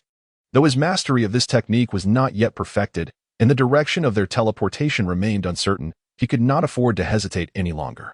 With a swift motion, Minato and Kushina found themselves 20 meters outside the cave, disregarding everything as they turned to flee. Witnessing the two youngsters escape right before his eyes ignited a furious blaze within Uchiha Fugaku, his complexion turning as red as a tomato. He bellowed in a frenzy, "Chase after them!" The Uchiha clan members had never witnessed Fugaku in such a state of rage, terrified. They quickly pinpointed the direction of the two children and pursued them relentlessly. However, Kushina and Minato's pace was far from swift, their stamina waning. They were soon overtaken by the Uchiha clan members. "Must we meet our demise here? How bitterly disheartening. Master, where are you?" Just as Kushina and Minato succumbed to despair, a formidable figure emerged before them, standing tall like a majestic mountain, shielding the two disciples from the storm. It was Fangyu, having pursued them using the teleportation technique. "With me here, who dares to harm my students?" Fangyu rested the enormous sword upon his shoulder, casting a cold gaze at the Uchiha clan members before finally locking his eyes upon the two most formidable adversaries, Uchiha Fugaku and Uchiha Mikoto. "Teacher." Upon seeing that familiar figure, Kushina immediately rushed forward, tears streaming down her face. "We thought you were dead." Originally, Fangyu believed that this little girl would say, "Teacher, why did you come so late?" Unexpectedly, even in a perilous situation, she still expressed concern for him, which warmed his heart. How could the teacher be dead? "He is our teacher." Minato appeared confident, radiating positivity. "Minato, well done. It is truly remarkable for a genin to achieve such a level." Fangyu gently patted Minato's head, despite the existence of a mercenary system. He preferred to regard Minato and Kushina as his own students. "Hiki." Minato chuckled, visibly excited. However, in the next moment, overwhelmed by exhaustion, he collapsed heavily to the ground. "Minato, are you all right?" Kushina, her forehead drenched in cold sweat, anxiously helped him up. He shook his head dismissively. "I'm fine." Ding. Minato Namikaze leveled up, and the player received a reward of 2,000 experience points. Ding. Kushina Uzumaki leveled up, and the player received a reward of 2,000 experience points. Ding. With effective guidance, both students leveled up, and the player earned the title of Super Teacher, granting a chance for a random rare skill reward. In that moment, Fangyu never anticipated that both Minato and Kushina would level up simultaneously, bestowing upon him experience points and a rare skill reward. What Fangyu did not know was that the dungeon system granted various rewards or punishments based on the player's actions in the world. The more good deeds a player performed, the greater the rewards received. Has your cowardly teacher finally shown himself? Before Fangyu could claim his rare skill, Uchiha Fugaku's cold laughter echoed. "Fangyu, you must repay my brother's life today, whether you like it or not." Uchiha Fugaku drew his long blade, charging towards Fangyu. "Fugaku, wait." Suddenly, a figure descended before Fangyu. The slender waist, cascading hair, and a breathtakingly beautiful face all showcased the allure of her presence. "I knew it." "Uchiha Mikoto, you have a relationship with this brat." Seeing the object of his secret affection standing against him, Uchiha Fugaku erupted in anger. Upon hearing this, Uchiha Mikoto furrowed her brow tightly, her expression darkening as she firmly positioned herself in front of Fangyu. At this revelation, not only was Fangyu stunned, but so were Kushina, Minato, and the Uchiha clan members, all wearing expressions of disbelief. Isn't Uchiha Mikoto a member of the Uchiha clan? Why is she standing with Fangyu now? Is she actually protecting him? This was truly perplexing. "Mikoto, do not forget your identity." Uchiha Fugaku could hardly fathom that Mikoto would openly position herself in opposition to him. He suppressed the simmering anger within, adopting a somewhat somber tone as he reminded her. "Let us not forget, you are to be my wife, and thus should stand alongside me, united with the Uchiha clan. At the very least." Fangyu would not take advantage of the impending assault from the Hidden Cloud ninjas to incite chaos like a wretched creature. "If this is the manner in which the Uchiha clan operates, I would rather forsake this identity." Mikoto shook her head resolutely. "Fugaku, consider your actions. With the elite forces of the Hidden Cloud advancing, You have not sought to inform Konoha or lead the Uchiha in resistance. Instead, your thoughts dwell solely on the destruction of Fangyu. Such a man, in my eyes, is no different from a coward, and the entirety of the Uchiha clan, harboring such sentiments, fills me with revulsion. Upon hearing this, Fangyu furrowed his brow, surprised to discover the underlying conflict between Mikoto and Fugaku. Yet, upon reflection, he realized that if the actions and demeanor of the Uchiha clan had not repulsed Itachi, the infamous massacre night would never have transpired. Unbeknownst to Fangyu, upon his arrival in this world, the narratives of many had been altered, including that of Uchiha Mikoto. Had it not been for him, Mikoto might have remained oblivious to Fugaku's true nature until she married and bore children. Mikoto, as a member of the Uchiha clan, how could you be unaware of their ways? Fugaku remarked coldly with a smirk. The Uchiha clan is ever focused on their own interests. Oh, Mikoto, you are still so naive. At this juncture, Fugaku's gaze shifted to Fangyu. Young man, I did not expect Mikoto to stand with you. Alas, the time has come, I believe. Suddenly, Mikoto's complexion changed, feeling an inexplicable weakness coursing through her body. With a thud, she collapsed onto the ground, breathing heavily. What is wrong? Fangyu exclaimed, alarmed by the paleness of her face, which appeared as though she had been poisoned. Fugaku, when did you resort to poison? Mikoto gasped, struggling for breath, overwhelmed by feelings of betrayal. I sensed something amiss the moment you poisoned me, she continued.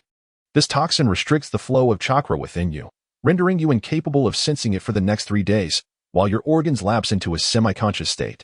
After 3 days, the effects will naturally dissipate, Fugaku replied nonchalantly. Consider yourself fortunate to be my fiancée. I still harbor some affection for you. Otherwise, the consequences would be far more severe than mere poison. In comparison to poison, I find your actions far more loathsome and repugnant, Kushina interjected, gently helping Mikoto to her feet, who wore a mask of utter disgust. Mikoto, you are far too naive. This is the world of ninjas, where it is either your demise or mine. There are no eternal enemies, only perpetual interests. If the Hidden Cloud ninjas can provide benefits to the Uchiha clan, then they are allies of mine, Uchiha Fugaku, and that is the simplicity of it. With a faint smirk, Uchiha Fugaku's gaze sharpened, laden with murderous intent as it fell upon Fangyu. You killed my brother. Awaken to the reality of this situation. Swish, swish, swish. The sounds of swift movements echoed as several Uchiha clansmen, who had been lying in wait, encircled Fangyu and his companions, their eyes flickering with uncertainty. If that woman resists, eliminate her as well, Uchiha Fugaku stated coldly. A true man can have power and influence. Women like Mikoto are expendable. Upon hearing this, the last flicker of hope within Mikoto quietly vanished. The Uchiha clansmen, now devoid of psychological restraint, brandished their blades, ready to unleash devastation, viewing Mikoto merely as a delicate, fragile specter. Minato, Kushina, as soon as the battle commences, swiftly escort Mikoto back to Konoha. Do you understand? Fangyu instructed his 2 disciples in a hushed tone. They nodded earnestly, and Minato declared resolutely, Master, rest assured, I will safely bring Kushina and Mikoto back to Konoha. Very well. Fangyu inhaled deeply. I will cover your retreat. At this juncture, facing a level 30 king tier boss, he had no choice but to entrust his back to his 2 disciples. He was acutely aware that this would likely be the most arduous battle since his arrival in the Naruto world, far more challenging than confronting the Hidden Cloud forces. Thinking of fleeing? Uchiha Fugaku's eyes flickered, and several Uchiha clansmen lunged forward. Fangyu remained expressionless as he activated his teleportation skill. When he reappeared, Mikoto, Minato, and Kushina were already 50 meters away. Space-time ninjutsu. At that moment, Uchiha Fugaku activated his Sharingan, attempting to discern Fangyu's technique. No wonder Fufeng fell to your hand. You have piqued my interest in annihilating you further. Minato, take them away. Without further ado, Fangyu hefted his massive sword and charged toward the oncoming Uchiha clansmen. Uchiha Shung, level 20 king tier boss. Uchiha Shuei, level 20 king tier boss. Uchiha Hua, level 20 king tier boss. Uchiha 2, level 20 king tier boss. Fire release, great fireball technique. Fire release, Phoenix fire technique. Fire release, fire dragon bullet technique. With a swift strike, Fangyu severed the head of one Uchiha clansman with blinding speed, while the remaining 3 began forming hand seals. Another fire release. In the past, facing a level 20 boss would have posed a significant challenge. However, now, it was as effortless as breathing. The luminous sword lay across his chest, and the demonic hand exuded a sinister radiance. In the blink of an eye, his figure descended behind one of the Uchiha clan members, delivering a thunderous strike. The breaking army rising dragon strike. One could observe Fang Yu's movements resembling a sword that had roused a colossal dragon, cleaving the Uchiha member cleanly in two from the tip of his nose. The gushing blood coalesced into a mist that shrouded the battlefield, suffusing the air with a nauseating scent of carnage. Thud! Uchiha Hana had scarcely perceived the enemy's attack before he collapsed heavily to the ground, his severed left and right faces presenting an incredulous expression that reflected his former thoughts. He fell, creating a pool of blood reminiscent of a flowing river. Fang Yu's speed was astonishing, verging on the unbelievable. The fire dragon bullets, Phoenix Fire, and Great Fireball technique failed to find their mark. By the time the other Uchiha members reacted, Fang Yu had already relocated. So swift. Observing from the sidelines, Uchiha Fugaku, who utilized the lives of his comrades to procure reliable intelligence, discreetly noted Fang Yu's techniques and abilities under the gaze of his Sharingan. However, to his astonishment, even with the Sharingan activated, he could not capture Fang Yu's trajectory, as if the young man appeared and vanished into thin air. Initially, he had regarded Fang Yu as nothing more than an insect, easily crushed with a mere exertion. Yet, witnessing him emerge unscathed from his battle with the hidden cloud, he realized that this young man had the prowess to slay his brother, and it was no mere coincidence. To ensure absolute certainty, he required the lives of his companions to furnish him with intelligence on his opponent and to exhaust the adversary. This was a tactic commonly employed by him as a member of the Uchiha clan. Just as he pondered this, in the blink of an eye, Fang Yu eliminated another Uchiha member, wielding the same luminous sword. "Captain, let us strike together. This fellow is too formidable." The remaining two Uchiha members, somewhat intimidated, stood beside Uchiha Fugaku, casting wary glances at Fang Yu in the distance. The blood of their fallen comrade streamed quietly along the blade of Fang Yu's luminous sword. Though their contact was brief, the distant figure evoked a singular sensation, overwhelmingly powerful. By the command of the Konoha Village Guard Division, I order you to eliminate Fang Yu. Did you not hear? Observing his companions trembling, Uchiha Fugaku crossed his arms and commanded coldly, his tone brooking no dissent. Yet, Uchiha Tsu was hesitant, and Uchiha Hana dared not make a move. Do you wish to return to the Uchiha and face the wrath of the higher-ups? As a proud Uchiha, there was never a notion of retreat or cowardice. Should you perish here, even if you only provide a modicum of intelligence for me, the captain of the guard division, the Uchiha will remember you. You shall be honored as the most glorious martyrs, venerated within the Uchiha clan's ancestral grounds. Uchiha Fugaku spoke coldly, embodying the demeanor of one who regards his companions' lives merely as tools for manipulation. Uchiha Tsu and Uchiha Hana gritted their teeth, poised to act. But Fang Yu let out a chilling laugh and declared, "I never anticipated that within the Leaf Village, which embodies the will of fire, there exists a family as selfish as the Uchiha. It is truly enlightening. To secure victory, you are willing to treat your comrades' lives as mere instruments. In my view, you, Uchiha Fugaku, are unworthy of being a ninja from Konoha. And you too, fully aware of Uchiha Fugaku's exploitation, still foolishly approach to meet your demise. Are you out of your minds? Such individuals, who do not cherish their companions, deserve nothing less than to be called refuse. You spew nonsense." Uchiha Fugaku erupted in fury, yet he found himself at a loss for words.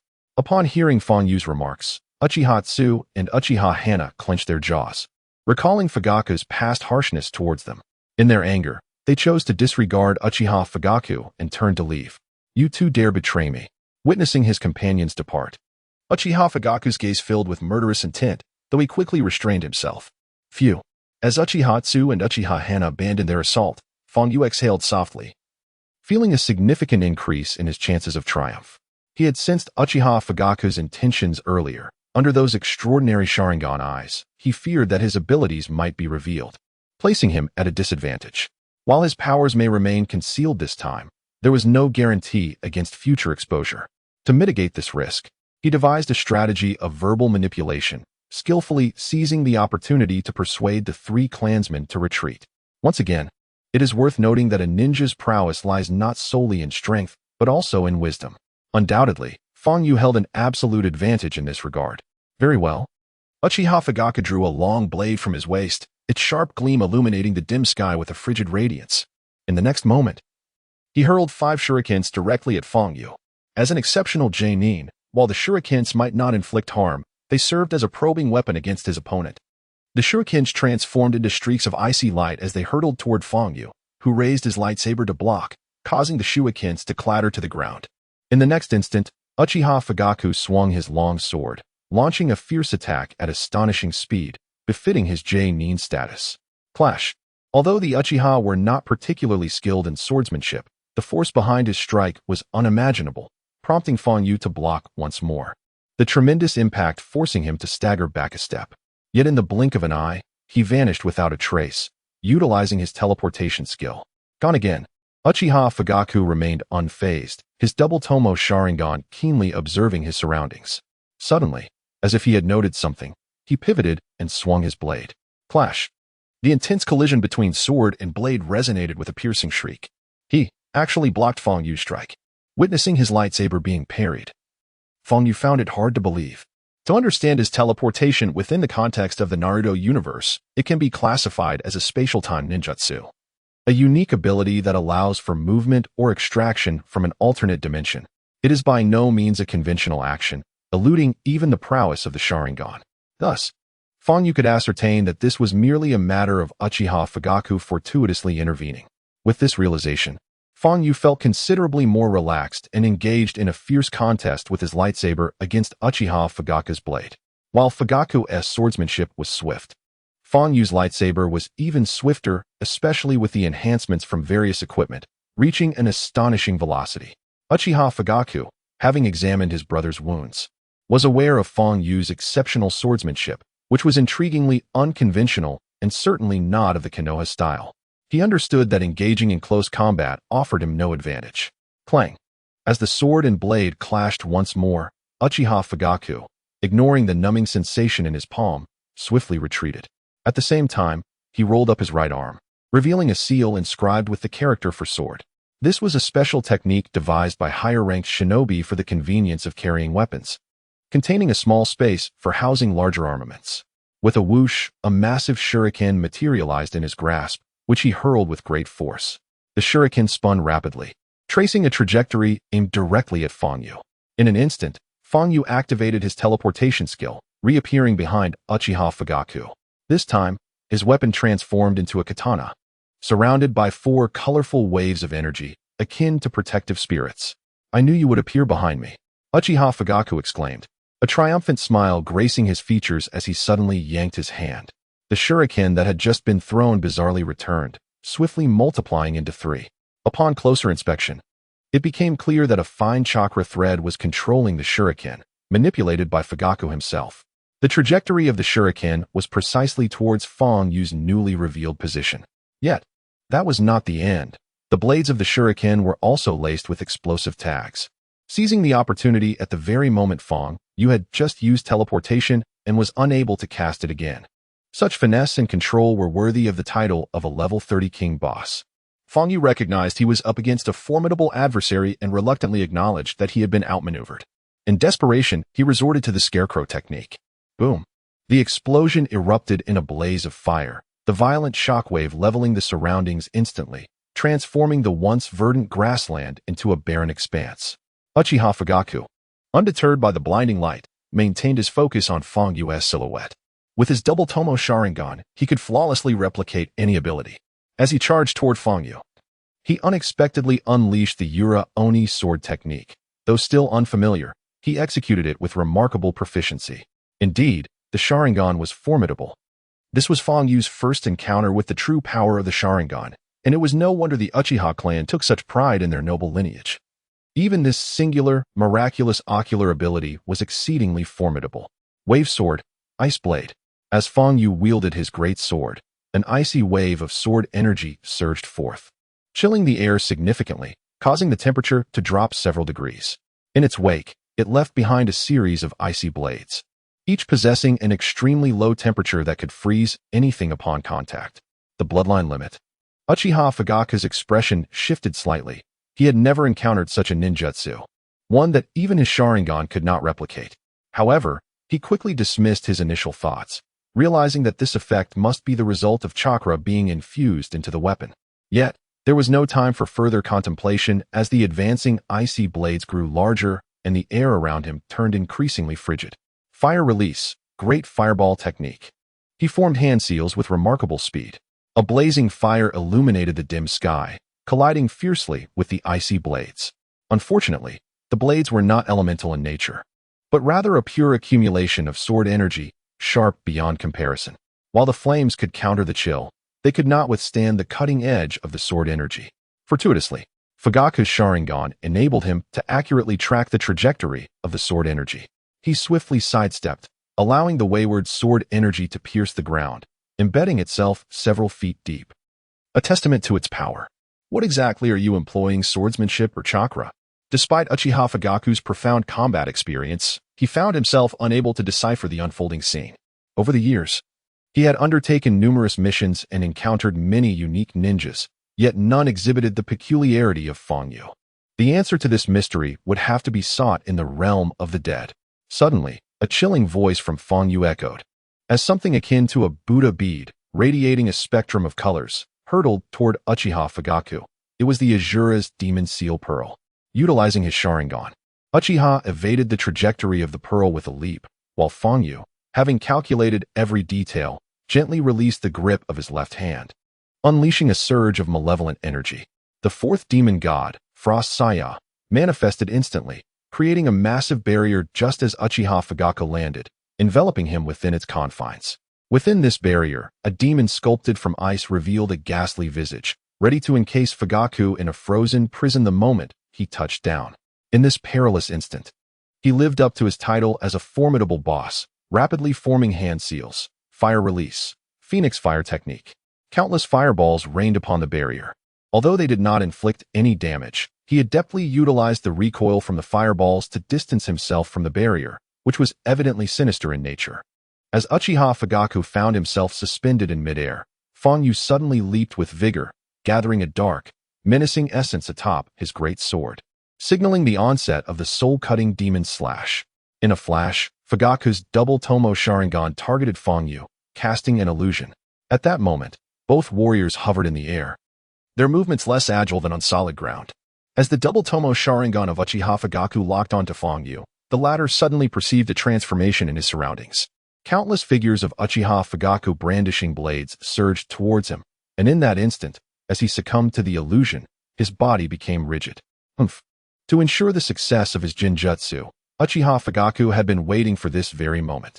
Witnessing Feng Yu's body stiffen, as though it had turned to stone and plummeted, a cold smirk crept across his face, convinced that the battle was nearing its conclusion. However, his smile faded swiftly, replaced by a look of incredulity that froze upon his countenance. Feng Yu had vanished. Having employed several ninjutsu alongside the Jinjutsu, Uchiha Fugaku felt his chakra reserves dwindling. Feng Yu's sudden disappearance was indeed an ominous sign. He swung his blade, unleashing a sharp gleam, the spirit-eating demon slash.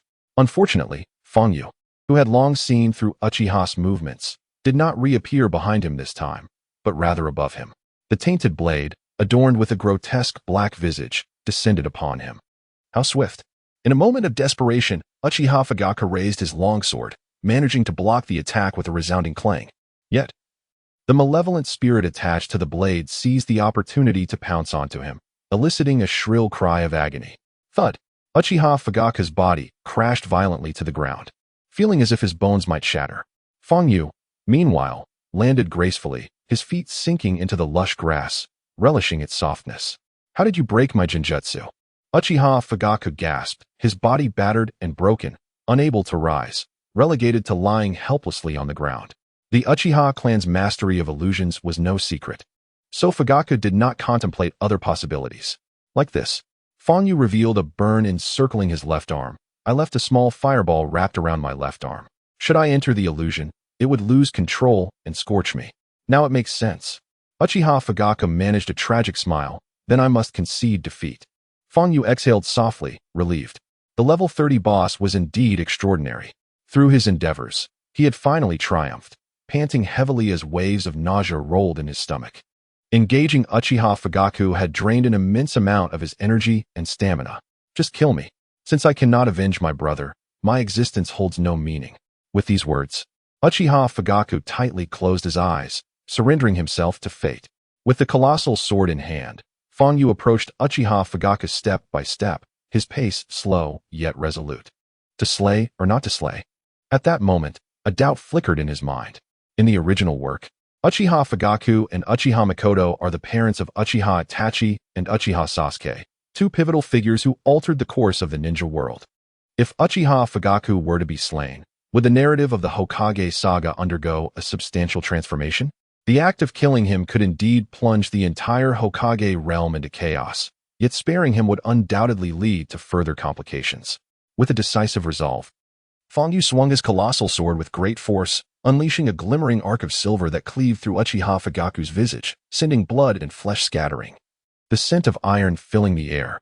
Thus, the illustrious Uchiha Fugaku met a tragic demise. In the next moment, he erupted in a blaze of golden light, akin to fireworks, releasing a plethora of weapons and scrolls. Upon successfully vanquishing a special NPC, the player was rewarded with legendary weaponry, with the freedom to choose. The kill was confirmed, granting 15,000 experience points. Congratulations! You have leveled up, with intelligence, agility, and strength each increasing by 10. The plot of the Hokage saga experienced a disturbance, undergoing repairs. 10. 20.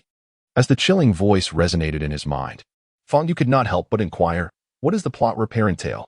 Upon the death of an NPC who should not have perished, the system automatically initiates the restoration of the Hokage narrative. Under the system's extraordinary capabilities, the shattered world of Hokage would soon be restored, came the response. Then, will the deceased return to life? Fang Yu questioned, perplexed. They will not be resurrected. However, the missions that the deceased NPC was meant to fulfill will be transferred to other NPCs. For instance, if the player kills Uchiha Fugaku, the betrayal plan of the Uchiha will be executed by another in due course, the system clarified. Nodding silently in understanding, Fang Yu shifted his focus back to the rewards of the legendary weaponry. Suddenly, he recalled his mysterious reward. Please open the mysterious gift pack. Opened, the system's voice announced. As the pack was unveiled, Fang Yu was astonished to find it contained an array of pink light armor, all at level 25. Truly, these were legendary-grade armaments, each possessing unique additional attributes, such as evasion rate, attack speed, movement speed, and even casting speed. Impressive, Fang Yu thought with a hint of delight. Promptly clicking to equip them, he immediately felt the cool metal encase his body, rendering him significantly lighter, a truly wondrous sensation. Next, he turned his gaze to the legendary weapons, which materialized before him as 4 distinct armaments: a light sword, a colossal sword, a tachi, and a short blade. Each a piece of equipment for the ghostly swordsman, their names shimmering in pink, indicative of their legendary status. Frostblade inflicts ice attribute damage upon attack, with a chance to freeze the enemy. Cataclysmic Greatsword emits sword energy during attacks, with a chance to automatically unleash a level 3 shockwave, infused with lightning attributes. Capable of penetrating armor. Gale Tachi, an exclusive weapon for the Azura, enhancing all skills by 1. Assassination Dagger. Upon equipping, it grants the skill of assassination, allowing players to enter a state of invisibility. The first attack delivers a devastating strike that guarantees a critical hit of 100. This effect lasts for 30 seconds with a cooldown of 360 seconds. Among the 4 legendary weapons, each possesses its own unique enchantments, leaving Fang Yu in a state of contemplation about which weapon to choose. As he surveyed the 4 blades, each held its own allure. The light sword could inflict an ice attribute effect, advantageous for one-on-one confrontations. The Destruction Greatsword boasted impressive area damage capabilities, while the Gale Blade enhanced the power of the Azura. The Assassination Dagger, however, was undeniably superior for individual stealth strikes. Analyzing his own abilities, he had the Sword Soul and Berserker for melee combat, Elemental Blaster and Azura for ranged attacks, and the Wailing Ghost for crowd control. His skills were relatively balanced, lacking only the art of assassination. Although the teleportation skill could achieve kills, it was not the same as true assassination, and the dagger was more convenient to carry than the other 3 weapons. After careful consideration, Fang Yu ultimately focused on the assassination dagger. The dagger's stealth skill and double critical hit potential made it an excellent choice. You have selected the assassination dagger. Are you certain? The system's cold voice echoed. Fang Yu discreetly nodded. Ding. The system's voice announced, and he felt a sharp dagger materialize at his waist. The blade emitted a faint chill. imparting a sense of cold darkness when held. This weapon was extraordinary, befitting its legendary status. Suddenly, Fang Yu thrust the dagger forward, and the razor-sharp energy effortlessly sliced through a nearby tree with precision.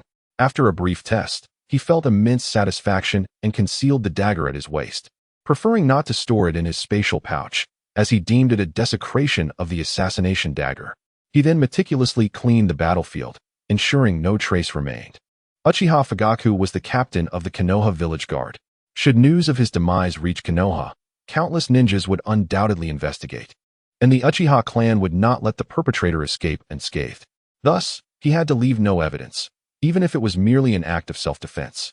It was crucial to remember that even an act of self-defense could render him a pawn sold out by Konoha, given the Uchiha's overwhelming power, especially as a powerless civilian. He recalled the tragic events involving the brothers Riku and Ritsu from the original tale. As for Mikoto, Minato, and Kushina, he had devised a plan to gauge their attitudes. If their responses were unfavorable, he would have no choice but to resort to more forceful measures, particularly regarding Uchiha Mikoto's stance. With these thoughts in mind, he hastened toward Konoha. Not long after, he spotted Uchiha Mikoto, Minato, and Kushina, their faces etched with concern, gazing expectantly in his direction. As they beheld the long-anticipated figure gradually taking form, they erupted in joyous cheers. "See, I told you, our teacher will undoubtedly vanquish that villain," exclaimed the delighted crowd. "Our teacher is truly formidable, having defeated the esteemed captain of the Konoha Guard, Fugaku." Kushina and Minato raised their arms high, waving exuberantly. Meanwhile, Mikoto Uchiha stood quietly to the side, her expression a blend of complexity. Although relief washed over her, a nagging thought lingered. Were they all waiting for me? Fang Yu suddenly felt a warm current flow through his heart and curiously inquired, "Did I not instruct you to return to Konoha first?" With that, he adopted a serious demeanor, a stern visage adorning his features. Kushina and Minato, noticing their teacher's displeasure, awkwardly scratched their heads and chuckled sheepishly. But what about Fugaku Uchiha? Mikoto's instinct stirred unease within her. Just as Fang Yu was about to respond, Mikoto interjected, shaking her head, "There is no need for explanations. Rest assured, we will help you cover this up. We shall assert that Fugaku met his end gravely injured in battle against the Cloud Shinobi. As for the two fleeing Uchiha, I employed some special techniques to erase their memories." Upon hearing Mikoto's words, Fang Yu was momentarily taken aback, unable to fathom that Mikoto, also an Uchiha, would go to such lengths for him. "Whether it be Fugaku or Fufeng, they instigated trouble with you first. You acted merely in self-defense," Mikoto asserted. Shaking her head, "I have long since grown weary of the decayed pride of the Uchiha." At this juncture, her gaze turned steely as it fell upon Kushina and Minato. "What transpired today must remain confidential, understood? Minato would never betray his teacher." "Heh, I absolutely won't breathe a word." Kushina mischievously grinned. "Mikoto, may I call you Sister Mikoto from now on?" "Of course," Mikoto replied, her fondness for Kushina evident as she chuckled. "But sister feels rather old. Consider me your close friend, or confidant instead." "Sister Mikoto." "Oops. Mikoto, are you implying that confidants are those who gather together in pregnancy?"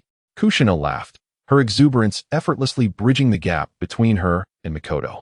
Suddenly, Mikoto's demeanor shifted to seriousness. "All right, enough of the frivolity. We should return to Konoha at once. It is essential that I report the situation regarding the Cloud Shinobi to the higher-ups.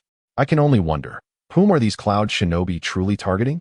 Oh, it seems it is aimed at me. Kushina, you?" Mikoto's face was riddled with confusion. Very few high-ranking officials in Konoha were privy to the existence of the Ninetales. Naturally, Mikoto was among the uninformed. Upon their return to the village, several Umbu ninjas, who had been awaiting their arrival, materialized before Kushina like a whirlwind. Fang Yu lifted his gaze and noticed several individuals from the Umbu, all of whom were level 30 elite bosses. He could discern their ranks, yet the one at the forefront, known as Yamashiro Hatian, eluded his comprehension, displaying only XX level XXX. This marked the first instance, apart from the third Hokage and the legendary Sannin of Konoha, where he encountered a formidable ninja whose level he could not ascertain. "Lady Kushina, please accompany us," Yamashiro Hatian said, his tone seemingly courteous yet tinged with an underlying forcefulness. As his gaze settled upon the fiery-haired girl, "Kushina, where are you taking her?" Uchiha Mikoto instinctively sensed something amiss. This matter is beyond your purview, Miss Makoto. Yamashiro Hatian replied, shaking his head, poised to lead the Umbu away with Kushina. However, Fong Yu suddenly interjected, raising his voice, "Hold on." At the sound of Fong Yu's command, Yamashiro Hatian turned, revealing a mask devoid of expression, seemingly surprised by Fong Yu's intervention. As Kushina's teacher, I find it necessary to inquire about your intentions regarding her departure, Fong Yu asserted firmly. He sensed that the Umbu's intent to take Kushina was likely related to the Nine Tails. His inquiry served two purposes: to validate his suspicions and to express his growing attachment to Kushina, not wishing for her to bear such burdens at a tender age. Despite the secrecy surrounding Konoha's decision regarding the Jinchuriki, it was undeniable that few could accept the prospect of harboring a colossal beast within them. With the constant threat of death looming, it was known that prior to the Second Shinobi World War, many ninja villages lacked the means to control the tailed beasts, rendering the role of Jinchuriki exceedingly perilous. Although in the original narrative Kushina had been fortunate to survive, it was largely due to the unwavering protection of Minato Namikaze, a powerful ninja. The intricacies of that storyline were vast and unknown to him, making it difficult to guarantee Kushina's safety. Thus, for both personal and ethical reasons, Fong Yu was resolute in preventing Kushina from becoming the Nine-Tails Jinchuriki. The Umbu operate under the veil of secrecy. No explanations will be provided, Yamashiro Hatian coldly stated, turning away with the other Umbu, leading Kushina with him. Teacher, I'm scared. Kushina instinctively sensed impending danger, her voice trembling. Teacher Minato beside her appeared anxious as well. Stop. Another stern voice rang out, causing the Umbu ninjas to halt and turn to the source of the command, Uchiha Makoto, a member of the Uchiha clan. Unless you present a valid reason, do not even think of taking Kushina. Makoto huffed, preparing to charge forward. However, Fong Yu gestured for her to desist. Makoto, your poison has yet to be neutralized. You are no match for these Umbu, he cautioned, positioning himself in front of the Umbu ninjas and drawing Kushina behind him, shielding her like an immovable mountain. If it comes to this, we will have to resort to force. Upon hearing that the young lad before him intended to take action, the faces behind the masks of the Umbu suddenly adopted expressions of disdain. Yamashiro Hutian chuckled, "Young man, you underestimate our Umbu far too much. Since we have a bit of time before the task is due, why not, Lani, entertain him a little? Remember, show some mercy." Fong Yu observed that throughout the exchange between Yamashiro Hutian and the Umbu, his name remained in an orange status, indicating no hostility. When the Umbu named Lan Yi approached him, his name also retained the same orange status, suggesting that he merely sought a friendly spar, devoid of malice. Yet, Fong Yu was curious to witness the prowess of the Umbu. With a sly smile, he drew a short blade from his palm. The very assassination dagger he had just acquired. The sharp edge emanated a chilling aura, perceptible even to the distant Umbu. Not bad, remarked Lani, offering a brief evaluation before charging towards Fong Yu. He appeared to be a ninja skilled in taijutsu, exhibiting remarkable speed while relying solely on his fists, without the use of shuriken. In terms of rank, he was a J-nin, yet his velocity surpassed that of an average CH-nin and even eclipsed that of the formidable Uchiha Fugaku. Unfortunately for him, no matter how swift he was, he could not compare to Fong Yu. Just a moment before Lan Yi's fist could land, Fong Yu vanished. The Umbu, who believed the battle had concluded, widened their eyes in astonishment. Teleportation? No. That's the secret technique of invisibility. Lan Yi, known as the Blue Lightning in the shadows, was renowned for his ability to breach enemy lines with astonishing speed and eliminate foes. Yet, they had not anticipated that someone could surpass the speed of the Blue Lightning. Fong Yu had indeed disappeared, but this was the ability of the assassination dagger. Where is he? Lan Yi, now aware that he faced a formidable opponent, steeled himself. Regrettably, by the time Fong Yu seized the initiative, the outcome was already determined. You have lost. Fong Yu delicately placed the assassination dagger against Lan Yi's neck. A mere inch forward would seal his fate. Lan Yi remained silent, his expression hidden beneath his mask, yet it radiated profound shock. Throughout the encounter, he had failed to discern how this young man had executed his moves. This boy should not be underestimated. The other Umbu nodded in agreement, recognizing the truth of this statement. At that moment, someone suddenly recognized Fong Yu. Captain, that's Fong Yu.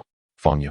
Yamashiro, whose eyes widened in surprise as he scrutinized Fong Yu, having previously focused all his attention on Kushina and neglecting this individual. However, given Fong Yu's disheveled appearance, It was no wonder he had evaded notice.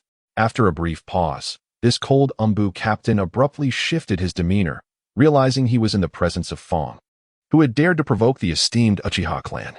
I have heard of you. Fong Yu, allow me to clarify this matter.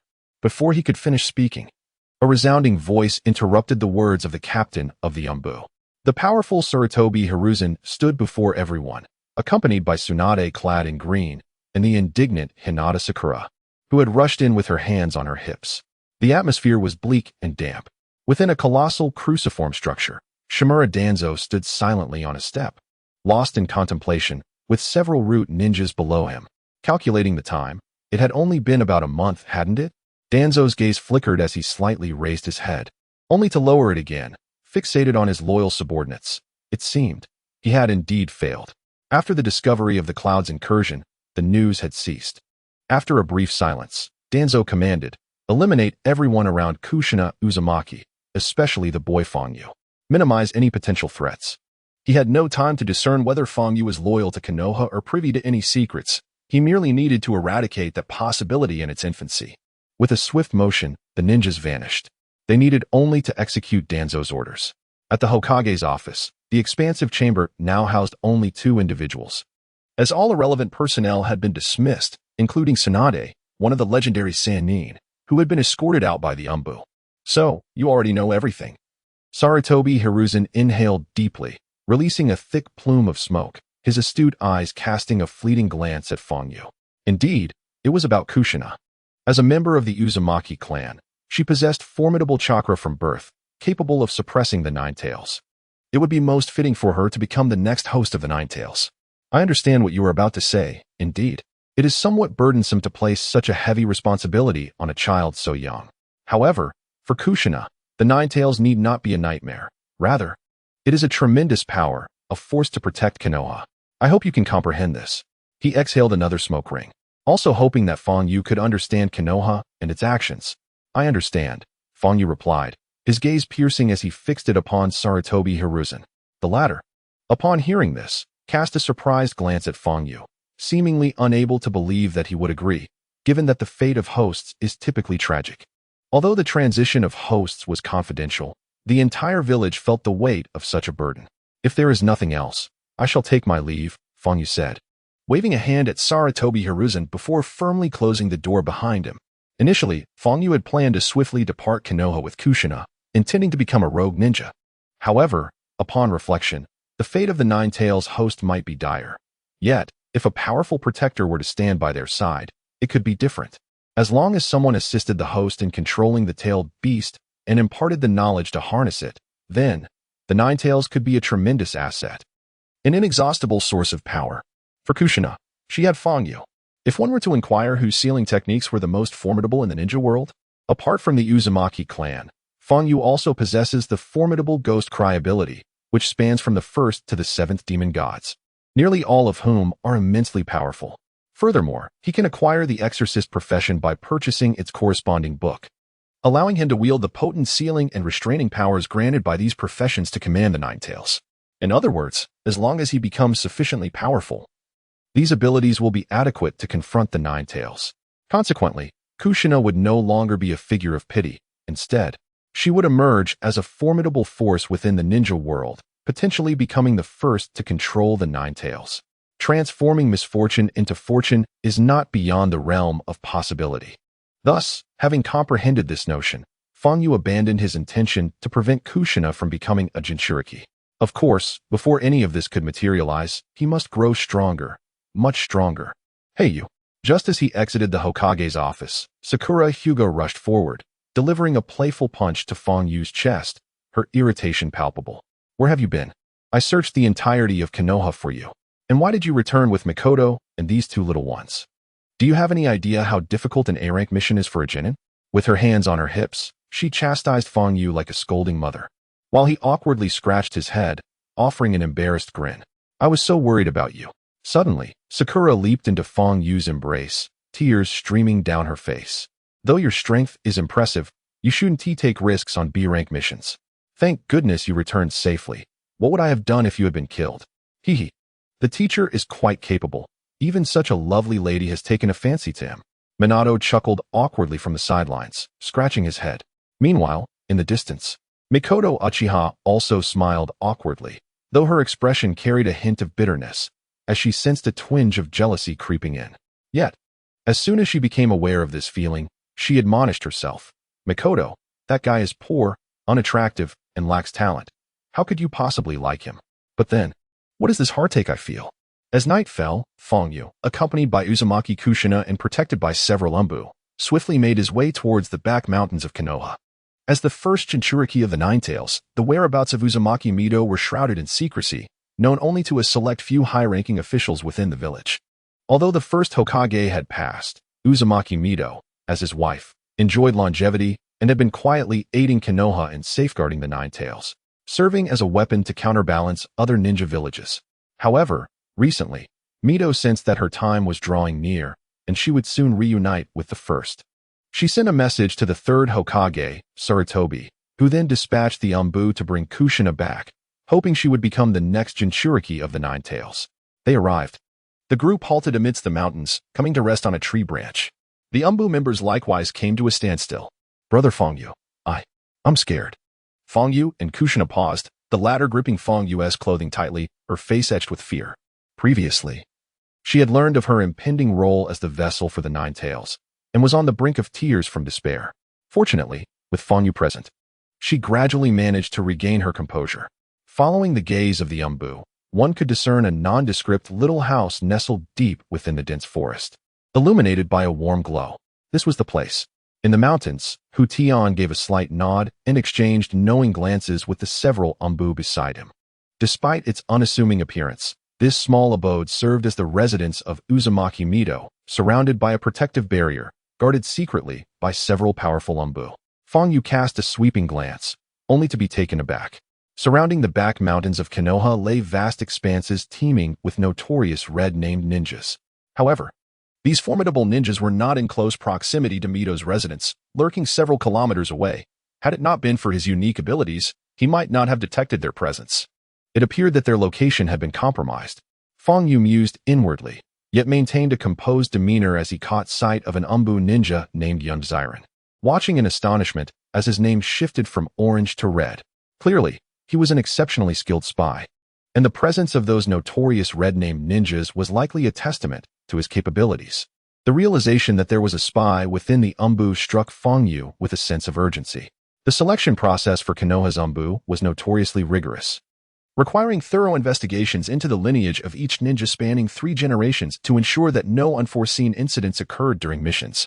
Little did he expect that a spy could infiltrate their ranks so seamlessly. He was certain that this young Ziren was either a vessel of some secret technique or had grown up within the confines of Konoha.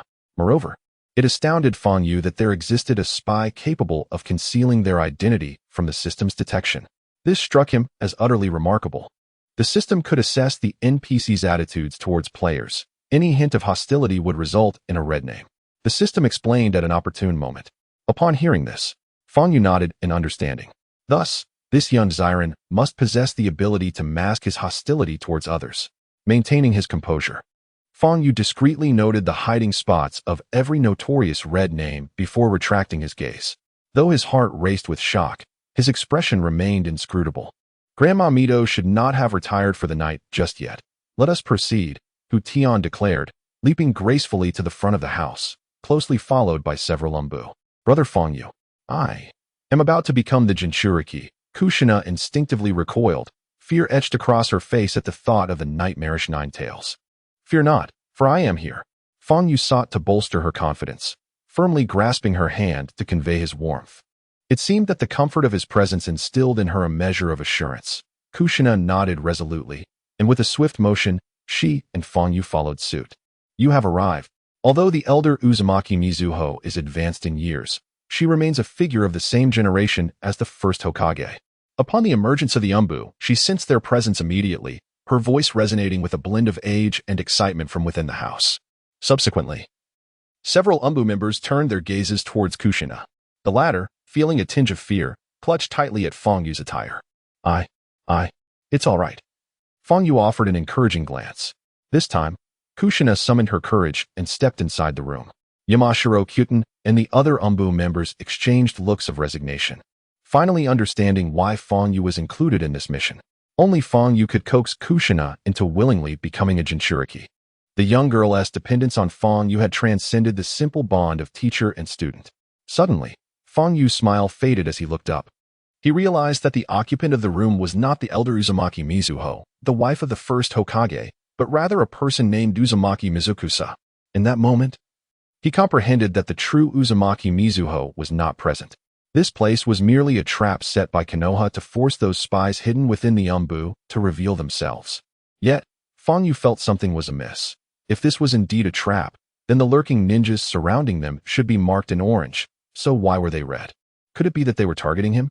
Shaking his head, Fong Yu dismissed the notion as improbable. He wished to discern the specifics of those prominently marked in red, but they were too distant for him to make out the words or the ninja villages. Only the colors remained visible. "Do come in." The aged voice of Uzumaki Mizuho resonated again from within the room. Fong Yu and the Umbu entered together. "You must be weary.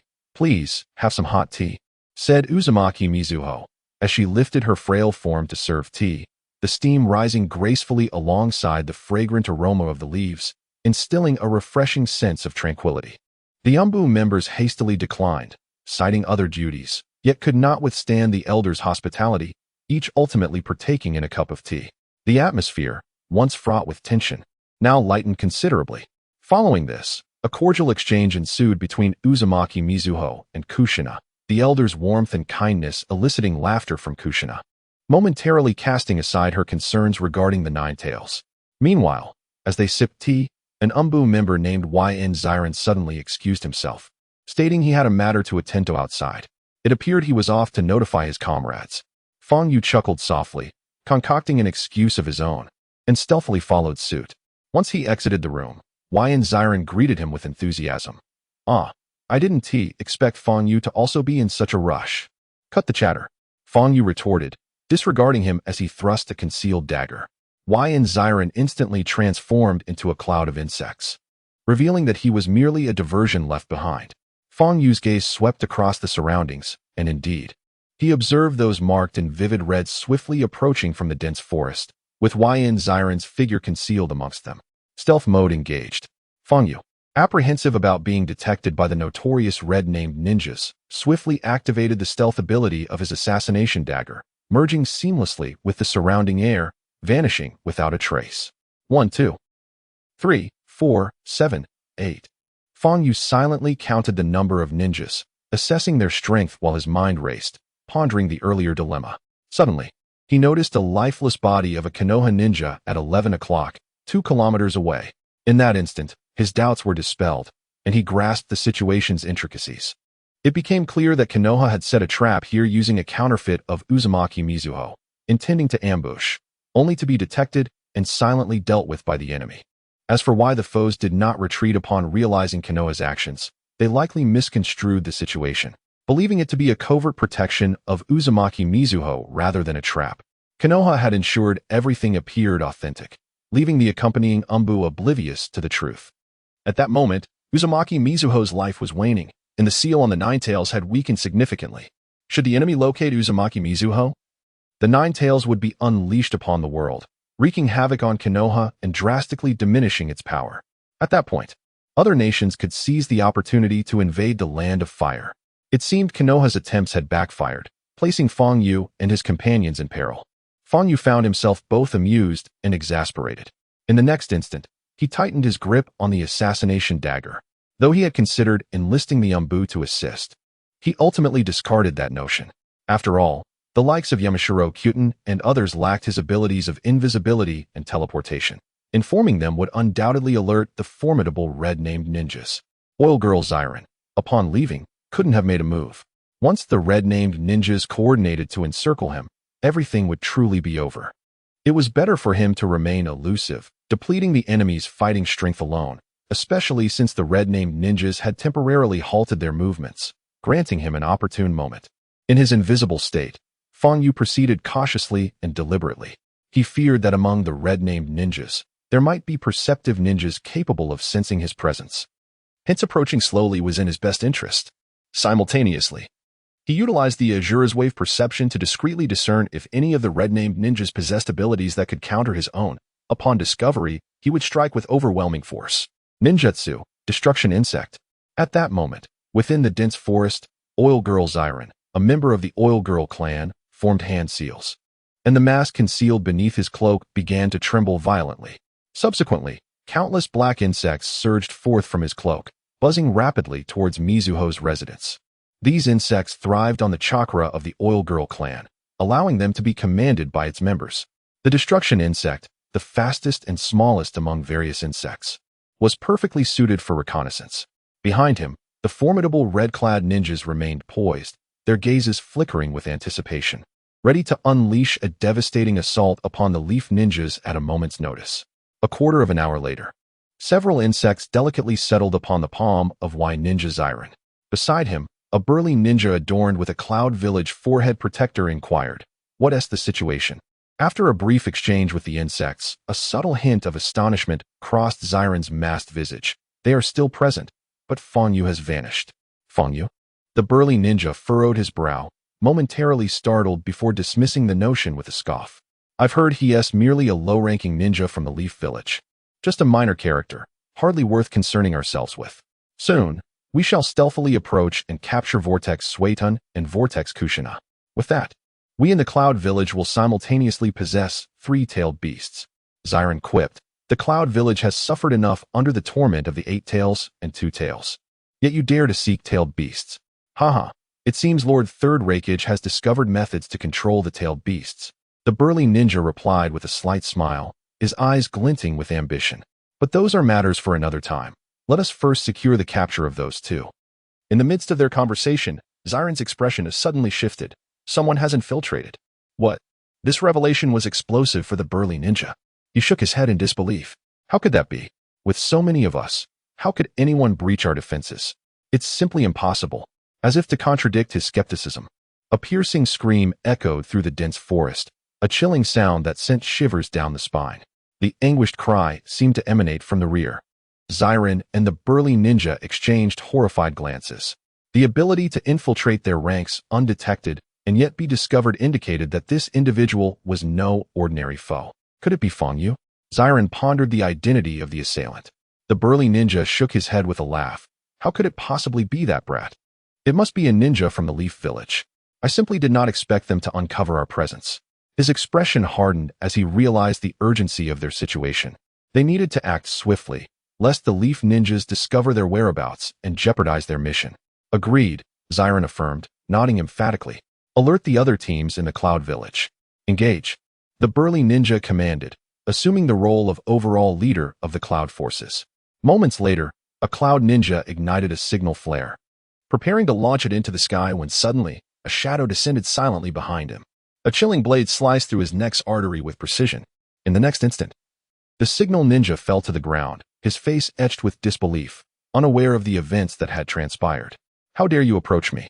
The burly ninja's temper flared, witnessing his comrade's demise. His body crackled with lightning as he instantly pursued Feng Yu, unleashing a powerful punch. With the formidable penetrating force of his lightning release, his fist transformed into a razor-sharp sword. Upon observing, Feng Yu realized that his level was on par with Uchiha Fugaku, having reached the esteemed rank of level 30. Unfortunately, no matter how swift he was, he could not match Feng Yu's reflexes. Under the influence of the Scarecrow skill, he transformed into a wisp of vapor and vanished. The bearded giant, devoid of a target, unleashed a tremendous punch upon a tree that several individuals were embracing, nearly obliterating everything in an instant. How astonishing! The bearded giant had never encountered a ninja wielding space-time ninjutsu, and his temper flared. How dare one kill my comrade in my presence? Why in Xiren? Summon your wretched insects and locate that fiend for me.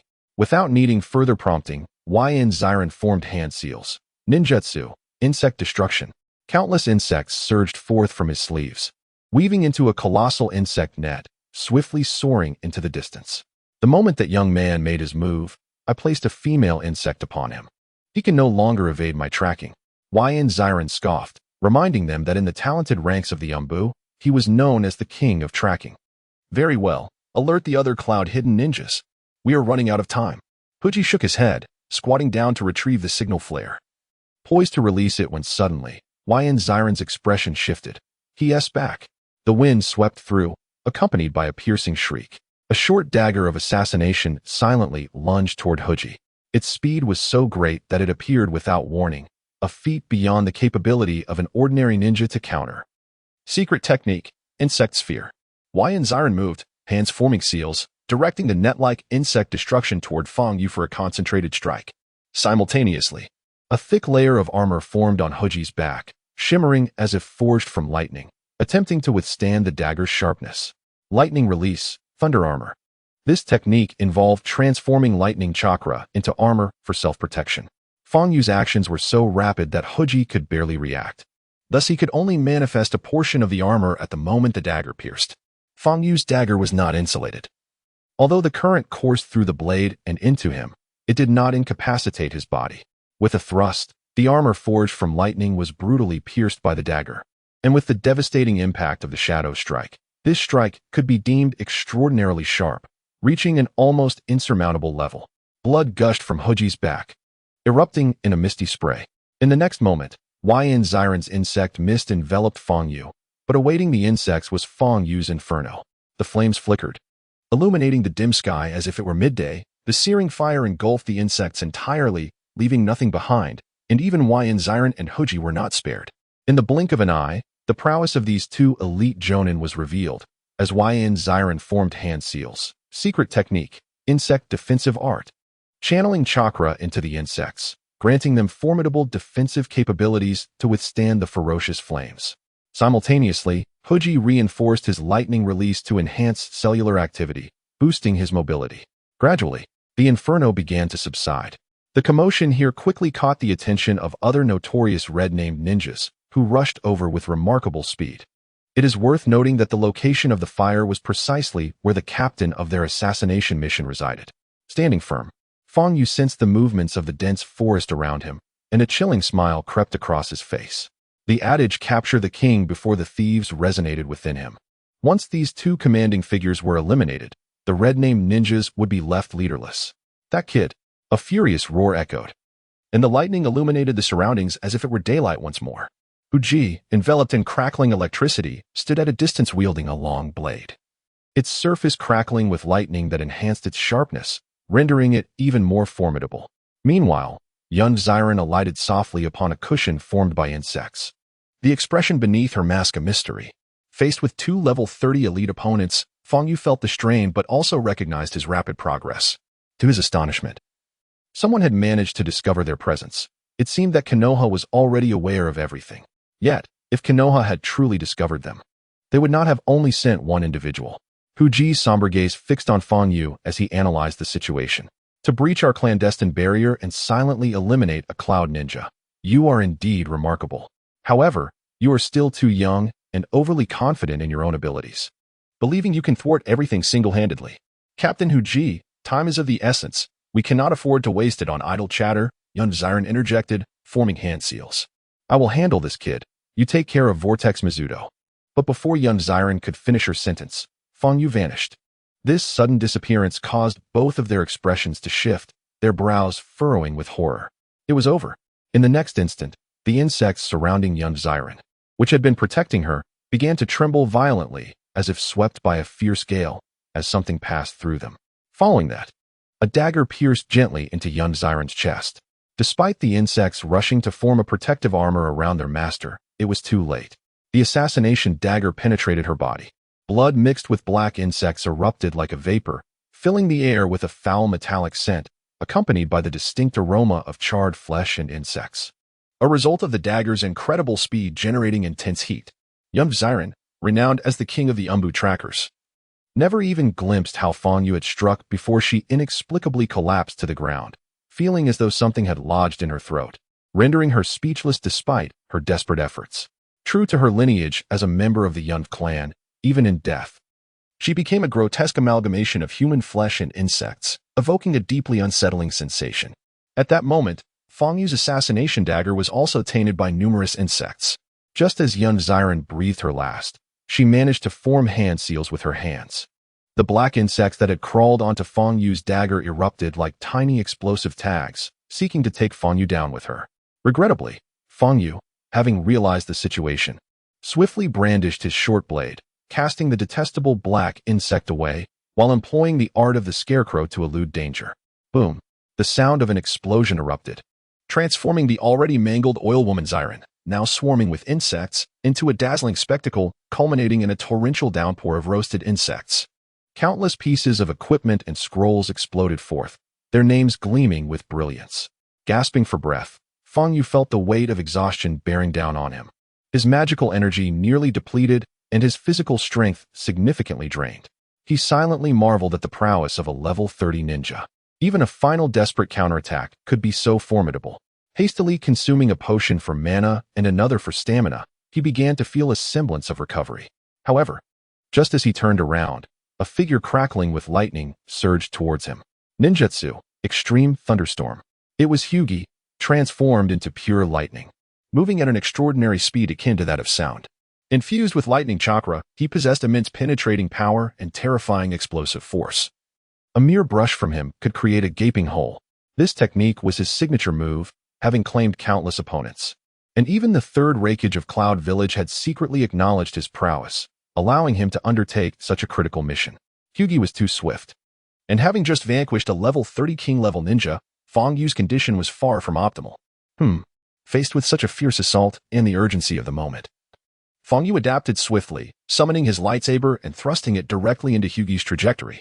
Indeed, while Hyugi's technique was formidable, it bore a weakness akin to that of the Thousand Birds. Under the blinding radiance of the lightning, the user would become temporarily blinded, unable to discern the opponent's moves. Though he too was momentarily blinded by the flash, he possessed the formidable tool of sensory perception, Extreme Thunderstorm. As Feng Yu anticipated, Hyugi found himself momentarily incapacitated by the brilliance of the lightning. Though this was the sole vulnerability of his ninjutsu, he regarded it as a weapon for killing. Even in the brief moment before his body collided with the lightsaber, such thoughts crossed his mind. Thud! The lightsaber pierced through his chest, blood gushing forth. Hyugi's lightning-infused fist halted just an inch from Feng Yu's forehead, emitting a chilling hiss, unable to advance further. My Extreme Thunderstorm is so swift. You could never react in time. As he felt the rapid passage of his life, disbelief and confusion etched across Hyugi's face. In his view, his speed should have compensated for the ninjutsu's flaw. The technique he had developed had even garnered praise from the third Raikage. Thud! A sweetness filled his throat as he spat another mouthful of blood, feeling as if the Grim Reaper had grasped his throat, making even the act of breathing excruciatingly difficult. He was unwilling. He was profoundly unwilling. For many years, Hyugi traversed the ninja realm, and only heaven knows how many times he has relied on this technique to severely injure his adversaries and alter the course of battles, earning the admiration of his comrades and the gaze of affection from his beloved. Now, however, he finds himself defeated before an inconspicuous young adversary. Ninjas are inherently proud, and he is no exception, his eyes widening as if to etch Feng Yu's visage indelibly into his memory. Your ninjutsu is indeed swift, yet its flaws are glaringly evident. Feng Yu chuckled softly, drawing forth his lightsaber. Kakashi's self-developed technique, the Chidori, is presumably a refined variant of the Extreme Thunderblast, concentrating chakra that envelopes the body into a formidable strike, augmented by the keen insight of the Sharingan. Having encountered the Chidori before, he found it effortless to counter this technique. Hyugi's chest erupted like a geyser, spewing forth a deluge of blood that enveloped him in a mist of crimson. The lightning that had surrounded him vanished in an instant. Bereft of everything, Hyugi collapsed to the ground, landing adjacent to the lifeless form of Yunyu Ziren. He struggled, seemingly attempting to articulate words, yet his lips quivered in vain, producing not a single syllable. In despair, he closed his eyes. In the next moment, his body detonated like a burst of golden light, releasing an array of equipment and scrolls. Upon closer inspection, many valuable items and consumables such as HP and MP potions were among the loot. Feng Yu casually picked up a bottle of MP potion and a stamina elixir, then turned his gaze toward the descending red-named ninjas from all directions. These red-named ninjas, their eyes ablaze with fury, exuded an aura that suggested they were intent on tearing Feng Yu apart. Hyugi was their captain, their companion, now that he had been slain. They would not stand idly by. This was the thunder will of the cloud-hidden ninjas. Truly troublesome. Before Feng Yu could consume the two potions, An onslaught of shurikens descended upon him from all angles, a veritable storm of projectiles that could induce terror in any onlooker. Just as Fang Yu prepared to utilize his teleportation technique, several figures suddenly landed before him, two of whom swiftly formed hand seals, Earth-style, Earth Wall technique. With a thunderous crash, two massive earthen walls surged forth, blocking the barrage of shurikens. Is it you? Upon recognizing these figures, warmth surged through Fang Yu's heart. Who else could they be if not his comrades from the Umbu? Fang Yu, never venture forth alone again, spoke Yamashiro Kyuten, whose expression remained concealed beneath his mask. Yet Fang Yu surmised he must be smiling. You have us. We are your steadfast support. Such words ignited a fervor within Fang Yu, causing him to sheepishly scratch his head, suddenly grasping the essence of the will of fire. By the way, how's Kushina? Ah. That little girl has already been returned to Konoha. Have faith. Reinforcements from Konoha shall arrive shortly. Yamashiro Kyuten replied with a smile. All right, Umbu. Our opportunity to shine has arrived. Let us not embarrass ourselves before a mere genin. Dismissed. As the words fell, the members of the Umbu transformed into a whirlwind, darting in all directions. I cannot be left behind. Fang Yu chuckled heartily, suddenly vanishing into thin air. Just a few of you ninjas? One of the notorious red-named ninjas sneered. Our numbers far surpass yours. Before he could finish his sentence, Fang Yu's assassination dagger pierced through his throat. The first. Yamashiro Kyuten glanced at Fang Yu, a bitter expression crossing his face as he thrust a kunai into the chest of a Yunin ninja. I also claim the first. It seemed he was eager to compete with Fang Yu in the art of killing. Oh, you wish to compare kills with me? Fang Yu laughed wickedly, a glimmer of golden light flashing in his eyes as the scarecrow skill activated. In the next moment, a colossal fire dragon bullet engulfed the very spot he had just occupied, transforming it into a vast sea of flames. You may perish. Immediately thereafter, Fang Yu materialized behind the ninja who had unleashed the fire release technique, his assassination dagger sealing the fate of the unfortunate soul. The battle commenced swiftly and concluded just as rapidly. Among the 50 or so Yunin ninjas that had arrived, the majority fell to Fang Yu's blade, while the remaining few were dealt with by the Umbu, leaving a gruesome scene of lifeless bodies scattered across the ground. Of course, in Fang Yu's eyes, there lay a trove of equipment, scrolls, and substantial rewards. Congratulations, a total of 53 NPCs slain, including 2 Jonin, 30 Chunin, and 20 Genin, yielding a total experience reward of 20,000 points. Having slain 2 Jonin consecutively, he received the first kill bonus, an additional 10,000 experience points. He also earned a chance to enter the costume shop. Ding! Congratulations, the player has reached level 26, with wisdom, agility, and strength each increased by 10 points. It turns out that the equipment and experience dropped by partners upon defeating enemies can also be awarded to me. Hearing the system's announcement, Fang Yu felt a surge of delight, never anticipating that his companion's assistance in vanquishing foes would also yield rewards for him. If that is the case, wouldn't he accumulate countless experience simply by being on the battlefield, lying back and reaping the benefits? Leveling up would become as effortless as flight. Experience points are only awarded when players assist in the kill. The system's cold reminder shattered Fang Yu's wicked aspirations. Who would have thought Fang Yu was so formidable? Over 50 Yunin, and you were responsible for the majority of their demise. Even I, the so-called butcher of the battlefield and a prodigy of the Umbu, cannot compare. A ninja named Sarutobi Nozomi was clearing the battlefield and could not help but cast an admiring glance at Fang Yu. Kyuten, perhaps we should recommend this young man for the Umbu.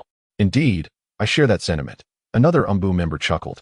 Unbeknownst to them, they all silently acknowledged Fang Yu's prowess. Hokage's office. So, it follows that if Fang Yu had not discovered the plot in advance, this highly classified mission would have failed, correct? In the prime of his life, Sarutobi Hizashi, puffing on his pipe, gently placed the report submitted by Yamashiro Kyuten on the table after perusing it, sinking into contemplation.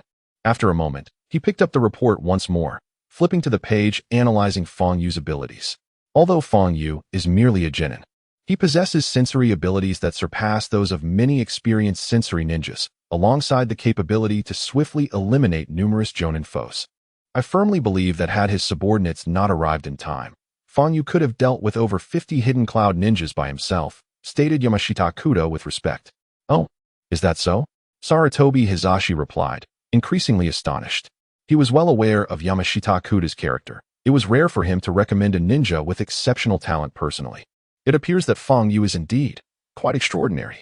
However, he was puzzled by the fact that just a month ago, Fang Yu seemed far less formidable. Struggling against a Chunin-level Uchiha ninja, could it be that his strength has escalated so rapidly? As an Umbu ninja, Yamashita Kuda had been loyal for many years and had no reason to deceive him. It seems you hold him in high regard. Do you intend to recommend him for the Umbu? Sarutobi Hizashi smiled kindly, seeing through Yamashita Kuda's thoughts. Truly, nothing escapes the eyes of Lord Hokage, Yamashita Kuda said, scratching his head in embarrassment. You have never recommended anyone before. This lad must indeed be remarkable. Sarutobi took a puff from his pipe and lightly tapped it on the table. Then, prepare him accordingly. Before he could finish, a voice interrupted him. Hizashi. I vehemently opposed this individual joining the Umbu. As the words fell, the robust Danzo entered the room, his piercing gaze seemingly capable of penetrating all facades. Oh, why is that? The term Hizashi was one that only Danzo, as a peer, dared to use, causing Sarutobi's expression to darken momentarily. Although Danzo served as an advisor to the Hokage, engaging in many secretive and unsavory actions for the sake of Konoha, Sarutobi, as a proponent of peace, instinctively rejected Danzo's martial philosophy. Furthermore, the two had previously contended for the position of Hokage after the death of the second Hokage, Senju Tobirama, which added to Sarutobi's distaste for Danzo. What could Fang Yu have done to warrant Danzo's personal intervention? Sarutobi found himself increasingly intrigued by Fang Yu. The captain of the Konoha police force, Uchiha Fugaku, is dead. Investigations reveal that Fang Yu is responsible, Danzo stated flatly. This declaration created a stir. What? Yamashita Kuda exclaimed in shock. Killing a comrade from Konoha was a grave offense. Yet, Sarutobi Hizashi, as Hokage, was merely mildly surprised. True to his demeanor, he asked calmly, Is there evidence? Indeed, is there evidence? Upon hearing the Hokage's inquiry, Yamashita Kuda's emotions somewhat stabilized. I believe Fang Yu could not have committed such an act unless it was in self-defense, especially since the Uchiha have been targeting him recently. Hizashi, do you think I lack evidence? Danzo scoffed, waving his hand dismissively. A whirlwind swept through, and a figure descended to the ground, presenting a battlefield assessment report. This was a ninja from the Konoha Intelligence Division, skilled at deducing the circumstances of combat based on the traces left behind. After perusing the report, Sarutobi furrowed his brow, lost in contemplation. Danzo sneered, What's the matter, Sarutobi? Are you still considering showing mercy to those who killed our brethren in Konoha? At that moment, a ninja entered from outside the office, cupping his hands respectfully. Hokage-sama, Uchiha Makoto requests an audience. Uchiha Makoto. Both Sarutobi and Danzo were puzzled by her request. Let her in. The ninja vanished without a trace, and moments later, Uchiha Makoto stepped into the office, getting straight to the point. Hokage-sama, I have something to report. Once Uchiha Makoto finished her account, Sarutobi and Yamashiro Kotetsu sighed in relief. Sarutobi remarked with a smile. It appears that Uchiha Fugaku provoked Fang Yu first, and Fang Yu, acting in self-defense, was compelled to kill him. As for the Cloud Ninjas who were annihilated, they too fell at Fang Yu's hands. No wonder my Umbu have been investigating discreetly, without any results. A talent like him must be recommended to the Umbu. Indeed, it was unexpected that the 20-plus Cloud Ninjas also fell victim to Fang Yu's actions. However, one could only wonder what technique Fang Yu employed to slay so many ninjas at once. Yamashiro Kotetsu nodded in agreement, expressing his admiration for Fang Yu. Danzo, do you have anything to say now? Sarutobi's gaze shifted to him. Danzo chuckled, his eyes sharp as blades. Even if Fang Yu acted in self-defense, the fact remains that he killed Uchiha Fugaku. The Uchiha clan may very well exert pressure on Konoha regarding this matter. Thus Fang Yu must be dealt with, and in a manner that is transparent.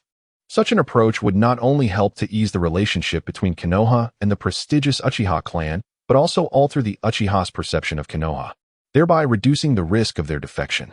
Do you not see this as a win-win situation? Although Yamashiro Kotetsu and Uchiha Makoto had heard whispers of Danzo's methods, they could not suppress the churn in their stomachs upon hearing his words. Bang! Hearing such inhumane remarks, Sarutobi slammed his palm onto the table, shattering it to pieces, and roared, Danzo, when governing the village, do not employ your filthy and disgusting tactics. Even if they are filthy, if they benefit the village, they are worth pursuing. It is the duty of the root. With that, Danzo slowly exited the room, declaring, Sarutobi, You are unfit to be Hokage. After all, you lack the decisiveness for bloodshed. Yamashiro Kotetsu. Quickly, send someone to protect Fangyu. I have a foreboding feeling. Sarutobi suddenly recalled something, his expression shifting. Without waiting for a response from Yamashiro Kotetsu, Uchiha Mikoto dashed out of the room, her face etched with worry. Within her heart, she too harbored a troubling premonition. This feeling was intense, unlike any she had ever experienced. Oblivious to the unfolding events outside, Fangyu had returned to his room, seated upon his bed with his eyes closed. After having slain 50 members of the Cloud Hidden, he was granted an opportunity to enter an online fashion mall. Upon returning to reality, he eagerly seized this chance. The system's cold, mechanical voice echoed in his ears.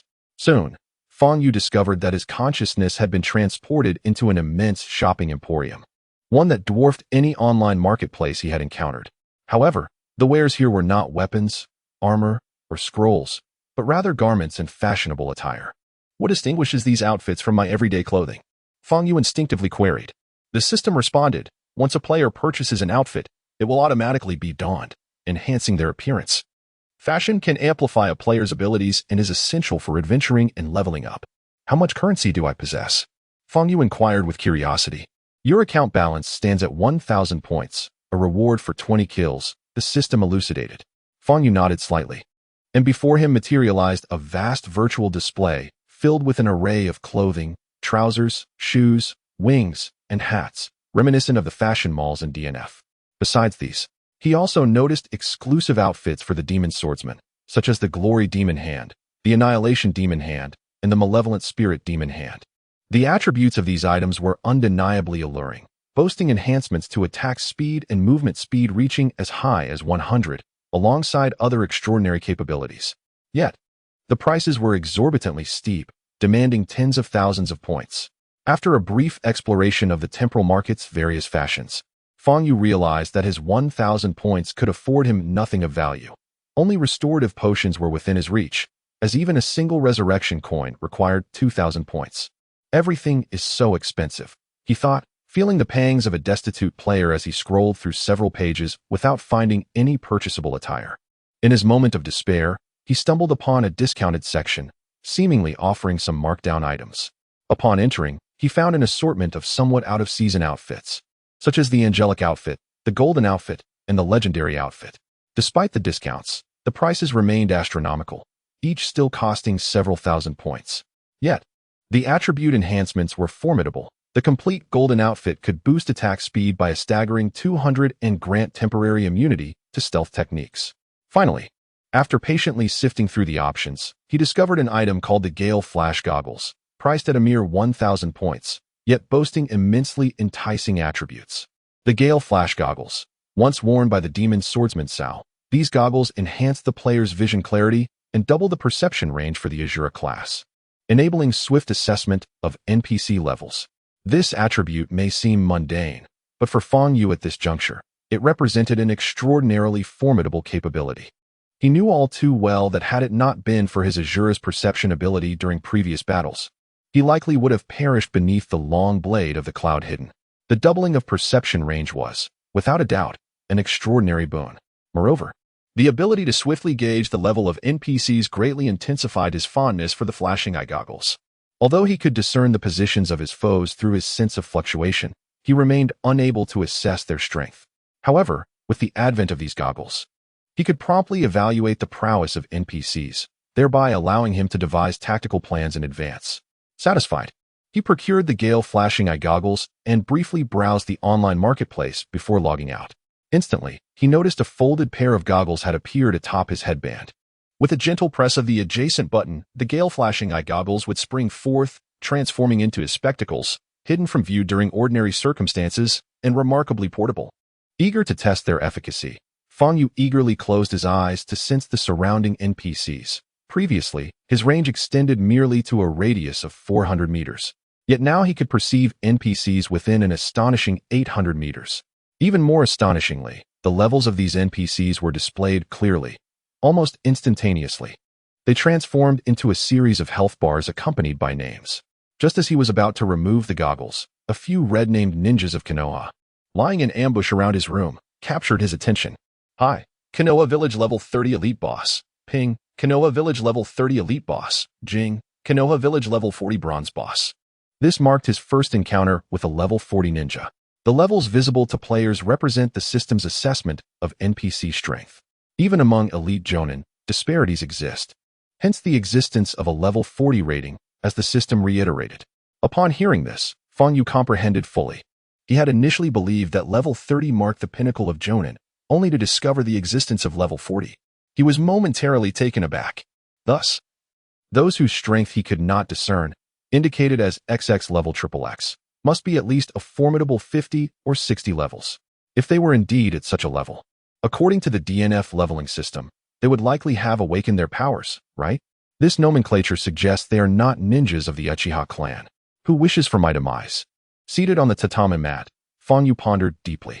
Given his current strength, confronting two Level 30 elite bosses posed no challenge. However, he had never encountered a Level 40 boss, and thus lacked any understanding of their true might.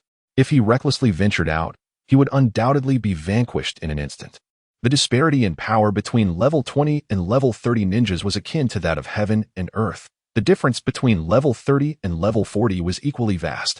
What should he do? Fang Yu recognized he was ensnared in a precarious situation, yet he was certain that remaining within his room afforded him temporary safety, as those ninjas had no reason to forcibly invade a dwelling. He suddenly recalled that he had yet to inventory the spoils from his recent conquest of over 50 hidden cloud ninjas. He was eager to discover what valuable equipment awaited him. Fang Yu pinned his hopes on the newly dropped gear and scrolls. Most of the equipment and scrolls were rather ordinary, holding little value for Fang Yu. It seemed that as his mastery of skills advanced, the drop rate for corresponding level scrolls diminished significantly. Fang Yu discovered that he could only enhance a few skills, primarily those associated with the Ghost Swordsman class, followed by the Male Mage. Subsequently, he began searching through the vast inventory. His eyes lit up when he found two pieces of pink-grade divine equipment. I had previously miswritten this and cannot modify it, so I thank the readers for their understanding. The pink equipment is indeed of divine level.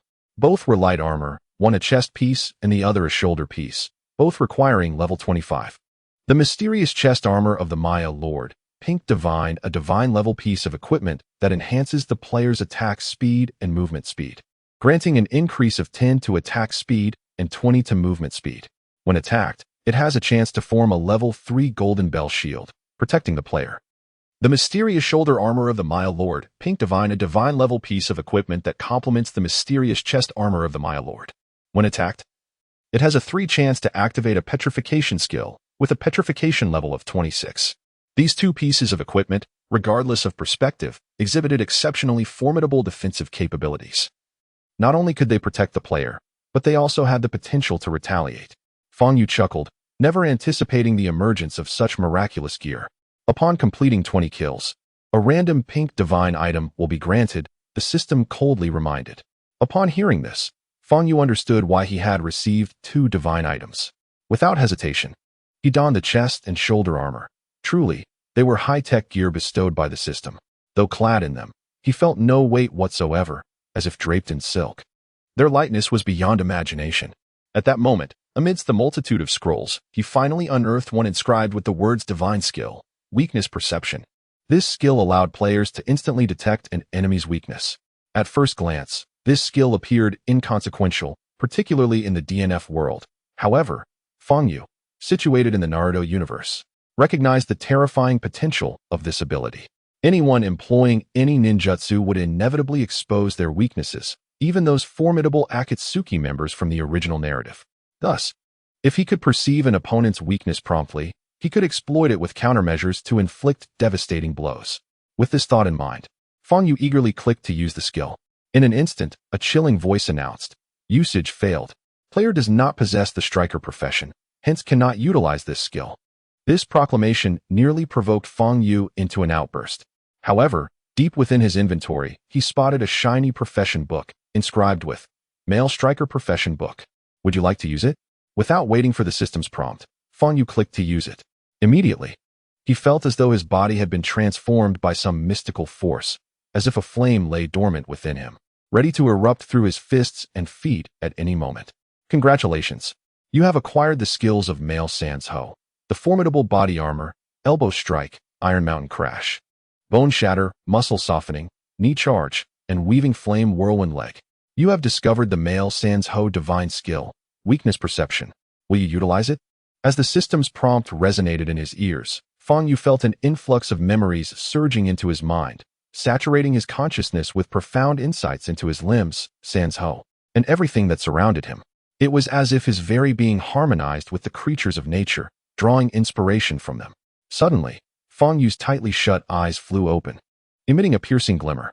He noticed the two level 30 king bosses, Hai Ping and his companion, moving. However, the level 40 adversary remained motionless, lurking as if to prevent his escape. A troublesome bunch indeed. Fang Yu was confident that they would not act here, for he was in the bustling heart of Konoha, where the streets were alive with voices. Yet, stepping out of his room posed a different risk, as he could easily fall victim to an ambush. It is well known that the hidden village is a stronghold of military prowess, where deaths could tarnish its reputation, prompting extensive investigations into such matters. Those who sought to eliminate Fang Yu would be reluctant to pursue their intentions here. Lost in thought, he noticed Hai Ping retreating rapidly, as if startled by something. Just as Fang Yu was taken aback, he spotted an orange-named figure swiftly approaching, followed by a knock at the door. "Hey, Fang Yu, are you there?" His heart raced with a cold sweat.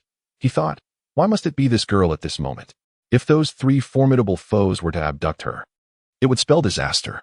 As he pondered this, he observed the immobile level 40 boss swiftly closing the distance between them, shrinking from 5 kilometers to 1 in the blink of an eye.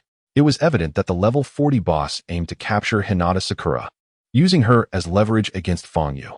Hinata Sakura was of utmost importance to Fang Yu, so much so that he would expose himself to danger in order to save her. Though he was acutely aware of the life-threatening risks that lay ahead, he could not let such thoughts deter him. Foolish girl. Activating his teleportation skill, Fang Yu instantaneously appeared behind Hinata Sakura. In the moment the 5 kunai from the level 40 boss reached their destination, he scooped her up and employed the scarecrow technique. Clang, clang, clang. The 5 kunai, bolstered by wind release, pierced through several feet of cement wall and embedded themselves within the room, sharper than armor-piercing rounds. As Fang Yu landed, cradling the unaware Hinata Sakura, the 3 ninjas pursuing him swiftly closed in. What is happening? Hinata Sakura instinctively sensed something amiss. At that moment, Fang Yu noticed her eyes had transformed into white. It seemed she had awakened the Byakugan. Your eyes, Fang Yu exclaimed in surprise. I just wanted to shorten the distance between us. What do you think? Am I impressive? Hinata Sakura chuckled, her face radiating pride. In Fang Yu's embrace, she instinctively felt a warmth enveloping her. All dangers seemed trivial, utterly inconsequential. Unbeknownst to Fang Yu, during his absence, Hinata Sakura had exerted tremendous effort, commencing her training at the break of dawn. Around 4 o'clock, she diligently practiced her martial arts, honing her physical abilities, running 500 laps daily, and completing 1,000 sit-ups. Even without the Byakugan, she mastered the Hinata family's gentle fist and Bagua techniques with unparalleled skill, driven by a singular purpose, to narrow the gap in strength between herself and Fang Yu, even if only by the slightest margin. Initially, upon meeting Fang Yu, Hinata Sakura felt pity for the boy, who was derisively labeled as useless. However, witnessing his transformation from a figure of ridicule to one of admiration and reverence instilled in her a profound sense of resolve. This spirit she learned from him was none other than the essence of hard work. Just as Hinata Hyuga tirelessly pursued Naruto Uzumaki, Hinata Sakura embarked on her own quest. Truly, heaven rewards the diligent. After more than a month of rigorous training, she discovered she had awakened her Byakugan. Though belated, her joy was immeasurable. Thus, eager to share her revelation with Fang Yu, she rushed to him, only to find herself becoming a burden instead. Byakugan. Hinata Sakura formed hand seals, and the veins around her eyes bulged, connecting her chakra system to her vision. In a moment, she noticed 3 ninjas in pursuit, clad in umbu attire, their cold masks sending chills down her spine. How did you attract the umbu? The chakra emanating from these 3 was formidable. Furrowing her brow, she recalled hearing others speak of Fang Yu as the heroic figure who thwarted the Cloud Village's invasion of Konoha, and yet, that was a matter for later. Fang Yu, attuned to the fluctuations in his surroundings, could distinctly sense the positions of his adversaries. As he and Hinata Sakura reached the center of Konoha, the pursuit ceased. He exhaled a silent sigh of relief. Though his vigilance remained unyielding, the threat was merely postponed, for those 3 ninjas still trailed him. their intent to claim his life ever present. Could you possibly let me down? A voice, as delicate as a mosquito's buzz, interrupted his thoughts. Realizing he was still cradling a stunning beauty, Fang Yu awkwardly cleared his throat. My apologies, my apologies. It's fine. If you wish to hold me, I would gladly let you do so for a lifetime. Hinata Sakura could not help but speak her truth, only to realize the implications of her words moments later. Blushing, she playfully punched Fang Yu's chest, feigning annoyance. Quick, explain what's happening. It seemed she sought to mask her embarrassment with bravado. Just as Fang Yu was about to respond, he noticed Hinata Hayashi and Hinata Hizashi approaching from a distance, their intentions appearing less than innocent. Fang Yu, ignore them. Let us depart. Hinata Sakura instinctively disdained the two and tugged Fang Yu away. The sudden voice of Hinata Hinashi echoed from behind. Wait. What is there to wait for? I have already been cast out from the Hinata clan. I did not even get to see my grandfather's final gaze. Hinata Sakura's mood soured considerably. All that she harbored for the Hinata family was disdain. Hinata Hinashi, mindful of Fang Yu's presence, suppressed his fury and spoke in a calm yet subdued tone. Miss Sakura, I have heard that you have awakened to be a Kugan. I must extend my congratulations. I do not accept your congratulations. Hinata Sakura clenched her fists tightly. Given that Miss Sakura is no longer a member of the Hinata clan, she now faces only two choices. Either rejoin the Hinata family or return to Byakugan. Otherwise, do not blame me for using force. Hinata Hinashi spoke candidly, delving straight into the matter at hand. Miss Sakura should be aware that the Byakugan is exclusive to the Hinata clan, a powerful ocular technique that constitutes a bloodline limit. As a prestigious family of Konohagakure, the Byakugan must never leave our lineage. Since you are no longer a member of the Hinata clan, you are obliged to return the Byakugan. Of course, I would prefer not to render you blind in the process. Hinata Sakura furrowed her brow, and a small bluebird emblem formed on her forehead, reminiscent of the caged bird of the Hinata main family. Thus, the only path left for Miss Sakura is to rejoin the Hinata. Rest assured, our clan will never mistreat you. Hinata Hinashi smiled cruelly, adding, naturally, I would not hesitate to employ the power of the caged bird. The reason the Hinata clan has risen to stand alongside the Uchiha as a noble family in Konohagakure lies in their brutal control over their bloodline. Hinata Hinashi has not shied away from such actions over the years. Only through such means can he maintain the prestige of his family. Otherwise, in the original story, he would not have deemed Hinata unworthy and turned instead to nurture Hanabi. He has always been one to consider the interests of the Hinata. What will you choose? Dear Miss Sakura? Hinata Hinashi stepped forward, causing Hinata Sakura to retreat in fear. What a prestigious family of Konohagakure. Suddenly, Fang Yu, having grasped the situation, shielded Hinata Sakura behind him and stepped forward, as steadfast as a mountain. To wield family power to bully a defenseless commoner, such shameless behavior could only be executed by you. Hinata Hinashi. Little did he expect that, having just escaped the pursuit of three ninjas, he would encounter such a situation. However, Hinata Sakura's plight could not go unaddressed.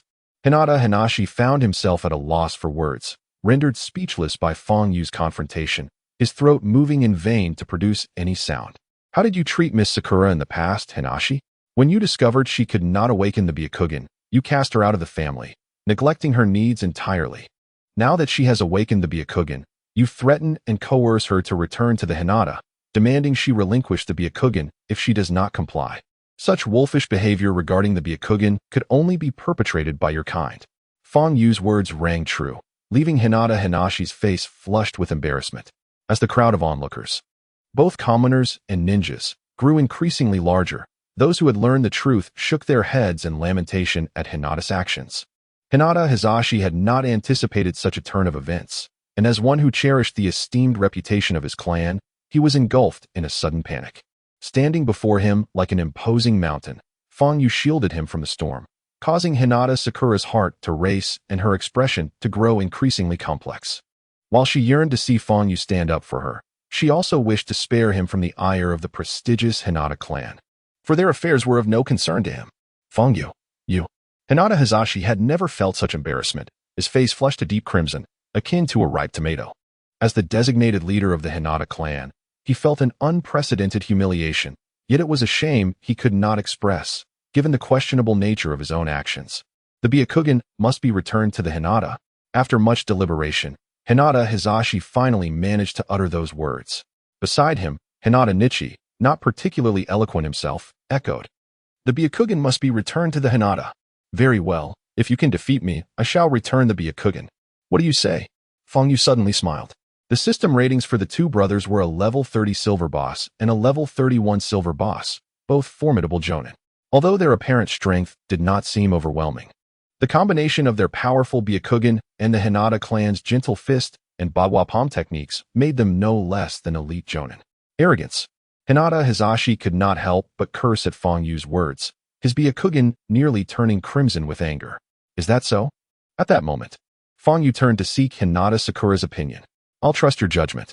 Though Hinata Sakura doubted Feng Yu's ability to overcome Hizashi, she chose to place her faith in him. For reasons unknown, as long as Feng Yu was present, she felt a sense of security. Very well, Feng Yu nodded slightly, his gaze reverting to Hinata Hizashi. If I win, the Hinata clan shall not trouble Miss Sakura any further. What do you say? Huh. You speak as if victory is assured, Hinata Hizashi retorted, his pride as the appointed leader of the Hinata clan ignited by such provocation. Boy, today you shall witness the terror of the Hinata clan. With that, Hinata Hizashi unleashed a fierce battle cry, the veins in his temples bulging as his eyes transformed to a vivid azure. He believed firmly that Feng Yu could not possibly defeat him, so even if the conditions proposed were excessive, he felt confident in agreeing, for he deemed them unattainable. Brother, be cautious, this could be a trap. Hinata Nichi stepped forward to caution, noting that this young man had offended the Uchiha clan and yet thrived, suggesting he possessed some extraordinary qualities. Why bolster another's ambition while extinguishing your own? Hizashi scolded, as they were still in their 20s and rather youthful, easily provoked. As Nichi attempted to voice further concerns, Hizashi waved his hand dismissively, signaling, no need to speak. After speaking, his gaze fell upon Feng Yu. Come on, let's go. Wait a moment. Feng Yu waved his hand, gently adjusting the forehead protector on his brow. It seems you have yet to don your ninja headband. You cannot harm me. Hinata Hizashi scoffed. As a member of the prestigious Hyuga clan, he seldom wore the ninja forehead protector, for the Hyuga were the emblem of Konoha's elite. This signifies that we are to engage in a fair duel, plain and simple. Feng Yu's eyes gleamed with intensity. Enough with the chatter. Hinata Hizashi seethed with anger. Provoked by Feng Yu's audacity. Gentle fist. He charged at Feng Yu with remarkable speed, his palm imbued with an abundance of chakra, executing the Hyuga's signature taijutsu. The gentle fist technique. Rather than retreating, Feng Yu advanced, his primary vocation now transformed into that of a combat specialist. He could have easily employed various range skills to defeat Hinata Hizashi. However, he wished to ascertain whether the dominance of close-quarters combat in his style surpassed the formidable strength of the Hyuga's fluid techniques. Berserker Armor. Upon activating this skill, he immediately felt his body fortified, resilient enough to withstand even a blade's thrust. As Hinata Hizashi's gentle fist approached, Feng Yu retaliated with a punch of his own. The gentle fist technique was known for its ability to seal the opponent's chakra points. Yet surprisingly, Feng Yu dared to engage him in close combat. Observing from the sidelines, Hinata Hayashi deemed Feng Yu exceedingly arrogant. If Feng Yu had utilized a variety of ranged attacks, perhaps he would have had a chance to overcome his elder brother. However, in close quarters, it was impossible, for the Byakugan granted a 360-degree field of vision without blind spots. Yet, in the next moment, his eyes widened in astonishment. Against all logic, Feng Yu remained utterly unfazed, while Hinata Hizashi stumbled back, being sent flying several paces before regaining his footing. How could this be? Hinata Hizashi's expression was one of disbelief. He had sealed Feng Yu's chakra points with his gentle fist. Why was Feng Yu unharmed while he was the one who was thrown back? My skill renders me impervious to any attack, allowing only damage without the ability to be taken down. Feng Yu chuckled. The most formidable ability of a combat specialist, aside from its glaring weaknesses, was indeed this Berserker Armor. He recalled how, in the PvP arena of DNF, once a combat specialist activated their Berserker Armor, no attack from any class could bring them down. If caught in a combo, they would be eliminated instantly. It was akin to a nightmare. Impossible. Hinata Hizashi refused to accept this reality and was about to utilize his Byakugan to scrutinize Feng Yu when the latter suddenly leaped forward, delivering a swift elbow strike. The speed of the elbow strike was so rapid that even the battle-hardened Hinata Hizashi found it difficult to track its motion.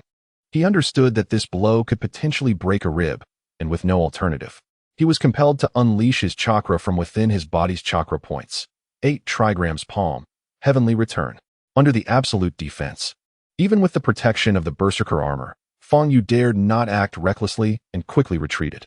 Just as Hinata Hizashi concluded his heavenly return, Fang Yu's legs began to whirl, executing the weaving flame whirlwind leg technique. As his legs grazed through the air at breakneck speed, they ignited in scorching flames, blazing fiercely. What a powerful display of leg technique. Hinata Hizashi, in his self-assured belief that the Hinata martial arts were unrivaled in Konoha, now found himself beset by a sense of defeat upon witnessing Fang Yu's prowess in close combat. Regret washed over him for having accepted Fang Yu's provocation and acquiescing to the recent terms. With a resounding clap, a whirlwind kick met Hizashi's palms, embedding his feet into the earth. In the next instant, Fang Yu executed a sweeping leg strike that resembled a broom, or more aptly, a whip. His speed was astonishing, slicing through the air with such force that it ignited flames. In the realm of combat, his legs were akin to iron whips. The profession of male Sanda practitioners places immense emphasis on physical flexibility and the strength of the legs. To a male Sanda fighter, his legs are not mere limbs, but rather formidable weapons comparable to divine artifacts, differing from the more strategic and finesse-based combat style of female practitioners. How swift. Initially, Fang Yu struggled to fully command the intricacies of Sanda, as he had yet to engage in real combat. Although he had mastered the skills and embodied the spirit of Sanda, the nuances of close-quarters fighting were still unfamiliar to him. Fortunately, his experience as a berserker endowed him with the necessary melee expertise, allowing him to acclimate with relative ease. As he battled Hizashi, he gradually began to grasp the essence of Sanda. With time, his leg techniques and various punches accelerated, becoming increasingly rapid. Iron Mountain Strike, Bone Shatter, Knee Charge, Weaving Flame Whirlwind Kick. Each skill erupted with unprecedented power from his explosive physique. Even the esteemed head of the Hyuga clan, Hizashi, renowned for his mastery in close combat, found himself at a loss against Fang Yu's increasingly ferocious assaults, resorting to employing the absolute defense of the 8 trigrams palm to counter. It appeared that their struggle was evenly matched, with neither gaining a distinct advantage. However, discerning observers could clearly see that Hizashi was faltering. Despite utilizing his soft fist techniques, the 8 trigrams palm, and even the ultimate move, the return to heaven, Fang Yu had yet to draw upon his frequently wielded lightsaber, rendering the outcome unmistakable. As the battle raged on, an ever-growing audience gathered, marveling at Fang Yu's close-quarters combat capabilities. I have never witnessed such mastery of leg strength. Indeed, I have not either. The Hyuga clan is formidable in martial arts, but it seems that Fang Yu surpasses them. A saying from the East echoed in my mind. A scholar should be regarded anew after 3 days. Watching Fang Yu fight valiantly for her sake, Hinata Sakura felt an exhilarating rush, her belief in his potential solidified. Yet, amidst her exhilaration, she secretly vowed to strive harder, to close the gap between herself and her brother Fang Yu. This fierce battle did not go unnoticed by the 3 formidable ENBU ninjas, whose expressions remained obscured beneath their masks. Yet their demeanor betrayed their astonishment. Suddenly, Hinata Hizashi seized the opportunity, launching a soft punch towards Fang Yu's chest. Little did he know, this was Fang Yu's intention all along. The moment his palm struck, Fang Yu firmly grasped it, executing a beautiful suplex. Hizashi was brought crashing to the ground, with Fang Yu's entire weight bearing down on him, causing Hizashi to let out a pained scream. Unable to bear the sight, Hinata Jirashi, filled with concern, exclaimed, "Brother, are you all right?" Without hesitation, he prepared to rush towards Fang Yu to deliver a beating, disregarding the principles of honor and the reputation of their clan. Just as Hinata Sakura was about to intervene, Fang Yu smiled gently and adjusted his ninja headband, saying, "One is not enough. You both should come at me together." At that moment, the 2 brothers stood shoulder to shoulder, having never faced such a setback, especially in martial arts, which left them feeling deeply disheartened. But first, please put on your ninja headbands. Fang Yu raised a finger, recognizing Fang Yu's prowess. Hizashi had to admit that in the realm of martial arts, that young man was indeed his equal. Taking a deep breath, he donned his headband, a testament to his intention to duel on equal terms. Meanwhile, Jirashi also fastened his headband, adopting a serious demeanor. "Brother, let us do this together." Jirashi's eyes turned an ominous shade as he activated his Byakugan. For the honor of the Hinata clan, they would fight with all their might. Hizashi nodded solemnly, also activating his Byakugan. In an instant, the two brothers surged towards Fang Yu, attempting to exploit any weakness and strike with overwhelming force. It was evident that their teamwork was not new. One feigned attacks while the other struck with precision, swiftly alternating their tactics to confuse their opponent. As the clash unfolded, the crowd of onlookers erupted into a frenzy, cheers, shouts, and gasps blending into a cacophony of excitement. Many speculated who would emerge victorious, the Hizashi and Jirashi brothers or the formidable Fang Yu. Regardless of the outcome, the tale of the brothers forcing Sakura to surrender her Byakugan would undoubtedly spread through the streets, drawing laughter from countless people. Whether they triumphed over Fang Yu or not, the brothers would become the subject of ridicule, serving as a fitting retribution for their treatment of Hinata Sakura. Go, brother Fang Yu. Despite Fang Yu facing two formidable opponents, Sakura refused to yield. She instinctively believed in Fang Yu, confident he would prevail. The reasons for her faith were inexplicable. Under the watchful eyes of the crowd, Fang Yu's close combat capabilities faced unprecedented scrutiny against the duo of Hizashi and Jirashi, both masters of martial arts. However, he remained unflustered, displaying remarkable composure. With a swift knee strike, he sent Jirashi flying, finally seizing the opportunity to wrap his arms around Hizashi, preparing to execute another suplex. In that fleeting moment, the limited chakra of Hyuga Hizashi surged forth once more, unleashing the 8 trigrams palm, heavenly spin. Sensing the formidable chakra energy, Fang Yu had no choice but to relinquish the opportunity and hurriedly retreat. Moments later, a radius of several meters surrounding Hyuga Hizashi transformed into a barren expanse, evidently consumed by the powerful gusts of energy. Beware of what lies behind you. As Fang Yu touched the ground, he was met with Hyuga Hayashi's 8 trigrams palm, which manifested a colossal trigrams pattern beneath him. The 8 trigrams, 64 palms. In the blink of an eye, Fang Yu exhibited his close combat prowess to its fullest. His feet quickened, and he transformed into a whirlwind, a blazing tempest of speed, the fiery whirlwind leg. When palm met fist, Hyuga Hayashi's 8 trigrams palm was swift. Yet Fang Yu's whirlwind leg was swifter still. To the onlookers, their movements appeared as mere elusive phantoms, too rapid to be discerned by the naked eye. Even among the crowd, which included several seasoned ninjas, the actions of the two were indecipherable. It was simply too fast, exceedingly so. At that moment, Hyuga Hizashi suddenly joined the fray, launching an attack from behind Fang Yu. In a show of brotherly synergy, Hyuga Hayashi unleashed the 8 trigrams 128 palms, attempting to ensnare Fang Yu. The speed of their technique was astonishing, making it nearly impossible to track. The seamless coordination between the two brothers was evident. The spectators' excitement surged with this display, each speculating on the type of martial arts Fang Yu would employ to counter the duo. The majority could not help but shake their heads in dismay, believing Fang Yu's defeat was inevitable. After all, the brothers had honed their skills together for years, both being the Cr Mi de la Cr Mi of the younger generation of the Hyuga clan. Although Fang Yu had triumphed over Hyuga Hizashi, the combined might of the brothers was far from a mere sum of 1 + 1. Nevertheless, a few held on to the hope of a miracle, believing Fang Yu could defy the odds. Among them, Hyuga Sakura wore a confident expression, convinced that Fang Yu would emerge victorious. She mused that if she herself doubted his success, then he would indeed face defeat. As the 8 trigrams 128 palms of Hyuga Hayashi approached, Fang Yu retreated rather than advancing. In the state of his enhanced physique, even if Hyuga Hayashi's palm pierced his body's pressure points, it would have no effect. With an acute awareness of his vulnerabilities, Fang Yu easily discerned an opportunity amidst the seemingly impenetrable barrage of the 8 trigrams. He seized one of Hyuga Hayashi's arms, leveraging it to execute a masterful back throw, sending Hyuga Hayashi hurtling away, disoriented. The next instant, the 8 trigrams palm of Hyuga Hizashi descended upon him, a tempest of chakra-infused strikes assailing Fang Yu from all sides. Just as Hyuga Hizashi's right palm was about to strike the pressure point on Fang Yu's chest, Fang Yu swiftly grasped Hyuga Hizashi's right arm with a resounding crack and, in the following moment, hurled him forcefully away, pinning the recently risen Hyuga Hayashi back to the ground. The two brothers struggled to rise, only to discover several of their ribs had been fractured. The prospect of continuing the battle, or even simply standing, proved to be an arduous endeavor. Exceptional reflexes, astonishingly swift attack speed, and an almost supernatural mastery of close combat. That is the essence of Sanda, embodied in the formidable Fang Yu.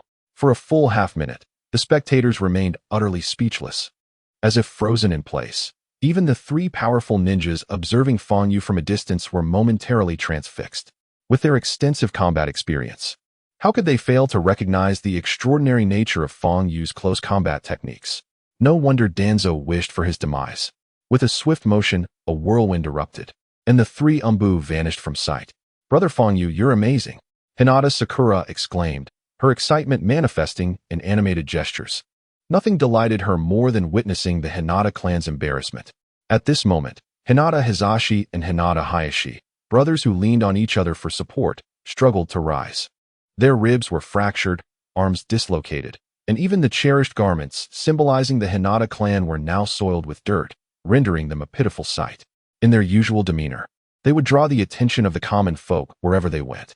With their powerful Byakugan, they held an arrogant pride akin to that of the Uchiha clan, being one of the esteemed families of Konoha, a hallmark of excellence.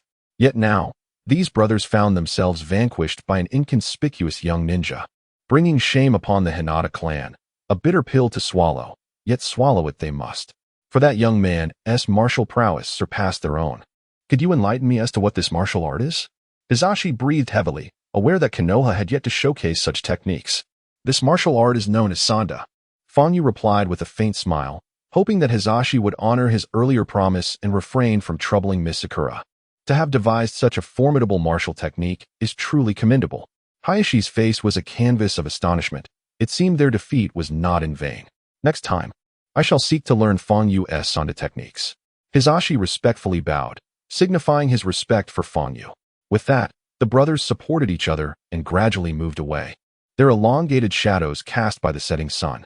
"Brother Fang Yu, you're amazing."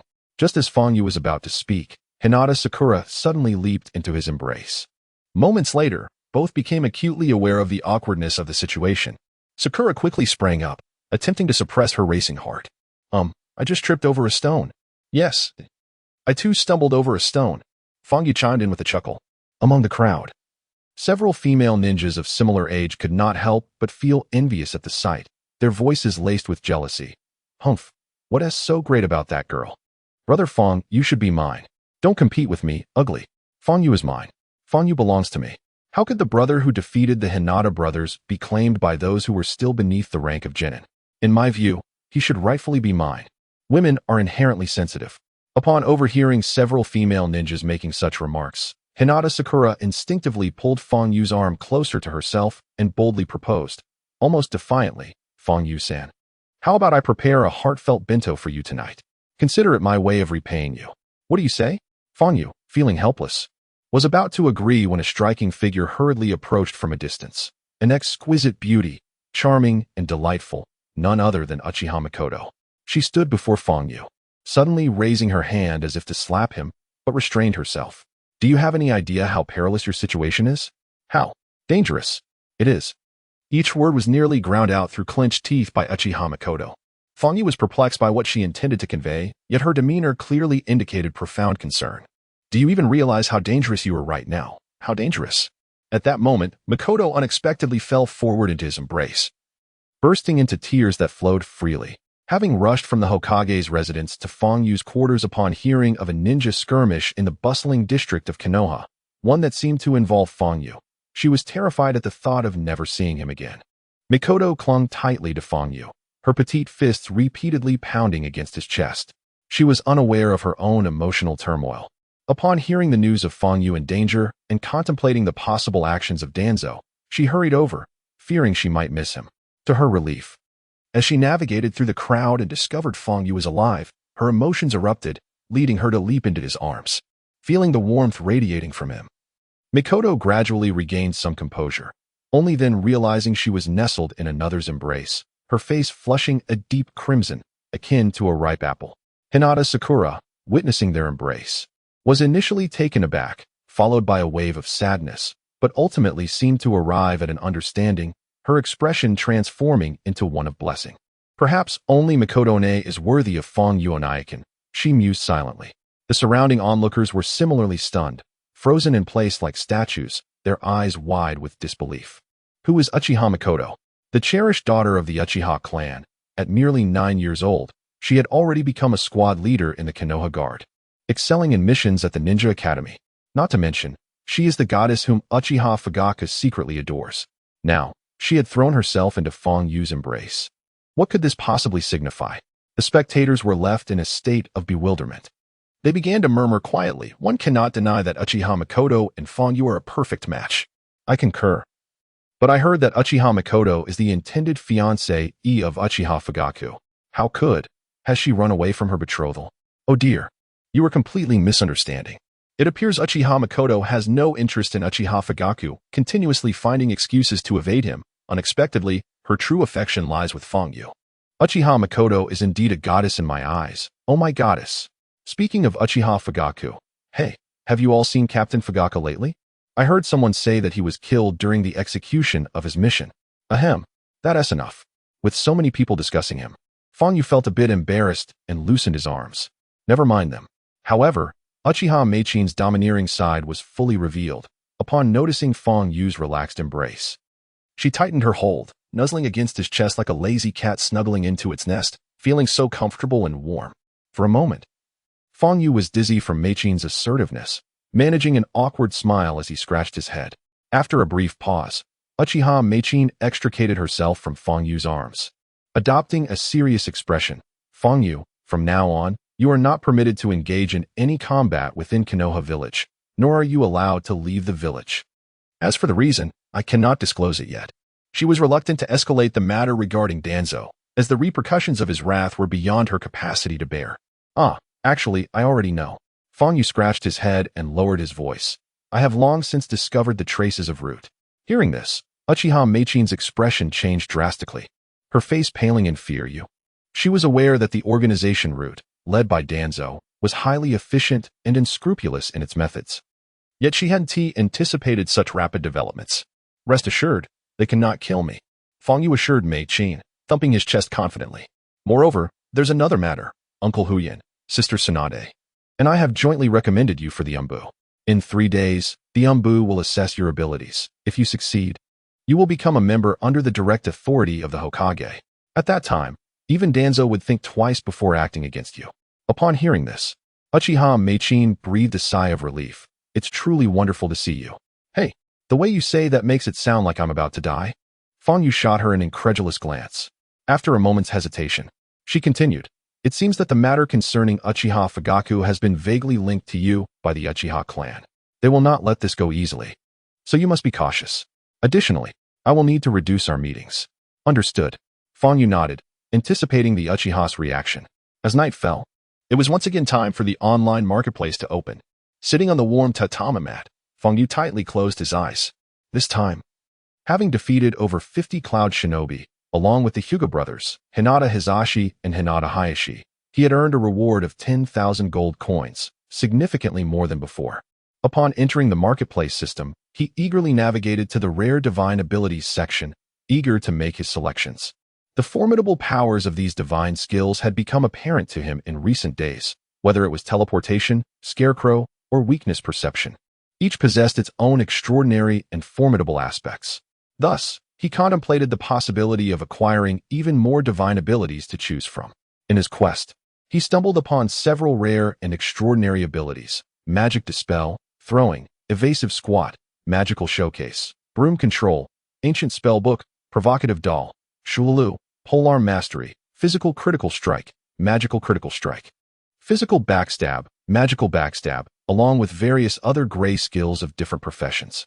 The prices of these rare abilities varied significantly. Physical critical strike and magical critical strike were priced at a mere 3,000 gold coins, while the ancient spellbook and provocative doll commanded a staggering 7,000. Even more astonishing were the skills of throwing, magic dispel, evasive squat, and broom control, which soared to an impressive 10,000 coins. Magic dispel. Fong Yu was taken aback that this skill, seldom utilized by mages, was classified as a divine ability and priced so steeply. However, upon examining the attributes of the skills, he couldn't help but marvel at their true worth. Magic dispel forcibly dispels any negative status effects equivalent to character level 5, such as poisoning, illusions, and seals. Amaterasu and Tsukuyumi are unable to use magic dispel. Throwing allows the player to hurl sharp objects at a rate of 10 per second. Evasive squat grants the player invulnerability for 1 second upon landing and crouching. Broom control enables the player to manipulate a broom for rapid and free flight, with a cooldown of 30 seconds and a flight duration of 30 seconds. With only 10,000 gold coins at his disposal, which skill should he choose? Feng Yu was not one to squander his money. With his limited gold, he had to weigh his options carefully and select the skill that would best benefit him. These rare abilities were exceptional in every respect. Magic Dispel could neutralize enemy buffs, throwing allowed for the swift projection of any item. And Broom Control granted the player the ability to fly, leaving Feng Yu in a quandary. Next, he turned his attention to the attributes of the provocative doll, Shululu, and the ancient spellbook, which were clearly delineated. Provocative doll, Shululu, capable of provoking enemies, drawing them close while simultaneously diminishing their chakra and defensive capabilities. Level 3 can attract silver tier bosses. Level 5 can attract king tier bosses. Ancient Spellbook provides a permanent 100 increase in the player's mana capacity, and upon activation, the player can recover 50 of their mana within 3 seconds, with a cooldown of 360 seconds. It must be said that these two divine skills serve distinct purposes. One is advantageous in group battles, while the other is invaluable for mana restoration, making them both worthy of the title divine skill. However, with only 10,000 coins at his disposal, he found himself in a dilemma regarding which to select. Just as he pondered this, a notification chimed, the system coldly announcing, due to the unused gift package granted to the host, it has been automatically activated. Congratulations, you have received an additional 10,000 gold coins. Now possessing a total of 20,000 gold coins, Feng Yu was overwhelmed with excitement, almost cursing in joy, and promptly chose both the provocative doll, Shululu, and Magic Dispel. Currently, his invulnerability skill, the third demon god of Ghost Cry, was not particularly impactful, especially since he also possessed the skill of immortality. What he truly lacked were skills to counter his enemies effectively. Undoubtedly, the provocative puppet Shululu and the dispelling magic were precisely to his taste. He acquired the provocative puppet Shululu, level 1, and the dispelling magic, level 1. Having exhausted his gold, Feng Yu exited the marketplace and lay down on his bed, succumbing to slumber. Before he knew it, 3 days had slipped by. For reasons unknown, the formidable ninjas who had been waiting to eliminate Feng Yu surprisingly did not make an appearance during this time. Furthermore, the Hyuga clan had also refrained from troubling Hinata Sakura, evidently out of fear. One fine morning, Uchiha Makoto, seizing the opportunity before daybreak, knocked on Feng Yu's door. Today, she appeared particularly striking, with a long sword sheathed at her waist and a dagger tucked at her thigh, clad in the exclusive attire of a leaf ninja, standing there like an unsheathed sword of unparalleled sharpness. Lazy pig, rise and shine, Makoto called out with a raised voice. I'm already up. With a swish, a whirlwind enveloped the space, and before Makoto could comprehend the situation, Feng Yu materialized before her. Surprised by his rapid advancement in just 3 days, she quickly composed herself and stated coldly, the Umbu have agreed to evaluate your abilities, having secured the Hokage's consent. This noon, they will assess your skills, so be prepared. Understood. Feng Yu nodded earnestly. You are recommended by me, Uchiha Makoto, so do not let me down, understood? Makoto, noticing Feng Yu's casual demeanor, warned sternly. However, she also recognized the dangers inherent in the Umbu evaluation and advised, if you find it too challenging, do not hesitate to withdraw. Otherwise, you may suffer grievous injuries. You are still young, and there will be ample opportunities. Despite her own youth, Makoto felt compelled to express her concerns for Feng Yu. He nodded repeatedly, mentally noting her words of caution. Leave this child to me. At that moment, a melodious and somewhat crisp voice echoed, as Tsunade stood at a distance, arms crossed. Tsunade had previously witnessed Feng Yu's capabilities and had contemplated taking him as her apprentice. However, he had declined, leaving her somewhat embarrassed. Having heard of the recent events in Konoha and Kumogakure, her perception of Feng Yu, whom she once deemed overly arrogant, had shifted. Talent often comes with a temper. Upon learning of Feng Yu's participation in the Umbu evaluation, she sought to ascertain his true strength, securing the Hokage's approval to become his guide. As for Makoto's earlier concerns, Tsunade had overheard. With me around, no one can harm him, she asserted confidently, arms crossed. The Umbu evaluations are typically very rigorous, and it is unprecedented for a newly minted genin like Feng Yu to be selected for such an assessment. In the back mountains of Konoha, 5 Umbu ninjas wearing masks stood before Feng Yu, scrutinizing him. Tsunade watched quietly from 100 meters away. Makoto, not having qualified for the Umbu, sat anxiously in the Leaf security department, her face etched with worry. "Greetings, seniors." Fang Yu greeted politely, yet a sense of trepidation gnawed at his heart. For the names of the 5 shadow ninjas bore a striking crimson hue, signifying animosity towards him, although their faces were obscured by masks.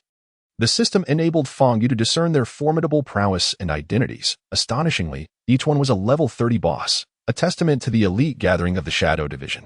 Do you see what lies behind you? Your task is to hunt down 10 iron precious beasts in the jungle, guided only by your instincts. We shall make our move in 1 hour, and you shall be our target. Do not entertain any illusions, we will not hold back. Should you succeed in your hunt within an hour, the task will be deemed successful. Completing it between 1 and 2 hours will also suffice. But failure to do so after 2 hours will result in your defeat. You may withdraw from the task at any time. Do you comprehend? The speaker was the captain of the entire squad, known as Shimura Enka, whose voice suggested considerable age. It appeared that the crimson names were a consequence of this. Fang Yu contemplated silently. Nevertheless, locating the iron precious beasts in such a vast jungle would undoubtedly be a daunting challenge, especially with 5 elite ninjas poised to strike an hour later. The beasts were already elusive, and the impending onslaught would make the task exponentially more arduous. Fortunately, he possessed the system and the ability to sense fluctuations, 2 formidable advantages. Before Fang Yu could respond, Tsunade interjected, "Fang Yu, do not fear failure this time. The task is indeed formidable." With a smile directed at Tsunade, Fang Yu replied confidently, "Fear not, I shall prevail. Let us begin." Over the years, the Shadow Division had conducted numerous assessments, encountering individuals of extraordinary talent. However, most overly confident candidates faced dire consequences, either being killed or left with lifelong regret stemming from failure. Overshadowed by despair, as Fang Yu exuded confidence, a hint of disdain crossed the faces of the 5 shadow ninjas hidden behind their masks, silently mocking him. Does this lad truly believe that the entrance examination for the Shadow Division is so simplistic? Tsunade, seasoned by her experiences, could not help but reveal a flicker of concern in response to Fang Yu's bravado. Just as the 5 ninjas prepared to commence, Tsunade raised her hand, exclaiming, "Wait." Her voice resonated with a mixture of complex emotions. This action was instinctive, and it was only when she became aware of it that she was taken aback. "What is the matter, Lady Tsunade?" Shimura Enka inquired respectfully. In terms of rank, Tsunade surpassed them by a considerable margin. After a prolonged hesitation, Tsunade contemplated dissuading Fang Yu from proceeding, ultimately managing to utter, "Fang Yu, please cherish your life. Do you doubt me? How about we make a wager? I know Lady Tsunade enjoys a good bet." Fang Yu suddenly laughed. Tsunade was indeed an emotional person, as depicted in the original narrative. Reality, it seemed, was even more sentimentally charged. However, in contrast to the original work where Tsunade had endured countless trials that nearly crushed her spirit, she now appeared youthful, retaining a shard of innocence towards the world. "What wager?" Tsunade chuckled, her smile possessing an undeniable charm that lightened the previously oppressive atmosphere, transforming it into one of ease and joy. "If by some stroke of luck I win, Lady Tsunade, I request your assistance with a small favor." Fang Yu grinned, scratching his head. "Of course, this favor is quite trivial, merely a matter of your convenience." "And if you lose?" Tsunade, feeling a pang of incompleteness in her statement, quickly added, "If you lose, you must concede immediately. It's a deal." Fang Yu extended his hand. Tsunade hesitated for a moment before giving his hand a resounding slap. "Shall we commence?" Shimura Enka inquired eagerly. "We may." Fang Yu nodded slightly, and in the next instant, he dashed into the dense forest. Concurrently, 5 Umbu members retrieved stopwatches from their pockets to record the time. Scatter. Just as Shimura Enka was about to wave his hand, 2 figures resembling whirlwinds descended, causing him to furrow his brow as he gently raised his hand. Their essay mission. The owners of the whirlwind figures, also 2 Umbu members, whispered an explanation to Shimura Enka. Upon hearing, he nodded gravely. With another gust, the 2 companions of Shimura Enka vanished like a whirlwind, replaced by the newly arrived Umbu. Scatter. Shimura Enka gestured, and 5 figures rushed towards different directions.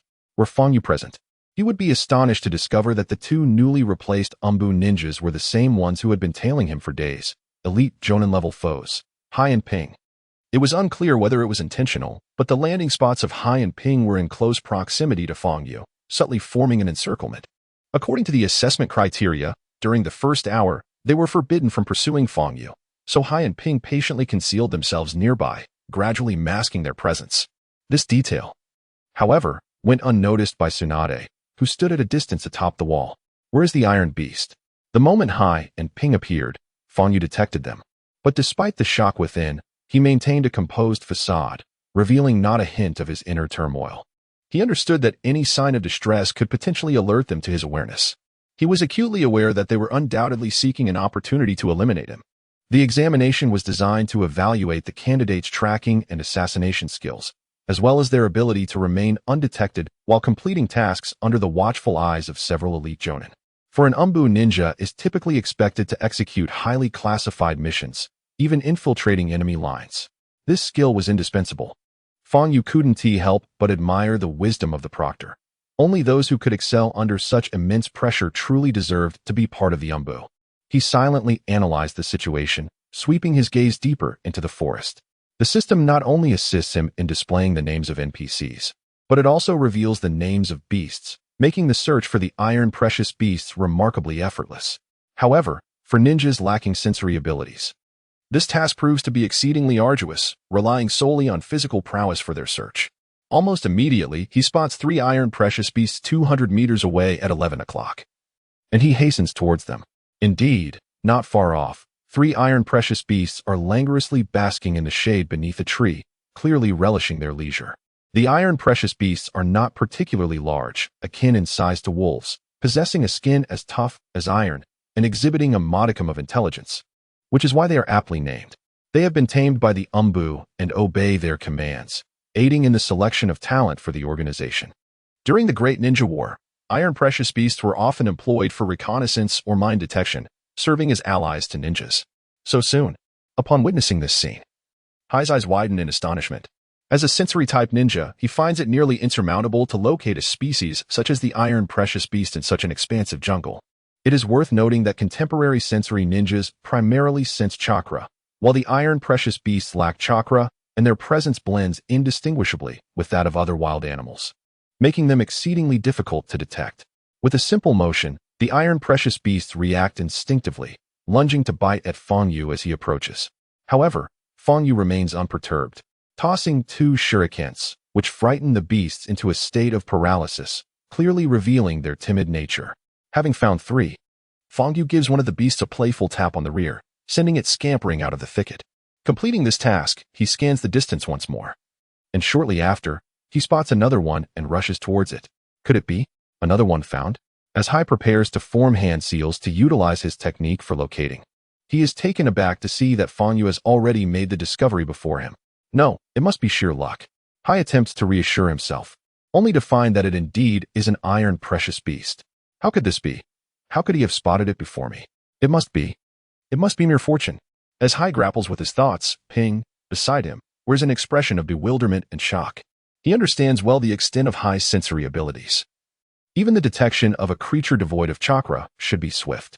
In the Root organization, Hai holds the title of Expert Tracker, a designation that, while not particularly grandiose, signifies his considerable prowess amidst a cadre of talented individuals. Yet, astonishingly, his formidable sensory skills seem to pale in comparison to those of the young man named Fang Yu. What does this imply? Surely, no one understands better than they do. If that young man's sensory acuity is genuine, does it not suggest that their movements have already been laid bare within his sight? This thought sends a chill down their spines. Reflecting on the various displays of that young man from days prior, they suddenly comprehend why Lord Danzo would go to the lengths of deploying 2 members of the Root organization to eliminate Fang Yu. Such an extraordinary talent resembles a ticking time bomb. If not promptly curtailed, the consequences could be dire. With this thought, a fierce glint of murderous intent flickered in Ping's eyes, while Hai, equally aware of the gravity of the situation, felt a similar surge of hostility within. The question of how to deal with this young man loomed large before them. As they pondered in the shadows, Fang Yu located the 6th iron beast, driving them out of the dense forest. Had it only been 10 minutes? Remarkably swift. Sure, villages and fire had served as an examiner for the Umbu entrance examination multiple times and had encountered many exceptionally gifted ninjas, some of whom had even forged legendary tales within the ninja realm. Yet, encountering someone who could find so many iron beasts in such a short span was a first for him. Suddenly, He felt a twinge of regret for having expressed a hint of disdain towards Fang Yu's confidence. Talents are often proud and cannot be understood through conventional means. At a distance, Tsunade, perched atop a wall, slowly eased the tension gripping her heart. The challenge of this mission lay in locating the target amidst such vast wilderness. Compounded by the psychological pressure from the Umbu ninjas, indeed, it was no small feat, this young man. But soon, her mood soured. She recalled that the bet had seemingly been a ploy by Fang Yu, knowing her fondness for gambling and skillfully luring her in. The thought of fulfilling Fang Yu's seemingly trivial request filled her with apprehension. What if he suddenly made an unreasonable demand? Moments later, the ninth iron beast was driven out of the thicket by Fang Yu, and he had spent merely 15 minutes to achieve this. Just one more to go. Sure, Village's and Fire's eyes burned with fervent intensity. Such an outstanding talent should have been introduced to the Umbu long ago. The other two Umbu members silently nodded in agreement with Fang Yu's assessment. Meanwhile, Hai and Ping, who had been tailing Fang Yu, found themselves engulfed in frustration as the opportunity to strike dwindled. According to the rules, they could not act until an hour had passed, yet only 20 minutes had elapsed. Unable to contain themselves any longer, Hai abruptly set his stopwatch to 1 hour, and Ping mirrored this action. They were ready to make their move against Fang Yu. Fire release, great fireball technique. Suddenly, Hai formed hand seals, unleashing a searing torrent of flames that coalesced into a colossal fire dragon, which surged toward Fang Yu in an instant.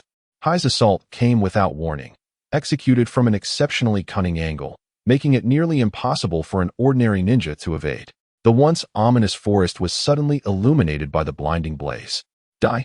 Hai's lips curled into a mocking grin as he watched the fireball engulf Fang Yu. However, in the next moment, his smirk froze in disbelief. Fang Yu had appeared behind him, equally unannounced. It seems the one destined to perish is you, he remarked. For with his formidable sensory perception, he could sense the movements of NPCs even without looking back. The moment the fire escape technique manifested, he employed his teleportation skill to evade the ravenous grasp of the fire dragon. The luminous sword cleaved downward, casting a silvery glow across the forest once more. A crisp sound of metallic collision resonated as Hai showcased his remarkable taijutsu, positioning his kunai defensively against Fang Yu's strike. However, with the first blow successfully parried, he could not withstand a second. The blade was drawn. The luminous sword glided with finesse, leaving the kunai's speed utterly outmatched. In the next instant, Fang Yu unleashed his ultimate technique. The sword's aura, sharp and unparalleled, formed a colossal semicircle, causing the air to hiss ominously under the force of the overwhelming sword energy. Merely hearing that sound was sufficient to conjure images of the devastating power contained within that move. Such formidable strength. Another metallic clash echoed as Hai's kunai was sent spiraling away, while Fang Yu cleanly severed his right arm, leaving a precise wound. At the cost of his right arm, Hai retreated hastily. Alas, Fang Yu had him firmly locked in, pursuing with even greater speed, this time wielding a katana. For shimmering, multicolored waves appeared around him, swirling like playful sprites. Under the influence of the Asura's power, the katana in his grasp emitted a faint glow, as if undergoing a monumental transformation. In the next moment, he unleashed a crescent-shaped, massive and razor-sharp sword energy. Wherever it passed, the winds howled. Upon being struck by the sword energy, Hai let out a discordant, piercing scream. And in an instant, he shattered like a boss character from a game, scattering into a myriad of scrolls and equipment, along with MP and HP potions. From the initial clash to Hai's demise, it transpired in the blink of an eye. By the time he fell to the ground, Hai had become a mangled corpse. The speed of the encounter unfathomable. What an impressive young man. Only by facing Fang Yu directly could one comprehend the true extent of his terror. At this moment, Ping found himself in such a state of mind. He was acutely aware of Hai's strength, though not among the elite within the Root organization. He was still of moderate ability. To dispatch an opponent in such a brief span, how fearsome must this young man be? With this thought, Ping dared not to harbor even the slightest hint of complacency, his resolve solidifying further. Fang Yu must be eliminated, no matter the cost, even at the expense of his own life. At this very moment, the tremendous commotion in the forest drew the attention of Shimizu Inka and his companions. Their gazes fixed upon the source of the fiery explosion, precisely where Fang Yu stood. Hearing the sounds, has it been unleashed? Shimizu Inka and his two Umbu comrades exchanged puzzled glances, uncertain of what had transpired. Nearby, Tsunade, who had just released the tension that had gripped her throat, felt it tighten once more. We must investigate. A profound sense of unease stirred within her.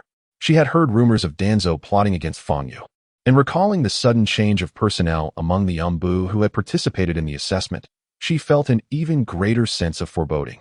The two newly appointed Umbu members, though seemingly inconspicuous, undoubtedly possess formidable strength. Should Fang Yu make any missteps, regret would come too late. With a swish, the crowd transformed into a whirlwind, racing toward the source of the tempest. Midway through their flight, a fierce gale suddenly swept through the depths of the forest, centered around Fang Yu, causing the surrounding trees to sway violently. What an intense wind! Shimura Enka furrowed his brow, forced to take refuge behind a large tree alongside his companions. This is not merely a wind release. Tsunade keenly sensed something amiss, her expression shifting dramatically. The Umbu members, upon hearing her, could not help but emit a faint gasp, as they too sensed the anomaly. While wind-release ninjutsu carries lethal potential, this was merely a tempestuous gale. Shimura Enka nodded. We must hasten. Tsunade's gaze darkened. Once the storm subsided, they resumed their pursuit. Meanwhile, Fang Yu, wielding a lightsaber and filled with astonishment, warily observed the distance where a ninja, whose limbs and physique had grown several times larger, stood before him. Hiraku.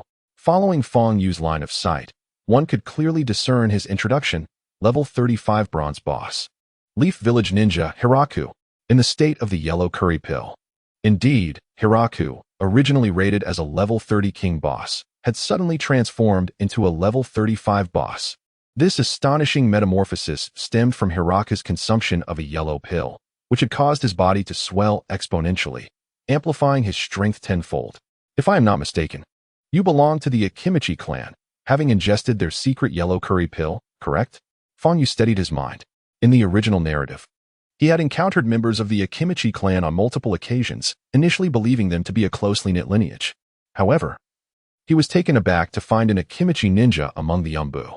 Within the Leaf Village, while the Hyuga and Uchiha clans are renowned, their kin often display an air of pride, unlike the Akimichi, Yamanaka, and Nara families, who remain steadfastly loyal to the village. Much like the Hyuga clan, the Akimichi clan excels in physical techniques, though the former specializes in targeting an enemy's vital points, while the latter seeks sheer destructive power, making them one of the foremost families in the Leaf in terms of both devastation and offensive capability. Thus, one must never underestimate an Akimichi ninja, especially one who has consumed a curry pill that augments strength exponentially. I am surprised by your youth and how well you understand the Akimichi clan. Hiraku smiled expressionlessly. Indeed, I am a ninja of the Akimichi clan. Tsunade and the others are on their way. Time is of the essence. Let us settle this with a single strike. Although the yellow curry pill can amplify a ninja's strength tenfold, the aftermath carries significant side effects. With Tsunade and her allies hastening toward him, he must conclude the fight swiftly. Super push. Hiraku struck fiercely toward Fang Yu with an open palm. This technique is an assault of the palm-pressing physical technique. At his current size, Fang Yu appeared as insignificant as an ant in Hiraku's eyes. How swift! From a distance, Fang Yu could already sense the tempestuous winds emanating from the palm, akin to the crushing weight of Mount Tai, rendering him breathless and struggling for air. However, having endured countless battles, he was not to be trifled with. He activated his teleportation skill. The colossal hand that struck the air obliterated a swath of forest in an instant. Your space-time ninjutsu lasts a mere 27 seconds, and you possess another space technique to evade attacks, also lasting 27 seconds. In the next moment, Ping struck again, another powerful push. The gigantic hand, with nails the size of trees, stirred up violent winds of an unimaginable intensity. Fang Yu deftly evaded using a scarecrow technique. Although Ping's form was immense and his strength formidable, he lacked agility, resembling a massive target. As soon as he landed, Fang Yu leaped onto Ping's head, thrusting forth his lightsaber. The lightsaber, seemingly substantial, felt like a mere needle in Ping's massive grasp. Ping raised his hand to swat at him, but Fang Yu nimbly dodged, causing the empty hand to demolish the nearby forest without a trace.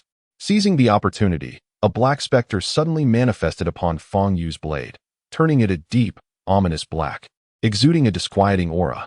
The soul-eating demon slash. With a swift motion, the blade descended. Like a needle, the katana cleaved through Ping's enormous forehead, slicing along the bridge of his nose. The specter attached to the blade rapidly penetrated Ping's mind, inducing excruciating pain, followed by a piercing scream. It appeared we need not intervene. In the distance, Tsunade and the others perched upon tree branches, watching the massive figure collapse with a thud, secretly relieved while also pondering Feng Yu's true prowess. Lady Tsunade, look. Suddenly, Shimizu Inca pointed to a short distance away, where lay the mangled corpse of Hai. Witnessing this spectacle, the Umbu were taken aback. How old is that young man? He has simultaneously defeated ninjas like Hai and Ping. Though Hai's strength cannot be considered the pinnacle of Umbu capability, just how young is he? I refuse to accept defeat at the hands of this boy. At this moment, Ping had reverted to his original form, his face etched with resentment and fury. He appeared utterly disheveled, a massive black scar oozing a putrid substance that made one nauseous. In that instant, he produced the strongest secret medicine of the Akimichi clan, the red chili pill. He consumed it. Crunch, crunch. The red chili pill seemed delectable, and with each bite, Ping's excitement grew, drool pooling around him. Prepare to perish, ha ha ha ha. The red chili pill is a potent secret of our Akimichi clan, amplifying the user's strength 100-fold, but at the cost of their life. Initially, I had no intention of utilizing this, but since Tsunade and the others have arrived, I might as well embrace death alongside you. Feng Yu. Ping laughed maniacally. Oh no, it's the red chili pill. Could it be that secret medicine from the Akimichi clan? We must retreat. A being amplified 100-fold in power is beyond our capacity to handle. Lady Tsunade, you must also withdraw. Shimizu and hurriedly exclaimed.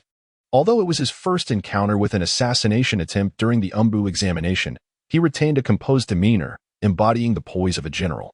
No. Feng Yu does not retreat, nor do I, Tsunade declared resolutely, standing on a tree branch, her gaze fixed on the figure not far away, her expression unwavering. She was a woman driven by emotion. Feng Yu is someone I, Tsunade, have recommended, and I must take responsibility for him. With that, instead of retreating, she advanced, standing shoulder to shoulder with Feng Yu. Rest assured, with me, Tsunade, by your side, no one can harm you, she proclaimed, hands on her hips, exuding confidence. The Umbu members, with no other option, descended to stand beside Feng Yu in a line, but their purpose was not solely to protect Feng Yu. It was to safeguard Tsunade. If she were to falter, their fates would surely follow. Ha ha ha. You underestimate the power of the red chili pill. Ping sneered. Yet, his smile soon faded as he sensed something amiss. Typically, upon consuming the red chili pill, he should have instantly transformed, growing larger and sprouting blue wings. But 30 seconds had passed, and nothing had occurred. Only now did he realize the discrepancy. Suddenly, Feng Yu's triumphant voice rang out, revealing a red pill in his palm. Upon seeing this pill, not only was Ping stunned, but Tsunade and the others were equally astonished, grappling with the incredibility of the situation. When we were battling earlier, I anticipated you might utilize the red chili pill, so I deftly switched it while you weren't looking, Feng Yu remarked with a faint smile, always a step ahead. Familiar with the original narrative, he understood the terrifying consequences faced by an Akimichi ninja who consumed the red chili pill at the cost of their life. In utter despair, Ping collapsed to the ground, his eyes brimming with reluctant tears. He was unwilling to accept that he had been outmaneuvered by a mere child in his teens. Who sent you?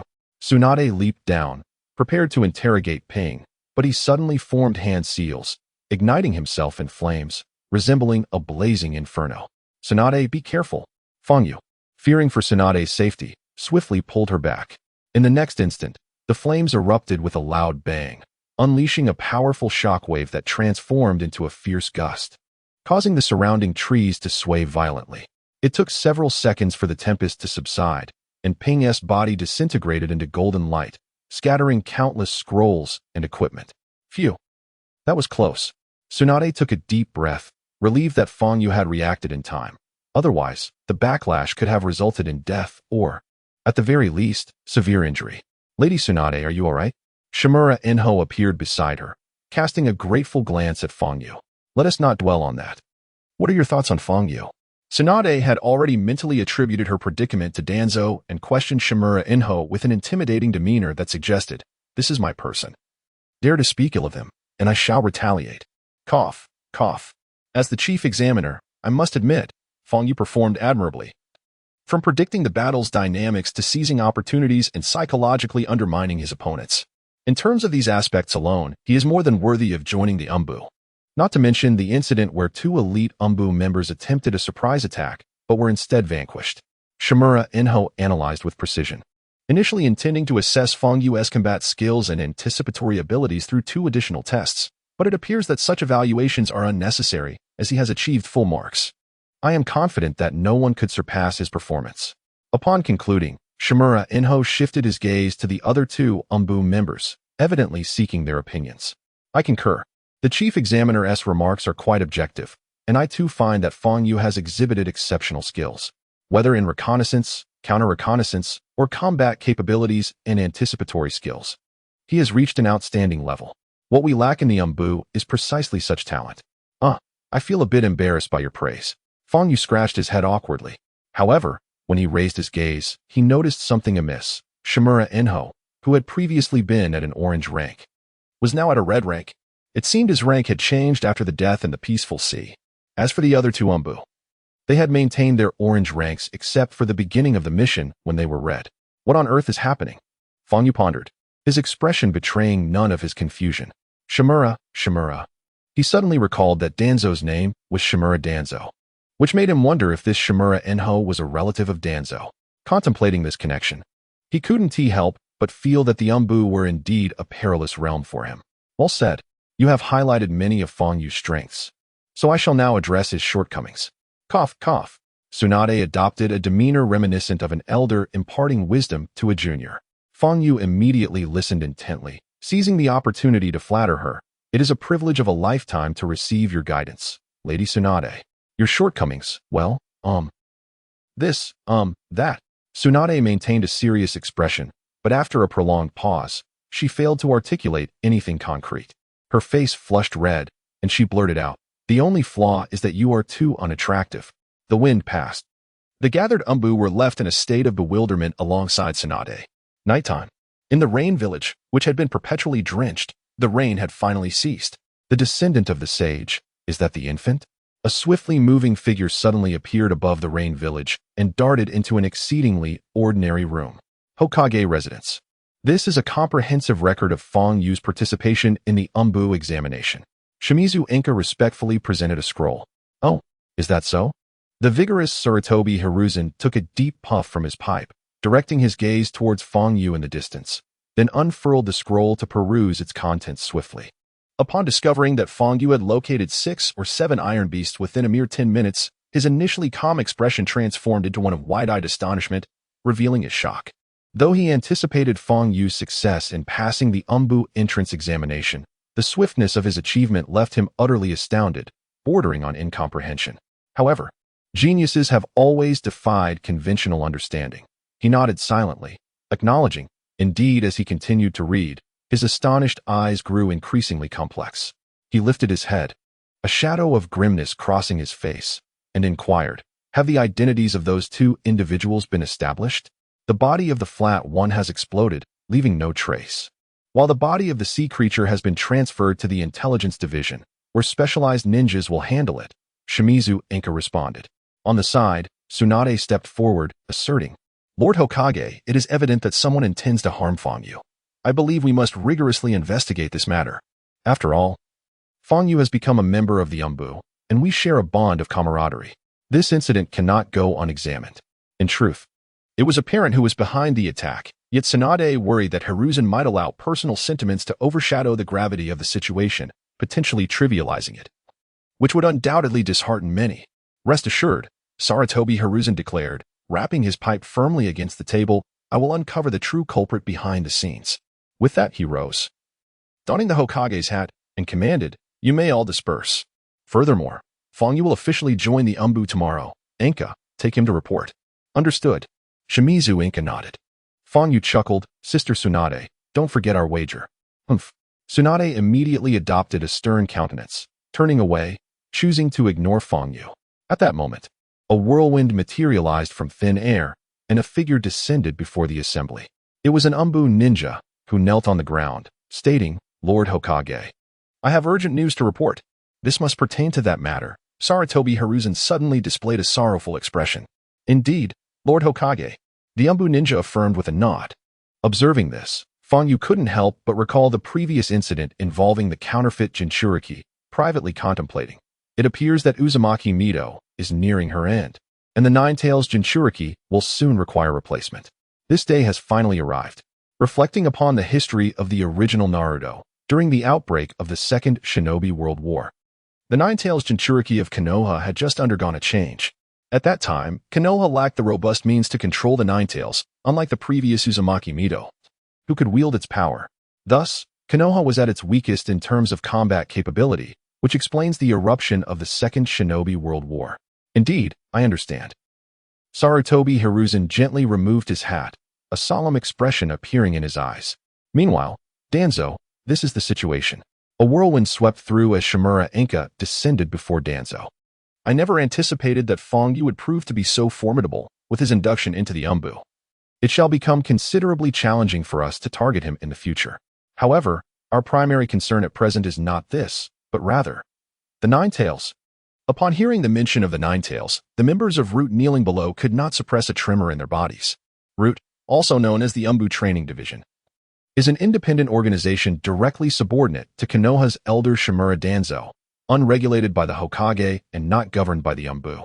Established solely by the hardline pro-war faction led by Danzo himself. In the original narrative, Root members were commanded by Danzo to form a 10-man squad to execute an assassination mission against the newly reinstated third Hokage, but the plan was foiled due to Kakashi's betrayal. As long as we can firmly seize control of the Nine-Tails, then I, Danzo, shall possess the means to reclaim the title of Hokage. And now, an exceptional opportunity presents itself. A person like Sarutobi Hiruzen, who yearns for peace, cannot endure in a world rife with hatred and darkness. In the back mountains of Konoha, Tsunade and Shimura Inka were rapidly flying alongside Fang Yu. The Umbu, also referred to as the Special Operations Assassination Unit, is affiliated with Konoha Village and directly under the Hokage's command. They undertake clandestine operations such as assassinations and reconnaissance, with the nature of their missions and all related information kept strictly confidential. All actions and achievements remain undisclosed. Furthermore, Umbu members adhere to 2 rules: leave no corpses behind and learn to eliminate any traces of the deceased. Additionally, they must wear masks during standard operations. While flying, Shimura Inka elaborated on these principles. Passing through the back mountains, Fang Yu beheld a vast expanse of lush forest. In the original text, Konoha's back mountains have always been shrouded in mystery, with the Death Forest, a venue for the Chunin exams, located here, undoubtedly concealing numerous secrets. This is the place. Shimura Inka's feet landed, halting before a massive stone. Fang Yu also came to a stop. I have a mission to attend to. I must depart. Tsunade cast a trusting glance at Shimura Inka before vanishing without a trace. Within this immense stone lies a barely perceptible trace of chakra. Once you channel your chakra into it, it will recognize you, just like this. As Shimura Inka spoke, he infused a strand of chakra into the stone, and with a resounding boom, the sound of a door opening echoed. Fang Yu searched around, failing to locate the position of the door. Merely channeling chakra is insufficient. One must also know the location of the Umbu entrance. Follow me. Shimura Inka smiled, noting that due to its confidentiality, the Umbu entrance is notoriously difficult to locate. And it changes every month, with a total of 36 positions. A designated individual will inform the location at the end of each month. Upon hearing this, Fang Yu could not help but marvel at the enigma surrounding the Umbu. Upon careful reflection, it is indeed true that the Umbu serves as the stronghold for executing highly classified operations, symbolizing the mightiest force of the Hidden Leaf Village, a place that other ninja villages yearn to obliterate. Such secrecy is only natural. This is the very place. As Fang Yu pondered, Shimuriaki arrived at a secluded patch of grass, gently parting the wild vegetation to reveal an entrance. This is it. Shimuriaki pointed towards the opening, giving a simple gesture to Fang Yu before proceeding inside. Fang Yu nodded heavily, following closely behind, though his mind was rife with questions. When Tsunade had departed moments earlier, he had prepared himself for Shimuriaki to turn from orange to red and strike against him. However, his name remained a soft orange, indicating no ill intent. It is worth noting that during the Umbu examination, Shimuriaki had always been red, without change, yet now he persisted in orange, which left Fang Yu both perplexed and contemplative. He was certain that Shimuriaki was one of Shimura Danzo's men, likely a member of Root, operating under the interests of Danzo.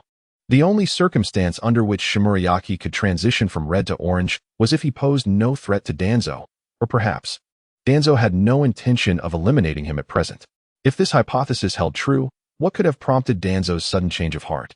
In this train of thought, he suddenly recalled his apprentice, Uzumaki Kushina. Coupled with the somber and sorrowful expression on Sarutobi Hizashi's face, his suspicions only grew stronger. Hey, as Fangyu contemplated, Shimurayaki's voice broke through as he descended a dark ladder. Fangyu looked up and gasped, revealing before him an enormous underground base. The expanse of the underground facility was vast. They found themselves in a hall-like area, surrounded by four brightly lit tunnels, where ninjas busily traversed, making the place resemble a miniature governmental institution. Furthermore, these individuals were unmasked, presenting their true faces. Within the base were elite Umbu members, rendering masks unnecessary. "Oh, we have a newcomer."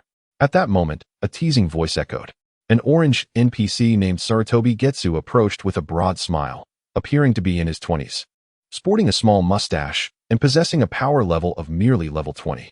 He scrutinized Fangyu from head to toe before turning to Shimurayaki with a grin. "Isn't this the child who captured 6 iron treasure beasts in just 10 minutes a few days ago?"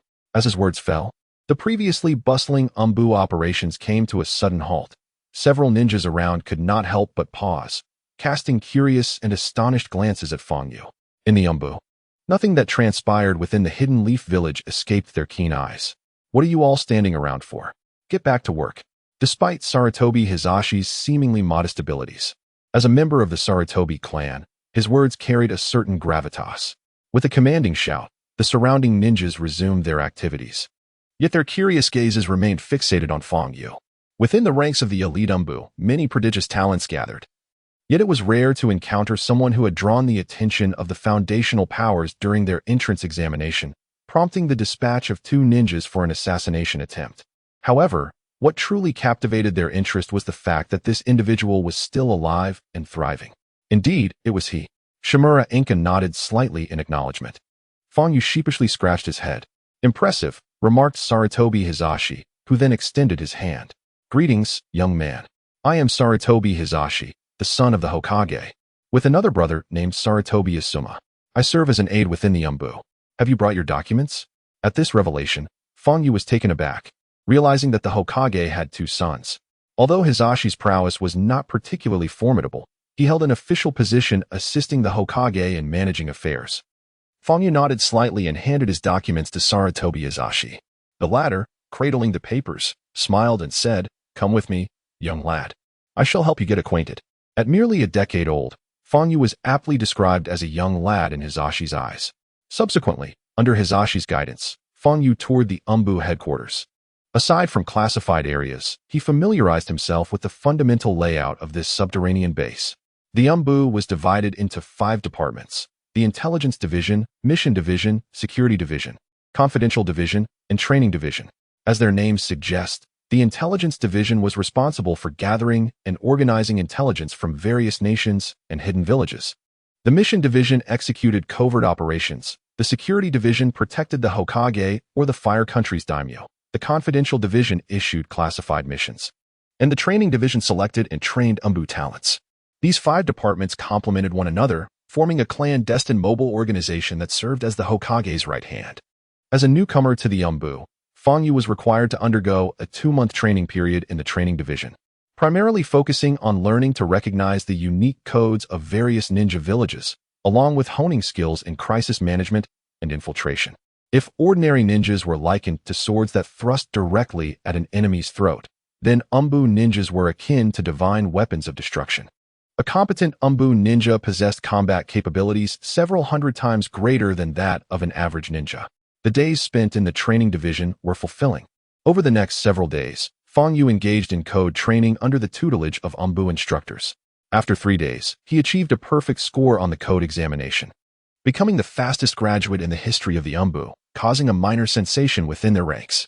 That evening, enjoying a rare moment of leisure, Fangyu visited Kushina's home, only to learn that she had been taken away early in the morning by 2 Umbu ninjas and had yet to return. It seemed that the time had come. Taking a deep breath, Fangyu activated the mercenary system. Kushina serves as his mercenary, and he can monitor her status through the mercenary system. Following their last battle, Kushina's affinity for him has soared to 70, automatically activating the feature that allows for shared location tracking. Consequently, he can ascertain her current whereabouts. To his dismay, he discovers that Kushina is rapidly distancing herself from the Hidden Leaf Village, seemingly in peril. Who could it be? Feng Yu's brow furrows.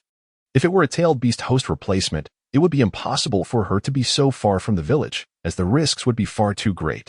Utilizing his enhanced sensory wave skill, Feng Yu swiftly gains an awareness of all ninjas within the Hidden Leaf Village, firmly imprinting their locations in his mind. No one escapes his gaze. Unfortunately, at this moment, Kushina is too far away for his sensory abilities to detect her presence. It appears she is lost to him. Although this extensive sensing does not consume excessive chakra, after merely half a minute, Feng Yu feels as if his vitality has been drained, losing a significant portion of his stamina. He realizes that while this ability is formidable, it is not suited for prolonged use. In a blur, he transforms into a whirlwind, hastening in the direction Kushina has fled. Concurrently, her sudden disappearance has shocked Sarutobi Hiruzen, prompting him to dispatch several Umbu members to pursue her. She mustn't come to harm. Otherwise, Hiruzen paces anxiously.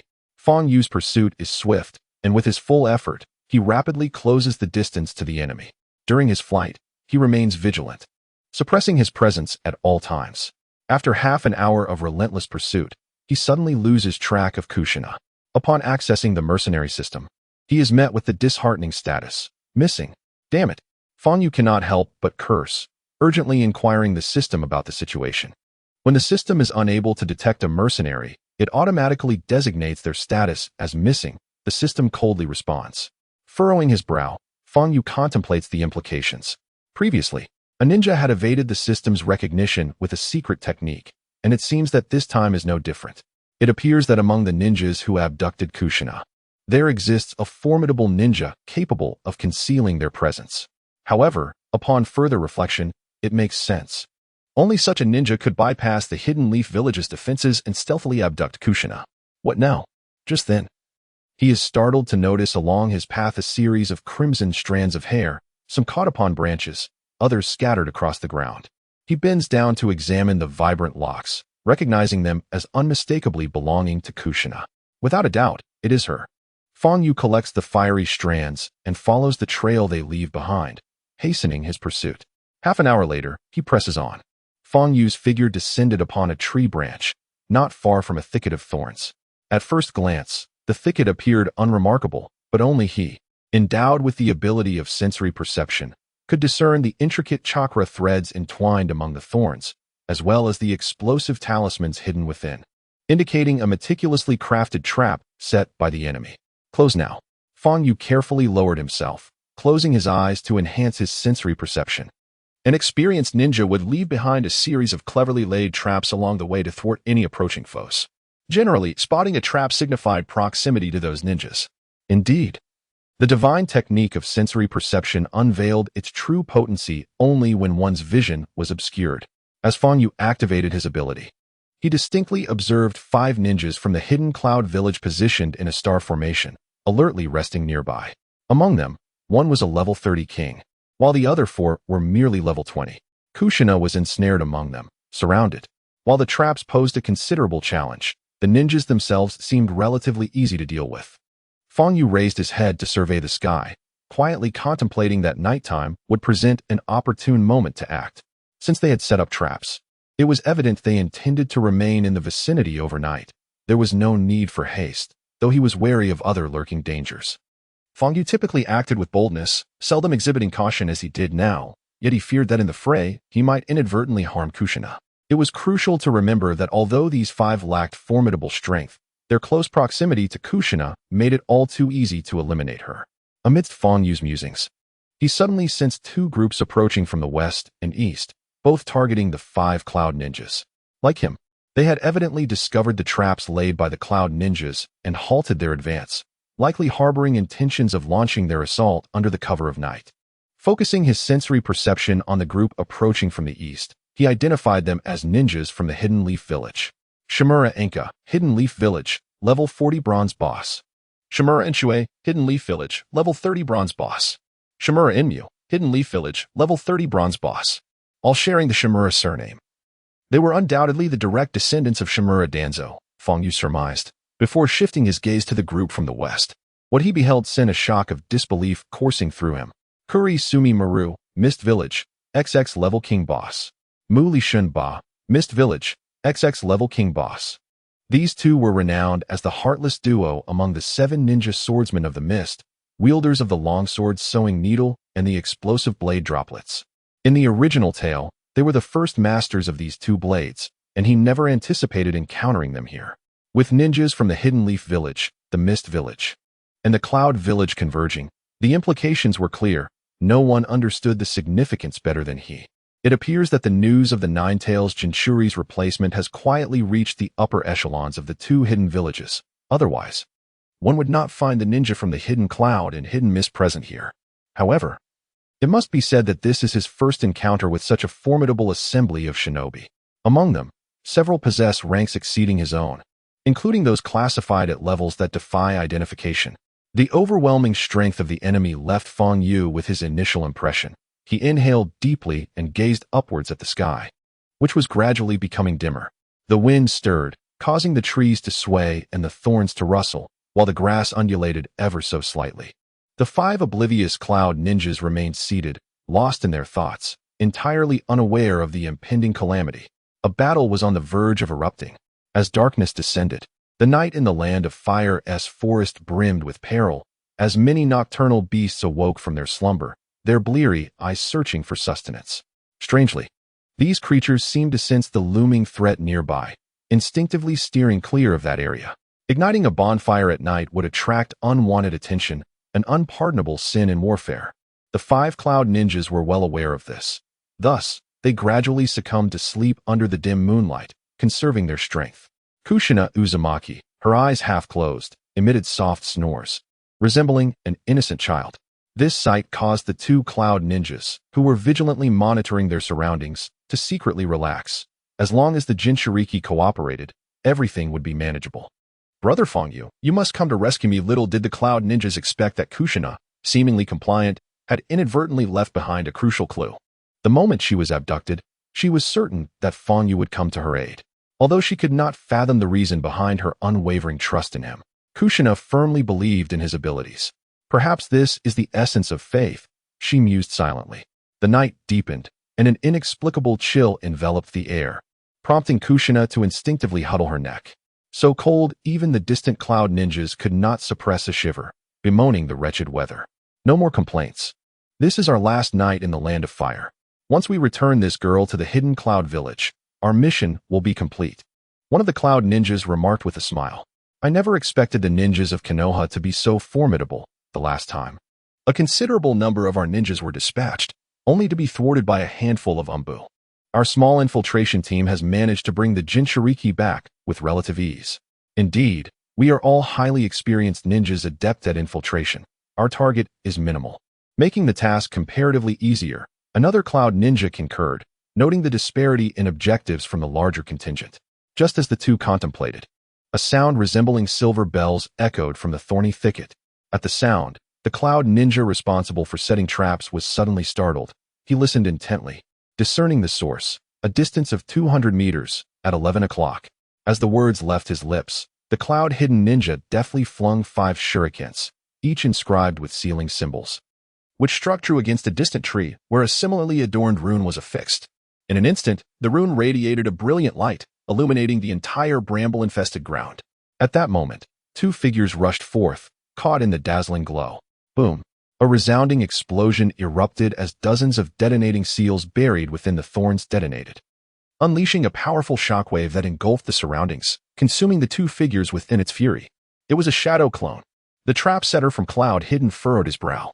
Though not exceptionally strong, he was a master of trap deployment within the village, capable of pinpointing enemy positions through the slightest tremors of his chakra threads, excelling in the art of explosive seals and restrictive barriers. The original work contained scant descriptions of such ninjas, yet their lethality was often formidable. The sudden upheaval jolted the other cloud-hidden ninjas, who had just drifted into slumber, into a state of alertness, their eyes wide with surprise. In the next moment, they hoisted the bound form of Kushina and fled. The trap's ability to restrain the enemy was limited. They needed to vacate the premises swiftly. With a whoosh, a whirlwind stirred as the Leaf's Umbu ninjas dismantled the traps set by Cloud Hidden, appearing behind the 5 ninjas. Before they could react, one of the Cloud Hidden ninjas hurled another 5 shurikens, each etched with intricate symbols, forcefully embedding them into a tree. In the next heartbeat, a blue barrier erupted, centered around the tree and encompassing 4 others. It was indeed a barrier. Shimizu Hikari hastily gestured for his companions to halt, and the other 2 complied instantly. At that moment, a white rabbit dashed into the barrier, only to be incinerated by the flames within. Witnessing this, Shimizu Hikari and his comrades dared not make a move. It was clear that their foes possessed a skilled trapper, and caution was paramount. Affirmative. The 2 companions nodded gravely. The trio then transformed into a whirlwind, circumventing the barrier as they continued their pursuit. Throughout the ordeal, the hidden group of 7 blades, the merciless duo of Kurasame and Nashi, remained in the shadows, silently trailing the Leaf ninjas, their intention shrouded in mystery. Meanwhile, Fangyu followed closely behind the Umbu, furrowing his brow in contemplation of the various motives at play. Lightning release, lightning hound technique. The leading Cloud Hidden ninja suddenly formed hand seals. Moments later, a faint layer of lightning enveloped their bodies, as if electric currents danced around them, enhancing their speed ever so slightly. In terms of chakra attributes, lightning not only possessed formidable penetrating power, but also served as an excellent auxiliary force. The Lightning Hound technique was a C-rank ninjutsu that utilized chakra to create a forward thrust of air, minimizing air resistance. Ninjutsu, group camouflage invisibility technique. Simultaneously, another Cloud Hidden ninja performed a myriad of hand seals. In an instant, the entire squad vanished without a trace, flawlessly blending into their surroundings. The group camouflage technique, classified as a B-rank ninjutsu, was developed by the Umbu of the Hidden Cloud Village based on the camouflage techniques employed by the Earth Village ninjas. This technique, however, is deemed forbidden due to its excessive chakra consumption. In truth, this ninjutsu does not render the ninja truly invisible. Rather, it manipulates chakra to alter the shape, patterns, and size of the body, allowing the user to blend into nature like a chameleon. This particular team from the Hidden Cloud, despite their seemingly modest strength, excels in infiltration, evasion, and trap setting, making them a formidable special operations unit known as the Cloud's Radiance. Suddenly, the pursuers, including Shigemura Enka, found themselves at a loss. Having lost the trail of the Hidden Cloud ninja, I will sense their presence, declared Shigemura Enshi, closing his eyes and forming hand seals. Moments later, he opened his eyes, exclaiming, "I've located them." "Where?" inquired Shigemura Enka, urgency in his voice. Tracking an enemy often requires more than just sight. It demands keen perception as well. At 11 o'clock, 200 meters away, Shigemura Enshi responded solemnly, capable of sensing the enemy's chakra as long as they remained within a few hundred meters. Shigemura Enka nodded gently and prepared to pursue, but Shigemura Enshi furrowed his brow, exchanging a meaningful glance with Enka. "What is it?" Enka turned sharply, tossing 5 shuriken embedded with explosive tags towards the rear. "Have they noticed me?" thought Fangyu, concealed in the shadows, contemplating the incoming shuriken. However, he quickly realized that the 5 shuriken were aimed at Kurasame Karamaru and Wori Shinpachi, evidently having detected their presence without sensing him. Kurasame Karamaru and Wori Shinpachi sprang from the underbrush as the explosive tags detonated with a thunderous boom, sending a fierce shockwave rippling through the forest, illuminating the surroundings with fiery brilliance. Kurasame Karamara brandished his long knife, while Wori Shinpachi wielded an explosive blade, revealing their forms. Those blades! How peculiar! As soon as they manifested, Shigemura Enka and the others gasped in astonishment, their eyes wide with surprise. Being members of the Root, they had acquired considerable intelligence about other ninja villages over the years. They had vaguely learned about the Mist Village and its elite ninjas, who were said to possess legendary blades specifically for executing highly classified missions, representing the pinnacle of Mist Village's elite. However, their intelligence was limited, leaving them unaware of the names of those 2 blades or their wielders. In the distance, Fangyu observed the expressions of Shigemura and the others, nodding subtly to himself. At this moment, on the eve of the Second Great Ninja War, the Mist Village remained largely closed off to the Leaf Village, and given the circumstances, it was entirely reasonable that they could not identify the Mist Seven, whose notoriety had likely emerged with the onset of the war. Seizing the opportunity, Fang Yu discreetly scrutinized the two ninja blades. He observed that the long blade wielded by Li Sanchuan was exceedingly slender, with thin steel wires cleverly concealed along the length of the blade. This was evidently the long blade sewing needle. Such a design rendered the ninja blade capable of long-range attacks with formidable lethality. In contrast, the explosive blade held by Bao Wu Li Xinba bore a strikingly different appearance. Its large blade was inscribed with countless runes activating explosive seals, indicating that the blade would detonate upon the infusion of chakra by its master. The explosive blade possessed immense destructive power. In the original narrative, Kakashi and Might Guy, confronted with the explosion of the explosive blade, had to employ a triple earth-style wall just to barely withstand its blast. It was apparent that this group of Konoha's Umbu ninjas was oblivious to our presence. Li Sanchuan, adorned with a mask resembling an animal, concealed his expression. Yet the tone of his voice betrayed a mocking demeanor. Indeed, should we not teach them a lesson? Bao Wu Li Xunba lazily lifted the explosive blade to chest height. Unexpectedly, the Umbu from Kirigakure have also arrived. I shall remain to confront these two. You continue the pursuit. The words of Shimizu Ensui rang out as he gestured dismissively, positioning himself in front of his two comrades and turning to them. Shimizu Enhua and Shimizu Entu exchanged a glance at the Umbu ninjas from the mist, then glanced at the retreating Cloud ninjas, furrowing their brows before pivoting to chase after their objective. The matter of the Nine-Tails Jinchuriki was of paramount importance to Konoha. The lives of ninjas were trivial compared to the greater good of the village. Huh, do you truly believe you can ford us? Upon noticing that a Konoha Umbu had remained behind, Li Sanchuan let out a derisive chuckle. Shinba, refrain from intervening. This quarry is mine. Bao Wu Li Xunba chuckled in response, remaining silent.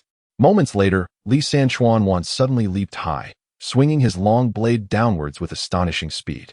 Shimizu Ensui, wary of underestimating him, raised his kunai, resulting in a sharp clang as the flying blade's sewing needle collided with the kunai, producing a deafening sound. The piercing noise threatened to shatter eardrums. Just as Shimizu Ensui attempted to retreat and prepare a Doton Jutsu, Li Sanchuan swiftly flicked his blade, and the fine steel wires connected to it appeared out of thin air, ensnaring Shimizu Ensui. The speed of the wire's emergence was so rapid that it was nearly imperceptible, and their delicacy rendered them undetectable. By the time one realized their presence, they were already ensnared. Within moments, Shimizu Ensui found himself cocooned in a massive web of steel wires.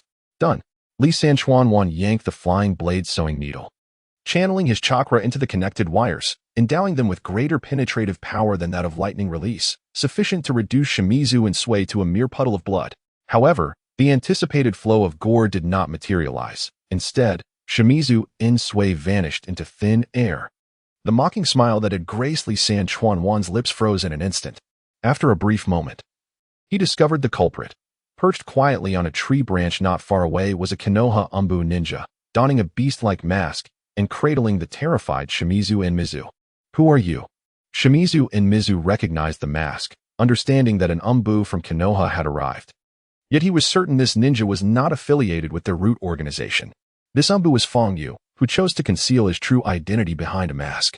Although Shimizu and Mizu belonged to the root, and there was an inherent animosity between them, Fang Yu understood that any presence from root posed an additional threat to the formidable forces of Kumogakure and Kirigakure. Moreover, keeping Shimizu and Mizu alive served a greater purpose, prompting him to extend his hand without hesitation. However, he was not inclined to engage with the formidable members of the 7 ninja swordsmen of the mist at that moment. After all, Kushina was of utmost importance. You need only to know that we are allies now. That is sufficient. Fang Yu deliberately lowered his voice to obscure his true identity. The two Umbu from Kirigakure appeared quite formidable, making it unwise to confront them directly at this juncture. What we must do now is divert their attention. Allow me to lure them away.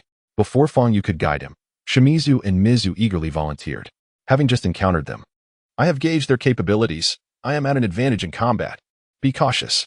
Fang Yu had calculated Shimizu and Mizu's intentions. Among the various factions, the two ruthless members of the 7 ninja swordsmen from Kirigakure were the most powerful. If they did not devise a strategy to separate them, it would inevitably lead to monumental trouble. Thus, saving Shimizu and Mizu was largely motivated by this concern. With a resolute demeanor, Shimizu and Mizu patted his chest. positioning himself protectively in front of Fang Yu and casting him a reassuring glance. Moments later, he formed hand seals with both hands. Water release. Water dragon bullet technique. Suddenly, the air surged violently, and a column of water materialized, coalescing into a massive water dragon that bared its fangs in a fearsome visage. In the next instant, this water dragon lunged fiercely at Kirasame Kuromaru and Bakanari Shinta. Both were ninjas from Kirigakure, adept in water techniques, yet they had never encountered such a formidable display. They instinctively leapt away to evade the water dragon's onslaught. Without a target, the water dragon crashed into the forest, uprooting trees and sending them tumbling into the tumultuous flow. The landscape was transformed in an instant. As Kirasame Kuromaru and Bakanari Shinta regained their footing, Shimizu and Mizu once more formed hand seals. Earth release. Earth flow rampart. The ground trembled as if an earthquake had struck, and a colossal earthen wall erupted from the earth, swiftly altering the terrain. Amidst their derisive laughter, Kirasame Kuromaru and Bakanari Shinta evaded the massive wall. However, during these evasive maneuvers, Fang Yu and the others had already vanished from sight, leaving them without a trail to pursue. This is bad. That kid is disrupting our tracking. At this moment, Kurosaki Kuromaru became acutely aware of the peril. Hastily wielding his long blade like a needle, rushing toward Shimizu and Mizu. The latter discerned Kurosaki Kuromaru's lack of proficiency in ranged combat and swiftly formed hand seals. I shall not allow you to catch up. Fire release. Great fireball technique. A colossal fireball, the size of a grinding stone, surged forth, accompanied by a fierce gust of heat, aimed directly at Kurosaki Kuromaru, along with the duo, Baku and Rishin. Shimizu and Mizu's exceptional prowess lay in his mastery of various elemental ninjutsu. He simultaneously commanded fire release, water release, and earth release techniques, marking him as an expert among the Umbu operatives. As Shimizu and Mizu ensnared Kurosaki Kuromaru, Baku, and Rishin, Fang Yu had already caught up with the esteemed Cloud Hidden Flash, the elite unit of the Cloud Hidden Village. At that moment, Shimizu Enka and Shimizu Ensu were engaged in combat with 5 ninjas from the Cloud Hidden. In terms of the current battle situation, despite Shimizu Enka and Shimizu Ensu's remarkable ninjutsu and extensive combat experience, they found themselves unable to penetrate the defenses of the 5 Cloud Hidden ninjas, who had meticulously prepared their fortifications and exhibited seamless coordination.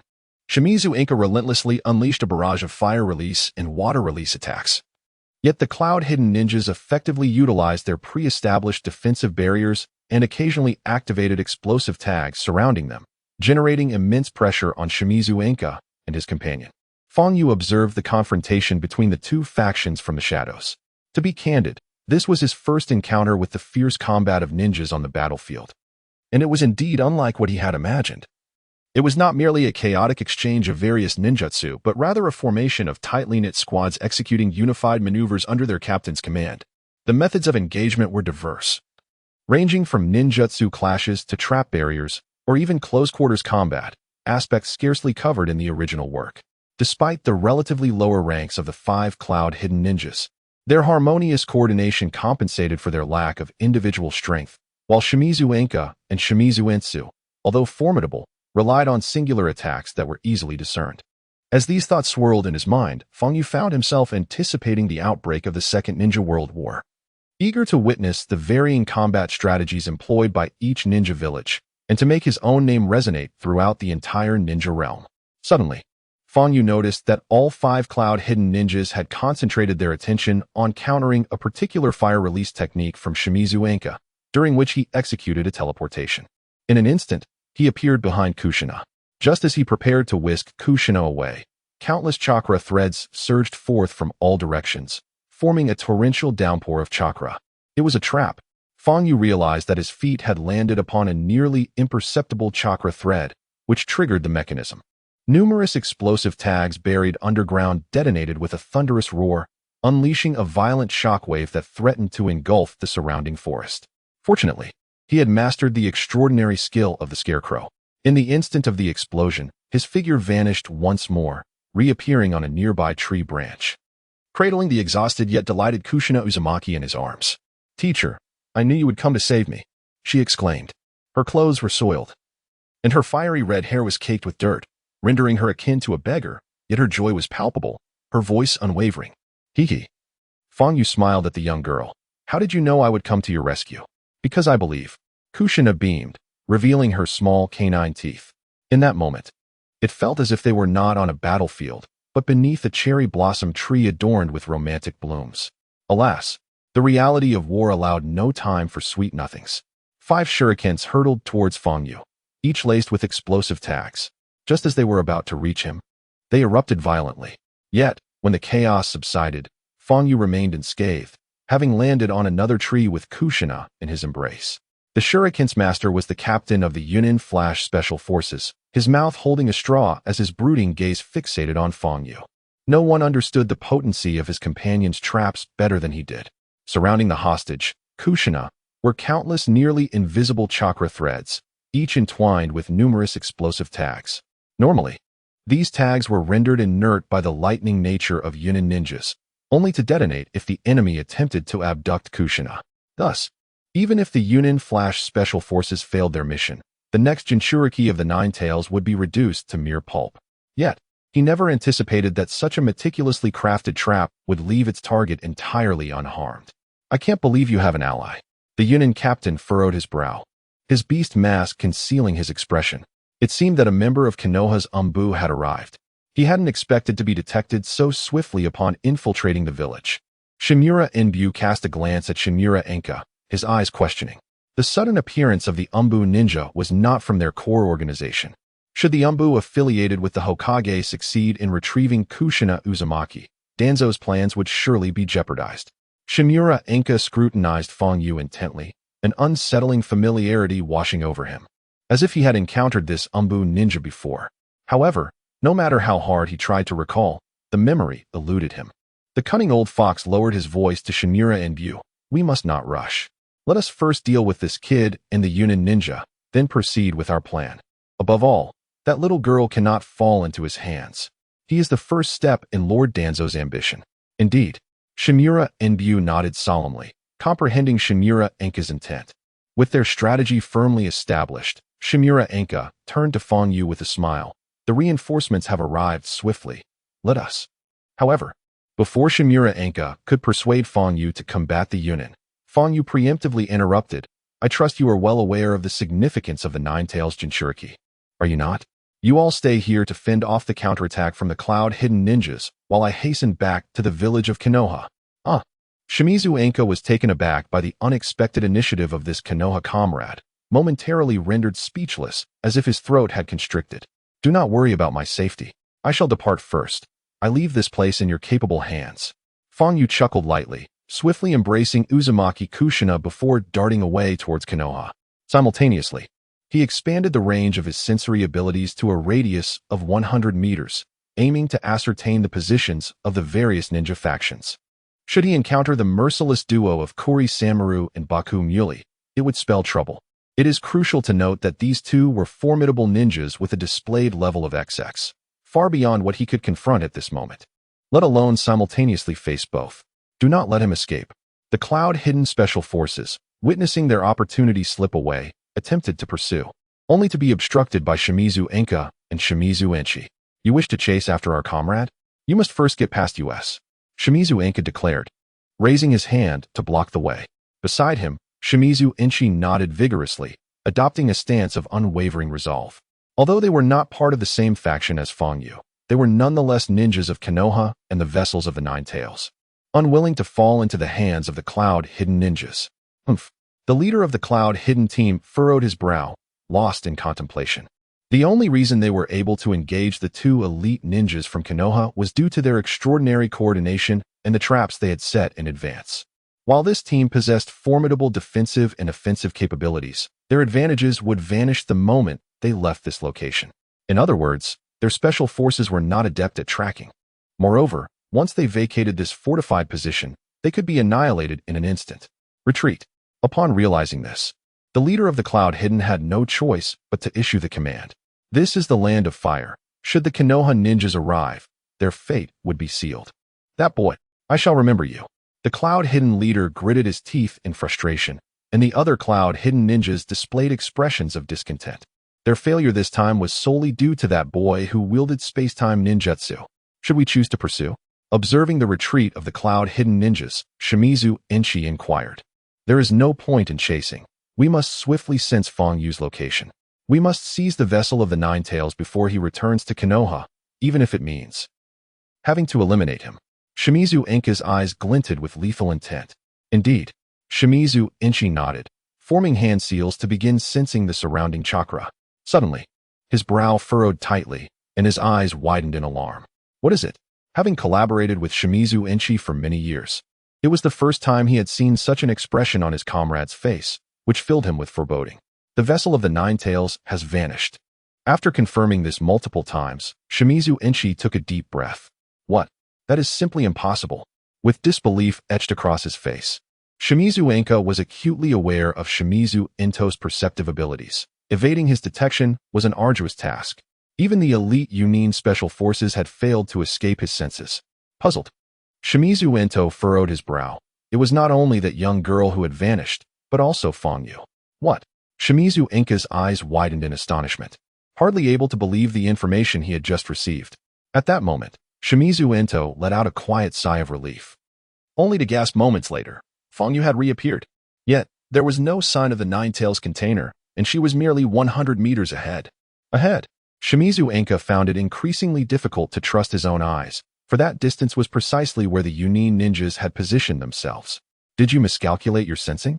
Before Shimizu Into could speak, a piercing scream echoed from 100 meters away. A perceptive Yunin ninja, caught completely off guard, had his head severed and fell to the ground, utterly bisected. In an instant, this Yunin ninja transformed into a cascade of golden light, erupting into countless scrolls and weapons, while Feng Yu simultaneously accrued 1,000 experience points. Of course, this golden light, along with the scrolls and equipment, was invisible to anyone but Feng Yu. The Yunin Special Forces ninjas found themselves momentarily stunned, struggling to comprehend the loss of their comrade. Could it be that the Tuumbu had arrived? The Yunin captain's brow darkened as he observed Shimizu Inka and Shimizu Into standing still. It was evident they were not the ones responsible for the attack. No, it was I. Suddenly, a voice, chilling to the bone, pierced the air, and a glimmer of cold steel shot toward the trapper ninja. The latter had no time to react, as he was cleaved in half by a devastating strike, leaving him lifeless. You nearly killed my Kushina. With a swift motion, Feng Yu descended, a massive sword resting on his shoulder, confronting the Yunin ninjas. Therefore, none of you shall leave the land of fire alive. Previously, Feng Yu had contemplated eliminating these Yunin ninjas who posed a threat to Kushina, but due to her safety and the lurking powers, he had refrained from action. Ostensibly, he had returned to Konohagakure. In reality, it was merely a ruse. The moment he rescued Kushina, her affinity for him skyrocketed from 70 to 90, unlocking the mercenary space function. With the aid of this function, he placed Kushina within the mercenary space, concealing her chakra. The mercenary space, though not vast, comparable to a town, was teeming with flora and fauna, streets and alleys, and training grounds specifically designed for cultivating mercenaries, resembling a miniature version of the real world. Only mercenaries who achieved an affinity of 90 with the player could enter. Within this mercenary space, Kushina would receive systematic training, thereby enhancing her strength. Having completed all preparations, he immediately utilized his teleportation skill to arrive on the battlefield, swiftly dispatching 2 Yunin ninjas. Though he bore no grudge against Yunin, the repeated threats to Kushina's life compelled him to ensure their escape from the land of fire was thwarted. Naturally, it was not just them. He would devise a means to eliminate both Kurosumi and Bakamuri as well. It is you, the captain of Yunin, though unfamiliar with Feng Yu's visage, recognized his silhouette all too well. Had it not been for you, our special forces would have completed their mission. With a fierce determination, he declared, since you have come seeking death, do not hold us accountable. With that, the captain unsheathed his long blade and charged at Feng Yu. Simultaneously, the other 2 Yunin ninjas brandished their kunai and swiftly encircled him at an astonishing pace. The Yunin ninjas excelled in martial combat, possessing unique techniques of their own. The captain was particularly adept with his blade, renowned for its blinding speed, often dispatching foes before they could even react. The other 2 were also formidable in close-quarter combat, their prowess serving as the final trump card of the Yunin Special Forces. How swift! Even Feng Yu found it challenging to track the enemy's movements. Yet, while astonishment filled his heart, his expression remained inscrutable. At that moment, he noticed a faint layer of chakra shimmering beneath the feet of the 3 Yunin ninjas, flickering with the essence of lightning. Clearly, Their velocity was augmented by lightning affinity chakra. However, despite the rapid assault of the Yuan ninjas, Fang Yu's swordsmanship was even quicker. Clang!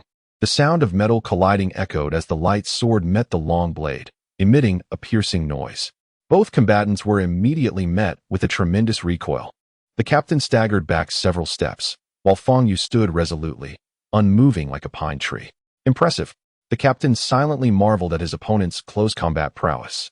With a swift motion, he infused his long blade with lightning chakra, transforming it into a razor-sharp weapon capable of slicing through iron as if it were mere mud. Any weapon that encountered its edge would be severed. In the next instant, he swung his blade towards Fang Yu, lightning crackling along its path, illuminating the dim sky as if it were day. Halt here. Though the infusion of lightning chakra has rendered the weapon sharper, it has also made it more brittle. Fang Yu scoffed, suddenly wielding his light sword to unleash a crescent-shaped arc of blinding light, executing a magnificent sword draw. His speed was unparalleled, and at that moment, he activated the blessing of the light sword. As the blade sliced through the air, it produced a dazzling and piercing brilliance. In the blink of an eye, the lightning-infused long blade was cleanly severed in half, the pieces flying like bullets. One shard impaled another Yuan companion in the chest, piercing through him. Not only was the long blade cleaved, but the captain was also bisected, blood erupting like a geyser. A crimson mist enveloping the surrounding trees and casting a faint red haze that obscured the vision of all. After slaying the captain of the cloud-hidden team, Fang Yu did not hesitate. He leapt into the air and, before the remaining cloud-hidden ninja could form hand seals to unleash their jutsu, he cleaved them neatly in two. Thus, the cloud-hidden special forces were entirely obliterated, transforming into countless golden lights, along with a plethora of scrolls and equipment scattered across the ground, which appeared dazzling from a distance. With a swift motion, Fang Yu activated the automatic loot feature, collecting all the gear and scrolls into his inventory. At that moment, two figures landed before him, Shimura Enka and Shimura Ento. They had witnessed Fang Yu's earlier feat of slaying the cloud-hidden ninja, and they recognized his considerable strength, realizing he would not be easily subdued. I never expected the cloud-hidden special forces would fall to you so effortlessly. Impressive indeed, my friend, Shimura Enka remarked with an affable tone. As far as I know, there are few in the Umbu with such prowess. Where is the Nine-Tails vessel? It would be disastrous if it fell into the hands of another ninja village. At this juncture, Shimura Enka and Shimura Ento had resolved that if Fang Yu revealed the whereabouts of the Nine-Tails vessel, they would strike him down with lightning speed. The Nine-Tails vessel? Are you referring to Uzumaki Kushina? Fang Yu feigned ignorance. Oh, when I saved her, I sent her back to Konoha. Then I worried for your safety. So I returned. Really? Shimura Enka furrowed his brow, skeptical of Fang Yu's words, as a palpable killing intent flickered in his eyes. A ninja who conducts himself in such a manner could hardly pass the Umbu's assessments. Meanwhile, Shimura Ento discreetly readied himself, prepared to eliminate Fang Yu at any moment. Fang Yu had anticipated such a scenario, watching as the names of the two men turned increasingly crimson. A cold smile crept onto his lips. While they plotted his demise, he too was calculating how best to dispatch them, just as the ninjas of Konoha prepared for internal conflict. Shimura Ento's expression suddenly shifted. The two from the Mist Village wielding those peculiar blades are rapidly approaching. It seems they are headed our way. Kurama Shiranui and Baku Nari Shinhachi are here. Fang Yu's gaze sharpened. It appeared Shimura Enka's mission had utterly failed. The unexpected arrival of Kurama Shiranui and Baku Nari Shinhachi disrupted the destructive plans of Shimura Enka and Shimura Ento, causing them to cast dark glances into the distance. Simultaneously, they silently rejoiced that they had yet to fall out with the Umbu youth. Otherwise, the arrival of the Mist Umbu would have made the situation precarious. Meanwhile, Fang Yu's mind raced, rapidly processing the unfolding events. Clearly, Kurama Shiranui and Baku Nari Shinhachi were targeting the Nine-Tails Jinchuriki Uzumaki Kushina. They were formidable, likely too powerful for even the combined efforts of Shimura Enka and Shimura Ento. Consequently, Fang Yu found himself at a crossroads. He could either flee back to Konoha or stay and confront the ruthless duo alongside Shimura Enka and his companion. It seemed the first option posed no risk to him. It would even drain the energy of the ruthless pair, providing him with the chance to retaliate, potentially acquiring a wealth of equipment and scrolls in the process. The second path offered him no advantage. It not only posed a lethal threat but also risked the possibility of betrayal by the two after the battle concluded. Even a fool would comprehend the gravity of the situation and would flee at the earliest opportunity, especially since he had already rescued Kushina Uzumaki from the vortex. That Umbu youth, these two adversaries are formidable. Since you are aware of Kushina's hiding place, you should hasten to escort her back to Kanahagakure. We shall take it upon ourselves to hinder these two. Suddenly, Shirnomura Inka spoke, his expression revealing a determined resolve. Beside him, Shirnomura Insu wore a solemn and resolute countenance. Although the Umbu and Root were at odds, their ultimate allegiance lay with Kanahagakure. Inka reiterated, without Root's support, how could the leaves of Konoha flourish? This statement struck a chord within Fangyu, causing his heart to tremble slightly. With a rush, two whirlwinds arose, revealing Kurasame Kuranmaru and Bakanari Shinhachi. One wielded a long knife resembling a needle, while the other brandished an explosive blade, both gazing down upon the trio with an imposing presence. True to their reputation as elite ninjas from Kirigakure, their mere presence emanated an overwhelming aura of strength. What are you waiting for? Depart swiftly, Inka commanded when he noticed Fangyu had not yet fled. They were acutely aware of Nkai's prowess. And such a swift resolution suggested that these two Kirigakure Umbu ninjas were far from ordinary. Moreover, the weapons they wielded appeared exceedingly peculiar, unmistakably extraordinary. Such adversaries were to be avoided by anyone, including themselves. Umbu youth, depart quickly. We will handle this. Ensu nodded in agreement. Faced with the threat posed by the formidable Kirigakure warriors, any animosity they held towards Fangyu dissipated entirely. Fangyu nodded, vanishing without a trace in an instant. Upon witnessing the Umbu youth's departure, an inexplicable sense of disappointment flickered in the eyes of Enka and Ensu, though they swiftly steeled themselves. They stood shoulder to shoulder, vigilantly watching Kurasame Kuranmaru and Bakanari Shinhachi. Beads of cold sweat trickled down their foreheads, and an unprecedented seriousness etched itself upon their faces. In confrontations among the powerful, the outcome is often decided in the blink of an eye. They were cautious even in their breathing, fearing that a moment's distraction could lead to their demise. A bunch of worthless scum. Kurasame Kuranmaru scoffed coldly, his expression concealed beneath the Umbu mask. Bakanari Shinhachi, pursue that youth. I will handle these two. We must ensure their corpses remain intact. A mocking smile graced Bakanari Shinhachi's lips as he swiftly dashed away. Trying to escape? You must first pass through me. Suddenly, Shonomura Insa descended, positioning himself in front of Bakanari Shinhachi. Bakanari Shinhachi let out a chilling laugh as he turned the flat blade of his explosive knife. It refracted a blinding light. In the next moment, the explosive blade swirled rapidly alongside his form, executing a bizarre and intricate technique aimed directly at Shonomura Insu. Shimura Inbu grasped the kunai to block, and with a resounding clang, the explosive blade struck fiercely against the edge of the kunai. Moments later, the explosive symbols inscribed on the blade began to shimmer ominously. Sensing the impending danger, Shimura Inbu swiftly withdrew. A deafening roar erupted, and amidst the violent shockwave, he was hurled away.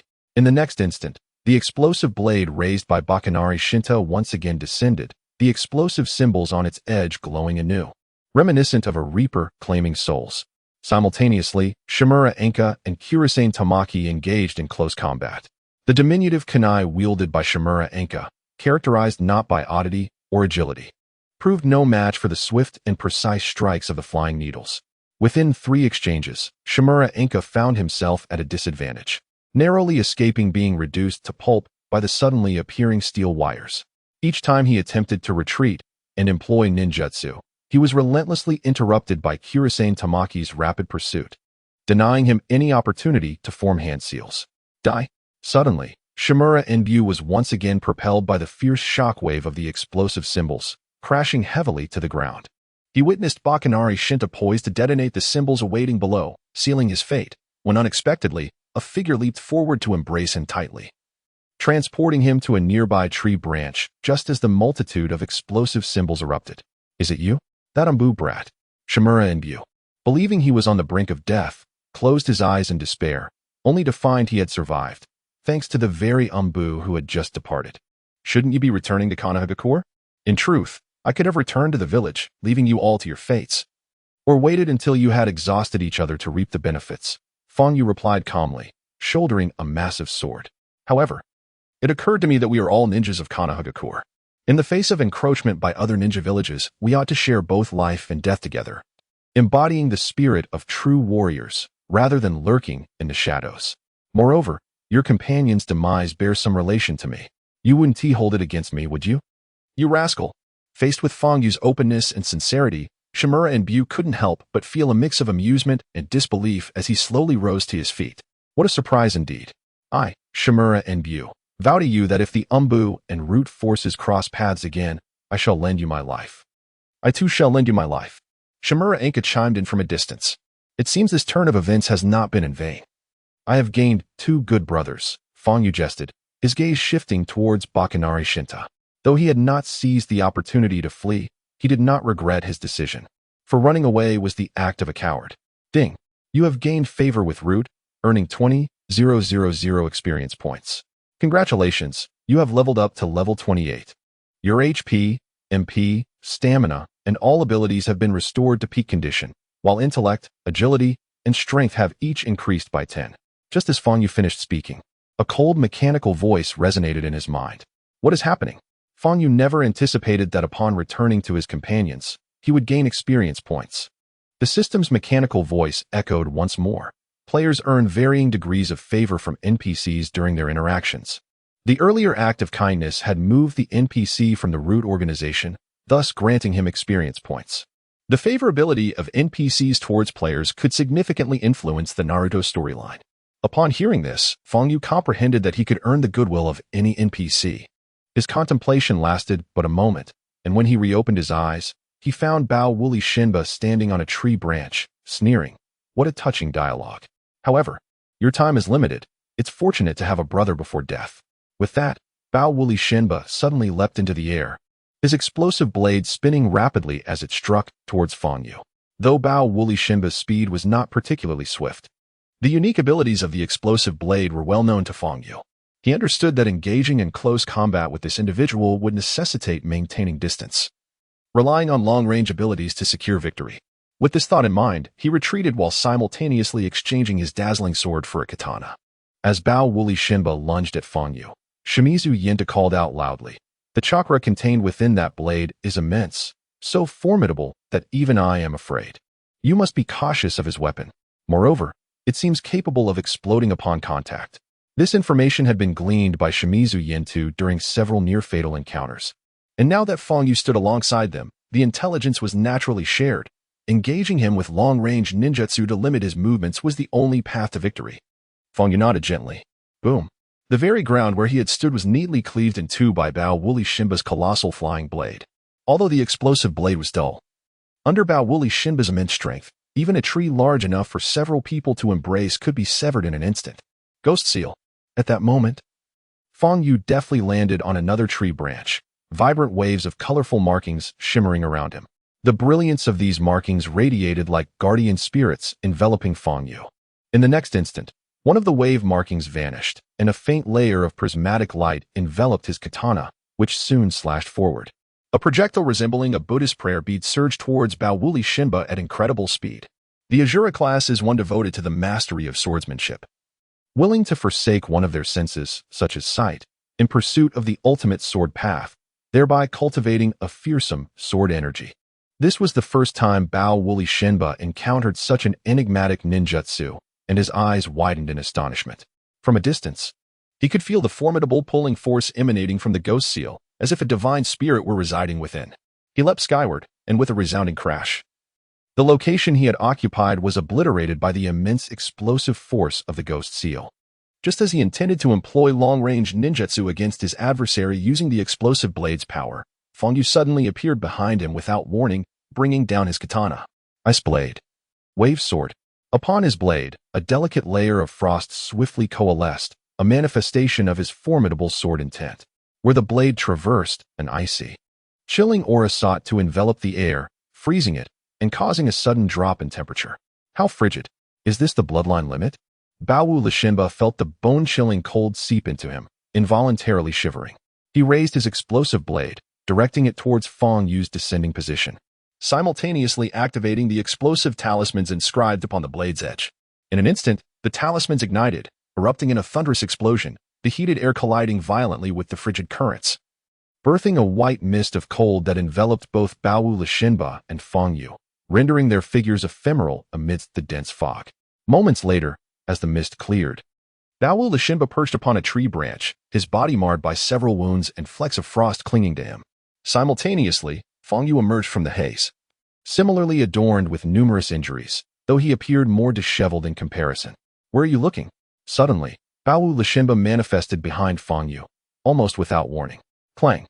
Fang Yu spun around to block, the resounding clash echoing through the air as the explosive blade met the mighty sword. Just as Baowu Lashimba prepared for his next move, a sharp whistling sound pierced the air from behind him. A dark knight clad in ebony armor swung a gleaming sword downwards. Falling meteor. Concurrently, from a distance, a voluptuous woman brandished an unconventional weapon, a colossal meteor descending with a searing gust of heat. These two figures were none other than the Dark Knight Sandel and the sorceress Louise, summoned forth by Fang Yu's arcane arts. Spirit summoning? When did this happen? Baowu Lashimba furrowed his brow, raising the explosive blade in front of him to deflect Sandel's strike with a resounding clang. He then swiftly evaded the meteor's descent. The misshapen meteor crashed onto the ground, creating a massive crater, its intense heat enveloping everything in its vicinity. Merely witnessing the meteoric impact was enough to instill terror. "You've fallen into my trap," a cold voice suddenly echoed, and Baowu Lashimba realized his feet were ensnared within a colossal barrier. Beside him stood three ominous spirits, colored black, white, and yellow, bearing their fangs with menacing visages, poised to devour. "What is this?" Baowu Lashimba stood frozen, discovering that his chakra seemed restricted as he attempted to activate the explosive talisman on his blade. For the first time, he felt the threat of death loom over him. Perish! Having unleashed such an abundance of formidable skills, Fang Yu found his magical energy waning. He hastily consumed more magical potions, his arms sprouting a pair of demonic wings, while his sword transformed into an obsidian hue in that very instant. Soul-devouring demon slash. He unleashed his full power in a decisive strike. In the fleeting moment when the soul-devouring demon struck, the third demon god behind Fang Yu revealed a grotesque grin, seemingly mocking the entirety of existence. In the next instant, the malevolent power of the demon god enveloped the formidable Baku Wuli Shiba, emanating an aura of inky gloom. It was certain that anyone subjected to such terrifying might would swiftly be stripped of all their strength. Truly, Baku Wuli Shiba was a remarkable figure, a member of the elite shinobi from the Hidden Mist's 7 ninja swordsmen, who nearly vanquished Kakashi in the original narrative. Despite Fang Yu's intricate calculations and various skill constraints, he managed to break free from the freezing grip of the fourth demon god's armor, brandishing the explosive blade with fervor. Ninjutsu, explosive blade technique. This was a rarely utilized jutsu of Baku Wuli Shiba, capable of detonating 50% of the explosive tags affixed to his blade. By harnessing the cataclysmic force unleashed by the explosion of these tags, he could inflict grievous harm upon his adversaries. Generally, igniting about 30% of the tags would suffice to obliterate everything within 100 meters, while 50% could annihilate all within a 500-meter radius. This technique was incredibly formidable and frequently employed by Baku Wuli Shiba to turn the tide of battle, yet it bore a significant vulnerability at the moment of detonation. He too would be affected by the explosive force. Typically, when he executed this technique, the explosive tags on both sides of the blade would ignite simultaneously, allowing the wielder to mitigate the blast's impact. However, when the number of detonated tags increased significantly, this countermeasure became ineffectual. Yet, faced with the imminent threat of death, Baku Wuli Shiba had no choice but to resort to this method. Alarmingly, as a sensor-type ninja, Shimizu Hanto was quick to perceive the moment Baku Wuli Shiba detonated the explosive blade. He urgently warned Fang Yu, noting the rapid expansion of chakra and a profound shift in its essence. "Get away from there." Fang Yu furrowed his brow. Each member of the Hidden Mist 7 ninja swordsmen was an elite in their own right, possessing extraordinary abilities that must not be underestimated. In a state of heightened awareness, he could distinctly sense the violent changes occurring within Baku Wuli Shiba, akin to a chemical reaction in the throes of chaos. Teleportation.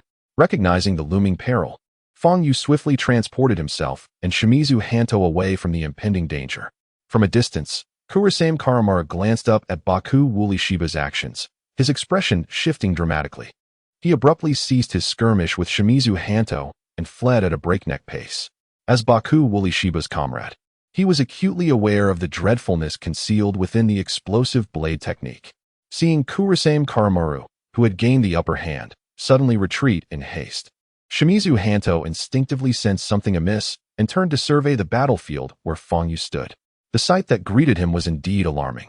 Centered around Baku Wulishiba, powerful shockwaves surged outward with almost frenzied force, rapidly expanding in all directions. Wherever these shockwaves passed, everything succumbed to a mournful wail, disintegrating into ash in an instant, consumed by the immense curtain of light formed by the shockwaves. Such a terrifying explosion. Fangyu had witnessed a similar self-detonation by Deidara in the original work, albeit on a slightly smaller scale. Nevertheless, the power it wielded was sufficiently formidable. If unleashed upon the battlefield, it could obliterate an entire squad in an instant. In truth, the reason the Hidden Mist Village produced the dreadfully potent exploding blade, known as Exploding Blade Mist, was to annihilate the ninja forces of other villages. This particular weapon stands unrivaled as the most devastating in terms of area damage among all ninja blades. In an instant, the sky was illuminated as if it were midday. The brilliant white light emanating from the enormous explosion compelled the villagers in the vicinity to gaze upward, their faces reflecting a profound terror, overwhelmed by the realization of their insignificance in the face of such celestial power. Even the Leaf Village ninjas, situated at a considerable distance, could discern that radiant white glow on the horizon. As the blinding light gradually faded, the rampant inferno in the jungle continued to spread uncontrollably, showing no signs of abating. With the dissipating smoke from the explosion, a serene calmness began to reclaim the surroundings. The air was permeated with the faint aroma of roasted meat and charred remnants, indicative of the countless flora and fauna that perished in the cataclysm. Amidst the outskirts of the explosion, Fangyu, along with Shimizu Enka and others, appeared disheveled, their breaths heavy and labored. Their garments had been nearly entirely consumed by the white light, leaving only tattered remnants to shield their modesty, while their bodies bore numerous wounds, oozing blood. Had it not been for the spatial ninjutsu of their Umbu comrade, they would likely have met their demise. How terrifying. Shimizu Enka gazed at the ravaged forest, his heart racing with trepidation. Indeed, without our Umbu brother, we would scarcely have had the chance to speak, replied Shimizu Enchi, his face a mask of relief at having survived. In that fleeting moment of explosion, Fangyu had utilized teleportation to whisk Shimizu Enka to safety, and then employed the scarecrow technique to rescue Shimizu Enchi, allowing the three to narrowly escape calamity. Damn it. Meanwhile, in the distance, Kurosawa Kuranasuke, partnered with Bakuho Nari Shichiban, was in no better condition. His clothes had been reduced to ashes, his hair singed and reeking of burnt flesh, his body a tapestry of injuries. Even his long sword, the needle, bore a damaged blade, its edge shattered. Is he dead? Shimizu Enka asked nervously, fearing they would encounter such a formidable ninja again. No, he is not dead, merely gravely wounded. Before Shimizu Enchi could respond, Fangyu's attention was drawn to a solitary figure approaching in the distance, wielding a broken sword, drenched in blood mist, clearly injured as well. Upon executing the exploding blade technique, Bakuho Nari Shichiban had employed earth release ninjutsu to burrow underground, leveraging the earth's strength to absorb much of the explosive force. This was part of his training as one of the 7 ninja swordsmen of the mist, honing the skills associated with the exploding blade, which was developed by the Umbu of the Hidden Mist Village. In the past, to select the wielder of the exploding blade technique, the Hidden Mist Village had 100 elite ninjas, yet only I remained, for the others perished in the explosive aftermath of the technique. The infamous Bakanari Senpachi sneered, but you managed to evade my grasp. Before he could finish his sentence, a figure abruptly materialized, and a sharp light sword pierced through his heart. The sword, exceptionally keen, penetrated Bakanari Senpachi's chest, revealing its glistening white blade. Drops of crimson blood flowed from him, tainting the blade with a repugnant odor, a testament perhaps to the many lives he had extinguished. At that moment, Fangyu noticed the change in Bakanari Senpachi's status. He transformed from a XXX level XXX boss of the Hidden Mist Village to a level 35 diamond boss. A level 35 diamond boss. Observing this rank, Fangyu furrowed his brow, as it was the first instance he encountered a diamond level boss. What could this signify? He instinctively inquired. Diamond level bosses typically fall into one of 2 categories. Either they are ninjas more formidable than their king level counterparts, renowned within the ninja realm, or they possess exceptional weapons and abilities that elevate them to diamond status. But why was a level 35 ninja potentially more powerful than a level 41? Fangyu posed a second query. He had witnessed the prowess of Bakanari Senpachi, even a level 40 ninja like Shigemura H-Ka, alongside a level 30 ninja, could not contend with the ruthless duo. The system had previously elucidated that levels merely reflect the combat capabilities of NPCs. Ranks such as Bronze, Silver, and King serve as evaluations of their abilities. Indeed, every 10 levels signifies a substantial increase in strength. Levels 1 to 10 denote Genin, 11 to 20 denote Chunin, 21 to 29 denote Jounin. And only upon reaching level 30, a ninja is considered an elite Jounin. Furthermore, elite Jounins are divided into 2 tiers based on their combat proficiency and various attributes. This requires players to explore independently. The system's level display is grounded in practical and comprehensive abilities. Thus, the distinction between a level 40 and a level 35 ninja lies solely in their combat effectiveness. Generally, diamond-level ninjas surpass the abilities of those ranked below king level. With the system's explanation, Fang Yu finally comprehended the intricacies of this level display system. Clearly, this evaluative standard is more scientifically sound. Otherwise, the numerous instances in the original narrative where seemingly weak ninjas suddenly unleash overwhelming strength against their foes would remain inexplicable. For instance, during Pain's invasion of Konoha, Konohamaru was the sole ninja to defeat one of Pain's avatars, despite being a lowly genin. Owing to his high overall capability and swift strategic thinking that led to his triumph. Having grasped this point, Fang Yu nodded, realizing that analyzing opponents in the future could not solely rely on their levels. However, why had NPCs that previously displayed no levels suddenly begun to do so? Fang Yu posed a third question. In battles with NPCs, as players gradually acquire intelligence about them, the system will reveal the NPC's level based on this information. The system responded coldly. Just as Fang Yu was about to engage in further dialogue with the system, a voice suddenly resonated. Congratulations. You have slain a diamond tier boss and obtained an epic grade equipment. Please claim it promptly. Epic equipment? Fang Yu was momentarily taken aback, but soon felt a surge of joy.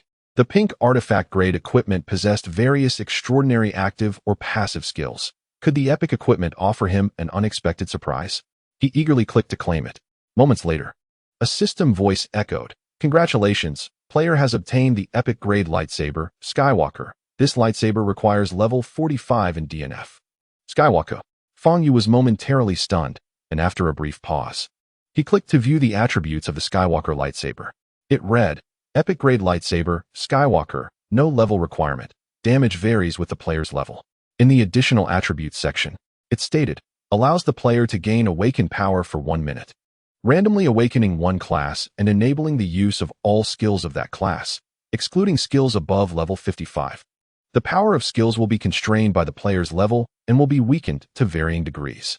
During this minute, players cannot use skills from other classes, and activating this skill requires consuming 100 of the player's mana and 50 of their stamina. Once the time expires, the player will enter a weakened state that requires an hour to recover. Please use with caution. After reading the attributes of the Skywalker lightsaber, Fang Yu took a deep breath. He had to admit that the power of this lightsaber was formidable, granting him the ability to possess awakened skills in an instant. Although there would be a degree of weakening, he would be significantly stronger than he was now. It is known that awakened skills of various classes, even when diminished, are exceedingly fearsome. Each class in DNF has its own strengths, such as the Azura's Great Dark Heaven, the Sword Soul's Extreme Sword Technique, and the Ghost Cry's Seventh Demon God. Each of them is a force to be reckoned with. However, the immense burden brought by utilizing this skill necessitated careful consideration. If he failed to defeat his opponent after awakening, he would likely find himself in a vulnerable position for the next hour. The effect of this skill bore a resemblance to the 8 Gates of Duanjia in the original work, both requiring a tremendous cost to gain immense power. Use. This active skill could be considered a burst technique. Without hesitation, Fang Yu clicked to activate it. In an instant, he felt a lightsaber materialize in his hand, its blade shimmering with radiant waves of light, seemingly emanating brilliance. As he swung it, rapid afterimages formed, dazzlingly bright. Dark Division, little brother? In the fleeting moment when the lightsaber radiated brilliance, both Shimizu Inka and Shimizu Intsu, standing beside Fang Yu, were momentarily taken aback, sensing an inexplicable transformation in Fang Yu. The lifeless body of Bakuri Shinta lay on the ground, regaining his composure. Fang Yu cast a glance and discovered that the reward for vanquishing the Diamond Tier boss was not merely the awakening lightsaber he held, but also an impressive bounty of over 20 pieces of equipment and scrolls. including several rare treasures. Further afield, the enormous explosive blade lay embedded in the earth. Kurasame Shiranui coldly regarded the trio, his tone icy enough to chill the air. For daring to slay my brother, you shall all perish. With a swift flourish of his long blade, he charged towards Fang Yu and his companions. Kurasame Shiranui moved with astonishing speed. What had initially been a 1,000-meter distance between him and the three was traversed in the blink of an eye as he brandished the long blade with precision. His ninja blade was exceptionally enigmatic, with fine steel wires intricately bound along the edge, infused with his chakra, allowing it to shift in accordance with his will. As he swung, the sharp blade darted towards Shimizu Enka, while simultaneously, countless nearly invisible steel wires rapidly ensnared their target. Faced with such an assault, evasion proved nearly impossible. For the blade's strike was merely a feint. The true danger lay concealed within the delicate chakra-infused wires. A moment's inattention could lead to being ensnared, rendering one utterly powerless. Having previously encountered the peculiarities of Kurasame Shiranui's long blade, Shimizu Enka was acutely aware of the peril and instinctively warned his companions. His blade is treacherous. Tread carefully. The countless nearly invisible steel wires could claim a ninja's life. Truly, as a jonin of Konohagakure, he discerned my attack style within mere moments of contact. However, Kurasame Shiranui sneered, but can you evade it? Clang.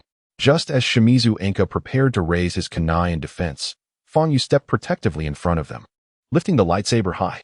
With a resounding clash, he blocked the oncoming strike of the long blade. The jarring sound was accompanied by a dazzling display of golden light. Indeed, it was an epic-grade weapon. Even the meticulously crafted ninja blade from the village hidden in the mist was unable to withstand the collision, resulting in a significant gash along its edge. A fine weapon. Kurasame Shiranui furrowed his brow, though his long blade was not forged from the hardest diamond. Its material was far from ordinary, qualifying it as a sub-artifact. Yet, to see such a weapon damaged was astonishing. In his surprise, he rapidly manipulated the long blade, channeling chakra into the concealed, fine steel wires. Moments later, countless nearly invisible wires swiftly converged upon Fang Yu from all directions. The angles at which they approached were exceedingly cunning. Without the keen insight of the Sharingan or Byakugan, evasion would be nearly impossible. Teleport. If it were any other ninja, evasion would prove impossible. However, for Fang Yu, endowed with the skill of teleportation, dodging was an effortless endeavor. He vanished without a trace, employing the space-time ninjutsu. Losing sight of his target, Lishan Chuanwan immediately furrowed his brows, his gaze flickering with a palpable murderous intent. In the next moment, he suddenly perceived an overwhelming aura of malevolence surging towards him. It was none other than Fang Yu, wielding a luminous sword, executing the soul-devouring phantom slash. The sword, cloaked in a dark aura, emanated an unfathomable corrosive power, as if even the air itself was being disintegrated. Lishan Chuanwan managed to evade, quietly perching upon a tree branch, yet refrained from launching another attack. Just then, Shimura Yin Tu's brow furrowed deeply. This is bad. We are surrounded. What? Upon hearing this, Shimura Yin Hua's expression darkened, for it was the second time he had witnessed such a countenance from Shimura Yin Tuesday's swish, swish, swish. A tempest arose, and numerous ninjas adorned with the mist-hidden forehead protector descended from all directions, encircling Fang Yu and his companions. Fang Yu glanced upward, his heart sinking. There were over 30 mist-hidden ninjas present, more than 20 ch nin and over 10 j nin, each a notorious figure. Lord Lishan Chuanwan, please forgive our tardiness. A tall, bearded ninja respectfully addressed Lishan Chuanwan. You are not late, the central ninja replied, aware of the whereabouts of the Nine-Tails Jinchuriki. Capture him alive. Though obscured by a mask, Lishan Chuanwan's tone was frigid. Also, it was he who killed Lord Baowuli Shinba. Exercise utmost caution. At these words, the gazes of the mist-hidden ninjas directed at Fang Yu grew increasingly complex. They were all too aware of the formidable strength possessed by Baowuli Shinba, one of the 7 ninja swordsmen. The thought that this young man had slain him was staggering. The reinforcements from the mist have arrived, yet where are ours? This is the land of fire, is it not? Fang Yu pondered, hastily consuming 2 vials of potion to replenish his chakra. Shimura Yin Hua and Shimura Yin Tu fell into silence, recognizing the gravity of the situation. They understood the reason behind it all. Danzo had effectively sealed off all information to ensure the capture of the Nine-Tails vessel. There were routes within every system of Konoha. making it nearly impossible for the news of the Nine-Tails' disappearance to reach the Hokage. Perhaps Danzo had never anticipated that his momentary misjudgment would lead to such consequences. "You need not speak. I am aware," Feng Yu remarked, a cold smile curling at the corners of his mouth as he surveyed the mist-hidden ninjas. "Protect me well. I must resolve this battle within a minute. Do you still possess the strength to wield large-scale ninjutsu?" Shimura Yinho was astounded by Feng Yu's demeanor. Beside him, Shimura Yin too wore an expression of shock, contemplating just how much power did Feng Yu still have in reserve. "Reveal to us the whereabouts of the Nine-Tails vessel, and perhaps we may spare your life," Li Shanchuan once said with a chilling smile. "Do you truly believe that I, who have slain your brother, could possibly be granted life?" Feng Yu offered a faint smile, and in an instant, the Skywalker in his hand emitted a brilliant beam of white light. Moments later, he activated the Skywalker's active skill. Immediately, a surge of information flooded into his mind. The main profession was locked as Azura, and the awakening skill was revealed, Great Dark Heaven. At that moment, the sky gradually brightened, and a hint of dawn appeared on the horizon, with the warm sunlight illuminating each face, washing away the fatigue of a night spent in pursuit. However, just then, the sky suddenly darkened, as if a dense, impenetrable black fog had completely shrouded the heavens. The pitch-black sky filled the air with a palpable sense of fear. Kurosawa and the mist-hidden ninjas couldn't help but gaze upward at the darkened sky, inexplicably gripped by a shiver of dread, their limbs trembling uncontrollably. The awakening skill of Azura, Great Dark Heaven. At that moment, with a thunderous roar, a pair of blood-red eyes abruptly emerged from the darkened sky. These eyes, larger than the Sharingan, seemed to exude something powerful. If anyone were present, they would be astonished to discover that those were Feng Yu's eyes. This technique was none other than Azura's awakening skill, the Dark Wave Eye. From the very inception of the Azura profession, players were required to forfeit one of their most vital senses, their sight. By sacrificing one's eyes, they trained themselves to perceive the power of waves. The awakening of Azura was the complete awakening of the lost sight, granting them the ability to perceive all things, turning the heavens and earth into their eyes, making everything in existence their vision. Although he had lost one of his most crucial senses, he gained an extraordinarily formidable power in return. "Quick, look! What sorcery is that? What is it? With wings? Such a terrifying aura!" As exclamations filled the air, the elite ninjas of the mist hidden found their gazes drawn to the dark-clad ninja in the distance, their faces etched with astonishment and horror. Simultaneously, their breaths inexplicably grew heavy, as if a great weight were pressing upon them. Particularly the sudden manifestation of those blood-red eyes in the sky sent chills down their spines.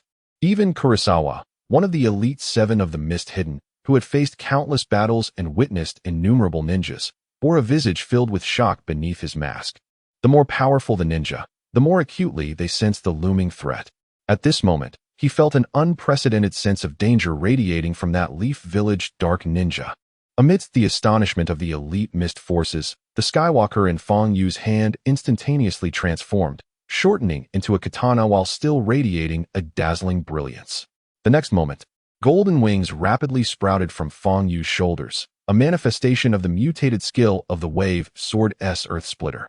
In this state, his abilities underwent a transformation, granting him 4 formidable skills: the Eye of Wave Penetration Claw, the Eye of Wave Wings, the Eye of Wave Flash Gun, and the Eye of Wave Wheel. Each skill possessed immense power, a terrifying force to be reckoned with. "Kill him." The instinctual sense of threat compelled Kurosame Shiranami to issue an immediate order for slaughter, declaring no prisoners should be taken. No sooner had he spoken than the elite ninjas of the Hidden Mist sprang into action, hurling shuriken with unyielding precision. A veritable tempest of shuriken descended, a torrential downpour that no ninja could evade. Shimizu Enka and Shimizu Ensu were equally astonished by the transformation of their opponent. Yet the looming crisis left them no time for inquiries. They swiftly formed hand seals, hoping to thwart the onslaught of shuriken. However, having endured numerous battles, their chakra was already at its limit. Even wielding their weapons became an arduous task. Unlike Feng Yu, they lacked the replenishing MP potions to restore their energy. In that moment, despair enveloped them. "Eye of Wave Wings." A somber voice resonated, and suddenly, Feng Yu's golden wings unfurled, crossing in a barrage of sword energy that surged toward the storm of shuriken. In an instant, the shuriken were engulfed by the onslaught of sword energy, vanishing completely. Witnessing this, Shimizu Enka and his companion exhaled a quiet sigh of relief. They had been saved before the elite forces of the Hidden Mist could fully comprehend their shock. Fangyu plunged into their midst, embarking on a frenzied massacre. The Eye of Wave Penetration Claw, the Eye of Wave Wings, the Eye of Wave Flash Gun, the Eye of Wave Wheel. Each skill was unleashed in succession, and one by one, the elite ninjas of the Hidden Mist were cleaved open by the sword energy, transforming the battlefield into a cascade of crimson, the pungent scent of blood permeating the air, overwhelming and nauseating. Within mere breaths, over 10 mid-ranking ninjas fell victim to the relentless surge of sword energy. Even these battle-hardened elite ninjas had never encountered such a grotesquely formidable adversary. Kurasame Shiranami furrowed his brow, initially believing that this assault by the Hidden Mist forces would yield significant results in capturing the Ninetails vessel. But it now seemed he had underestimated the situation. At that moment, Fangyu charged before him with astonishing speed. Aware that he had but a minute of awakened time to conclude the battle swiftly, Kurasame Shiranami dared not confront Fangyu in this state, and turned to flee. The remaining elite ninjas, witnessing this turn of events, were gripped by dread, their fighting spirit extinguished, and they too began to retreat. Those who retreat shall be cut down. Just as the ninjas of the Hidden Mist contemplated flight, their captain's voice rang out, strong and authoritative. Upon hearing this, the ninjas steadied their resolve, opting to band together against their solitary foe. Yet in that fleeting moment, the awakened technique of the Eye of Wave came to an end. The darkened sky was suddenly filled with countless blood-red eyes, each one fixated upon the battlefield, evoking a chilling sensation. In the next instant, these crimson eyes shattered like mirrors, and the dark realm conjured by the great dark heaven crumbled, exploding into a myriad of fragments. Not only were these eyes shattered, but also the resolute mist ninjas preparing to confront their fate. They felt an irresistible force of spatial distortion, violently tearing at their bodies, twisting them into countless fragments in mere moments. Even the first to flee, Ritsahana, sensed the unnameable pulling force, fearing his own body would be torn apart. The pitch-black sky, amidst countless anguished screams, suddenly brightened. In the distance, "Halt!" exclaimed Tsunade, one of the three leading ninjas, raising her hand.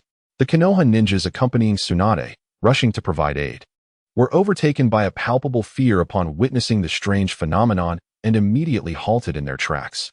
A formidable chakra, a sensing ninja remarked gravely. Tsunade cast a glance at him before her gaze returned to the anomaly. It's still indeterminate whether the jutsu is from an enemy or an ally. Listen, if you spot a plump ninja wearing an umbu mask, inform me immediately. Understood. The ninjas replied in unison. Moments later, they transformed into a whirlwind, resuming their pursuit. Crack. Fangyu, you must survive. Tsunade clenched her fist tightly, the sound of grinding bones echoing in the air.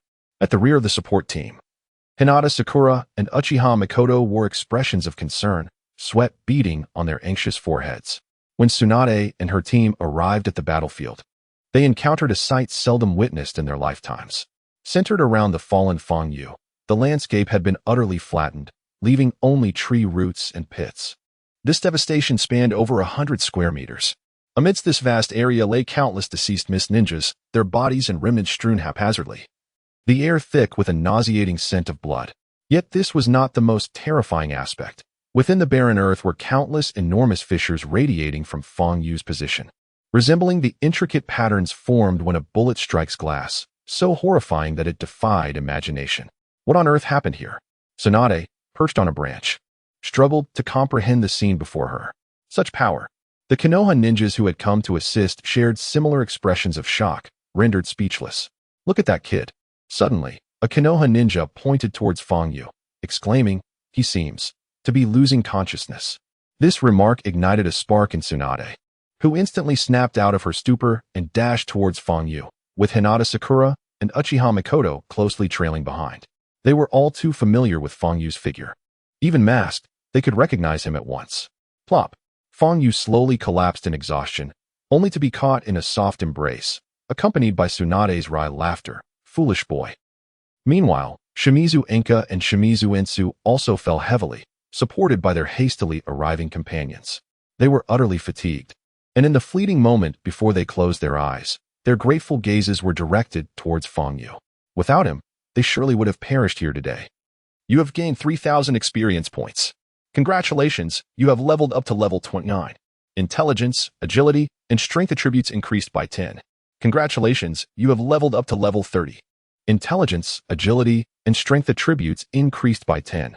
Completing the instant kill of 30 individuals rewards you with 10,000 experience points. You have received an instant kill gift pack. Please open it promptly. Completing the continuous kill of 30 individuals rewards you with 10,000 experience points. You have obtained a premium costume, Thor's belt. Please use it promptly. Congratulations. You have leveled up to level 31. Intelligence, agility, and strength attributes increased by 10. In an instant, a torrent of information flooded Feng Yu's mind. The immense power cleansing him thrice over, filling his body with an unprecedented vigor, as if a colossal bomb lay dormant within him, poised to unleash unimaginable strength at any moment. Under this infusion of power, he felt his weary body rejuvenate, akin to a fierce tiger awakening from a midday slumber. He had fully recovered. In this battle, the players had slain 33 mist ninja, acquiring a total of 284 pieces of equipment and scrolls.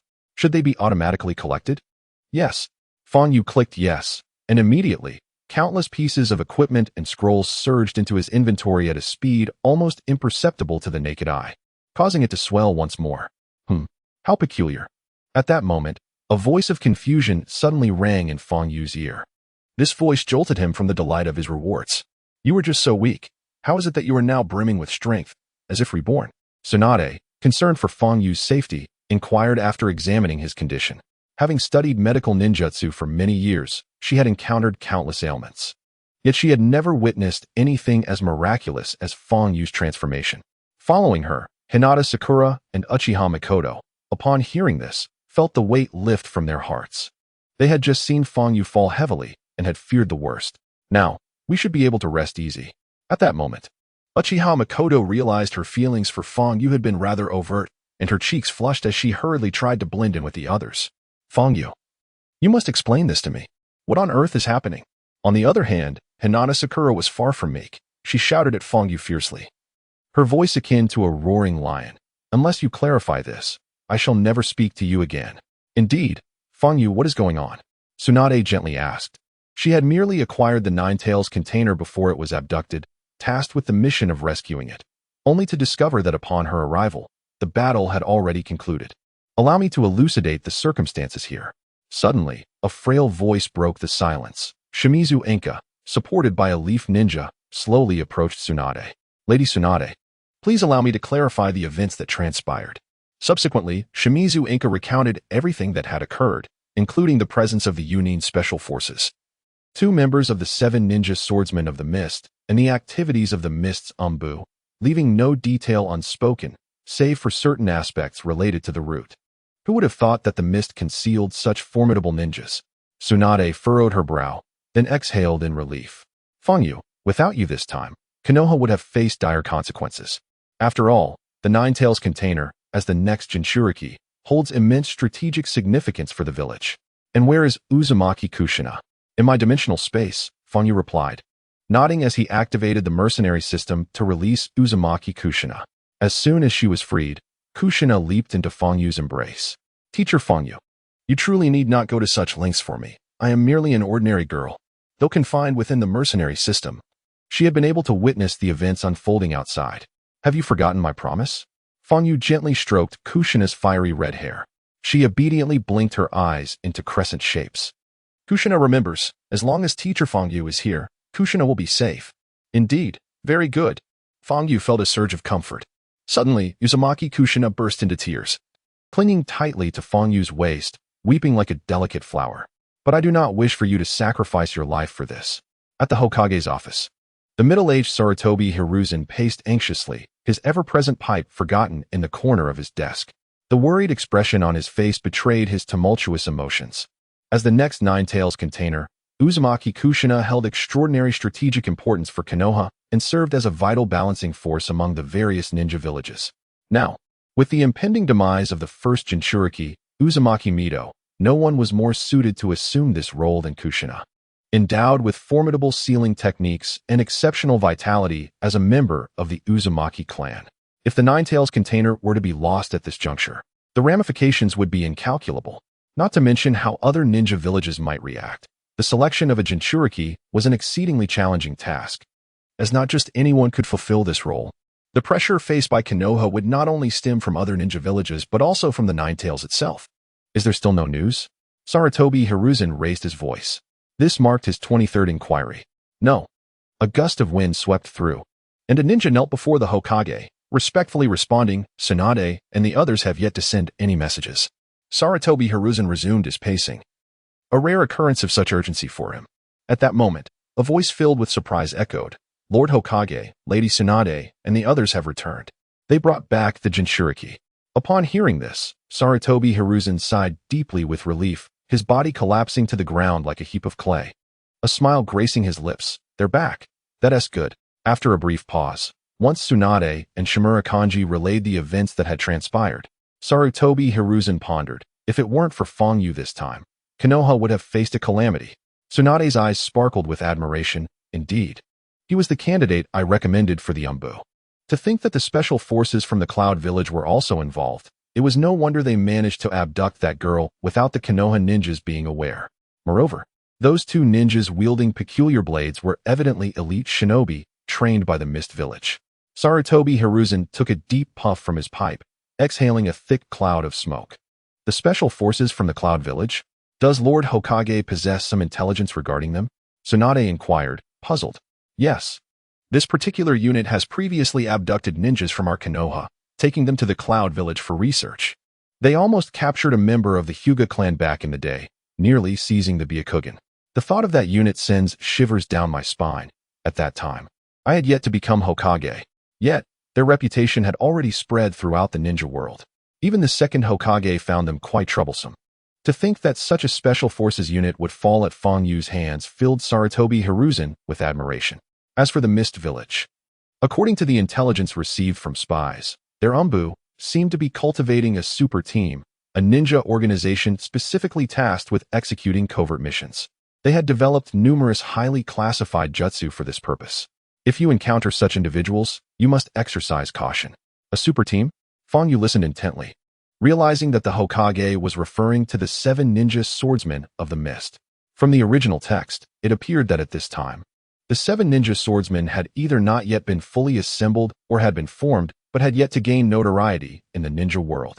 Suddenly, he recalled another group of 7, the Kirigikure's Isari Kuromari, who seemed to have evaded his awakening techniques. Otherwise, there should have been a reward for their defeat. After his awakening, he felt as though he might faint, his mind clouded, causing him to momentarily forget this matter. Lord Hokage, we have brought back the bodies of the fallen ninjas. However, it seems that the explosive blade Fong you mentioned has not been found, Tsunade added. It appeared that the ninja blade had been retrieved by the Mist, or that some special jutsu allowed for its recall. The bodies of the ninjas should be handed over to the intelligence division for examination. Hopefully, they could yield some actionable intelligence. At this point, a shadow of concern crossed Sarutobi Hiruzen's brow. Tsunade noticed the fleeting expression of worry on Sarutobi Hiruzen's face and asked, Lord Hokage, are you suggesting? Indeed. Given the current situation, a second ninja world war is merely a matter of time. Sarutobi Hiruzen exhaled. We must accelerate the training of our ninjas during this period. Understood. The gathered ninjas replied in unison. Beside him, Fong Yu furrowed his brow. Is the second ninja world war finally about to commence? As he exited the Hokage's office, Fong Yu fell into deep contemplation. Although he had gained considerable experience from this battle, even advancing 3 levels, his vulnerabilities had become increasingly apparent. His skills often failed to achieve their desired effect, as they were frequently thwarted, leading to a significant depletion of his chakra without yielding substantial results. In other words, despite his prowess in defeating numerous adversaries, his strength was predicated on an endless supply of techniques and incessant consumption of stimulants. The true challenge lay in accomplishing the greatest feats with the least expenditure. This necessitated an astute judgment of timing, a clever mind, and so forth. In the original narrative, Shikamaru's strength was not particularly formidable, yet he managed to send the Akatsuki members fleeing through his exceptional intellect. His overall capabilities required enhancement. Seizing the opportunity, Fong Yu resolved to improve in this regard. That evening, Tsunade sat at the gambling table, a faint blush gracing her cheeks. With a raised eyebrow, she regarded Fong Yu, her tone laced with languor.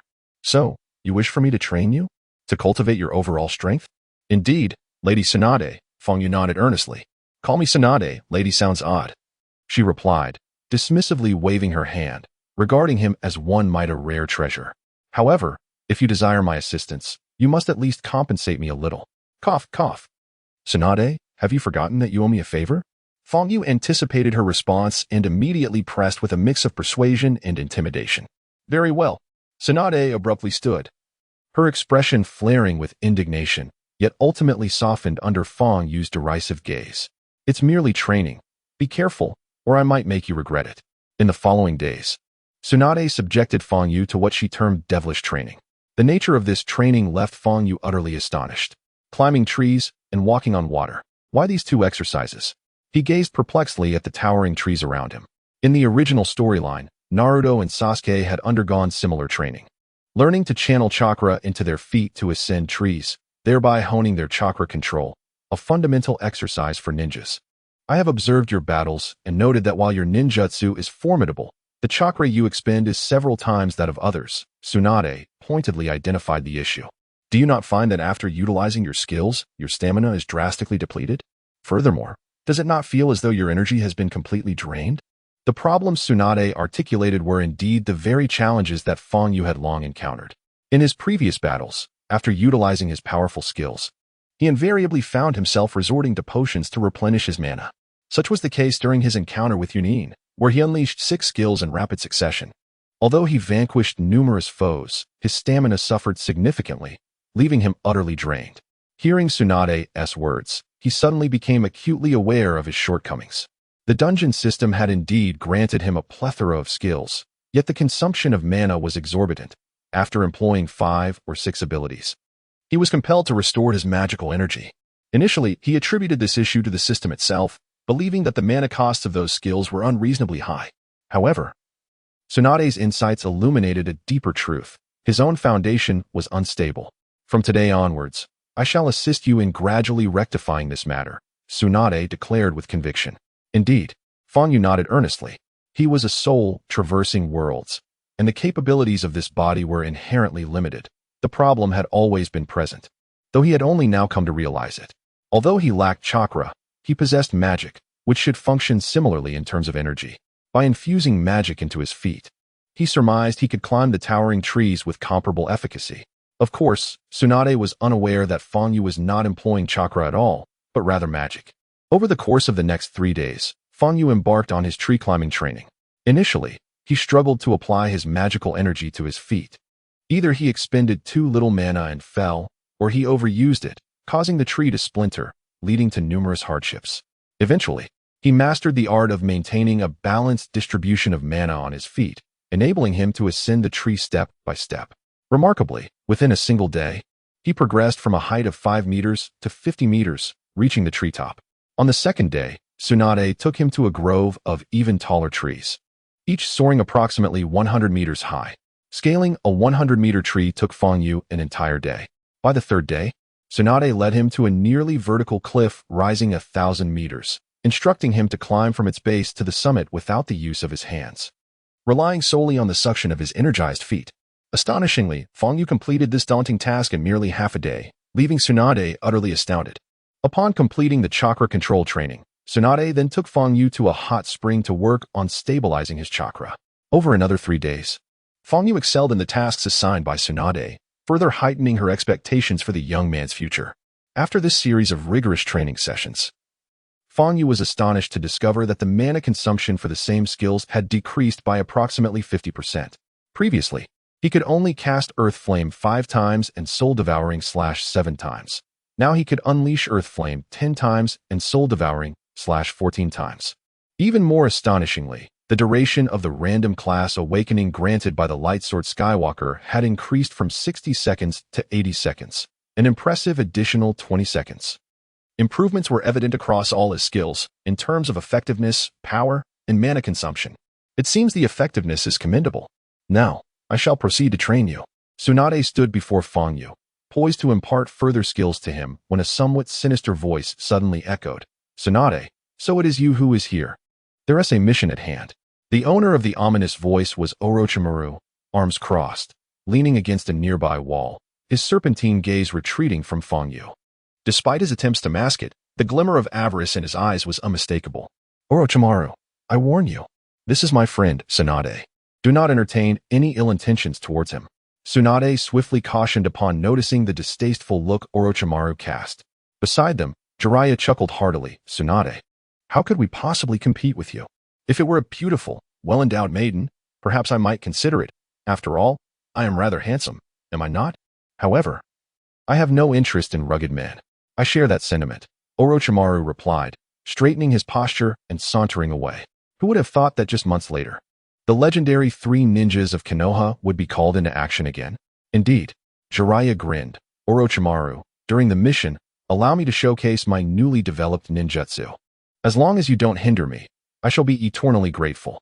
Orochimaru remained unfazed by Jiraiya's banter, prompting Jiraiya to adopt a stance as if ready to duel. Enough. But speaking of which, what mission could possibly warrant our involvement? Tsunade bid farewell to Fang Yu and turned to pursue Orochimaru. As she gradually faded from view, Fang Yu resumed his training. Unbeknownst to anyone, in the far distance, 2 figures vanished the moment the 3 ninjas disappeared. Hokage's office. This is outrageous. Sarutobi Hiruzen furrowed his brow, slamming a letter received from the hidden cloud village onto the table, his gaze fiery with anger as it locked onto Danzo, who stood nearby. A whirlwind descended, and a ninja knelt beside Danzo. The 3 ninjas of Konoha have been diverted. Excellent. Danzo's gaze met Sarutobi's. Lord Hokage, I trust you have read it? Regarding the Nine Tails, the hidden cloud village seeks to negotiate with us. Their terms are simple: the life of Fang Yu. Crash. Before Danzo could complete his statement, Sarutobi slammed his palm onto the table, shattering it into pieces, interrupting him with a furious roar. Danzo, do you comprehend the gravity of your words? Just now, the higher-ups of Konoha received a letter from the hidden cloud village proposing a peace negotiation. The contents were straightforward: establishing an alliance with Konoha to combat other ninja villages and secure immense benefits. The letter was written with sincerity and earnestness, stirring a desire to engage in talks with the hidden cloud village. However, at the end of the letter, the hidden cloud made an outrageous demand. They insisted on receiving Fang Yu, who had eliminated numerous hidden cloud ninjas, as a bargaining chip to quell their fury. As someone who prioritizes the paramount interests of Konoha, Danzo immediately brought several members of Root to pressure the Hokage, hoping he would consider the greater good and provide Fang Yu to the hidden cloud village. Despite Fang Yu's commendable efforts in rescuing the Nine-Tails vessel, Danzo perceived that offering him to the hidden cloud village would yield substantial benefits. Firstly, it would appease the wrath of the cloud village ninjas, thereby fostering a strategic partnership. Secondly, it would soothe the unrest within the Uchiha clan following the death of Fugaku Uchiha, winning their hearts. Thirdly, it would serve to weaken the power of the Hokage. It is crucial to note that Fang Yu, as a member of the Umbu, is directly subordinate to the Hokage, posing a significant threat to the Root organization. Sarutobi, governance of the village and management of relations with other ninja villages must be executed with firmness, devoid of personal sentiment. Although Fang Yu is celebrated as the hero of this rescue, sometimes a hero must be utilized as a bargaining chip to maximize advantage. I trust that upon hearing this news, Fang Yu would feel immense joy, as he is indeed benefiting the land and safeguarding the ninjas of Konoha. In times of strife, the use of heroes as pawns to negotiate fleeting peace is all too common. Danzo's noble rhetoric concealed his true intentions. This matter is off the table. Sarutobi Hiruzen turned away, gazing out the window at a group of ninjas frolicking, his voice resolute in expressing his stance. As an advisor to Konoha, I concur with Danzo's perspective. At that moment, a chilling voice interrupted, as the youthful Mito Menyen and Tsunade Sh Spring entered the room. As another advisor, I too align with Danzo's viewpoint, Tsunade remarked. But how will the ninjas of Konoha perceive our actions? Sarutobi Hiruzen suddenly found himself questioning his convictions. We merely need to assign Fang Yu a task, allowing the waiting ninjas from the cloud to eliminate him. We can then mourn him in Konoha under the guise of heroism, merely for appearances, Tsunade replied nonchalantly. It was unimaginable that she could discuss a person's fate with such indifference. Slap. A resounding blow echoed through the room as Sarutobi Hiruzen struck Tsunade, sending her flying. Mito Menyen, witnessing this, immediately berated the Hokage. Sarutobi, you are coercing the upper echelons of Konoha. We shall report you to the daimyo. Before he could say more, Sarutobi delivered another sharp slap, sending Mito Minyan sprawling and knocking out several of his teeth. Both Tsunade and Mito were momentarily stunned, frozen in place. Even Danzo was taken aback by Sarutobi's fierce demeanor. It was the first time he had witnessed such anger, for he had always known him as a gentle-natured ninja. With a fierce determination, Sarutobi shattered the negotiations. Your words disgust me. A hero who saved Konoha is merely a pawn to you? You treat living beings as tools. You are unworthy of being ninjas of Konoha, let alone its upper echelons. If you wish to report me to the daimyo, do as you please. I, Sarutobi Hiruzen, shall protect Fangyu in the name of the Hokage. Sarutobi Hiruzen paused momentarily, his piercing gaze instilling a shiver in both Nara Shikamaru and Mito Kazuhaya. Do not blame me for my actions. I will eliminate you. After declaring this, Sarutobi Hiruzen's attention shifted to a nearby ninja. Commanding with fervor to send a missive to the Hidden Cloud Village. If they seek the life of Fangyu, they shall find no passage. Should the Hidden Cloud Village wish to engage in war with Konoha, I, Sarutobi Hiruzen, shall accompany them to the bitter end. Even if the Second Shinobi World War is a battle for Fangyu's protection, I shall not hesitate. His eyes blazed with fury. Prepare yourselves, for we shall report you to the higher authorities. Observing this, Danzo and Mito Kazuhaya recognized the futility of negotiations with the Hidden Cloud Village and, filled with indignation, turned to leave. Once Danzo and the others departed, Sarutobi Hiruzen directed his gaze towards another Konoha ninja. Dispatch the order. Konoha Village is to enter a state of heightened alert. All ninjas currently on missions must be recalled immediately. Understood. The ninja vanished in an instant. Meanwhile, oblivious to the unfolding events, Fangyu continued his arduous training. Exhausted and drenched in sweat, he plopped down onto a stone and recalled the multitude of spoils he had acquired earlier, promptly opening his spatial pouch. As it opened, a virtual window appeared before him, displaying, Instant Kill Gift, would you like to activate? Thor's Belt, would you like to equip? Instant Kill Gift? Fangyu immediately recalled the reward he had received during the 30 kills and eagerly unwrapped it. Congratulations, you have obtained a rare piece of equipment, Wings of Swiftness costume. The Wings of Swiftness, when worn, grant the player a permanent increase of 50 in attack speed and 30 in movement speed. The attributes were impressive. Fangyu felt a surge of excitement. This meant his attack speed could reach terrifying new heights, and he quickly donned the wings. Instantly, he felt his body become significantly lighter, as if all items had lost their weight. With a mere flick of his wrist, he unleashed a flurry of strikes.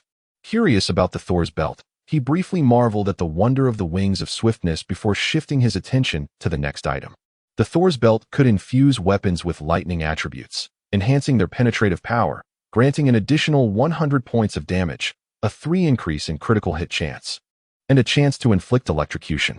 When an enemy is under this effect, they would suffer double damage.